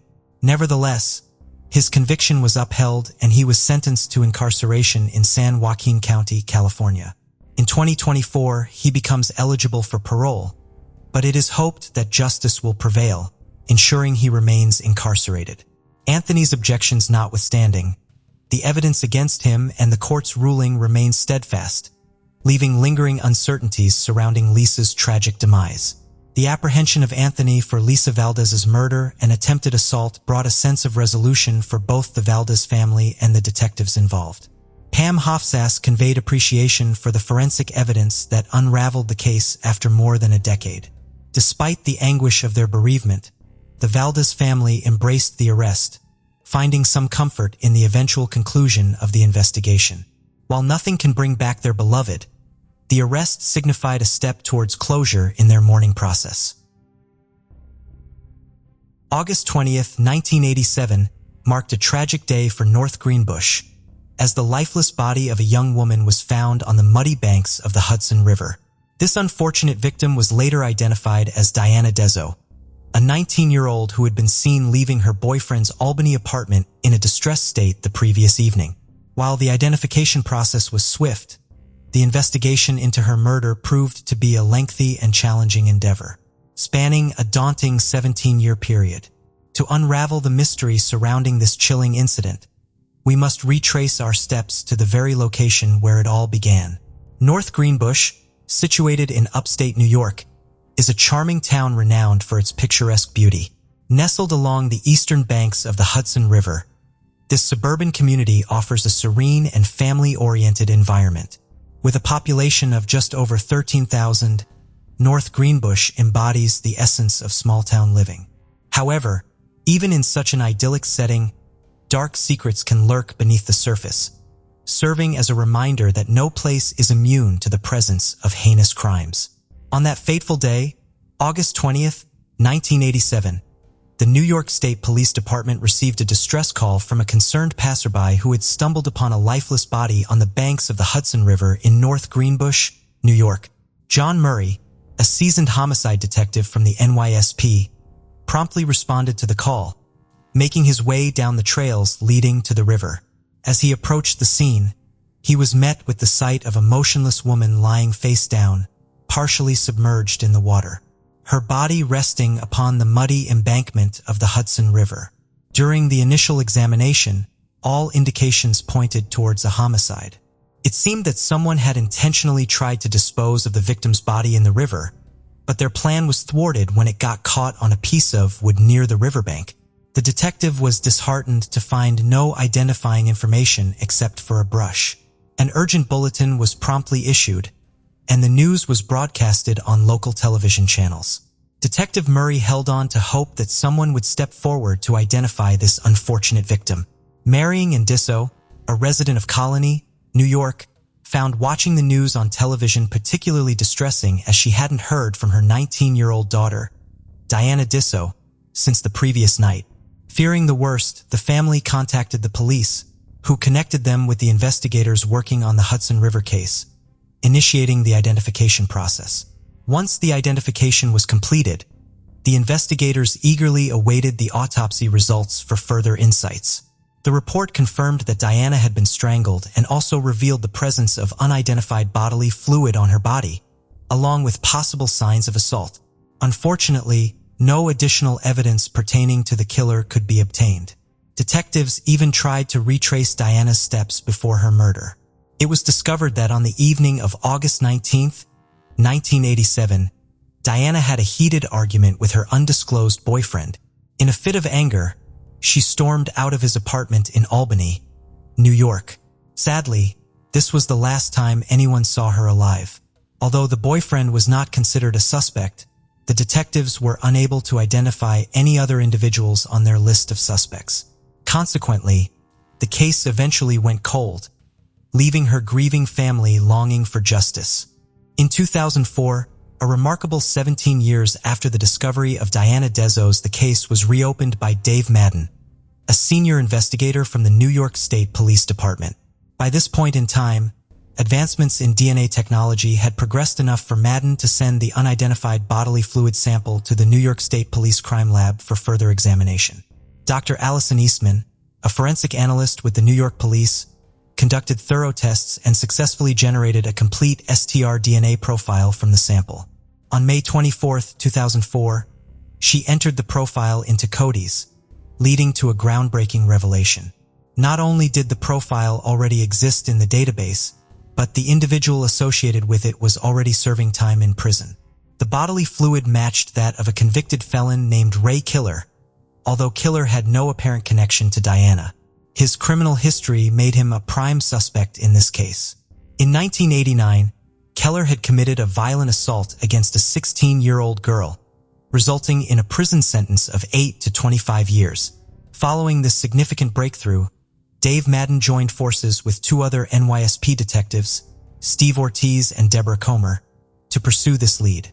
Before directly engaging with the suspect, the detectives decided to first speak with the now-adult victim of Killer's previous crime. While she had survived the attack, it shared unsettling similarities with Diana Disso's murder, which had occurred just 2 years earlier. Both victims had been assaulted and strangled. Although there was no direct link between these two cases, the importance of Killer's conviction cannot be overstated in relation to Diana's murder. Without it, Killer's DNA may have never been present in the system. Armed with substantial evidence connecting Ray Killer to Diana's case, investigators were ready to interrogate him about her murder. However, they still needed his confession to strengthen their case. There was a possibility that Killer could claim to have had a personal relationship with Diana, but deny any involvement in her murder. Prior to directly approaching Ray Killer, the detective sought guidance from psychologist Richard Hamill, who had spent 20 years conversing with convicts. They were hopeful that Hamill's expertise would assist them in delving into Ray Killer's psyche and encouraging him to open up about the case. On December 17, 2004, Detective Madden and Ortiz conducted an interview with Ray Killer. The The detectives explicitly informed him that they were aware of his encounter with Diana Dissel in 1987, but Killar denied recognizing the name. Despite Killar's repeated denials and lies, the forensic evidence clearly placed him at the scene with Diana. Therefore, when the detectives decided to reveal the trump card they held, the DNA evidence, Keller finally broke down. With the audio recording in progress, Keller recounted the events of August 1987 when Diana Dessau tragically lost her life. Keller admitted that on that August evening, 17 years prior, he was under the influence of both alcohol and drugs. He stated that while driving around, he noticed a young woman hitchhiking along Central Avenue in Albany and chose to pull over. Keller then drove the car to a wooded area in North Greenbush near the Hudson River. After assaulting the vulnerable young woman, Keller unexpectedly allowed her to get dressed. However, it was a comment made by Diana Dissau at that moment that may have tragically sealed her fate. She mentioned that she was going to tell. Keller went on to explain that he was consumed by rage and continued to tighten his grip on Diana's neck until she stopped resisting. Convinced that she would succumb to his attack, Keller decided to dispose of her lifeless body in the river.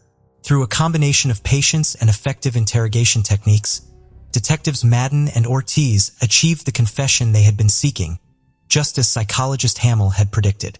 Rensselaer County District Attorney Patricia Dangels and Deputy District Attorney Joe Abilov, who handled the prosecution, were dedicated to obtaining justice for Diana's family above all else. In 2005, Ray Keller ultimately pleaded guilty to second-degree murder before Rensselaer County Court Judge Patrick J. McGrath. He was sentenced to 22 years to life in state prison on July 5, 2005, with the term to be served consecutively to his previous sentence. Although he appeared remorseful, the harsh truth remains that he cannot reverse the tragic loss of Diana or erase the suffering he caused her family. In February 2010, a young man named German Clarke, who was 19 years old, went missing from the city of Arkansas. Tragically, his lifeless body was discovered 5 days later, on February 6th, along a rural road in Butler County, Kansas. The case remained unresolved for a lengthy period of 12 years until recently, when the perpetrator was finally apprehended. It is indeed a distressing situation to ponder upon the reasons behind the killing of such a young individual. Equally perplexing is the question of why it took so long to solve this cold case. Arkansas City, situated in Cowley County, Kansas, is a remarkable place to reside in. It boasts a picturesque location at the confluence of the Arkansas and Walnut Rivers, making it an ideal spot for nature enthusiasts. The city also serves as a vital railway junction, housing repair shops and functioning as a significant cargo hub. The cost of living in Arkansas City is relatively affordable, and its residents are known for their warm hospitality. Moreover, the city offers a pleasant climate, excellent dining options, and a wide range of entertainment activities to cater to diverse interests. However, it is important to acknowledge that Arkansas City, like any other place, has its share of challenges. Unfortunately, it experiences a higher rate of violent crimes compared to many other areas in the United States, with 7.1 incidents per 1,000 residents. Additionally, it ranks fifth in terms of property crime rates, with a rate of 26.5. These statistics highlight the need for continued efforts to address and reduce crime in the city. Furthermore, it is worth noting that Arkansas City was the backdrop for German Clarke's disappearance in 2010. Born in Buenos Aires, Argentina, German had a close-knit family consisting of his mother, Ana Mariscal, and 3 brothers, Agustin Mariscal, Facundo Martin Rodriguez, and Luciano Rodriguez. After relocating from Argentina to New Jersey with his mother, German eventually settled in Wichita, Kansas, where his brother was employed. He attended Wichita West High School before enrolling at Cowley College in Arkansas City. German, affectionately known as Jersey due to his New Jersey accent, was a young man with his whole life ahead of him. During his time in college, he was romantically involved with Shauna McKee, a Quick Trip gas station employee. According to Shauna, they were living together at the time and had plans to move into a new home soon. A staff member at the college where Clarice studied described him as a gentleman who was driven and ambitious. Despite appearing to have a promising future, tragedy struck unexpectedly. On January 29, 2010, after a conversation about their relationship, German left his flat. Little did Shauna know that this would be their final encounter.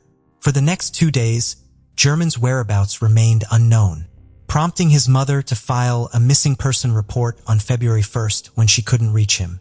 The police immediately initiated a search, and on February 6th his lifeless body was discovered in a culvert east of Augusta, Butler County, Kansas by a woman walking along a rural road. She reported the finding to the authorities after noticing his body near the edge of a bridge in the 8,000 block of Southwest Boyer Road. This location, situated southwest of El Dorado and approximately a 45 to 50-minute drive from German's residence, was extremely rural and difficult to spot. Investigators believe that the person responsible for placing his body there was familiar with the area due to its secluded nature. Sergeant Sharp of the Butler County Sheriff's Office expressed suspicions surrounding the case from the very beginning. One peculiar aspect was the condition of German's shoes. Despite the muddy and dirty surroundings where his body was found, his shoes remained remarkably clean and white. This led investigators to conclude that German was not killed in that specific area, but rather somewhere else, with his body subsequently being disposed of in the isolated muddy track. Upon examining the body, it became evident to the investigators that German had suffered a fatal gunshot wound to the face. However, due to the cold weather during that time of year, the body had not decomposed significantly, making it difficult to determine the exact date and time of death. Based on their estimation, German could have been deceased for approximately 1 to 2 days before being discovered. This revelation puzzled those who knew him well, as he was not the type of person to ignore attempts to reach out to him for such an extended period. Nevertheless, the police's estimation suggested that German may have still been alive as of February 3rd or 4th, indicating that he had intentionally been avoiding contact with others since his absence on January 29, 2010. During their search for clues, the investigators found German's wallet in his pockets, ruling out the possibility of a failed robbery and confirming that he had been murdered for unknown reasons. After speaking with German's devastated family, the police learned that on the day he went missing, he had left in his 1990 Toyota Celica. Additionally, all phone activity ceased on January 30th, 2010. When asked by Eyewitness News about German's involvement with drugs or illegal activities, the police did not provide a definitive answer but believed that he may have associated with the wrong crowd, as there seemed to be no strong motive for his homicide otherwise. The police also interviewed Shauna, German's girlfriend, who was deeply shocked and unable to comprehend why anyone would want to harm him. Although she could not provide much information, she did share some memories of their relationship. In a subsequent interview with the Wichita Eagle newspaper on February 9, 2010, Shauna discussed their situation further, revealing that she and German had frequently argued, leading him to temporarily move out of their shared residence in order to clear his mind before considering moving back in with her.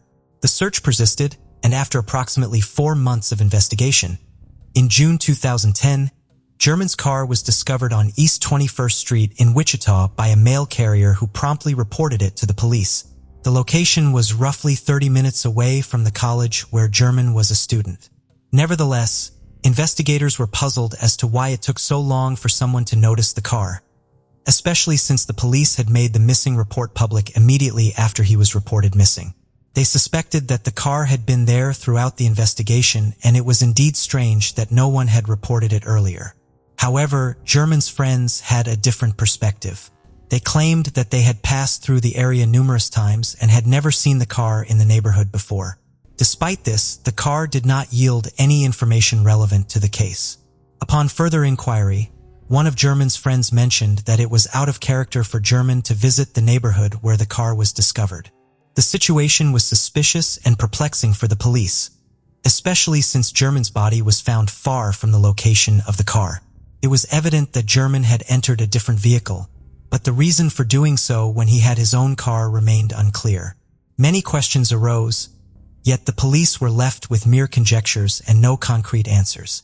According to German's friends, someone must have picked him up from elsewhere, harmed him, transported his body to the rural area, disposed of it, and then returned the car to the neighborhood.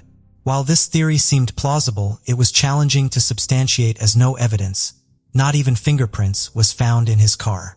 The absence of fingerprint traces was perplexing, as they can endure for a significant period if the surface is not tampered with. One of German's friends suggested that German must have been acquainted with the individual or individuals he traveled with, as he was cautious about getting into a vehicle with strangers and less compelled to do so.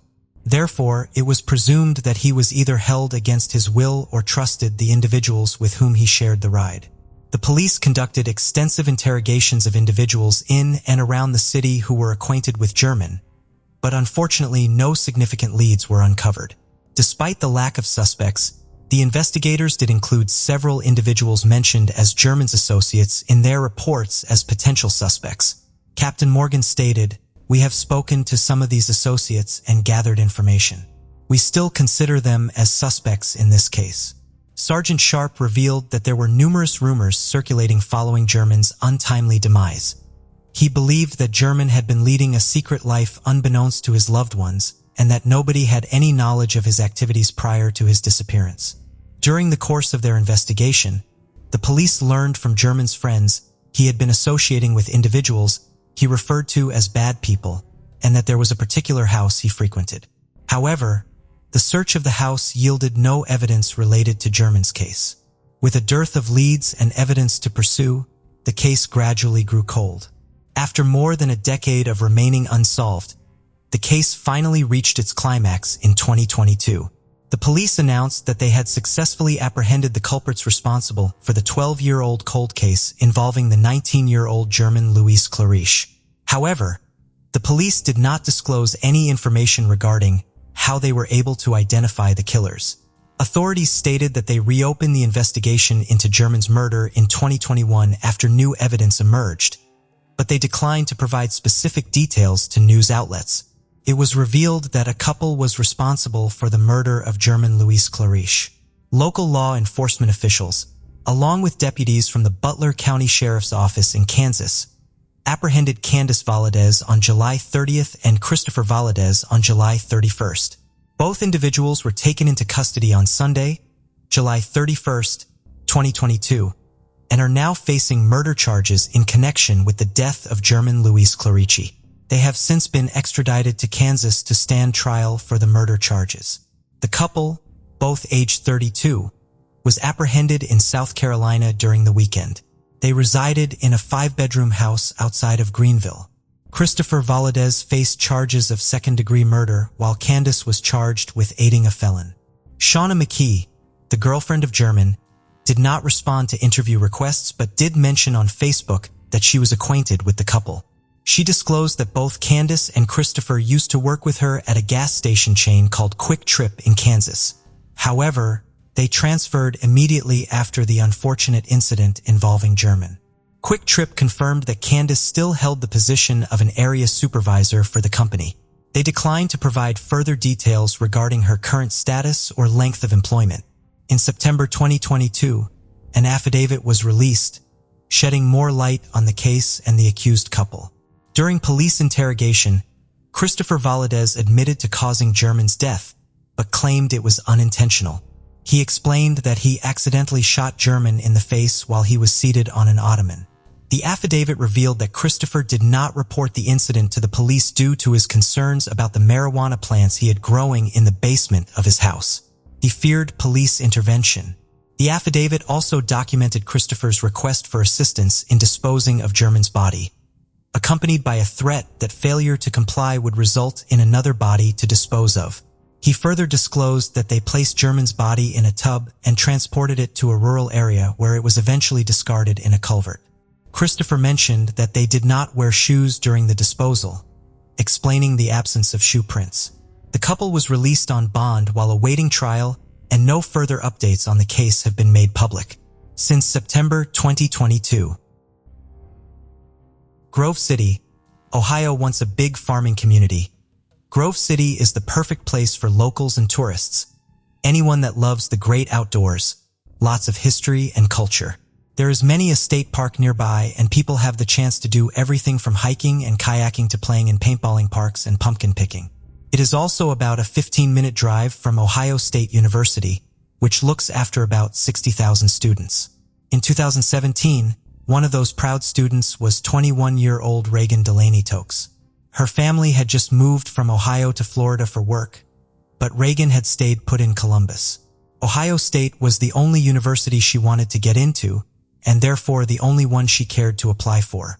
Her dad Toby had taken her to a football game there when she was little, and since then her decision was made. She was so confident, in fact, that she told everyone she had got a place before she had even heard back. But sure enough, she was accepted and threw herself into it in every way. Her major was psychology, and she already had a job lined up for after college. Her plan was to do this for a few years and then open up her own practice. Reagan was a big family girl and very close to her father Toby, her mother Lisa, and her younger sister Mackenzie, who she playfully called Gigi. She talked to them numerous times a day, and no matter how busy she was with college, she always made time for everyone. Her mom said she had been a big ball of energy since she was a baby, instantly ready to take on anything. She said her daughter's compassion was evident from the youngest age, and she was always drawn to anyone by themselves that looked like they needed a friend. Lisa said she would often have to wait in the road while Reagan picked up little bugs to save them from being walked on, because she couldn't bear to see anything or anyone being hurt. The Tokes family spent a lot of time at church, and during the holiday periods, would often travel and do missions for the church as well. She was described as funny and goofy, a real chatterbox and a social butterfly. Reagan loved all things sports, playing varsity tennis and lacrosse, so with everything to do in Grove City, was the perfect place for her. She lived off campus with her 4 roommates, Jackie, Madison, Kirsten, and Stephanie. They had all been put together at random, but there was an instant click, and they quickly became the closest of friends. A few of them even worked together at the same local restaurant. Reagan had had a tough time lately, however, as she and her boyfriend Jake had mutually split. Reagan was so focused on finishing her degree and coming out with top marks that they had agreed it was best to get their studies out of the way with no distractions, and after that, whatever was meant to be would be. Her roommate said she had taken the breakup hard, but the pair still talked a lot and said they would always be best friends. As she was now coming to the end of her final year, she posted on social media about her father buying her a nice frame for her diploma, and it was clearly an emotional time for her. In February 2017, she was just a few months away from graduating, busier than ever trying to get everything ticked off. On the evening of February 8th, Reagan left her apartment to head to a shift at Bodega Bar and Restaurant. All was fairly quiet that evening, and she clocked off just before 10 p.m., heading to her car, which she, along with others, always parked in the street behind the restaurant. Reagan always messaged everyone to tell them she had made it back home. Everyone was 1,000 miles away from her, and she never wanted anyone to worry. But this evening, no messages came in, despite the fact she had been texting her dad only an hour before she left. Her sister Mackenzie messaged her at 10:30 p.m. The message was delivered, but there was no reply. Over the next 4 hours, Toby called and texted her repeatedly, but her phone just rang and rang. At around 2 a.m., the ring stopped, and it seemed that her battery had died. The following morning, everyone woke up and checked their phones right away. No replies and no missed calls from Reagan. Had she got into a car accident on the way home, or was it something totally innocent, like she went to a friend's house and just hadn't taken her charger? Although they wanted to believe it was the latter, deep down they knew this wasn't like her, and would have been impossible for her to ignore so much activity on her phone, nor would she have wanted to. Back at her accommodation, Kirsten knocked on Reagan's door, but her room was empty. Her bed was neatly made and her school bag was on the side. Jackie, Madison, and Stephanie hadn't heard her come home either, and a feeling of unease began to set in with them as well. They started posting to social media and ringing around other classmates. Lisa called the university and they confirmed that Reagan hadn't turned up to her morning class. It was now all too much, so she hung up and called the police. But whoever she spoke to said she was unable to file a missing persons report as she wasn't the last person to have seen her. The last person or people would have been those at Bodega, so Reagan's roommates went back there. Her manager said she had definitely been and left that night, and although her car was not parked outside, there was evidence that she had left in it. He wasted no time and successfully managed to file the missing persons report. As everybody was still searching, at about noon dispatchers got a call from a distressed member of the public. Near an entrance to a park in Grove City, he had found the naked body of a young woman, partially buried under the snow. When police arrived, it was clear that she was already dead. She had no purse or phone on her, and none of her clothes were nearby either. She had a small tattoo of a circle and a small necklace. But apart from that, there was nothing around that might help identify her. Just after 3 p.m., her roommates who were still at Bodega caught wind that the body of a young woman had been found, and when police arrived to take their missing persons report, they asked them about the small tattoo. They felt sick to their stomachs as they said Reagan had a tattoo that matched it. And a few hours later, the news that everyone had been trying to avoid thinking about would soon be confirmed. They had found the body of Reagan Tokes. An autopsy confirmed that she had been raped and shot in the back of the head and in the side of her face, the bullets still lodged in her head. Experts could tell she had been shot from behind, and it was almost a close-range execution-style killing. Police said it was unclear as to whether she was shot where she was found or if she was killed elsewhere and moved, as they couldn't find any shell casings. Word was traveling so fast, the police couldn't keep a lid on things. This resulted in Reagan's sister Mackenzie learning of her sister's death via an Instagram post. Lisa said her daughter had no enemies and there was no one she could think of that would have wanted to hurt her, let alone do something like this. But in Ohio, there was something else at the back of everyone's minds, something that had been plaguing the community for a while. In the previous weeks, the area had been hit with a string of attacks and burglaries, each one more frightening than the last. People were being grabbed from behind and threatened or attacked with a gun or knife, and the perpetrator, who was always wearing a mask, demanded their bags or wallets. One woman who was subjected to one of these attacks said the minute she heard what had happened to Reagan, she felt in her gut that it was all connected, believing that the man who had attacked her would absolutely have killed her if he had the chance. But investigators had little to go on with these leads, and the interviews had to start with those closest to her, including her ex-boyfriend Jake. He was instantly put on the police's radar, as not only had they just broken up, he had posted to Instagram about her death, and detectives said something about the post gave them a strange feeling. But Reagan's roommates said there was absolutely no way he could have been involved. He adored her and the couple had never even argued. Jake was devastated about it all and was just trying to process things in the best way he could. There was really nothing to look into as far as his post went. It was just a tribute from someone who had lost someone very close to him. His alibi checked out and the police moved on with their investigations. The camera inside Bodega could only capture a little bit of her leaving, but it didn't seem that anyone was watching or following her. Using license plate technology, detectives were finally able to locate Reagan's car. It had been parked up on a residential street not too far away. There had clearly been an attempt made to set fire to it, with cigarette burns throughout and the smell of gasoline inside. But this hadn't worked, and officers were able to collect several items. Some cigarette butts, a gas canister, and a few ATM receipts were taken in for testing and analysis. The ATM receipts showed that several attempts had been made to withdraw large sums of money, but these had been declined. One successful withdrawal was made, which was for $60. As they waited to have more information from the banks, the community was grappling with what had happened. A lot of students were now worried about walking to and from campus by themselves, wondering if they could be next, and the university and police had little to say to comfort or reassure them. Jake organized a fundraiser for the Tokes family, with the hopes that it would one day go towards setting up a scholarship in Reagan's name. She loved her university and had been so ready and excited to graduate, and he knew she would want to give something back to another student. It soon raised almost $100,000. 48 hours after Reagan's body was found, detectives had their first solid lead. CCTV linked to the ATM receipts showed that it was Reagan withdrawing and attempting to withdraw the money at those times. And although they couldn't see who was in the car with her, they were confident that someone was in there and they were likely forcing her to do it. It wasn't long before the officers got a hit on the DNA on the cigarette butts, and they were shocked that it was so fast, but it was because it would come back to somebody already in the police's system, someone with a lot of past convictions, a 29-year-old called Brian Lee Goldsby, and he had only been out of prison for a few months. He was known to police in many different areas, and the more they looked into Brian's history, the more frightening it all became. He had been committing crimes since he was a child and was now a convicted Tier 3 sex offender.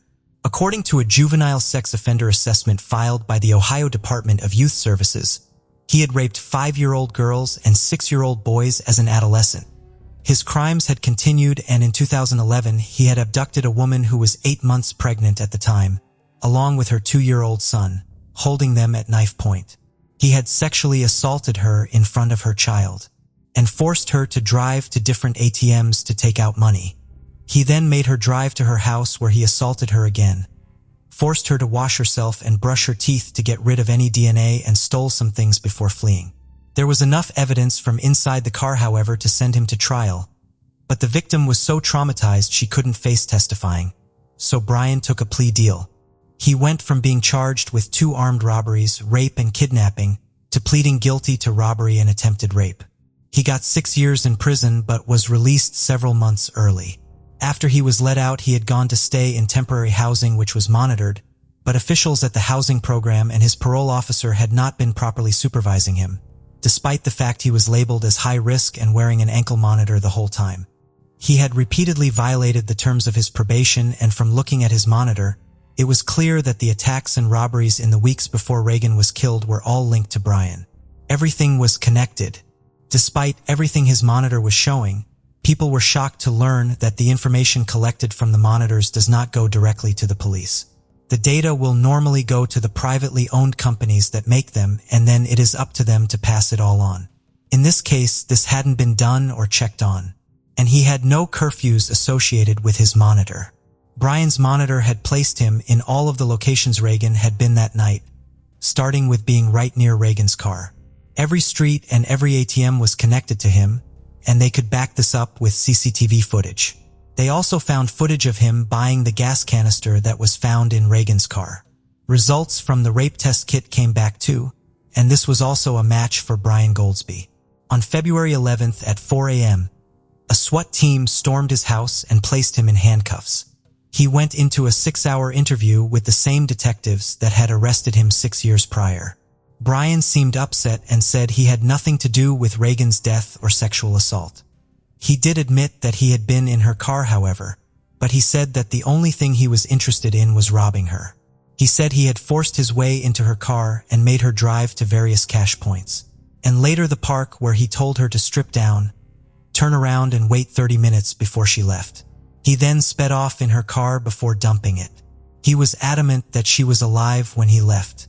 Police asked if there was anyone else involved, hoping to get him to trip himself up if he tried to blame another person.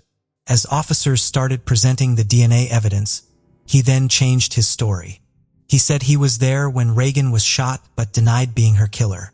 He told them it was all down to a man named TJ, who he owed some money to. Brian claimed that after they had got the money from Reagan, he assumed that they would let her go, but he said TJ had forced him to rape her before TJ pulled the gun on her. Why on earth would he do this, detectives asked. Brian said he didn't know, but TJ was threatening to hurt his children and he had to protect them.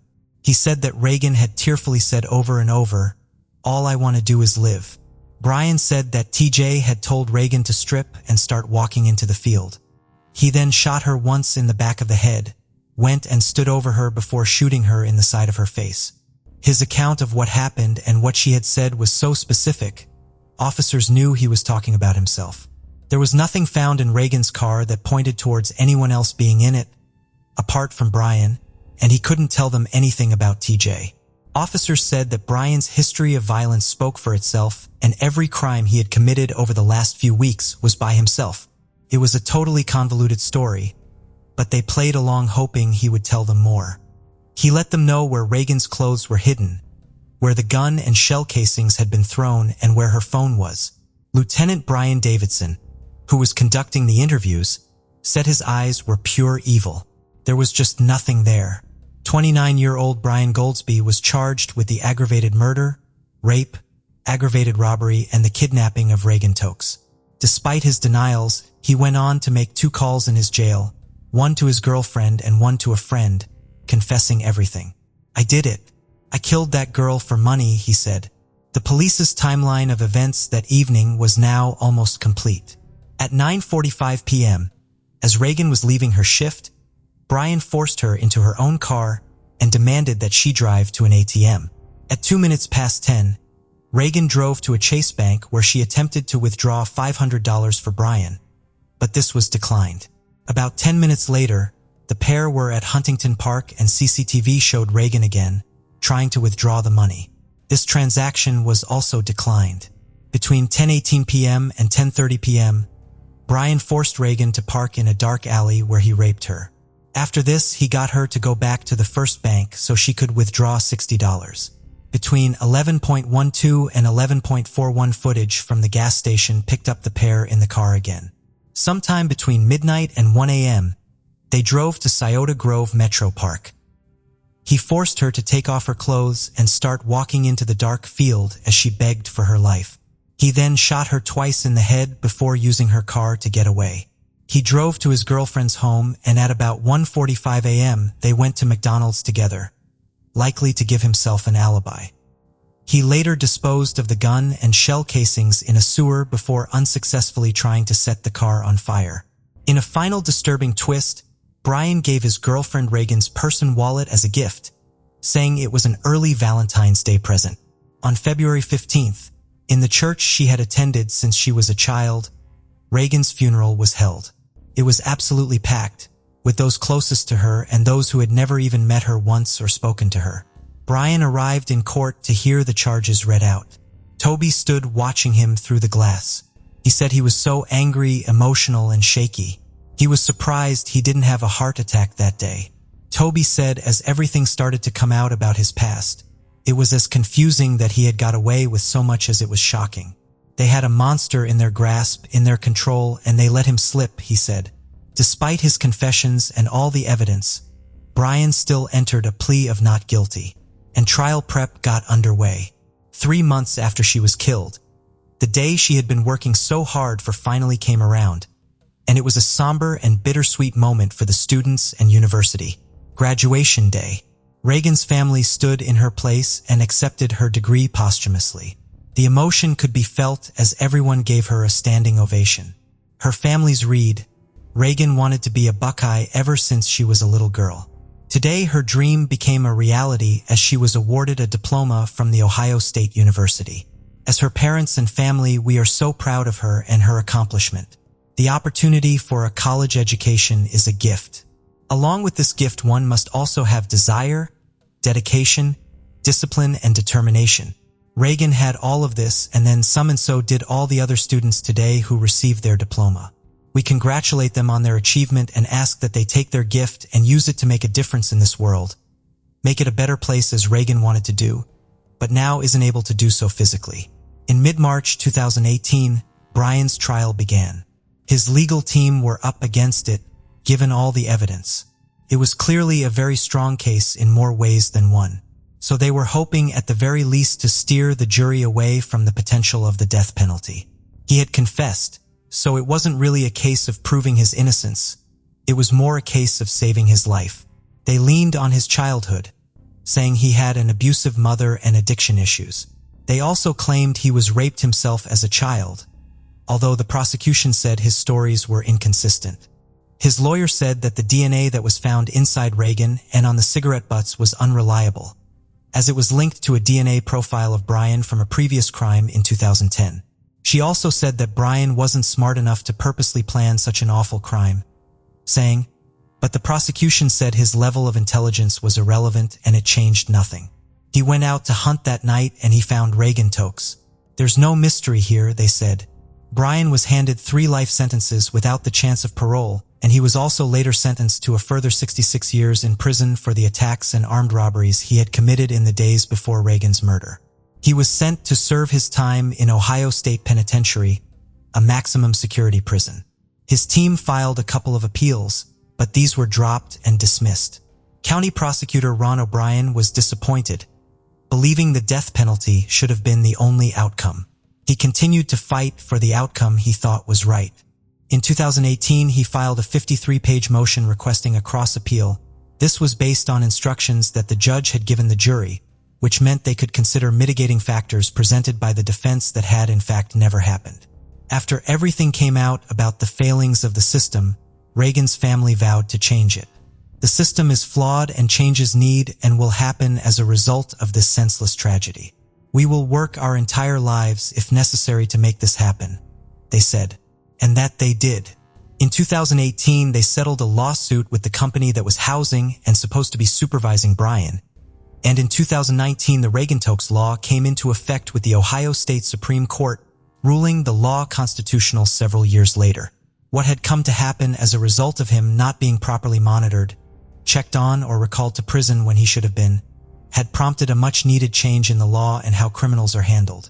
The Reagan-Stokes Act allows courts to impose an indefinite sentence with a minimum and maximum prison term for first- and second-degree felonies when a life sentence is not possible. While Brian was incarcerated, he had committed 52 different violations and as a result was moved to 5 different prisons. But under Ohio law, this could make no difference to his sentence. In fact, he was released 6 months early. Under the new change, the Ohio Department of Rehabilitation and Correction can now change an inmate's incarceration up to the maximum sentence imposed by the court for committing crimes in prison or breaking rules. It would also hopefully alter how prisoners are monitored and housed after they are released, and this would include a change in the use of ankle monitors. From Jake's fundraiser and many donations, the Reagan Delaney Tokes Memorial Foundation Scholarship was set up. It allows 2 Ohio State students per year, tuition and accommodation. Self-defense classes were also offered around the area in Reagan's name too. Her family's hope was that the area could become a place of peace, instead of associating it with the awful things that had happened that morning. There's a water feature which represents her astrological sign. Her favorite color blue can be found all around it. And there is plenty of wildlife and nature which Reagan loved. There are also 5 buckeye trees as a nod to her time as a student at Ohio State, which was quite simply her favorite place to be. Her ex-boyfriend Jake has not spoken out much since Reagan died, but he did talk about their first date, which sums up her character perfectly. We went apple picking and she saw this perfect apple at the top of one of the trees, and she just had to have it. The problem was neither of us could reach it. So I had the bright idea of putting her on my shoulders. But before I could even see why she needed this apple so bad, she proceeded to shove it in my mouth and make me take a huge bite out of it. I didn't know why she did that until she later told me she wanted to find the biggest, most red apple and give it to me so I could enjoy it. That was the type of girl she was, always thinking about others before herself. And when I say always, I truly mean that. From the moment I met her up until the last time I spoke with her, she was always making me a better person. I will always love her. She was my best friend and always will be. The last couple of hours of Reagan's life must have been so harrowing it does not bear thinking about. Her tearful pleas to be allowed to live, standing alone in a cold, dark field. Everyone had the same things to say about Reagan-Stokes, and they were nothing but good. Deeply compassionate and kind, always seeing the best in everyone and everything, and someone whose potential to achieve and help so many was limitless. Her mother Lisa said it best, "Love will always overcome everything." Today's case takes us to Tasmania, Australia.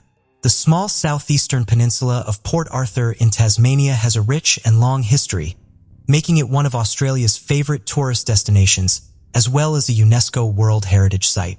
Once the location of a penal colony for offenders transported from Britain during the mid-19th century, the intimidating penitentiary with its castle-like stone walls, shadowy walkways, and eerie Gothic architecture was often witness to all kinds of brutality. Prisoners were routinely made to wear thick black hoods over their faces, and a strict rule of silence was constantly enforced. At the time, the penal colony was believed to be inescapable. Surrounded by shark-infested waters and an unforgiving terrain, the surrounding grounds were patrolled around the clock by armed soldiers and guard dogs. By 1877, Port Arthur had fallen into disrepair and had been abandoned by the government and penal system, who left the buildings to rot. However, due to the booming fishing industry and the beautiful scenery of the coastal town, many people began buying up small plots of land and making the port and its surrounding areas their home.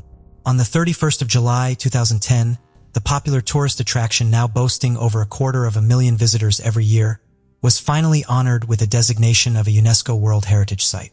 Just 14 years before, Port Arthur had become infamous again. It would become the site of one of the deadliest mass shootings the world had ever seen.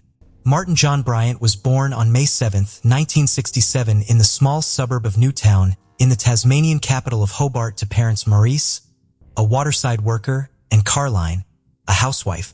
Martin was slow to develop speech as an infant and had difficulties with forming relationships with others from a young age. His mother later said that Martin often displayed destructive tendencies from a very young age and would deliberately break his toys and leave the broken pieces scattered around the house. He attended the local primary school and quickly gained a reputation as a difficult and disruptive student. He disliked attending school and was bullied by other pupils for his lack of social skills. Children often chanted, "Silly Martin, no sense, no feeling," whenever they spotted him wandering around the playground. He would later tell a psychologist, Paul Mullen, "No one wanted to be my friend." In a misguided attempt at bringing his son out of his shell, his father gave him a pallet air rifle, which only exacerbated Martin's antisocial tendencies, as he would spend hours torturing and killing birds and other small animals. He took great enjoyment in shooting birds out of the trees and then killing them at close range.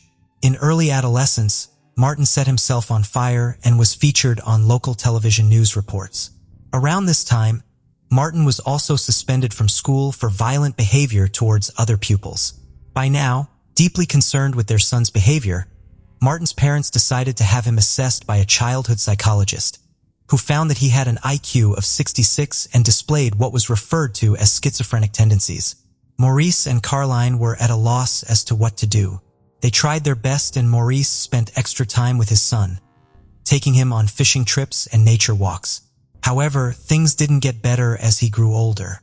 The problems he'd had in primary school only continued into high school, and he quickly gained a reputation for peculiar and aggressive behavior. He was dubbed the Shadow by other students, as he would silently creep up behind them in corridors and hallways or attack them completely unprovoked. Forensic psychologist Paul Mullen later explained Martin's aggression as, one teacher recalled of Martin at the time, there was a deep-seated resentment building up. The only classes Martin seemed to take any kind of interest in were the subjects where he could work by himself creatively, such as woodworking or art. It wasn't just school where Martin had gained a reputation as an antisocial and aggressive young man. It was also around the town of Port Arthur, where he would often ride his bike or walk his parents' dogs aimlessly around the ruins for hours. He was banned from the Broad Arrow Cafe, a quaint restaurant popular with visitors and locals alike, situated close to the Port Arthur jetty where his younger sister Mindy worked during the school summer holidays. Martin had been banned from the cafe as he was frequently in trouble for shooting his air rifle at tourist vehicles or for spitting at people on the street. In 1983, at the age of 16, Martin left high school after finishing his final year of special education classes. He was still unable to read and write. He received a disability pension from the welfare department due to his mental age being much younger than his actual age, with poor social skills, a lack of qualifications, and no career path. His father decided to help get his son on his feet any way he could. He purchased Martin an array of gardening tools from a hardware store and encouraged his son to go door to door in the neighborhood, asking if anyone needed any help with maintaining their gardens. Martin seemed to enjoy this style of work very much, as it gave him the chance to work outside on his own. After a few months had passed, Martin had gained a steady stream of customers who he enjoyed working for. He would happily chat with them as he cut their grass or trimmed their hedges. Martin even managed to make a few friends. One of the friendships that Martin had struck up would change his life forever. In 1987, at the age of 19, Martin befriended a reclusive and eccentric lottery heiress named Helen Mary Elizabeth Harvey, who was living in a large but messy mansion with 14 dogs and 40 cats in Newtown. Helen employed Martin to maintain her gardens, which had been left to grow wild, and the pair grew extremely close. It wasn't long before Helen even asked Martin to move in with her, and they were often seen around town spending large amounts of money on restaurants, clothes, and cars. Neighbors of Helen quickly learned to steer clear of Martin, as he was often witnessed strolling around the gardens brandishing his air rifle, as though he was guarding the property and shooting at passing motorists. In 1991, Helen and Martin moved to a large farm in Copping, an hour's drive from Newtown and a 40-minute drive from Port Arthur. Various animals, including pigs, were allowed free rein within the farmhouse, and Martin had a favorite pig that he kept in his bedroom at night. Their relationship was sometimes volatile, and Helen later told neighbors, going on to say that Martin sometimes acted aggressively towards her, often dangerously grabbing the steering wheel while Helen was driving down the street.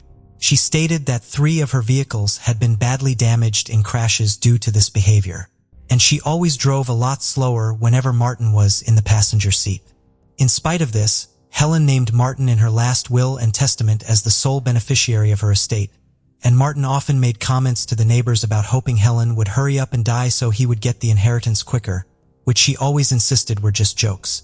It seemed to those who knew Martin, he was standing on the edge of a very dangerous precipice. Many, including his psychologists, were worried that if something unsettling happened in his life, it could send him over the edge into serious acts of violence. Another psychologist who assessed Martin around this time in regards to his disability pension made an extremely worrying notation on his file. Father protects him from any occasion which might upset him as he continually threatens violence. Martin tells me he would like to go around shooting people. It would be unsafe to allow Martin out of his parents' control. After over a year and a half of living together, Helen and Martin were involved in a serious road traffic collision in late October of 1992. When Helen's car veered into the path of an oncoming vehicle, Helen was killed instantly. Martin suffered serious injuries to his back and neck and was hospitalized for 7 months. After receiving numerous tips from Helen's neighbors, police investigated both the car crash and Martin. But after finding nothing incriminating, the case was dropped and Martin inherited assets totaling $550,000. Due to his additional needs, Martin's mother and father were made trustees of the inheritance while Martin was still recovering in the hospital. His father moved into Helen's farm and began selling off her belongings and all of the farm animals. This was something that angered Martin and put a strain on the already tumultuous relationship with his father. In August of 1993, almost a year after Helen's fatal car accident, another death occurred close to Martin. Martin's 60-year-old father, who disappeared from the farmhouse one day, just leaving a note pinned to the front door that read, "Call the police." After being called by a neighbor who had spotted the note, police arrived at the property and found Martin cutting the lawn, apparently unaware of his father's disappearance. Maurice was later found by police divers, drowned in a dam close to the farm. Police ruled the death as unnatural, but not suspicious, as Maurice was known to be on antidepressants at the time of his death. Again, Martin inherited a large sum of money and assets from his father, and after selling Helen's farm, he was now close to being a millionaire. Over the next couple of years, Martin changed the way he acted and dressed, buying expensive suits and traveling around the world to countries such as the United States, New Zealand, and Japan. He started to learn to surf and later took on a surfer-style appearance which he had always admired, growing his blonde hair longer, although he never really improved at surfing, and his expensive surfboard rarely left the rack on the roof of his yellow Volvo sedan. Martin also tried to start dating, something which had always been difficult for him, and none of these relationships seemed to last very long. With the failure of his romantic relationships, his difficulty in making new friends, and the deaths of 2 people he was closest to, Martin began to feel increasingly isolated and alone. He was shunned around town for attempting to forge relationships with children much younger than himself, and he was warned to stay away from the local Catholic girls' school multiple times for loitering around the school premises. He later told a psychiatrist, "I just felt people were against me. When I tried to be friendly toward them, they just walked away." He was prescribed a tricyclic antidepressant to help him cope with the manic mood swings he was experiencing. It was around this time that Martin suddenly started collecting rifles, purchasing an AR-10 semi-automatic rifle from a local newspaper ad, and at some point later a Colt AR-15, an L1A1 self-loading battle rifle, and a USAS-12 automatic shotgun. Martin also started blaming his father's suicide on a local couple, David and Nolene Martin, who had bought a small bed and breakfast called the Seascape near Port Arthur. It was a property that Martin's father had also wanted to buy, but at the last moment, while he was preparing capital for the purchase, the Martins quickly bought it. Maurice had been devastated.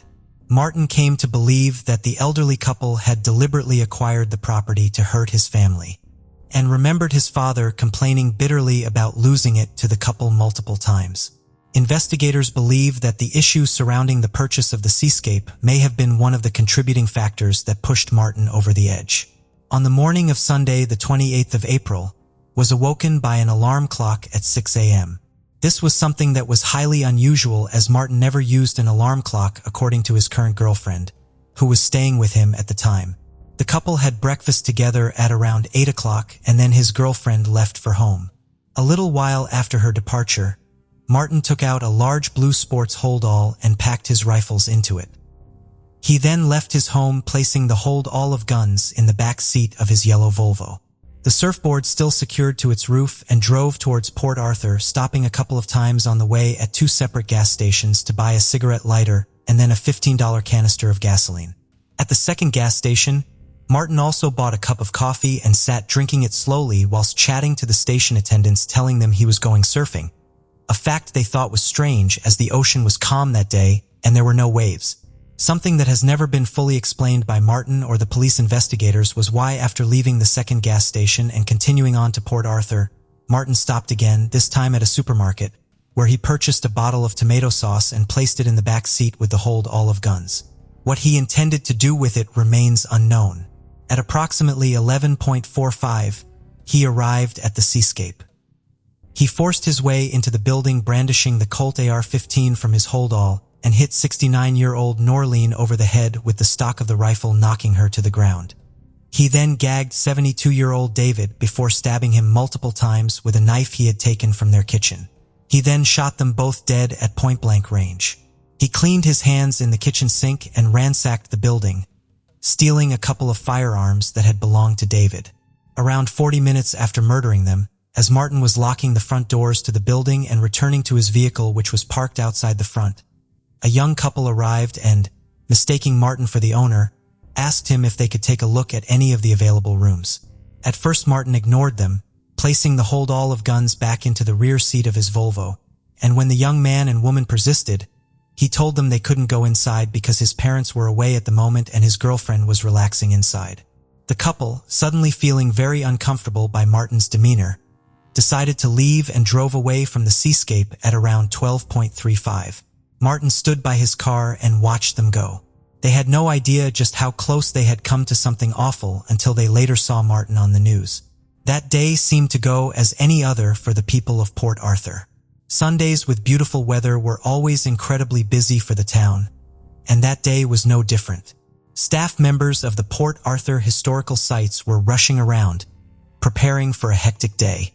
By early afternoon, the port was bustling with crowds of families and coachloads of international tourists. Ian Kingston, who was working as support staff that day, along with 30 other staff members, later told a news reporter, "It became obvious by about 11 that it was going to be busier than what they predicted. I think about 14 coaches ended up coming in." At around 1:30 in the afternoon, Martin arrived at Port Arthur and spoke briefly with Ian, who was directing cars in the Port Arthur car park. Ian stated that at first he didn't recognize Martin, but then remembered him from when he used to cause trouble around the Brodeur Cafe in his youth. He later said, when he drove in on the day, he wanted to park down near the jetty, and I pointed out to him that he couldn't do that because there were already about 8 coaches there. So he got back in the car and went and parked down amongst all the coaches where I didn't want him to park anyway. He sat there for half a minute, got out of his car, and on the back he had a golf bag type of thing. He mucked around on the back seats, got his bag out, put it on his shoulder. Then he walked up to the cafe. It was just after the lunchtime rush and the bustling atmosphere had calmed down. But there were still around 60 patrons finishing up their meals or looking in the adjoining gift shop. Martin got some food from the counter and sat down at a table in the balcony area outside the front of the cafe and began to eat. After a little while, he made a strange comment to the people sat around him, saying, "There's a lot of wasps about today. Investigators are still unsure if this was a comment about actual wasps or if he meant white Anglo-Saxon Protestants." A few moments later, he spoke again to the same group of people, commenting on the fact that there weren't many Japanese tourists in Port Arthur on that particular day.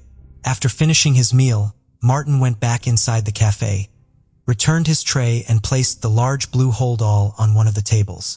Before anyone could react to what was about to happen, he opened fire on the crowd. People dived for cover or attempted to play dead on the floor as chaos and gun smoke filled the small cafe. One man, 29-year-old Jason Winter, sacrificed himself to protect his wife and infant son by throwing a tray at Martin as he approached them in an attempt to distract him. He was shot and killed. His wife and baby survived. Another man, 44-year-old Anthony Nightingale, tried to stand up to Martin and yelled at him, "No, not here." But he was also killed instantly. Martin slowly strolled around the room, shooting anyone that moved indiscriminately from the hip. Within a matter of seconds, the boy who had once been banned from the premises for shooting his air rifles at tourists had murdered 20 and seriously injured a further 15. Carolyn Lawton and her 15-year-old daughter Sarah were in the cafe eating a late lunch when Martin started shooting. Carolyn was seriously injured in the attack and later spoke of her experience, saying, "I'm seeing parts of the war being chipped away, and I'm seeing him with a very, very long gun, and I'm realizing that we are now actually in here with a gunman." So this is all within split seconds. There is no yelling, there is no running. It's not like in the movies. Within split seconds, people are either dead or they're flat on the floor pretending to be dead. He then walked up behind my daughter with the gun up. He was shooting people behind me in the souvenir part of the shop. She would have seen that, and she stood up and the look of absolute terror on her face. I stood up, lunged at her, threw my arm around her neck, and we dropped to the floor. Her head was exposed, but her body wasn't. Tragically, Sarah, Carolyn's daughter, was one of the 20 to lose their lives in the Broad Arrow Cafe. Martin then reloaded his rifle and left the building. Outside, Ian Kingston had spoken to Martin and witnessed him entering the Broad Arrow Cafe that afternoon, had heard the gunfire and was desperately trying to get tourists away from the area. He said, "That time we had a couple of coachloads of American tourists and they thought it was just some sort of show and they were all flocking around outside to see what was going on. I got as many as I could together in the front. I looked around and saw him come out of the cafe and he shot a couple of shots across the oval towards the penitentiary." Lynn Beavis, a nurse, bravely risked her own life when she ran towards the Broad Arrow Cafe to help as soon as she saw Martin leave the building. The first victim she gave aid to was Sarah Lawton. Lynn later said was at the far end of the penitentiary. "I saw him come out, and being a nurse, I just kind of had thoughts of how I could help those people. And I went into the cafeteria and there were people everywhere. Bodies. It's just so indescribable what had happened in there. I thought at the time, being a nurse, I've seen dead people, I've seen blood. I've seen things like this. But what I saw in there, nobody, perhaps only a soldier, would know what it was like. It was awful. One of the hardest things I remember was finding a young girl that was of a similar build to my daughter and a similar age to my daughter. And one woman was asking for her daughter. She said, 'You'd know her, she's got a black hat on.' I couldn't tell her that her daughter was dead."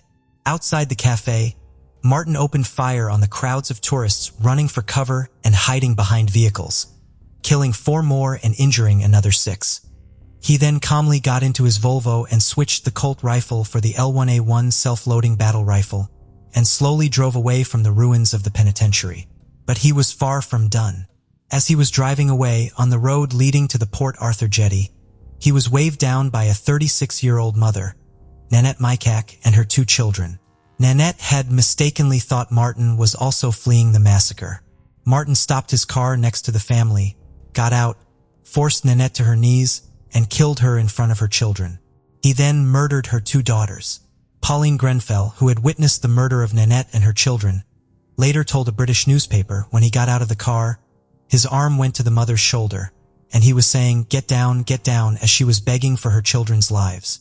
I saw the mother fall when he shot her, but I didn't really see the little girls. The little girl was behind the tree. He deliberately went towards that tree to murder a little child.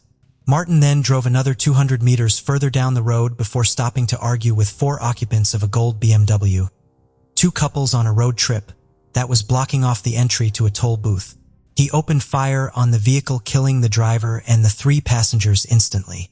He then pulled the bodies from the BMW, placed his hold all on the canister of gasoline in the back seat, and fled the scene in the new car, leaving his old yellow Volvo behind. At a nearby gas station, Martin swerved in front of a white Toyota Corolla and got out of the BMW, brandishing his rifle at the 20-year-old driver and passenger, 35-year-old Glenn Pierce, and his 28-year-old girlfriend Zoe Hall. When Martin pulled open the passenger door and began attempting to force Zoe out of the car, Glenn got out and tried to stop it. However, he was forced at gunpoint into the trunk of the BMW. When Glenn was locked inside the vehicle, Martin returned to the Toyota and murdered Zoe as she desperately tried to escape. Now with a hostage, Martin headed back towards the place where the massacre had first started, the Seascape Bed and Breakfast. After arriving there, he forced Glenn out of the trunk and into the hotel, where he handcuffed him to the stair rail and went back outside to shoot at passing motorists, and set fire to the BMW. Within a few minutes, 2 police officers responding to the reports of gunfire at the Seascape were also fired upon and pinned down outside. They called for backup, and after the arrival of a specially trained police unit, a long and tense standoff began. It ended the following morning after Martin murdered Glenn and set fire to the Seascape, causing smoke and flames to eventually force him out of the property and into the custody. Heavily armed police. After all the carnage had ended, 35 people were dead and a further 23 were seriously injured. Martin's true motives have never been clear. It is widely believed that the drama surrounding the purchase of the Seascape and the Dunblane massacre that had occurred just over a month before, when a man opened fire in a Scottish primary school killing 16 children and their teacher, were possibly 2 major factors that led to Martin committing such an awful act. Although Martin has never truly explained it. When asked in a police interview if he could explain why he had done it, Martin simply smiled at the investigators and said, "I'd really like to help you out, but I can't." When he was told how many people he had murdered, he just nodded repeatedly and said, "It's sad. Isn't it? It's horrendous. It beggars belief, it's horrific. For anyone to go down there and do a thing like that." The outrage from the public was enormous and immediate. The senselessness of it and how easy it had been for him to acquire the weapons led to the then Prime Minister John Howard imposing nationwide restrictions on all purchases of rifles and shotguns and bans on other firearms. These laws remain in place. On the 22nd of November 1996, he was sentenced to 35 life sentences. With an additional 1,652 years, he will die in prison. As of 2023, he has never fully disclosed his motives for the massacre and is currently housed at Risdon Prison, where he has attempted to end his life on multiple occasions. What had started as a normal Sunday ended in tragedy. The lives of so many people taken or destroyed. The ruins of the Broad Arrow Cafe are now memorial to all of those who lost their lives that day. For the residents of Port Arthur, they will never be forgotten. In the city of San Antonio, known for its vibrant culture and historical landmarks, a dark incident unfolded on June 3, 1981. A young girl mysteriously disappeared, leaving the community in shock and concern. The following day, a tragic discovery was made in Comal County, Texas. A lifeless body bearing the signs of a violent crime was found. The victim had been shot multiple times in the head, and her clothes had been torn and removed. For 27 long years, the identity of this unfortunate soul remained a perplexing mystery. The case persisted, spanning 4 decades, until it finally reached its climactic resolution in 2023. One may wonder, what caused such a prolonged delay in solving this case? Why was the victim not identified for such an extensive period of time? San Antonio, being the 7th most populous city in the United States and the 12th most populous in North America, is a bustling metropolis with a rich colonial heritage. It attracts visitors from around the world, drawn to its iconic landmarks such as the Alamo, the River Walk, and the San Antonio Mission's National Historic Park.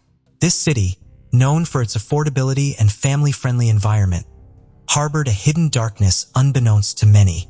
During the 1970s and 80s, San Antonio became a focal point for numerous crimes, and this cold case became a part of the unfortunate series of events that plagued those times. On June 4, 1981, the partially clothed body of a young girl, estimated to be between 17 to 20 years old, was discovered south of New Braunfels, Texas. The location of the grim find was between the northbound access road and Interstate 35. Upon examination, it was determined that the girl had been strangled and shot 6 times in the head with a .25 caliber pistol, a weapon small enough to fit in the palm of one's hand. With limited information at their disposal, law enforcement authorities embarked on the challenging task of identifying the victim. Initially, the cause of death was not confirmed, but Comal County Justice of Peace R.G. Blanchard later clarified that the girl had succumbed to the gunshot wounds rather than the strangulation. The girl's attire was absent from the scene, leaving her with only a vibrant blouse, white socks, and her bra pulled behind her neck. Despite the initial examination indicating no signs of violation, the investigators held a different belief. They were convinced that the victim's body displayed clear indications of harassment and violation, suggesting that she may have fought fiercely for her life. One gunshot was found just above her right eye, while the other 5 were located behind and above her right ear. No weapons were discovered at the crime scene, leading the police to suspect that she had been murdered elsewhere and then dumped on the roadside. The Comal County Sheriff's Department made a plea for assistance in identifying the victim, but unfortunately they received no valuable information. From the very beginning of the case, the top priority was to establish the identity of the young victim. In an effort to obtain a positive identification, DNA was collected from her fingernails and a facial sketch was created and distributed on posters throughout the city.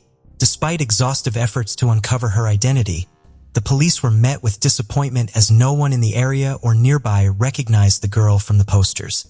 Moreover, her DNA sample proved futile in identifying her, as DNA testing was not widely utilized at the time, leaving her true identity unknown and intensifying the urgency of the case. It was a sorrowful outcome for the officials that she had to be laid to rest in New Braunfels Cemetery, Texas, under the name Jane Doe. According to the police's theory, the young victim was abducted and subjected to sexual assault. When she resisted, she was strangled and shot. Her lifeless body was then abandoned on Interstate 35 near New Braunfels, Texas. However, their assumption lacked concrete evidence or any substantial proof. During the years 1976 to 1981, Interstate 35 in Texas was notorious for criminal activity. The hunting ground became a haunting reminder of the heinous crimes committed by a killer or killers who targeted vulnerable hitchhikers and stranded motorists. Over the course of 5 years, at least 22 innocent lives were claimed, including that of a young girl whose fate was intertwined with this grim tale. Initially, suspicion fell upon a notorious serial killer named Henry Lee Lucas, who had been on the loose and accused of numerous murders during that period. However, it wasn't until 2 years later, in 1983, that Lucas was apprehended and confessed to the young girl's murder. Alongside him, another serial killer named Otis Toole also admitted to a string of killings during that dark era. While Lucas received a death sentence for a separate homicide conviction, the subsequent retraction of his confessions in 1985 left several cases, including the unidentified girls, unresolved. Despite the renewed investigations following Lucas's acquittal in 1981, the search for the truth became increasingly challenging without knowledge of the victim's identity. Years passed and the Comal County Sheriff's Department faced a multitude of perplexing mysteries with no tangible leads to pursue. All they possessed were the victim's DNA, a photograph, and the location where she had been left to perish. Even interviews with individuals in the vicinity yielded no plausible explanations. The case grew increasingly bleak and hope began to wane. Eventually, the investigation went cold, though it remained open. Nearly 3 decades later, in 2008, the Texas Rangers' Unsolved Crimes Investigation Program decided to revisit the case.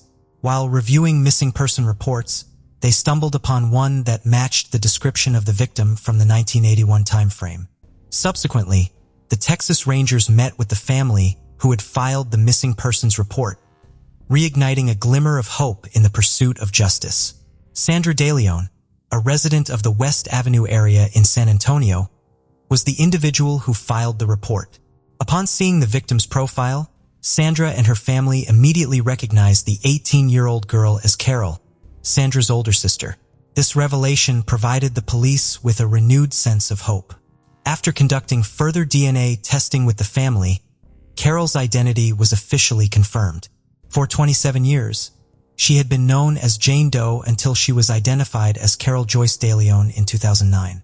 Carol was born on February 18, 1963 in Behar County, Texas, USA to Rodolfo DeLeon and Ramona Vara. She had a younger sister named Sandra with whom she grew up. Unfortunately, there is limited information available about her family. Carol resided in the West Avenue area of San Antonio, Texas. On May 28, 1981, she graduated from Thomas Edison High School just a few days before her untimely demise. Following her graduation, Carol found herself with ample free time and decided it was time to embark on an independent life. She discussed her plans with her family, who supported her decision to move out and start her own life now that she had turned 18. When questioned about Carol's whereabouts on the day of the incident, her family believed she had gone out with friends to spend the evening. The family did not file a missing persons report because they assumed Carol had followed through with her plans to move out. However, after not hearing from Carol for many years, Sandra, her sister, filed the missing person report in 2007. During the investigation and interviews with individuals who knew Carol, it was discovered that she had attended a nightclub in San Antonio on June 3, 1981. No one had any sightings of Carol after that incident, leading the police to strongly believe that she had gone missing shortly after leaving the nightclub. Despite the case going cold for 26 years, from 1983 to 2009, the police department received a breakthrough in the form of new DNA testing technology in 2010. This technology provided them with an unknown DNA sample extracted from the victim's body. The question arose, did this foreign DNA profile belong to her killer? The new DNA sample was entered into the combined DNA index system, but unfortunately no matches were found, as reported by the Texas Department of Public Safety. In an effort to gather more information, investigators shared details about the case on various websites and forums, urging anyone with knowledge to contact the Texas Rangers. A photograph of Carol and an unidentified male individual was also posted on the Texas Department of Public Safety website.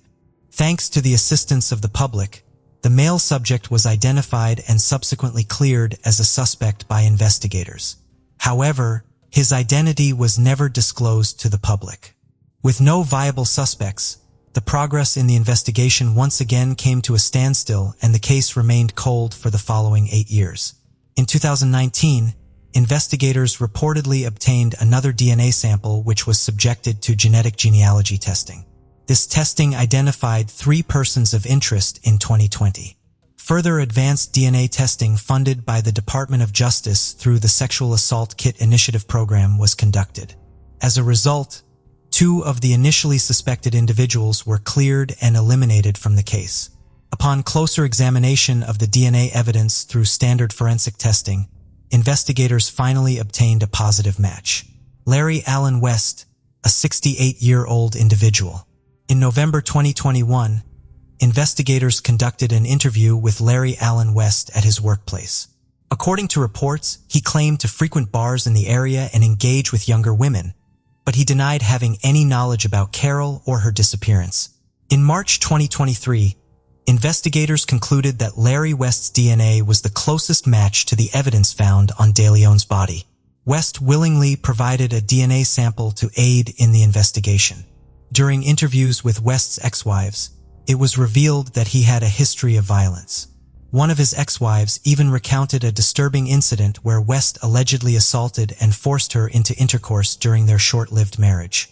After 3 years of accusations and thorough investigations utilizing modern scientific methods, Larry West was finally apprehended by the police on June 13, 2023.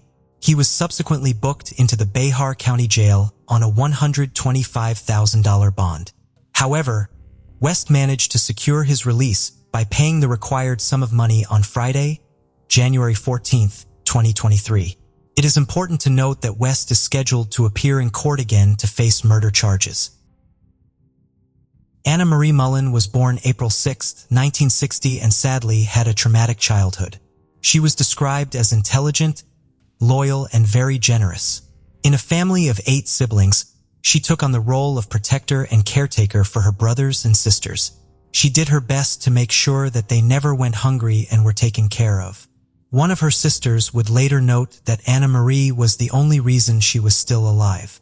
She and her siblings were eventually put into the foster care system and were separated and sent to live with family members, with Anna Marie going to live with her aunt's family in Ashland, Massachusetts. There she attended Ashland High School and excelled in basketball for 3 years. She enjoyed art, the outdoors, and was always camping and hiking with her family and friends. After high school, Anna Marie joined the Air Force where she breezed through basic training, but struggled once she had to make the transition to job school. While in job training, after basic training, she was offered the choice to change jobs or be honorably discharged, and she chose the honorable discharge. She then moved to Florida after leaving the Air Force rather than moving back to Massachusetts. She lived in Wilton Manors, Florida for the next 3 years, where she worked as a telephone operator. For a few years, she had problems with alcohol, and her sister believes it was her attempt to forget the traumas of her childhood. She was a regular at the Caboose Bar, now called the Pub in Wilton Manors, and everyone knew her and she knew everyone. So on November 6, 1982, while at the Caboose Bar, 22-year-old Anna Marie began conversing with a man that was a stranger to the bar. Anna Marie was known for being extremely friendly and outgoing, so it seemed natural for her to take a seat next to the stranger and start a conversation with him. The man was the only person in the bar that night that was not a regular patron. She was likely pleased to find someone so generous, as she had recently lost her job and had only $1 in her pocket that evening. At 2:30 a.m., the unidentified man appeared concerned about her and offered to drive Anna Marie home. She said goodbye to the remaining customers and left with the unidentified man. Just a few hours later, and less than a mile away, members of the St. Clement's Catholic Church began arriving for Mass and found her deceased body on the front steps of the church. She had been sexually and physically assaulted and killed by choking. According to a story in the Florida Sun-Sentinel, 2 employees at the bar agreed to undergo hypnosis to provide police with details of the night, and a sketch of the man was created. Under hypnosis, the employees described the man as Caucasian in his early 30s, about 5 feet 11 inches tall, weighing approximately 200 pounds with dark brown hair and brown eyes. One of the employees reportedly said that the man's name was Tony, spelled with an I, but was unable to remember a last name. They recalled playing pool with the man and that he had used a unique assembly style he referred to as the New Jersey rack. An envelope that the suspect had laid on the bar had a return address in Northwest Pompano Beach and a name starting with a T. Pompano Beach is about 6 miles from the bar. According to Catch My Killer podcast, a man named Tom that goes by Tommy Tuomai messaged her sister Fran Cubes on Facebook in the recent years and said that he was at the bar with Anna Marie the night she was killed. When she called him, he was crying and saying that he would never hurt anyone and he didn't do it. Law enforcement told her sister that they had a lot of DNA samples available to test when technology advanced, but according to her family, the evidence from her has been misplaced, lost, or thrown out by police. According to her sister, years ago, the coroner stated there was a microscope slide with the suspect's biological fluid on it that has never been sent out for testing for unknown reasons. Cold case investigators have been hindered by the fact that valuable evidence was not retained, but there is still a slim chance that the case can be solved if the right person comes forward and speaks to detectives.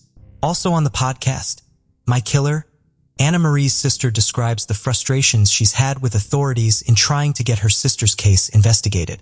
Shockingly, Anna Marie allegedly isn't even listed as an official cold case homicide victim. The Broward County Sheriff's Department is responsible for investigating homicide cases of Wilton Manors, Florida, and as of today, this case remains unsolved.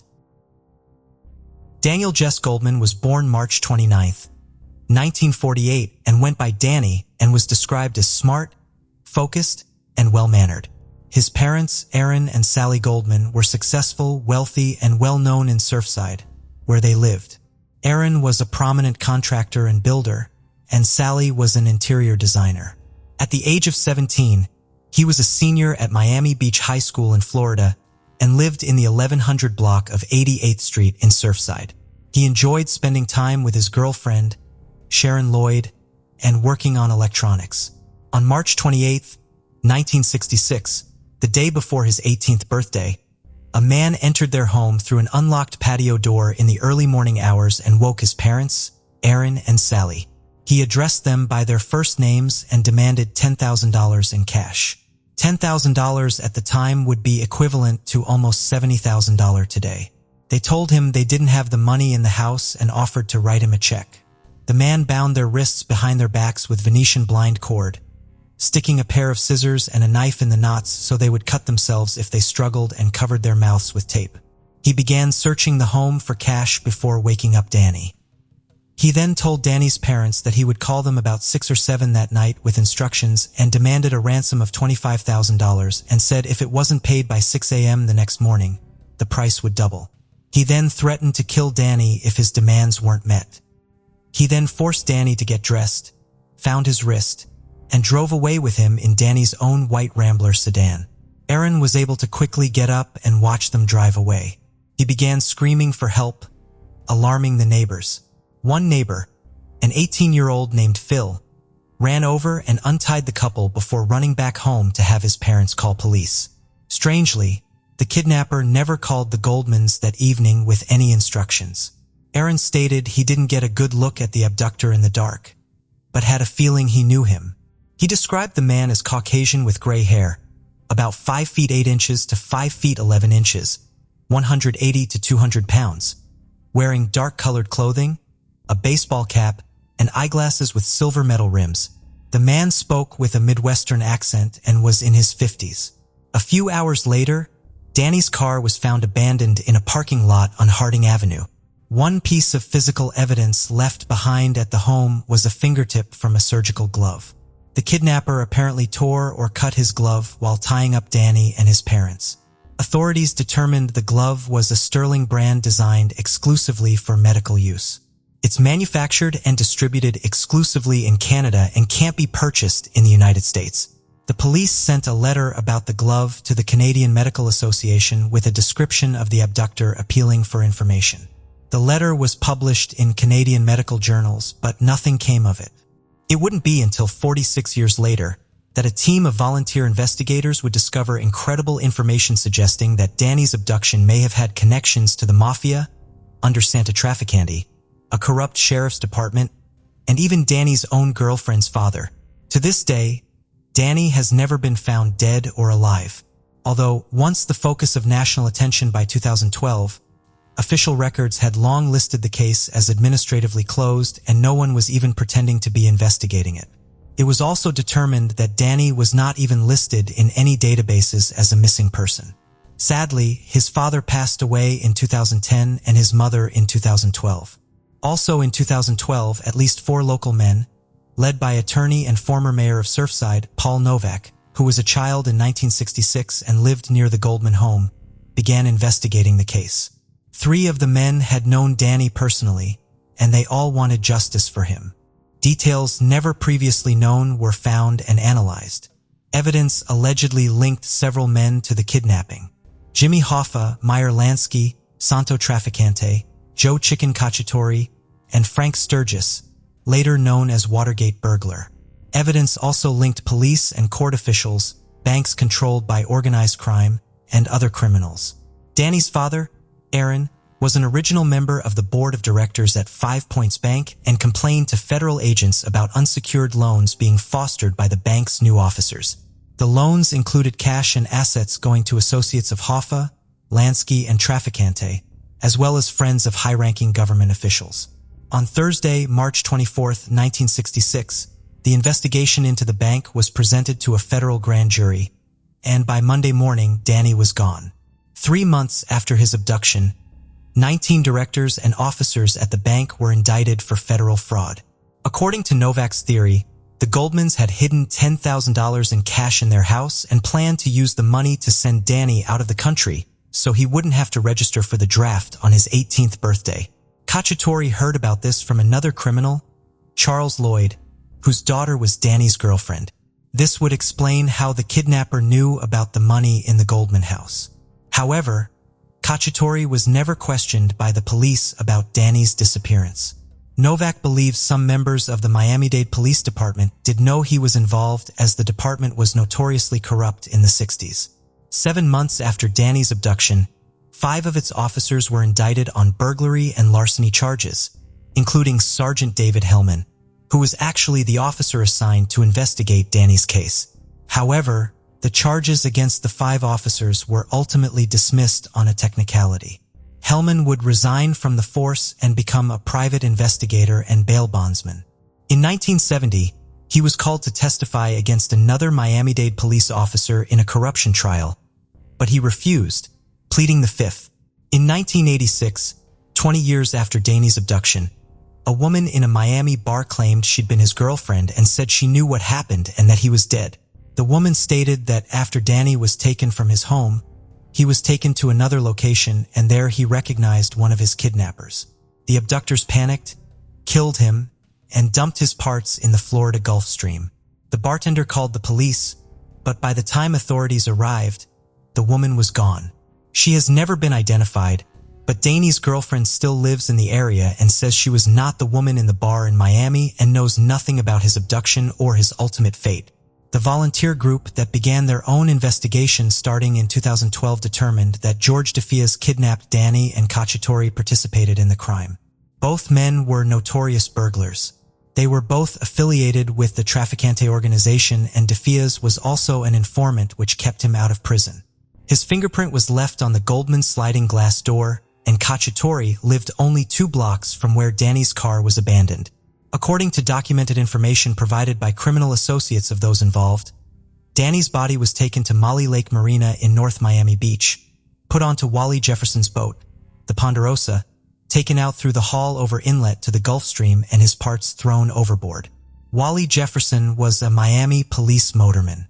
Danny's girlfriend at the time he was kidnapped, Sharon, later married Wally Jefferson, just a few years before he died of liver failure related to alcoholism.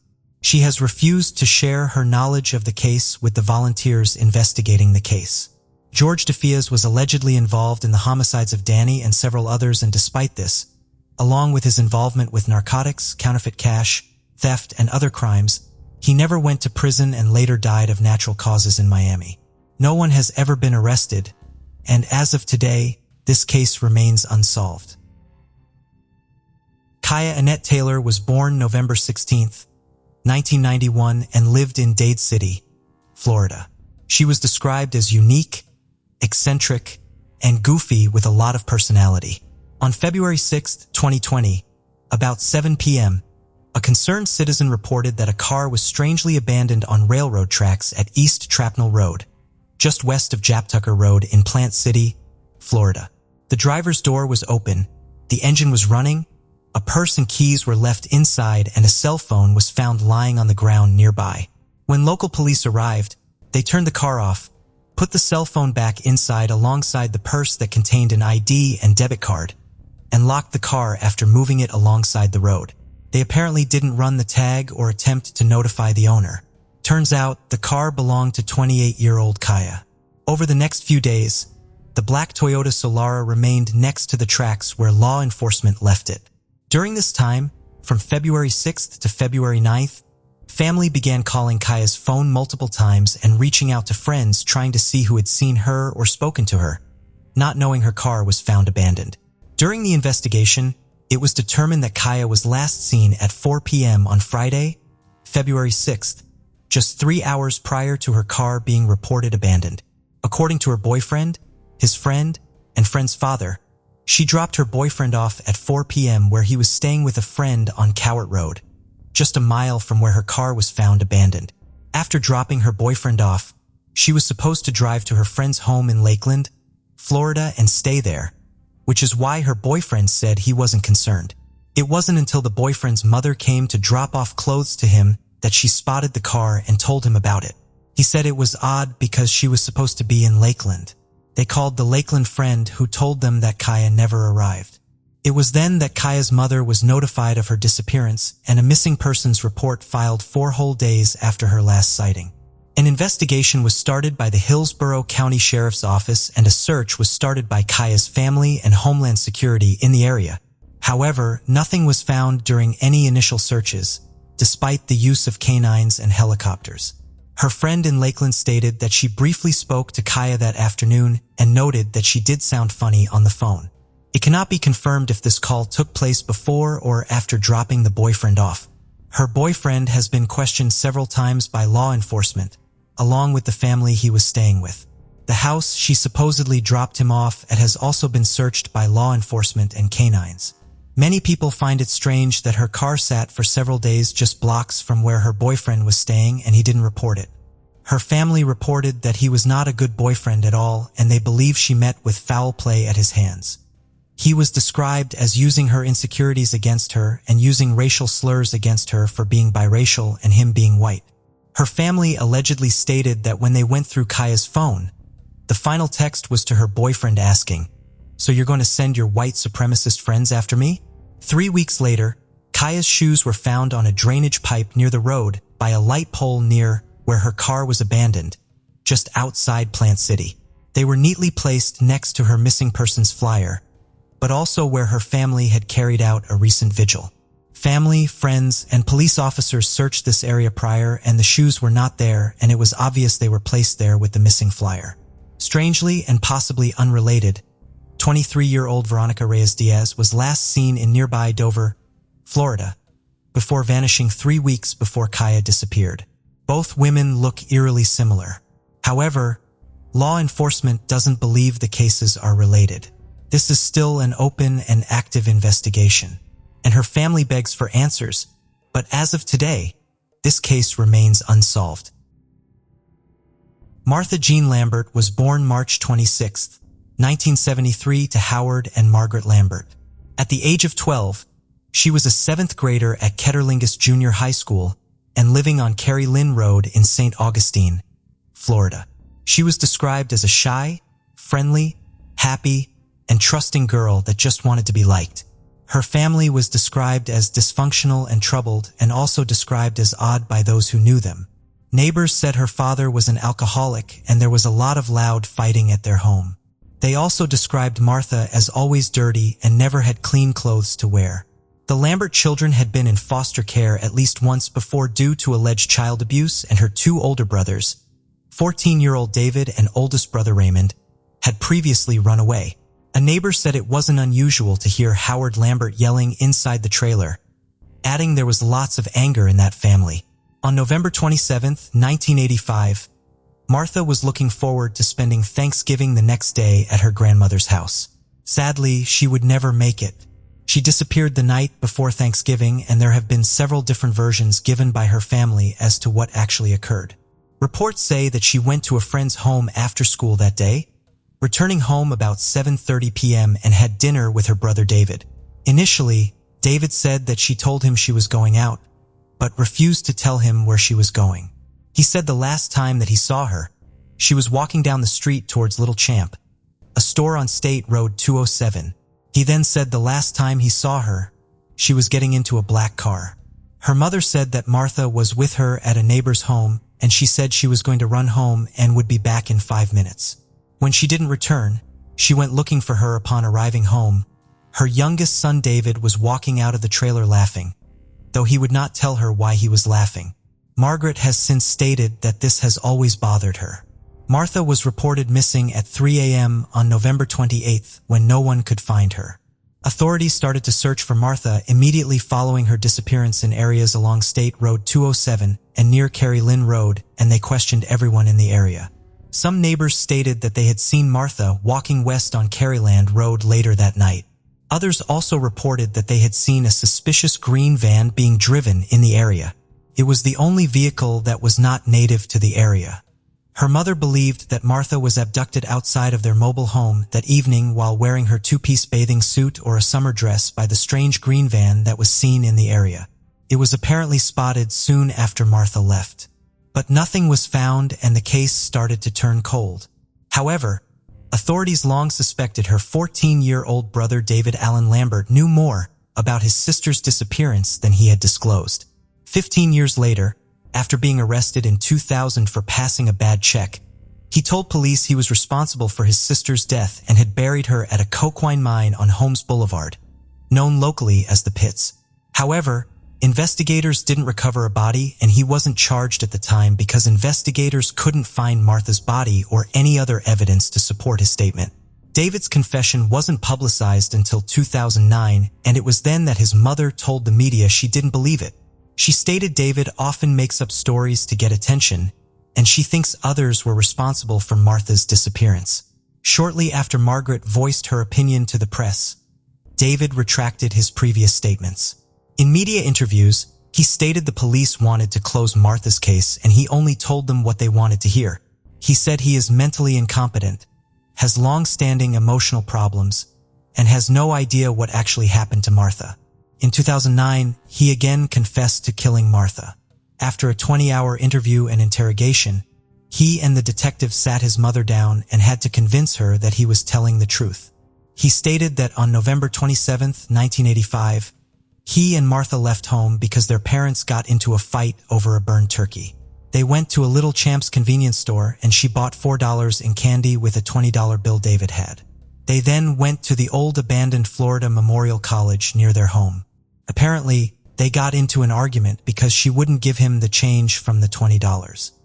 He then stated that she hit him and he then pushed her so hard that she fell onto the ground and her head landed on a rusted and jagged piece of metal. He claimed he called out for help, hoping someone would come and help her and that no one apparently heard him. David was scared of what his parents would do to him if they discovered what he had done to Martha. So by using the broken piece of a road sign, he dug a 3-foot makeshift grave and placed her there. He said he then went home and got cleaned up. He said he was a scared 14-year-old. Investigators were unable to find Martha's body on the land where Florida Memorial College once was. 2 years prior to David's second confession, the area was bulldozed due to criminal activity and completely rebuilt, decreasing the odds even more of ever finding her. Cadaver dogs taken to the site where David said his sister was buried also showed a change in behavior, although an excavation of the area turned up nothing of interest. Police believed his story, but no charges were filed against him. Because he was a minor at the time of the incident and the statute of limitations for manslaughter had expired and they considered the case closed. During the recorded conversation of David and the detective sitting his mother down to let him confess the details to her, some people say that there are a few red flags, as if it is a false or coerced confession. The interrogation with David reportedly lasted 20 hours, and before his mother was sat down to be told the story, detectives took David out of the room for a period of time and spoke to him. Also, it is hard to believe that he dug a 3-foot hole with a piece of a broken sign. At the time of her disappearance in 1985, her father was 74 years old and her mother was 33. Her disappearance tore the family apart as the fighting increased between her parents and her father's drinking got worse. Since she has been missing, her father has died. Her mother has moved to Illinois and remarried and is now Margaret Pahan. Her oldest brother Raymond now goes by the name Cynthia Jean Lambert. It is unclear where he was when Martha went missing, but one report says he may have been at church. Martha's body has not been located, and as of today, this case remains unsolved. Michelle Laurie Parker was born November 20th, 1978. She graduated from Winter Park High School in Winter Park, Florida, and was described as a devoted mother and hard worker. In 2011, at the age of 33, she was a mother of an 11-year-old son and 3-year-old twins and lived in Orlando, Florida. She worked as a bartender, hairdresser, and also ran a home tanning business. On November 17, 2011, she dropped her twins off at the home of their father, her ex-fiancé, Dale Smith Jr. at Carter Glen Condominiums off Goldenrod Road near the Orlando airport at 2:30 p.m. Security cameras filmed her arriving at the condo and then driving away in her black 2007 Hummer at 3:18 p.m. At 4:26 that day, Michelle's brother sent her a text message asking where she was, and she replied, Waterford. Waterford Lakes is a neighborhood in Orlando, and her brother said she normally sent long text messages and it was unusual of her to reply with just one word. At 6:50 p.m., her 11-year-old son called her sister concerned because his mother hadn't arrived home. She also didn't show up for her shift as a bartender at the now-closed Jesse Black Saloon that night. At 8 p.m., her cell phone pinged in the area of Oak Ridge Road near Belle Isle, more than 7 miles where she was last seen. And that's where the phone turned off. The next day, her Hummer was located at Walden Palms Apartments in the 4700 block of Walden Circle in Orlando with its decals removed from the windows. 3 weeks after her disappearance, police found her cell phone in a lake near the Neela Bridge in Belle Isle. Just hours before she disappeared, An episode of the television show The People's Court aired that was filmed months earlier in June 2011. Michelle and Smith appeared in the episode over a dispute involving a $5,000 engagement ring. Michelle had thrown the ring at him during an argument at a hotel, and it fell 9 stories and was lost in the hotel atrium. During the taping, she said her relationship with Smith had been troubled and he could become vindictive and abusive, particularly after he had been drinking. The judge ordered the two to split the cost of the ring. Smith is described as being hot-tempered, and even on his Facebook page, he lists that he studied death, destruction, terror, and mayhem in the U.S. Marine Corps. Records show that he also has a criminal record, having pleaded guilty to felony battery in 1997 and has been arrested several other times. He was also court-martialed several times while a member of the U.S. Marines and found guilty of drugs and domestic battery charges. After her disappearance, Florida's Department of Children and Families filed a petition to remove their children from Smith's custody because of his history of violent behavior towards women. At an emergency hearing on November 30th, the judge ruled there was no cause to grant the DCF's petition and the twins remained with him. He refused to take a polygraph in Michelle's case and hired an attorney. Her family strongly believed Smith was involved in her death, and in March 2013, they filed a wrongful death suit against him, alleging Michelle died on the day she vanished as a direct and proximate result of his negligence. During his deposition, his attorney advised him to plead the fifth multiple times, including when asked if he knew what happened to Michelle. Authorities have named him as the prime and only suspect in her case, and he maintains his innocence and moved to Tennessee with the twins. Her family has been begging for answers and has suffered for the past 11 years. As of today, this case remains unsolved. Thank you for joining us on this journey into the depths of unsolved mysteries. Cold cases not only challenge our understanding of the past, but also ignite our curiosity and determination for answers. Remember to subscribe to stay updated on our latest investigations. And if you have any information regarding the cases we've covered, don't hesitate to reach out. Together, we can shed light on the shadows of the past and bring closure to those who seek it. Until next time, stay vigilant, stay curious, and never stop seeking the truth.